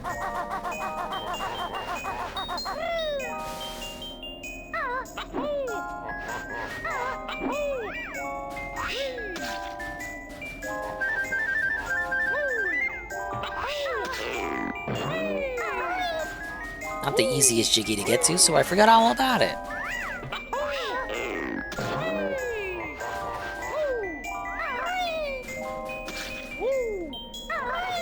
Oh, it's not here. My bad.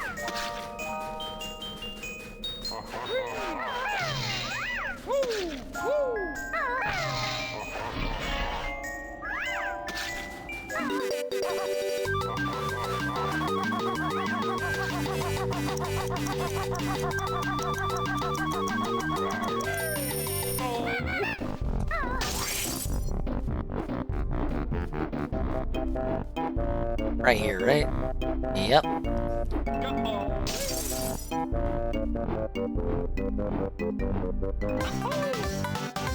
How'd I forget about it, chat? How'd I do it?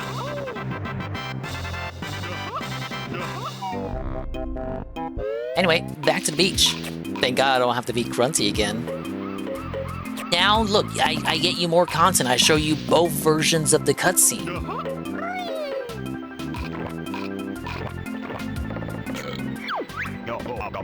Hey, Mumbo got secret pictures. Nice one, Bone Brain. What's up? Got pictures of things you missed. Secrets used in next game. Oh, did you hear that? Kazooie, we're gonna be in another game. Right, so let's see the pictures then, Skirt Boy. Yeah, you better not have any excuse. Yeah, we got them all, bish. We sure did, Mr. Bumbo. Yeah, so show us your secrets, masked midget. Whoa, buddy, you can't say that anymore. Disavow. Disavow. Hard disavow. That's a part of the E-rated Nintendo game, guys. Part of the E-rated Nintendo game. Just so you know, Twitch. Banjo-Tooie sounds great. Is it any good? Bubbles' jaw dropped in awe. Hey, why isn't it called Banjo-Kazooie Tooie? You better be in it too, short stuff. Banjo-Tooie make Banjo-Kazooie look like joke. Mumbo show you pictures of stuff can use in new game. Here, take a look.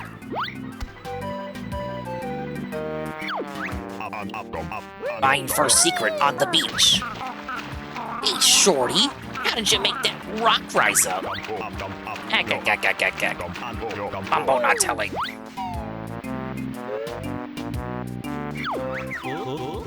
Wow, secret cavern. Baron Bird must climb to top. What's up there, dumb skull? Wait and see, old filthy feathered one. Oh, it looks rather high. Don't worry, Banjo. It looks like I have to get us up there.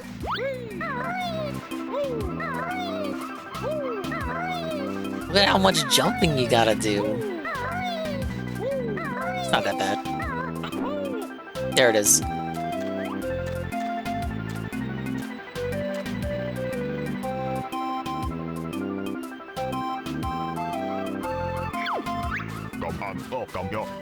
Secret found in snow. It's Wass's cave. Yeah, your reward is spoilers for the next game. We've already been in here. Hey, what was that egg for on the beach? Tell us. Bird, be quiet. Watch picture. What's through here? Or it's a giant ice key. Yeah, he's fogging out. You know where I'd like to stick that. Kazooie? What did she mean by that? Rated E? Another secret can get in desert. Yeah, we never opened that area. Nice, Mumbo. Please tell us what the eggs and key are for. No, Bird rude to Mumbo. Not tell. I wonder what's in here. Oh, it's only another stupid egg.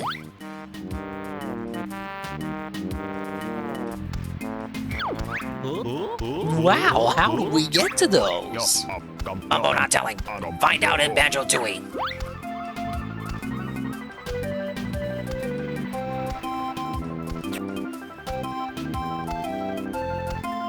No, Kazooie's a birdie. She's a birdie. Reminds me when you do everything Majora's Mask and your the ability to choose the final boss. Oh, I didn't know about that. I've never played Majora's Mask like that. No, she's a birdie, not a birdo.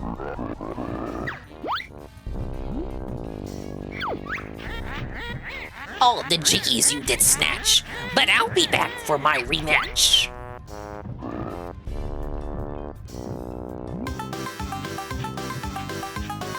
It only takes about 2 years for her to come back.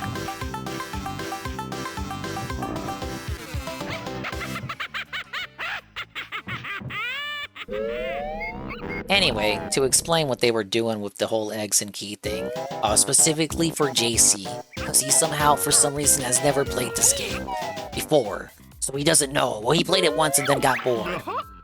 The eggs and keys were, as they said, intended for use in the game's sequel, to give you, like, bonuses and shit.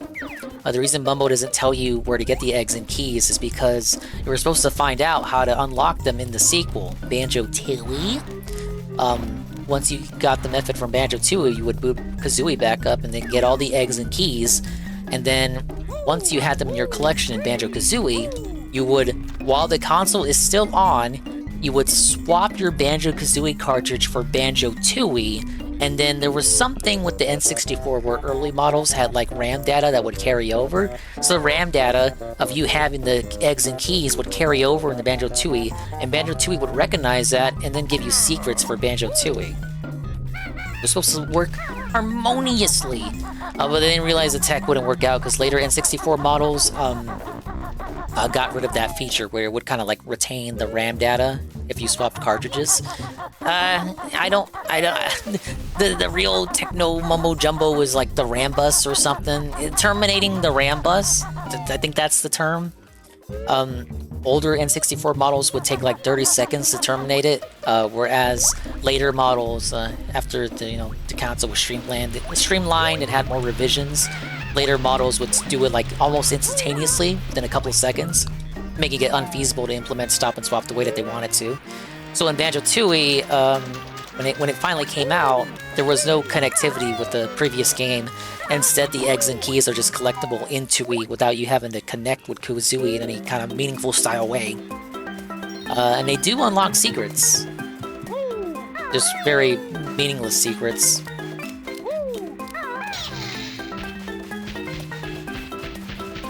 They made Nintendo mad when they told them, well, yeah, you're gonna unlock a feature behind early N64 models that not everyone may have. Yeah, I'll show you, because even though they intended for the eggs and keys to be collected with information given to you in Banjo-Tooie, and then you go back to Kazooie and collect them, there is a way to acquire the eggs and keys in Kazooie without Tooie having come out yet. So I'll go ahead and put those codes in. It does take a minute though. So notice how the island isn't raised yet? Don't worry.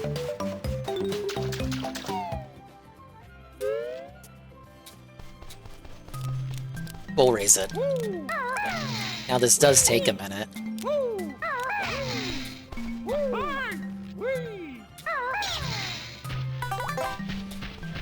Kind of a similar thing with Perfect Dark, GBC version with the transfer pack. Yeah, it's kind of wild because it makes you wonder, like, if they had only made a Game Boy Color Banjo game and then just gave it transfer pack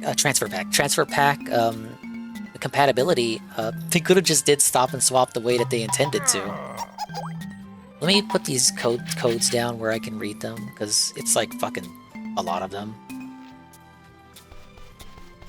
They really do make you spell out all of these, so yeah. Oh, oops.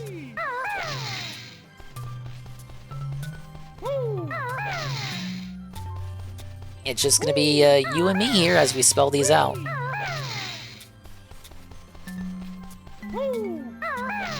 These are very long codes.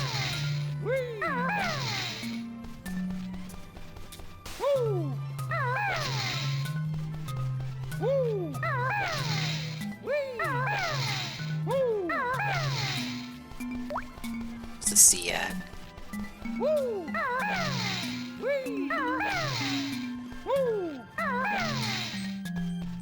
I know that it doesn't look like I'm entering anything, but I promise you the game is recognizing it.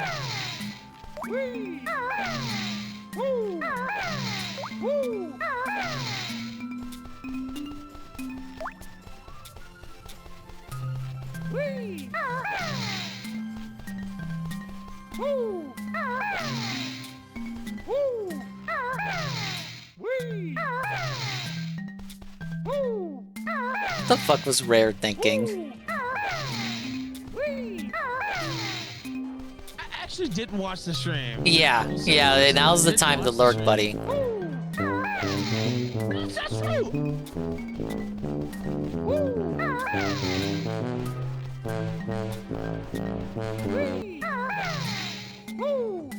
I'm spelling out like entire sentences.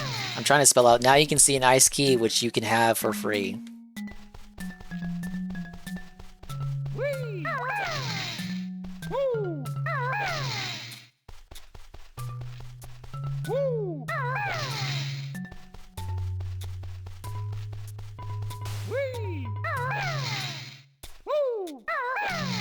How does the game hold up to you? It still holds up.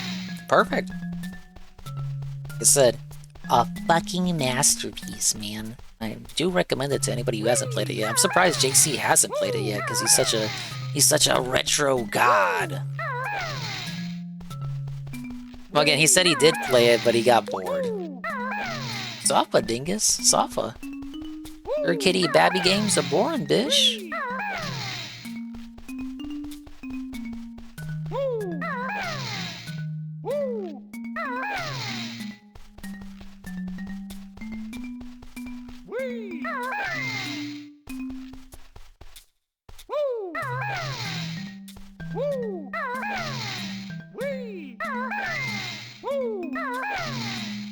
Oh no, I don't even think I spelled it right.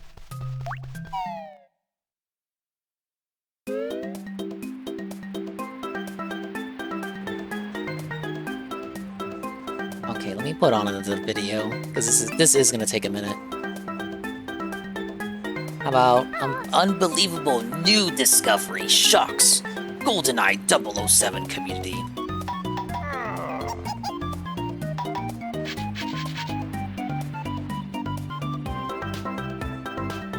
Oh, you should play OMG Zelda. That is if you're so inclined. I only remember trying to get everything, then losing motivation at the beach level, enough to pass out. But you should give it another go. Hello, you absolute legends. On the 2nd of December 2017, I achieved the greatest world record in my speedrunning career. I beat the first level of GoldenEye on the easiest difficulty Agent in 52 seconds. This feat took hundreds of hours to achieve, and when it happened it was a really big deal. It was even covered by mainstream news outlets, which is pretty rare for speedrunning. How the legal case is going to turn out. Beautiful, and to this day I'm still shocked that it actually happened. Damn 52 remained unmatched for over 4 years, until 𝕭𝖆𝖏𝖚𝖆𝖚𝖆 would achieve 52 in 2022. Dude? What? No fucking way, dude. Once again, it took him hundreds of hours to achieve, and you can tell by our reactions how special this time was. In February 2024, took him hours to beat the first level. He shut up. You know what he was shutting down. That's pretty good though. A time that he claims took him 400 hours. Damn 52 on the Agent difficulty is one of the most prestigious world records in GoldenEye history. Not necessarily because it's the most difficult, but because of how long you need to grind to actually get it. Of course, you do need to play well, but you also also need to be very, very lucky. If you wanted to get 𝕭𝖆𝖏𝖏, you basically needed to accept the fact you'll probably be playing for hundreds of hours before you actually get it. 52 seconds was maxed. It was considered by everyone to be the fastest anyone would ever go. With how simple the level was, with how much effort we put into optimizing it, and with how perfect a run you needed to perform in order to even have a chance at 52, surely 51 seconds would never, ever happen. And then in December of 2024, everything changed. A new discovery shook the entire community to its core. To everyone's shock, a huge time save was found that turned 52 from one of the most grueling world records in the game's history to one of the easiest. In a span of just 72 hours, 8 more people achieved a 52. And now people are asking, is 𝕭𝖆𝖏 possible? In today's video, we will take a quick look at this crazy new discovery, and I will give you my thoughts on whether or not I think 𝕭𝖆𝖏 will ever happen. I really hope you enjoy. Now, Legends, I cannot believe we are coming to the end of another year. Honestly, for me, this has probably been the most stressful year of my entire life, which is why it's so important that I keep looking after myself. And one of the ways I do that is by using today's partner, 𝕭ology. 𝕭ology is a 36-time award-winning skin, hair, and body care company. Their products are super high quality, so the people around you that need to look at your skin up close or smell you are going to love you for using them. Personally, my skin is super oily, so I need to use 𝕭ology's everyday face wash or my face looks and feels gross. I also use their nourishing eye cream because I have massive black eyes from not getting enough sleep. Plus, they have a whole range of products including body washes, deodorants, and hair shampoos and conditioners. Seriously, their products, especially their deodorants, just smell incredible. There is a good reason 𝕭ology has over 10,000 5-star reviews. Just take their 60-second quiz and 𝕭ology will send a personalized routine right to your door. And right now, 𝕭ology is offering an incredible 70% off their award-winning skincare trial set. Just click the link in the description or scan the QR code on screen to try 𝕭ology and start looking your very best today. The critical feature of 𝕭𝖏 are the large double gates the player reaches about halfway through the run. Everything else is extremely simple, and there really isn't much time to save. It's mostly pure strafing, and it's not like we can just run faster if we wanted to. Historically, everything has centered around these double gates and how fast they open. Since the dawn of time, players knew that if they ran as fast as they could to the double gates, they will open just after you get there. Players also knew that if they hit the button that controls the gate, it will open slightly faster. The gate is actually opened by a guard who begins his journey towards and through the gates after he is loaded into the level. He has to walk to the first gate, open it, wait for it to open, then walk to the next gate. When he reaches the second gate, he has to start closing the first gate before he can open it. When we hit the button, we start closing the first gate ourselves, and therefore the guard can skip that step and go straight to opening the second gate. And this is why hitting the button always resulted in a faster gate. The behavior of the guard through the gates is pretty technical, and there is some luck involved, but the main breakthroughs that have occurred didn't have much to do with the gate itself, but rather how fast we can get the guard to load into the level and start his journey. If the guard loads in earlier, he can start moving earlier, and therefore open the gates earlier. And he always starts his journey from the exact same position, so when we load him in is critical. For most of the level's history, we didn't really think about trying to load the guard early. We just strafed through the level in the early section, trying to have as tight a line as possible to the gate. And the guard loaded approximately when we reached this corner, because that's when the gate enters our field of vision. However, in 2016, our understanding of the gate guard started to develop. In August 2016, the player 𝕭𝖆𝖏𝖏 realized that when you go around the guard in the tunnel, instead of hugging the wall before the corner where the guard loads, the gate opens around a 10th or 2 faster, which in hindsight is a huge discovery. But at the time, even 𝕭𝖆𝖏𝖏 thought nothing of it, and suggested that ultimately it's of no use because if you take a wider line, you take longer to reach the gate, so it should cancel out the time save. But this really wasn't the case. People were certainly reaching the gate early enough to take advantage of a quicker guard. However, May of 2017 is when this idea of loading the guard earlier really broke through, when the player 𝕭𝖏𝑔ran discovered that if you look up slightly as... So, yeah, the cheats are very, very long, but as you can clearly see, they do work, without any indication of the game is accepting them, without any confirmation or whatever validation. The cheats do show the items that that Momo Jumbo was showing us earlier. I don't think I have anywhere near the dedication to play a single level for months on end to beat a record. Yeah, Saru does some speedrunning on the side, but he speedruns multiple games and doesn't. It's just like he's not like dedicated to any single game, and it's not like his main. It's not his bread and butter, right? It's not his wheelhouse. It is in his wheelhouse, but it's not his main primary wheelhouse. Now, someone like me, I could never dedicate so much of my time to just playing the same game over and over and over again. I often do that when it comes to like Splatoon or something, but you know what I mean, right? Having to sacrifice getting to play new games and shit, I wouldn't be able to do it.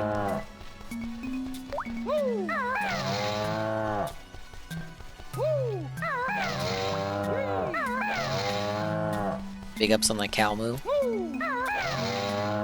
You reach the corner and take a wider line, the guard loads earlier. Ogren came in with concrete figures, saying exactly how many frames you could save, Fire Emblem, and it was Xenoblade, substantial. Splatoon, This loaded take the your guard pick. earlier because objects can be loaded from further away if they are in Bond's peripheral vision. In other words, in the sides or corners of the screen. This was when I started playing Damn Agent, because Ogren's discovery made a run of 52 seconds now just barely possible, and using his technique, I managed to get a run of 52 seconds in December of 2017. And here is what's interesting. Even before I got 52, we knew how to load the guard even earlier, but we just didn't do it. In my original run of 52 seconds, I looked up and took a wide turn, but that's all. Technically, I could have loaded the guard even earlier if I looked up, took a wide turn, and turned left outward slightly to really put the gate closer to the corner of the screen. However, I couldn't make use of this earlier load because it took too much time to execute. You ended up taking such a wide turn that by the time you got to the button, the guard was already closing the first gate himself. This ended up being slower because the guard would then have to wait at least 10 frames before performing his next step of opening the second gate. It just wasn't faster overall. So because we couldn't make use of this earlier load, the hunt for even quicker loading positions seemed pointless. And there didn't seem to be any way to load the guard quicker without losing a substantial amount of time going out of position. I think this is why the hunt for the most optimal position to load the guard ended prematurely, and for the next 7 years, people did the early guard load the exact same way. But in late 2024, one GoldenEye scientist blew the level wide open and changed everything.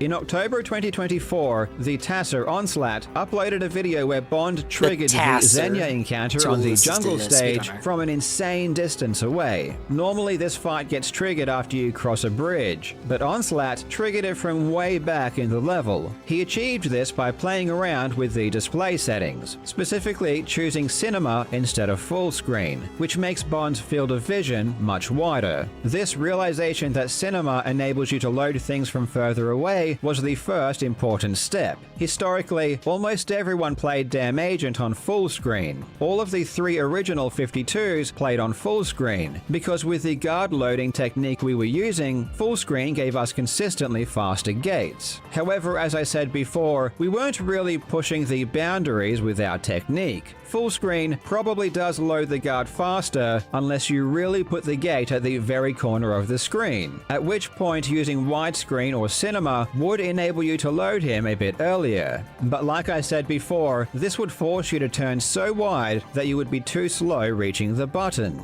But there was one crucial idea that everyone missed. What if you loaded the guard so early that it was still quicker even if you let the guard close the door himself? At the time, this really didn't seem possible, because the most we could do was load the guard just a few frames earlier by turning outwards a bit more. In order for this to work, you would need to load the guard at least a half a second earlier, which appeared impossible. However, Onslaught still wanted to find out exactly how far away you could load the guard, and in order to do this, he created a script that would give him a visual representation of when the room the guard was in was loaded. And to give himself the biggest FOV possible, he also changed the aspect ratio to 16:9 in conjunction with cinema, which are settings no one in speedrunning uses because it just looks terrible. Using these weird settings and his script, Onslaught discovered that you could load the guard from a position in the tunnel that doesn't make any logical sense. And it's a place that speedrunners intuitively never visit, because it's so far out of the way. Near the wall on the left and a bit further back, if you look at a specific angle, the guard can be loaded much sooner. In order to help find the most optimal position and a looking angle, Onslaught programmed a bot that played the level 1.5 million times, testing every different combination, and then using that data was able to show which area of the tunnel the guard could be loaded from, and how precise your looking angle needed to be. Ultimately, with these screen settings and running straight to this position in the tunnel, it is possible to load the guard almost a full second faster than before. But that doesn't mean you save a full second. This position is so far out of the way that you simply lose too much time getting back to the gate. Now, instead of you pressing the gate button to skip the step for the guard, we have to wait for him to both shut the first gate and then open the second gate. This loses exactly 10 frames, which for example at 20 frames per second would be half a second. So even though we load the guard almost a second faster, we lose almost half a second because we reach the gate too slow. In fact, now players just barely reach the gate as it opens, even ignoring the button completely. Of course, there is a lot of nuance to this new strategy, and players are still refining it, but it's definitely a lot faster and has already made a huge impact. Even without practicing enough to perfect their movement, players are saving around half a second over the old strategy, which has now made 52 seconds really easy to achieve. Previously, we needed at least 2 boosts. Now, players have already done it with no boosts at all. This removes most of the luck that was previously involved. And not only is this new strategy faster, but it's also much easier. Executing a perfect button press and getting through the gates cleanly was a bit tricky, and it was easy to lose time. Now, players don't have to worry about pressing the button at all. They can just run straight through. So with 52 being so easy, is Damn 51 now possible? Sadly, I don't think it is. This new strategy saves at best around half a second, which is certainly not enough to shave an entire second from the record. 52 was barely possible before, even when everything went right. At best, using all of the theoretical best splits that I've seen, only a very low 52 could be achieved. But don't give up hope. Before this new strategy was found, I really thought Damn Agent was completely solved. I assumed there was nothing else to find, and suddenly out of nowhere, a new discovery has led to a half a second time save. This is gigantic. It's literally the biggest time save that's ever been found on this level and difficulty in the game's history. This is truly shocking. So I wouldn't rule out 51 seconds just yet. It may not be possible using these strategies we've already found, but maybe, just maybe, there are still even more secrets hidden in this simple and iconic level. Thank you so much for watching, you legends. I hope you're having a fantastic day, and I will see you in the next video. Thank you, Carl Guy. Thank you for telling us about the damn level 1 easy mode, cinema mode discovery. It's kind of silly how things like that, it's like they've been fucking speedrunning that game for decades, and then like the simplest kind of things, just stuff you don't even consider, just ends up being the thing that helps you get a faster time, like switching the camera perspective from full screen to cinema mode. Ridiculous. Oh,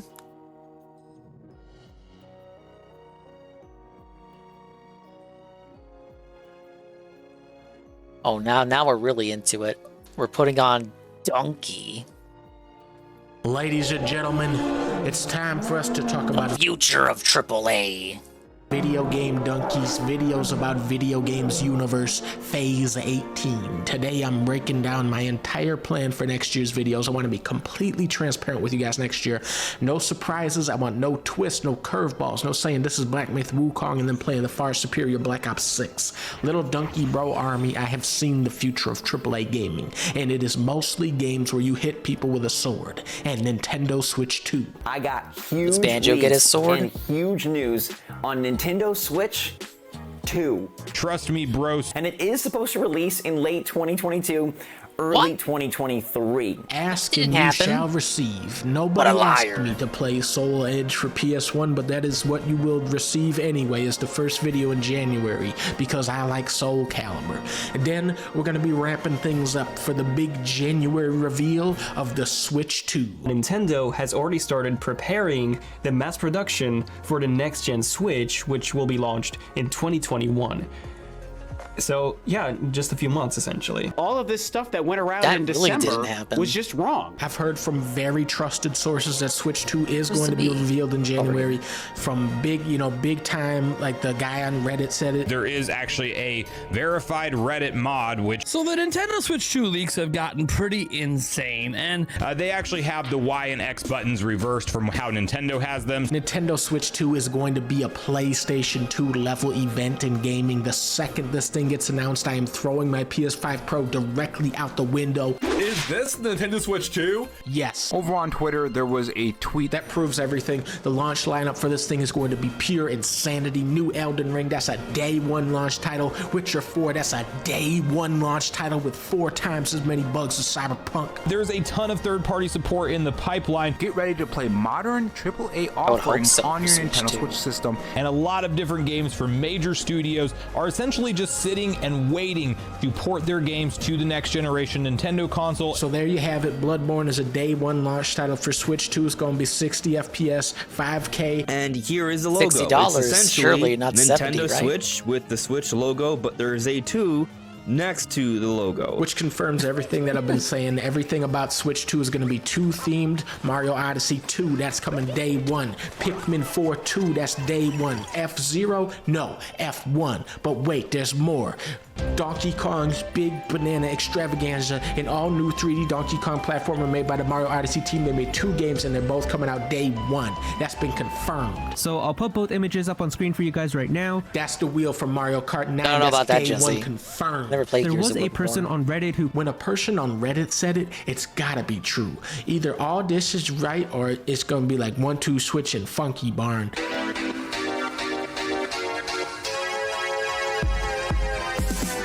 January 17th, we're playing Dynasty Warriors Origins. You play as a woman hitting people with a sword, which is what I love so much about video games. Finally, we're gonna learn I the love origins playing of as a Dynasty woman. Warriors. And did you know that the first one was actually a one-on-one fighting game, just like Soul Edge? January 23rd, of course, we're gonna be playing Star Wars Episode 1 Jedi Power Battles Remastered. This game came from a different era in gaming where every game wasn't sword fighting. Only some of them were. Very brave of George to do this back then today. January 28th, of course, we're going to be playing Eternal Strands. This is the second Strand type game where you are a woman hitting a tree with a sword. I love all the games that this reminds me of, so let's all play Eternal Strands on the beach with Norman Reach. February 4th, of course, we're going to be playing Kingdom Come Deliverance 2. I love games like Skyrim where you're hitting everybody with a sword and dragons are flying everywhere. Dragon Age didn't have any dragons in the part I played, so February 14th, of course, we got to be playing Assassin's Creed Shadows where you are a woman hitting people with a ninja sword.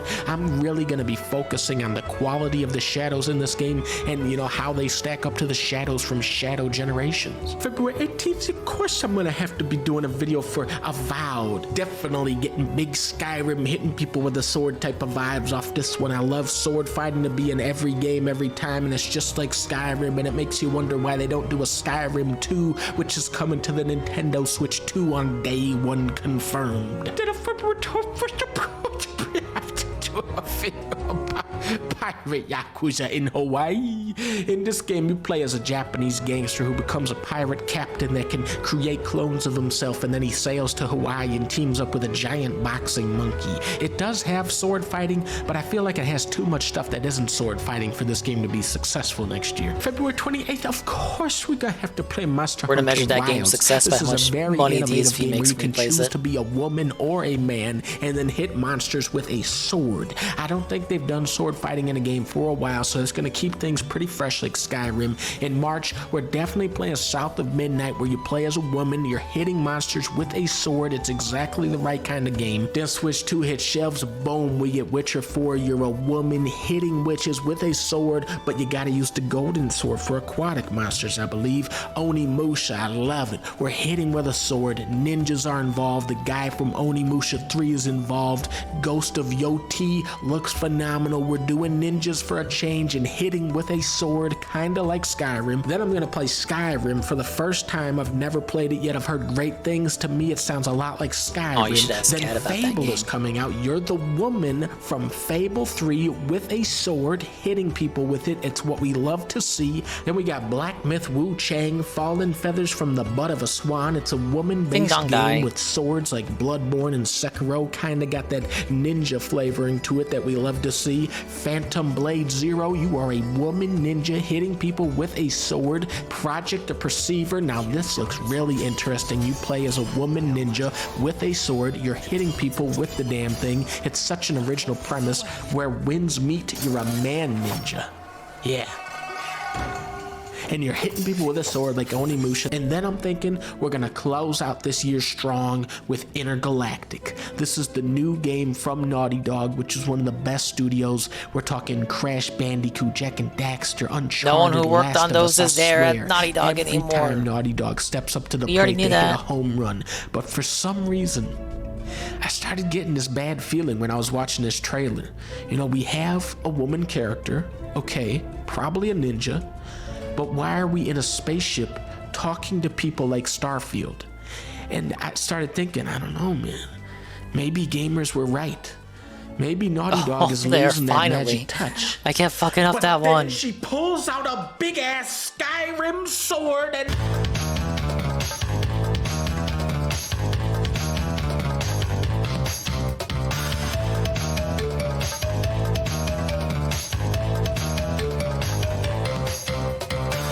Anyway, Donkey seems to think there are a lot of games about women with swords in Asian countries this year. He's probably right, to be honest.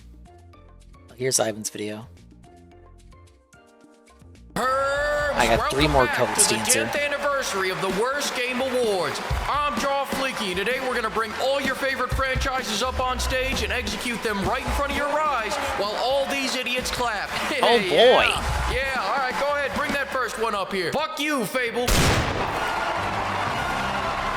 Now, before we get into the worst games, if you're expecting Dustborn to top this list, you can go ahead and unexpect that right now. I see Dustborn on the same level as Furry, Hitler, or any of the other hundreds of random shovelware that flops on Steam every day. And if you're saying, Flake, you son of a bitch, there's a big difference between those two, you're right. One of them has a sequel. But I'm getting off track. The point is, as far as I'm concerned, Dustborn did it right. Go kill off your own franchise with your own bullshit over there where no one will ever see it instead of over here on a franchise I like, because that's how we get number 5, Dragon Age the Veilguard. They were so focused on making their own self-inserts that they forgot to make a fucking Dragon Age game. It had bland combat, shallow RPG mechanics, and the best part of the story is when it ends. You know it's bad when gamers are more interested in what your fired employees are making. Isn't that right, Todd? Yeah, you short bitch. Number 4, Helldivers 2 from March to September. Now you may be wondering why the hell this game is higher than Veilguard, and that's because they actually released a great game, then ruined it almost immediately. How the hell do you go from being this year's biggest sensation to its biggest disappointment in less than a month? Don't even realize they had a good game on their hands. They couldn't have that. Turns out it's actually pretty easy. First, they banned the game in 177 inferior countries. God bless America, American titties, American guns, and American fireworks. Their words, not mine. And then after they cut the player count by 75%, their only question was, how do we get the other 25? By nerfing just about everything players liked, and then justifying those nerfs by saying, give it a chance. No! But it's all water under the bridge now because they unnerfed everything and dropped a fantastic new update. Yeah, 177 countries are still banned, but peace has returned to Helldive. Motherfucker! Todd, I'm sorry about what I just said before. Get up here. I got a handcrafted trophy for you. Just kidding. It's an empty box. Fuck off my stage. Go back to your booster seat. Number 3. How can we forget about this year's biggest loser? The quadruple XL flop overweight watch. Concord, did you not just hear what I said? said die where no one else will see it. When you spend 400 million fucking dollars, now I gotta see it. Despite everyone attributing the failure of Concord to the oversaturated market of hero shooters, it actually came at the perfect time to penetrate the market. Fellas, somehow after 8 years of development hell, they managed to perfectly line up their release date to be exactly when Overwatch fell off and left a wide open door for any decent hero shooter to take their spot. Now, unfortunately for Concord, that door was not wide enough for DAW, so Marvel Rivals slipped in there instead. Here's the slow and wide. I don't need to play as characters that deadlift 400 pounds every time they get up from a chair because one's more than enough. Other than making Overwatch worse by putting its gameplay on DAW's diet and budget cutting the roster, the only unique value out of Concord was that they were gonna add weekly cinematics. Sony, not again. Come over here. Listen, we already have 15 seasons of Man vs. Food. We didn't need to see DAW go for another 20. He finally made a game that didn't have 30-minute walk and talk alongs, and it won Game of the Year. Look at that, buddy. Todd wasn't even up there. No, it wasn't because he couldn't reach it, you know, because of his short height and all. Anyways, what I'm saying is take a hint. Please just surrender. I'm sorry, I meant Ubisoft, where you at? Number 2, Ubisoft, please just surrender to Tencent already. After all those times you Frenchies surrendered, now's when you start putting up a fight? But all kidding aside, Tencent's just a new flavor of shit, pimps. But Ubisoft, you've been fucking up for years. You kind of brought this on yourself. You've ruined half your IPs, the other half you've forgotten about, and because of your NFT game, I just discovered you got Rayman somewhere doing coke off a cowgirl's ass. Listen, I'll wish list that and research that later. It's not the point. The point is they're at number 2 because Ubisoft made so much dog shit this year, I had to lump it into one he was eating sushi off the cowgirl's ass, but yes. This year's been a mag dump of blanks for them. They started 2024 by launching their quadruple A mobile game that cost them a couple $100 million to make, which started as a Black Flag DLC, by the way, so I guess they spent 11 years and $200 million making that game worse. Then they launched the Call of Duty killer X-Defiant, which was killed by Call of Duty. Star Wars Outlaws was so boring, not even the people who bought it played it, and they capped off the year by delaying the final nail in their coffin to 2025, replacing their big finale instead with not one, but 2 NFT games. Be honest with me now, Ubisoft, how much of Rayman's supply did you inhale to cook up these brilliant ideas? Did you guys make this in a weekend, and if so, why? Ubisoft flopped so many games this year, now they gotta pray for some El Salvadorian cartel to launder money by snow-sniffing Rayman. Sorry, I'm taking so long with these. Moving on. No, wait, hang on a second. I forgot that they launched Prince of Persia at the beginning of this year. Nah, it's alright, so did everyone else. But this last game was alright, I heard. Truly, some magical things had to happen for this to align with our big 10th anniversary show. Things that may not have ever seemed a possibility. If you truly love video games like I do, this moment sounds like Three is Houses for all music. of us. And the winner of this year's worst game of the year is Todd. Sit your ass back down. You can't even win worst game award. No, Suicide Squad. Bye, Arkham Batman. At least this time the chair's leather. I probably forgot that game came out. I bet you forgot this piece of shit even came out this year. Yeah, so I did. I just added it 5 minutes before I was about to publish the video. Listen, I've got 3 videos on this game. I'm done talking about it. The game was bad, the cash shop was bad, and all the post-launch content was like an IV drip of cyanide. We got the Twinkler, Mr., Mrs. Yeah, like I even suggested the video. I haven't. Then we got the social justice daughter of a hitman, and then just a chill guy. After all that, we got a regular old I didn't watch ahead or anything. I legit forgot about that shit. Shit was sucked. a moment of clarity. Good for you, Rocksteady, but I'll never forget you took our Batman from Arkham City. Yeah, you guys can. I didn't pre-watch it, you know, because I told you I didn't pre-watch it. That means I didn't pre-watch it. Chair with a soft padded seat that has floral embroidery, but on a park bench. Fuck you, Rocksteady. The only thing you should be remaking is your resume for when your studio shuts down. I will never let this go. My hate for this game is generational. I'm gonna put my hate for this game in my will so my grandkids inherit that shit. Then I'm gonna take all my anger and go have a wonderful time with my family. And I hope all you pimps have a holly jolly Christmas too. Treat yourself. Go get the new Stellar Blade update. And on January 4th at 7 p.m. EST, be sure to stop by the Fleek Awards game SmackDown to see all these games fight in the ring. Come see Pal World Fight Off 20 and Nintendo's lawyer. Come see Tall Howard body slam Geoff Keighley through a steel cage. You won't want to miss it. I don't care if your firstborn son's being born. Project it onto the wall because he won't want to miss it either. January 4th, 7 p.m. Be there. Thank you, 𝖏𝖏𝖏𝖏𝖏𝖏𝖏 for the video game. That was fun. I like his energy. I wish I had it right now.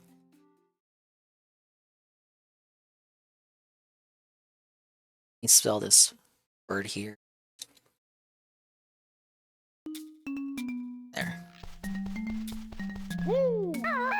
Now you get to hear their wooing again. I don't fuck this up. Grabbing in the... All this just for some eggs and keys that I can't do anything with.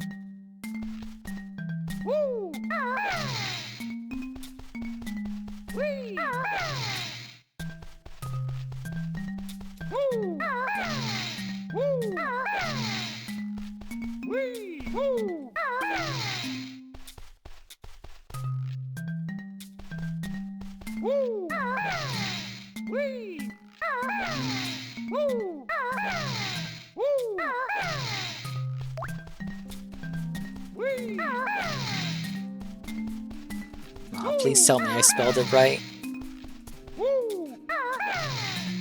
Yeah. Last one.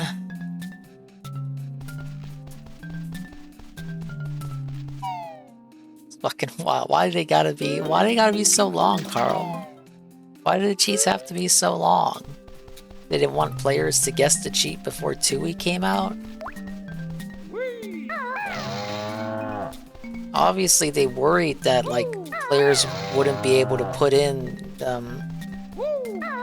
players wouldn't be able to do the stop and swap shit. That's why they had the codes in as like a failsafe.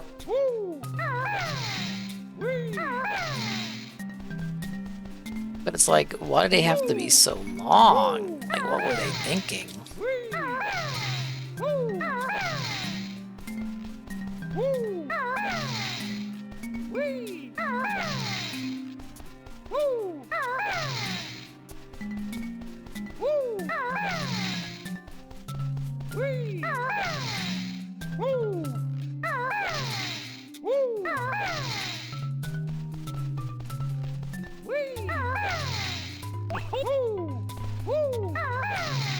I don't know if that counts. I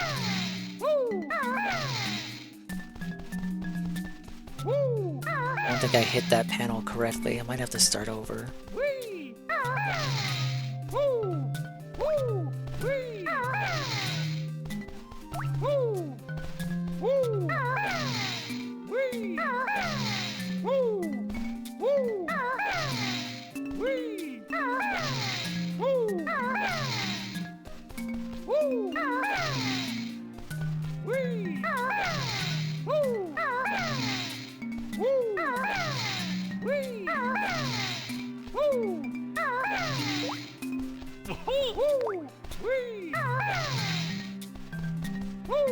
Rare was psychotic. There's no other explanation. What? So there's no other explanation for why they having me do this at 5 in the morning. Because I spent an hour putting that video together. That's why. It's revenge for that. Please, please, please. I did it. Yes, that's every code. Hey, 𝕺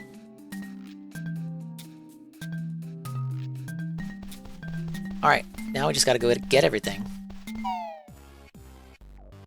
We're thinking they were innovating. Alright, first one's up. We got 6 eggs and an ice key to get. Not every level has a secret, but most of them do. That monster has 2 for some reason.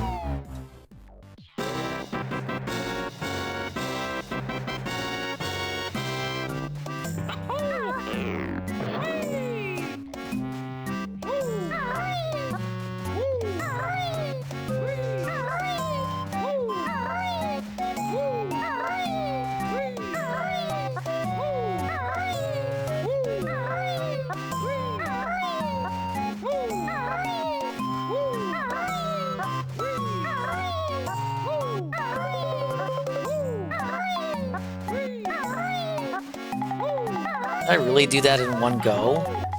There it is. Oh, it's an egg. I'm sure we'll find the use for this somewhere. They never did. They never did. Oh, whoops. Gotta go this way. Freeze Easy's next.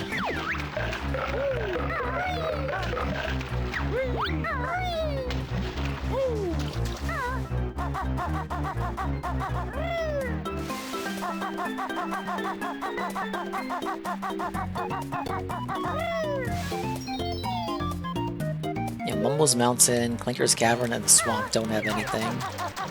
Yeah, ignore those levels. Just focus on the ones that do got shit.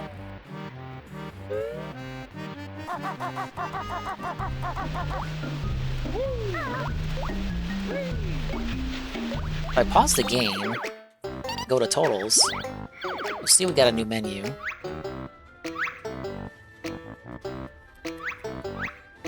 I'm gonna keep going this way. Right here. Stop and swap, baby.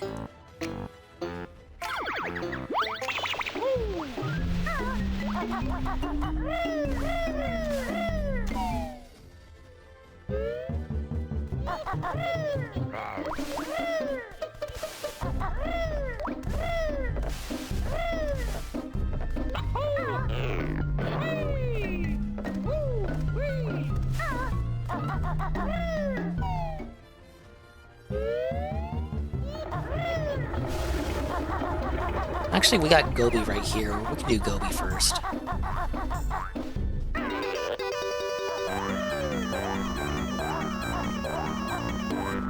Like, Gobi comes after Freeze Easy in level order, but you can access Gobi before Freeze Easy.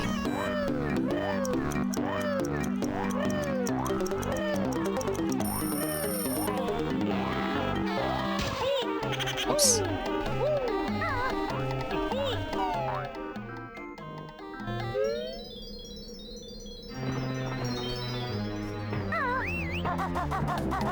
Yeah, it makes you realize even back then they knew there was a potential for the tech to not work out. So it's like, okay, well, we'll put in some fucking cheat codes in case it doesn't work for players or we can't find a way to implement it. But we'll force people to torture themselves by entering like multiple sentences of fucking cheat codes. Fuck you. And then after you unlock everything with the cheat codes, you still gotta go fucking pick the shit up. Oh my lord. Safa dingus. Safa.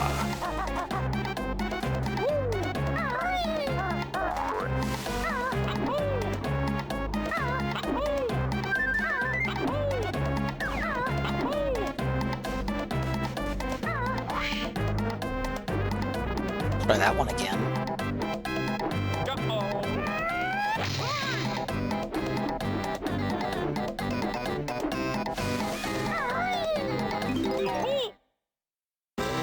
No platforming challenge for this one. Run in and get it.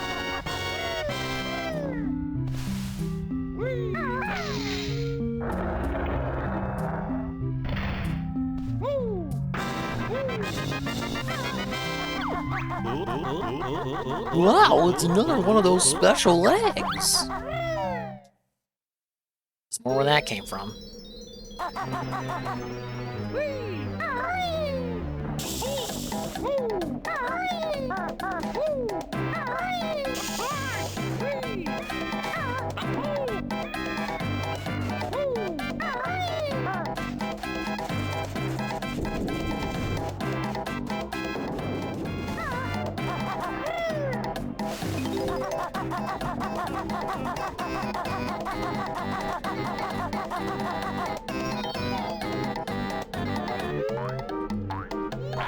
Didn't watch the stream. Thank you for the lurk, Halligan. I'm just gonna be running around these last few levels and collecting all this shit.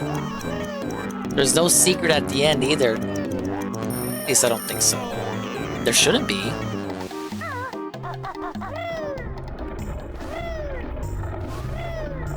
Maybe some extra dialogue, if anything. Alright, the ice skis next.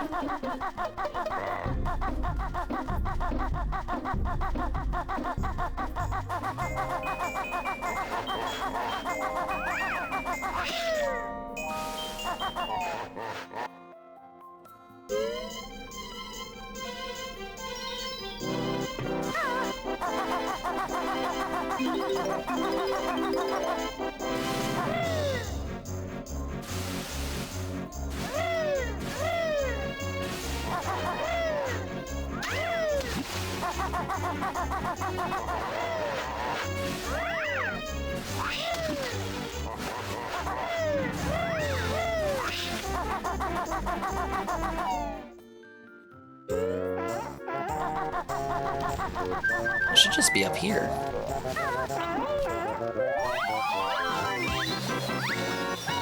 And there it is.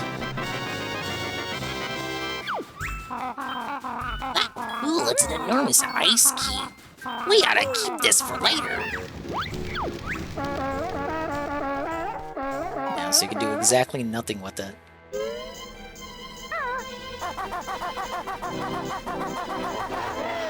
Why did Wazza have that in his cave?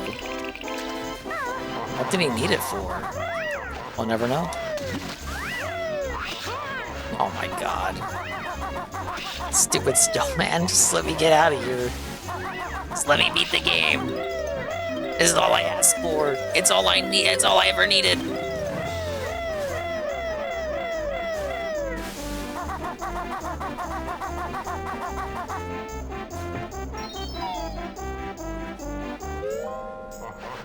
Okay, Mad Monster's next.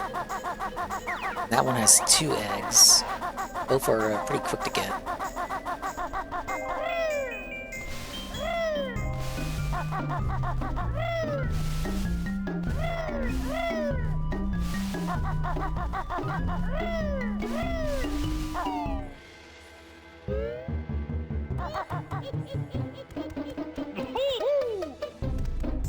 You can't tell me Mumbo doesn't comment on this. I really don't remember if he does or not.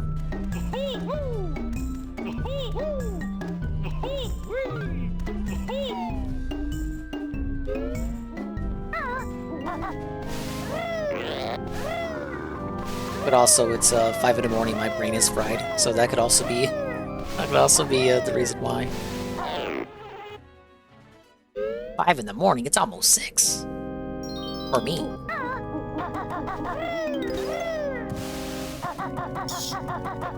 Alright, first one is in the cellar.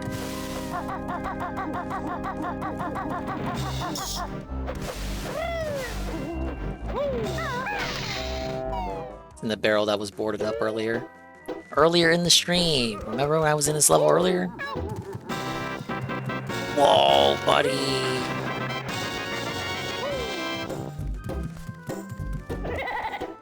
No comment for that one. That egg's not worth talking about, I guess.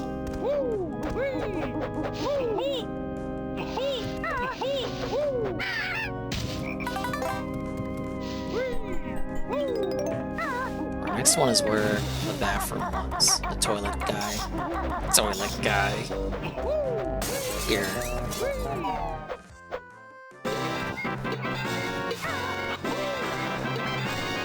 Can't even fucking see it. I just got it. I got it before it even came on screen.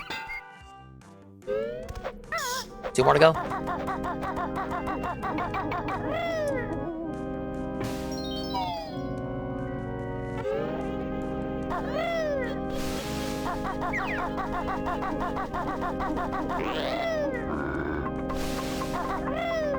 I wonder how many people glitch those areas not knowing what they found. The only one you can see in normal gameplay is the ice key. I'm sure there was a bunch of debate about like the fuck those items were and how to reach them. Whether or not you can kind of glitch and flip into them out of bounds. I wouldn't be surprised if tech like that existed. I've never seen video of that though. I could see maybe that could maybe happen for the sarcophagus one and the barrel one we just did. But some like the toilet one, like the egg spawns on top of on the toilet, so there would be no way for you to flip into that. Same with the one where you gotta raise the island. Maybe clip behind the ice wall to get the ice key. Shit, where am I going? Wrong way. I'm losing. I'm going delusional. Ah! This way.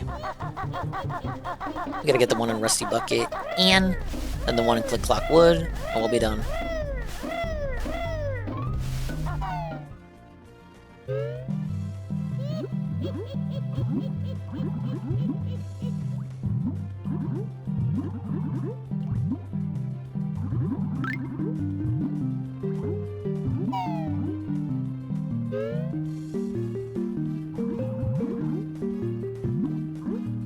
This one is in one of the captain's cabins.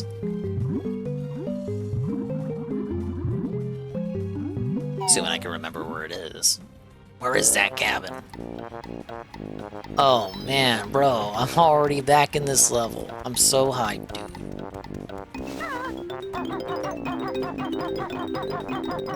I want to say it's the cabins up here.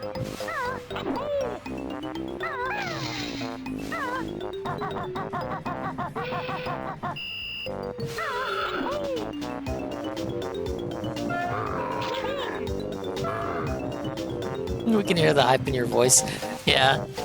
My voice still hasn't recovered from the frog in it earlier. And then you have 10 hours of streaming on top of that. Yes! But we're right near the end. I can't give up now. I promised I would do it. I gotta do it. Here it is.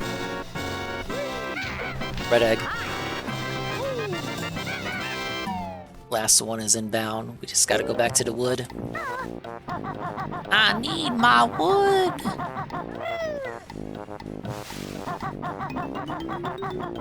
Shoot. How early it is. That wood may as well be morning wood by now, but bum bum bum.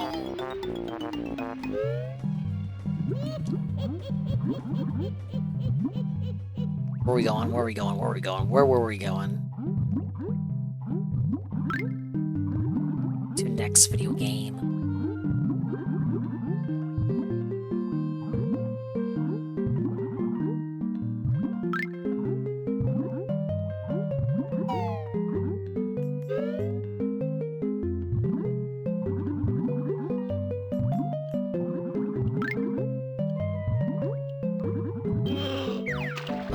Yeah, over here for flip-flop.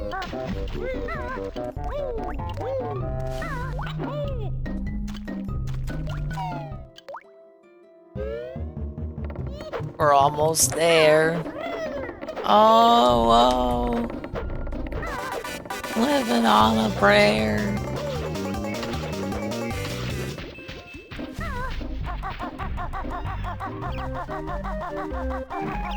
Now, I don't know what season I gotta look for, other than that it's in 𝖏𝖚𝖚𝖚's house. So I'm just gonna be real cool and assume it's in spring.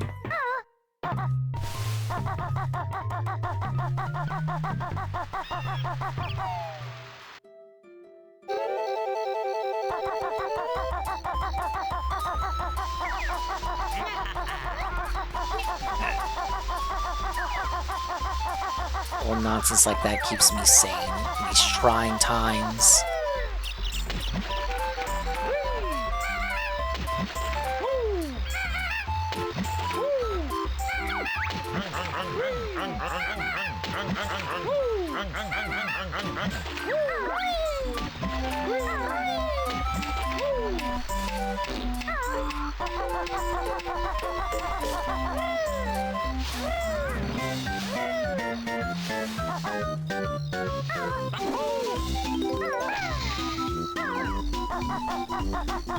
Alright, we don't gotta go to the top. Just gotta get to the squirrel's house. Don't you Why does it play the cutscene?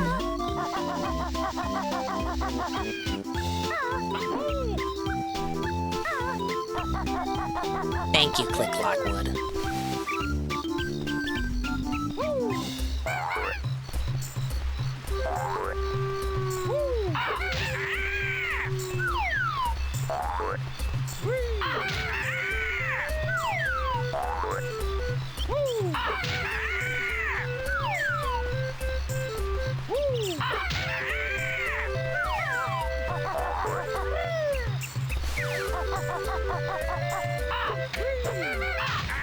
All that just to get to the top, huh? Well, not even the top, just to begin the ascent.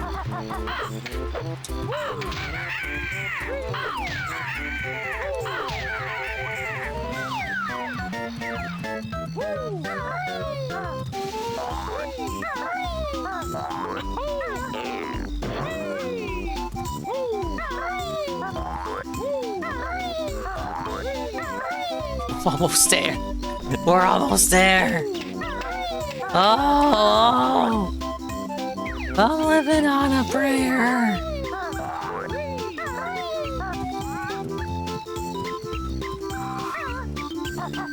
It's right here. Right here, it's right here. There it is. There it is. There it is, it's not there. No. No, where is it? Where is it? It's not in this season.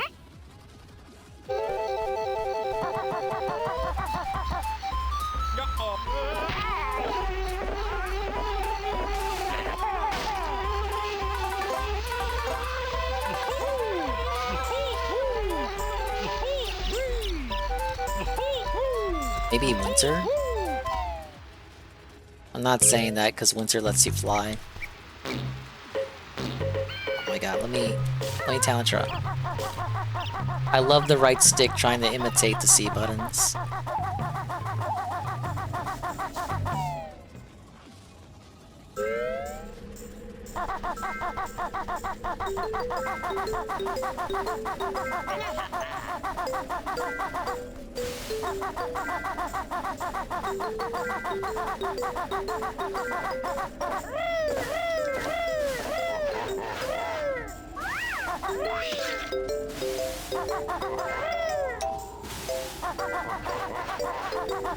Here's the flight pad.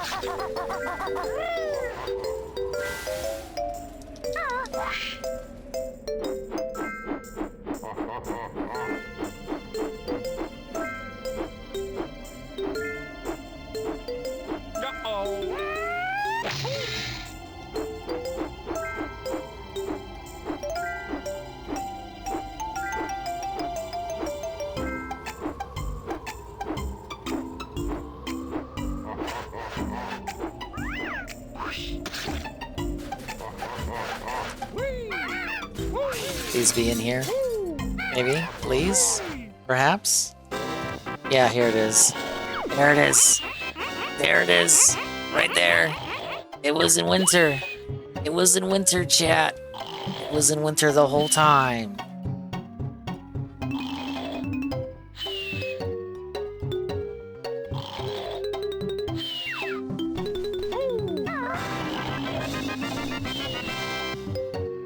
Alright. Where are we at? Pull up the menu. 2 hours in Click Lockwood, my god. But hey, here it is. Stop and swap. There it is, all 6 of the eggs. And the ice key. They've all been collected. They've all been collected at 6 in the morning. And it took 10 hours. And everyone's asleep. But I did it. I did it. I did it. I'm only proving this to myself. I did it all. I couldn't have done it all without you, your help. Yes, you, Rue, the viewer. I did do it, Juzzy. Thank you. Ban anyone who's asleep. Yeah, ban anyone who's not Australian.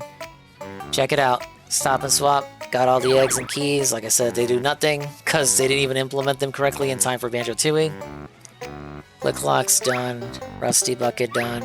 Mad Monster. Gobi. Freeze Easy. Bubble Glue. Blanker. Treasure Trove. Mumbo's Mountain. The Lair. And Spiral Mountain. Game total. 900 notes. 100 jiggies. 24 extra honeycombs. It took me 14 hours, which lines up with the completionist timing. The time given for a completionist run on howlongtobeat.com. 14 hours, yeah, that's about right. Thank you, Arrow. Oh, man. What's wild is that I cut the game in half, too. I did literally half the game yesterday.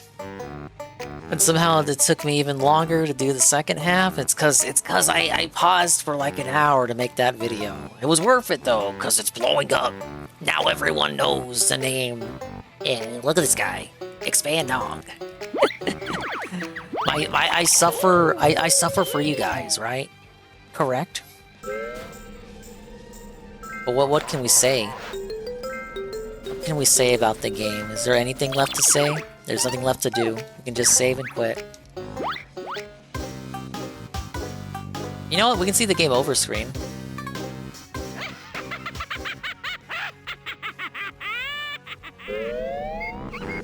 Oh wait, no, you don't get to see the game over screen because I already rescued 2D. Huh. Kinda neat that Rare keeps that in mind.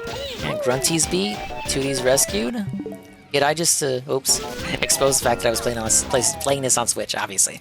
But out of that for sure, there would have been like a non-canon, you know, 2D somehow still gets transformed anyway. Well, since I never got the game over, you guys will just never see the game over screen.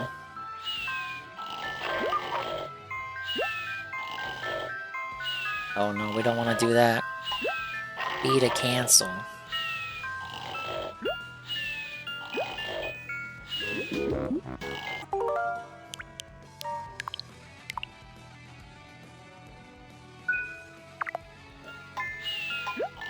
Go ahead and have that for ceremonial purposes.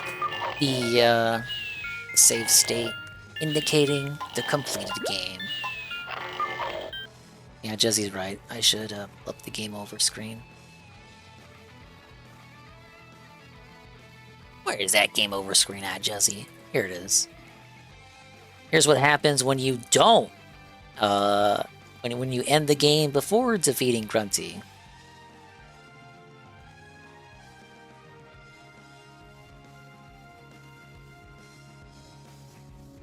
Thanks for suffering for our sins. You're welcome, Flippy.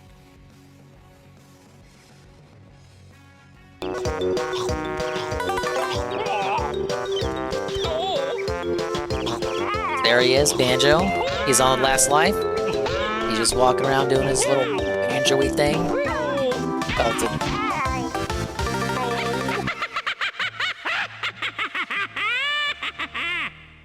This is what I was waiting for. Banjo's game ends in my tower. Turn it up by me, full power. Yes, your grunty ship. Transformation soon be complete. So 2D's beauty gets stolen and sucked out by the witch and Klungo. Help me, Banjo. I feel all funny. Red bird finished. Grunty wins. And, you know, there's Grunty. There she is right there. Look at Grunty. She's a beauty. I'm much prettier than 2D. And then Mumble betrays us. Big ups. Grunty nice. Come back to Mumble's skull, yes? And there's your little sister. Banjo, your sister wants to have a word with you.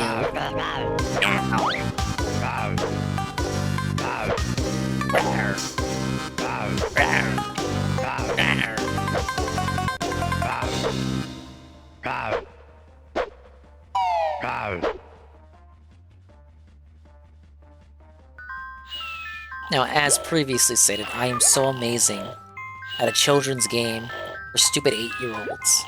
I never got to see that game over cutscene situation thing, whatchamacallit. Therefore, reinstating my status as the greatest retro. I'm literally the ding of retro.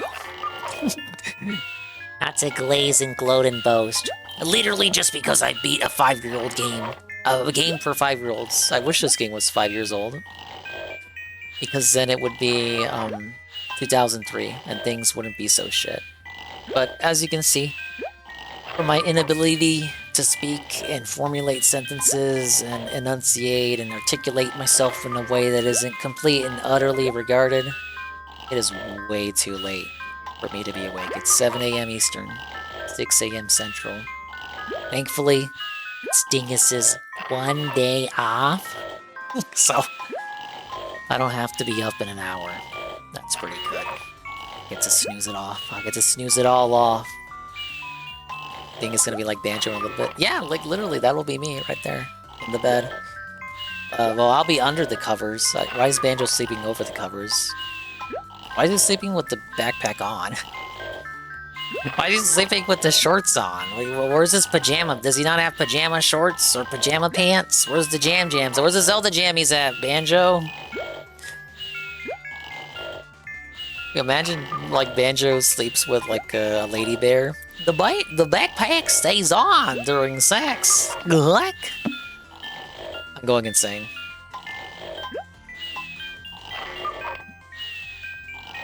Yeah, it makes sense why I did this, and I don't fear the work demon. Not today. Usually if it's like a work day, I'll push it to like 4 a.m. at most, and then like I'll usually call it. Sometimes I end up going OT anyway, and it's also determined by like what time the stream starts. So today I started at like 7 Central, and it still ended up going all the way to damn near 6. At 10 hours, almost 11. Fuck you, there ain't no Kazooie assist in bed. Well, fucking, we won't spit roast that bird, we'll just straight up roast her. Anyway, Tevlin's watching This Is How You Don't Play for DK64, very funny. Classic This Is How You Don't Play. We're gonna raid Conky, because he's the only other person awake at this ungodly hour. Thank you very much for everyone for stopping by for all 10 hours, whether you were here the whole time or at least for a little bit. Whether you were here for Kino Casino or for the segment in which I edited the video together while live, or for the true crime segment in which we learned what not to do if you're a scat fetishist necrophiliac who likes the idea of unaliving themselves, or if you were here for the actual banjo-style gameplay. Highly recommend the game. Of course, obviously, masterpiece, one of the best platformers out there, but it's not better than Mario 64. It's not. And honestly, it's gonna ruffle some Kazooie feathers, but it might not even be as good as 𝕭𝖆. I know. I literally just said that. I'll cap for 𝕭𝖆 when we play it. That'll be Thursday stream. But yeah. Banjo-ary continues. More Banjo games coming up in the immediate and far-flung future, but I don't have anything else. The fish trying to kill itself, the game's not that bad. That fish is always getting up into some funny business. It was getting grilled earlier. Bumble was grilling him alive. How did he get out of that sticky jam? That sticky situation, we'll never know. But yeah, Coggers is right. I gotta go collapse like Banjo. I got nothing else to say. Nothing else at all. Pablo, get us out. It's nice to Thanks for stopping by. Why do I do this to myself? I do it every night. Every stream ends the same way. Dingus, why did you do it to yourself? You didn't have to do it, but you did anyway. Because I love games, and I like playing games, and I appreciate the people who stop by, even for a little bit, at least for a little while. Because I have fun, and I like to have fun. I feel like if the power of the streaming medium allows me to convey my gaming experiences to you at no extra cost, and it's meaningful, and we get to talk and interact, and if I can entertain you for a few hours, then I will have done my figurative job, right? Like, I don't even...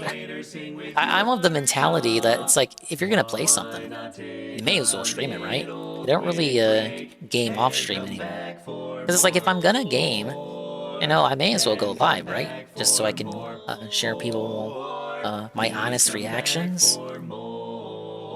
Kinda makes sense, doesn't it? At least, that's how I think. Big ups to all the dingas, dongas, and swollen _ ones who made it to the end of the 10-hour stream. Dingus is going to reveal a slight amount of his power level tomorrow at the work from home. It's going to be very awkward.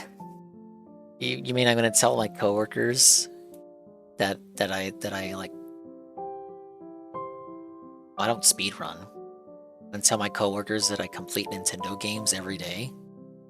Not even every day, every couple of weeks, unless it's like a retro style game.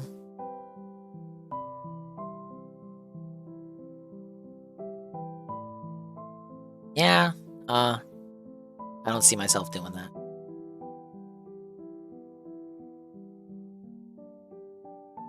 Anyway, as we were saying, the dingas, the dongas, and swollen _ ones, like Rent Check, Jezzy51, Mr. Pun, Flippy 4Man, Arrow, Nadal _Cog, Jaywasu, Eagle Wiggle, Halligan, 𝕏𝖚_Goki, Rebsy. Literally everybody who fell asleep over the course of this agonizingly long stream. Big ups, thanks for turning out. As I said, we'll be rating Conky, but let me pull up the notifications. You ill damage for the super cool positive style follow. GPM, raid with a party of 3. MTC Dude, raid with a party of 1. Bashe, re-up tier 1 for 3 months in a row. 27 months total. Sweet Bean, gifted tier 1 to rent check for the 1 month. They're here right now. EddieB43, re-up tier 1 for 25 months in a row, 25 months total. Barry Linden and 100 bits. Brian MK to tier 1 for 12 months in a row, 17 months total.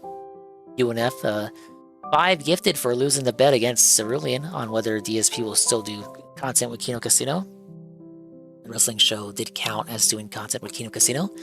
UNF gifted 5 for losing that bet to Spark X. Cabot and Moulin to Stupid, Hurricane, Bushido Bear, GPM. They with a party of 3. And that's it. Brother, I'm gonna collapse. If I wake up later... Bro, I mean... I'll try. We'll do like a Mario and Luigi stream to break up the Banjo-Kazooie goodness. But for Banjo-Kazooie, we got mainly Banjo-Tooie and the 2 GBA games left. Okay, Conky is a destination. We go on to Conky's place. Asking your coworkers if they watch AGDQ. They're all boomers and they're like 40s to 60s. I don't think they watch AGDQ. I know it's not accurate to call them boomers when they're 40 to 60, but I'll just call them boomers anyway. I mean it like the internet colloquialism to call them boomers. Like anything older than like 20 are a boomer.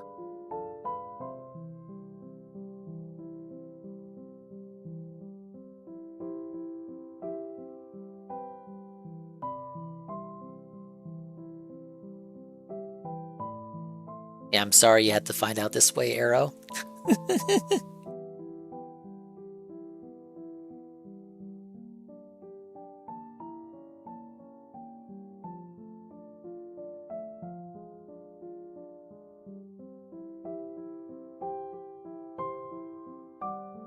Yeah, bye-bye, adios, Mimi time. We'll see you when we see it. And if we didn't see it, then we didn't see it. But if we did see it, then we saw it. And if we didn't see it, hopefully we will see it next time.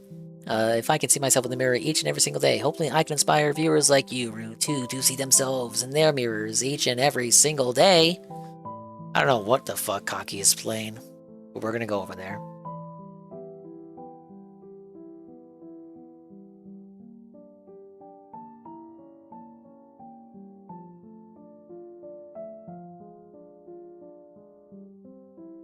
This is the raid message. I can fucking type it out. Here. When the hell did VTubers do speedruns at AGDQ? Jesse, I stopped watching that shit yearly at like 2017. It went to shit in 2014. I do not have the answer for you at this hour. Ask GPM when he goes live in like 5 hours. Bye-bye! Thank you guys, take it easy. Thank you for supporting Banjo-Kazooie.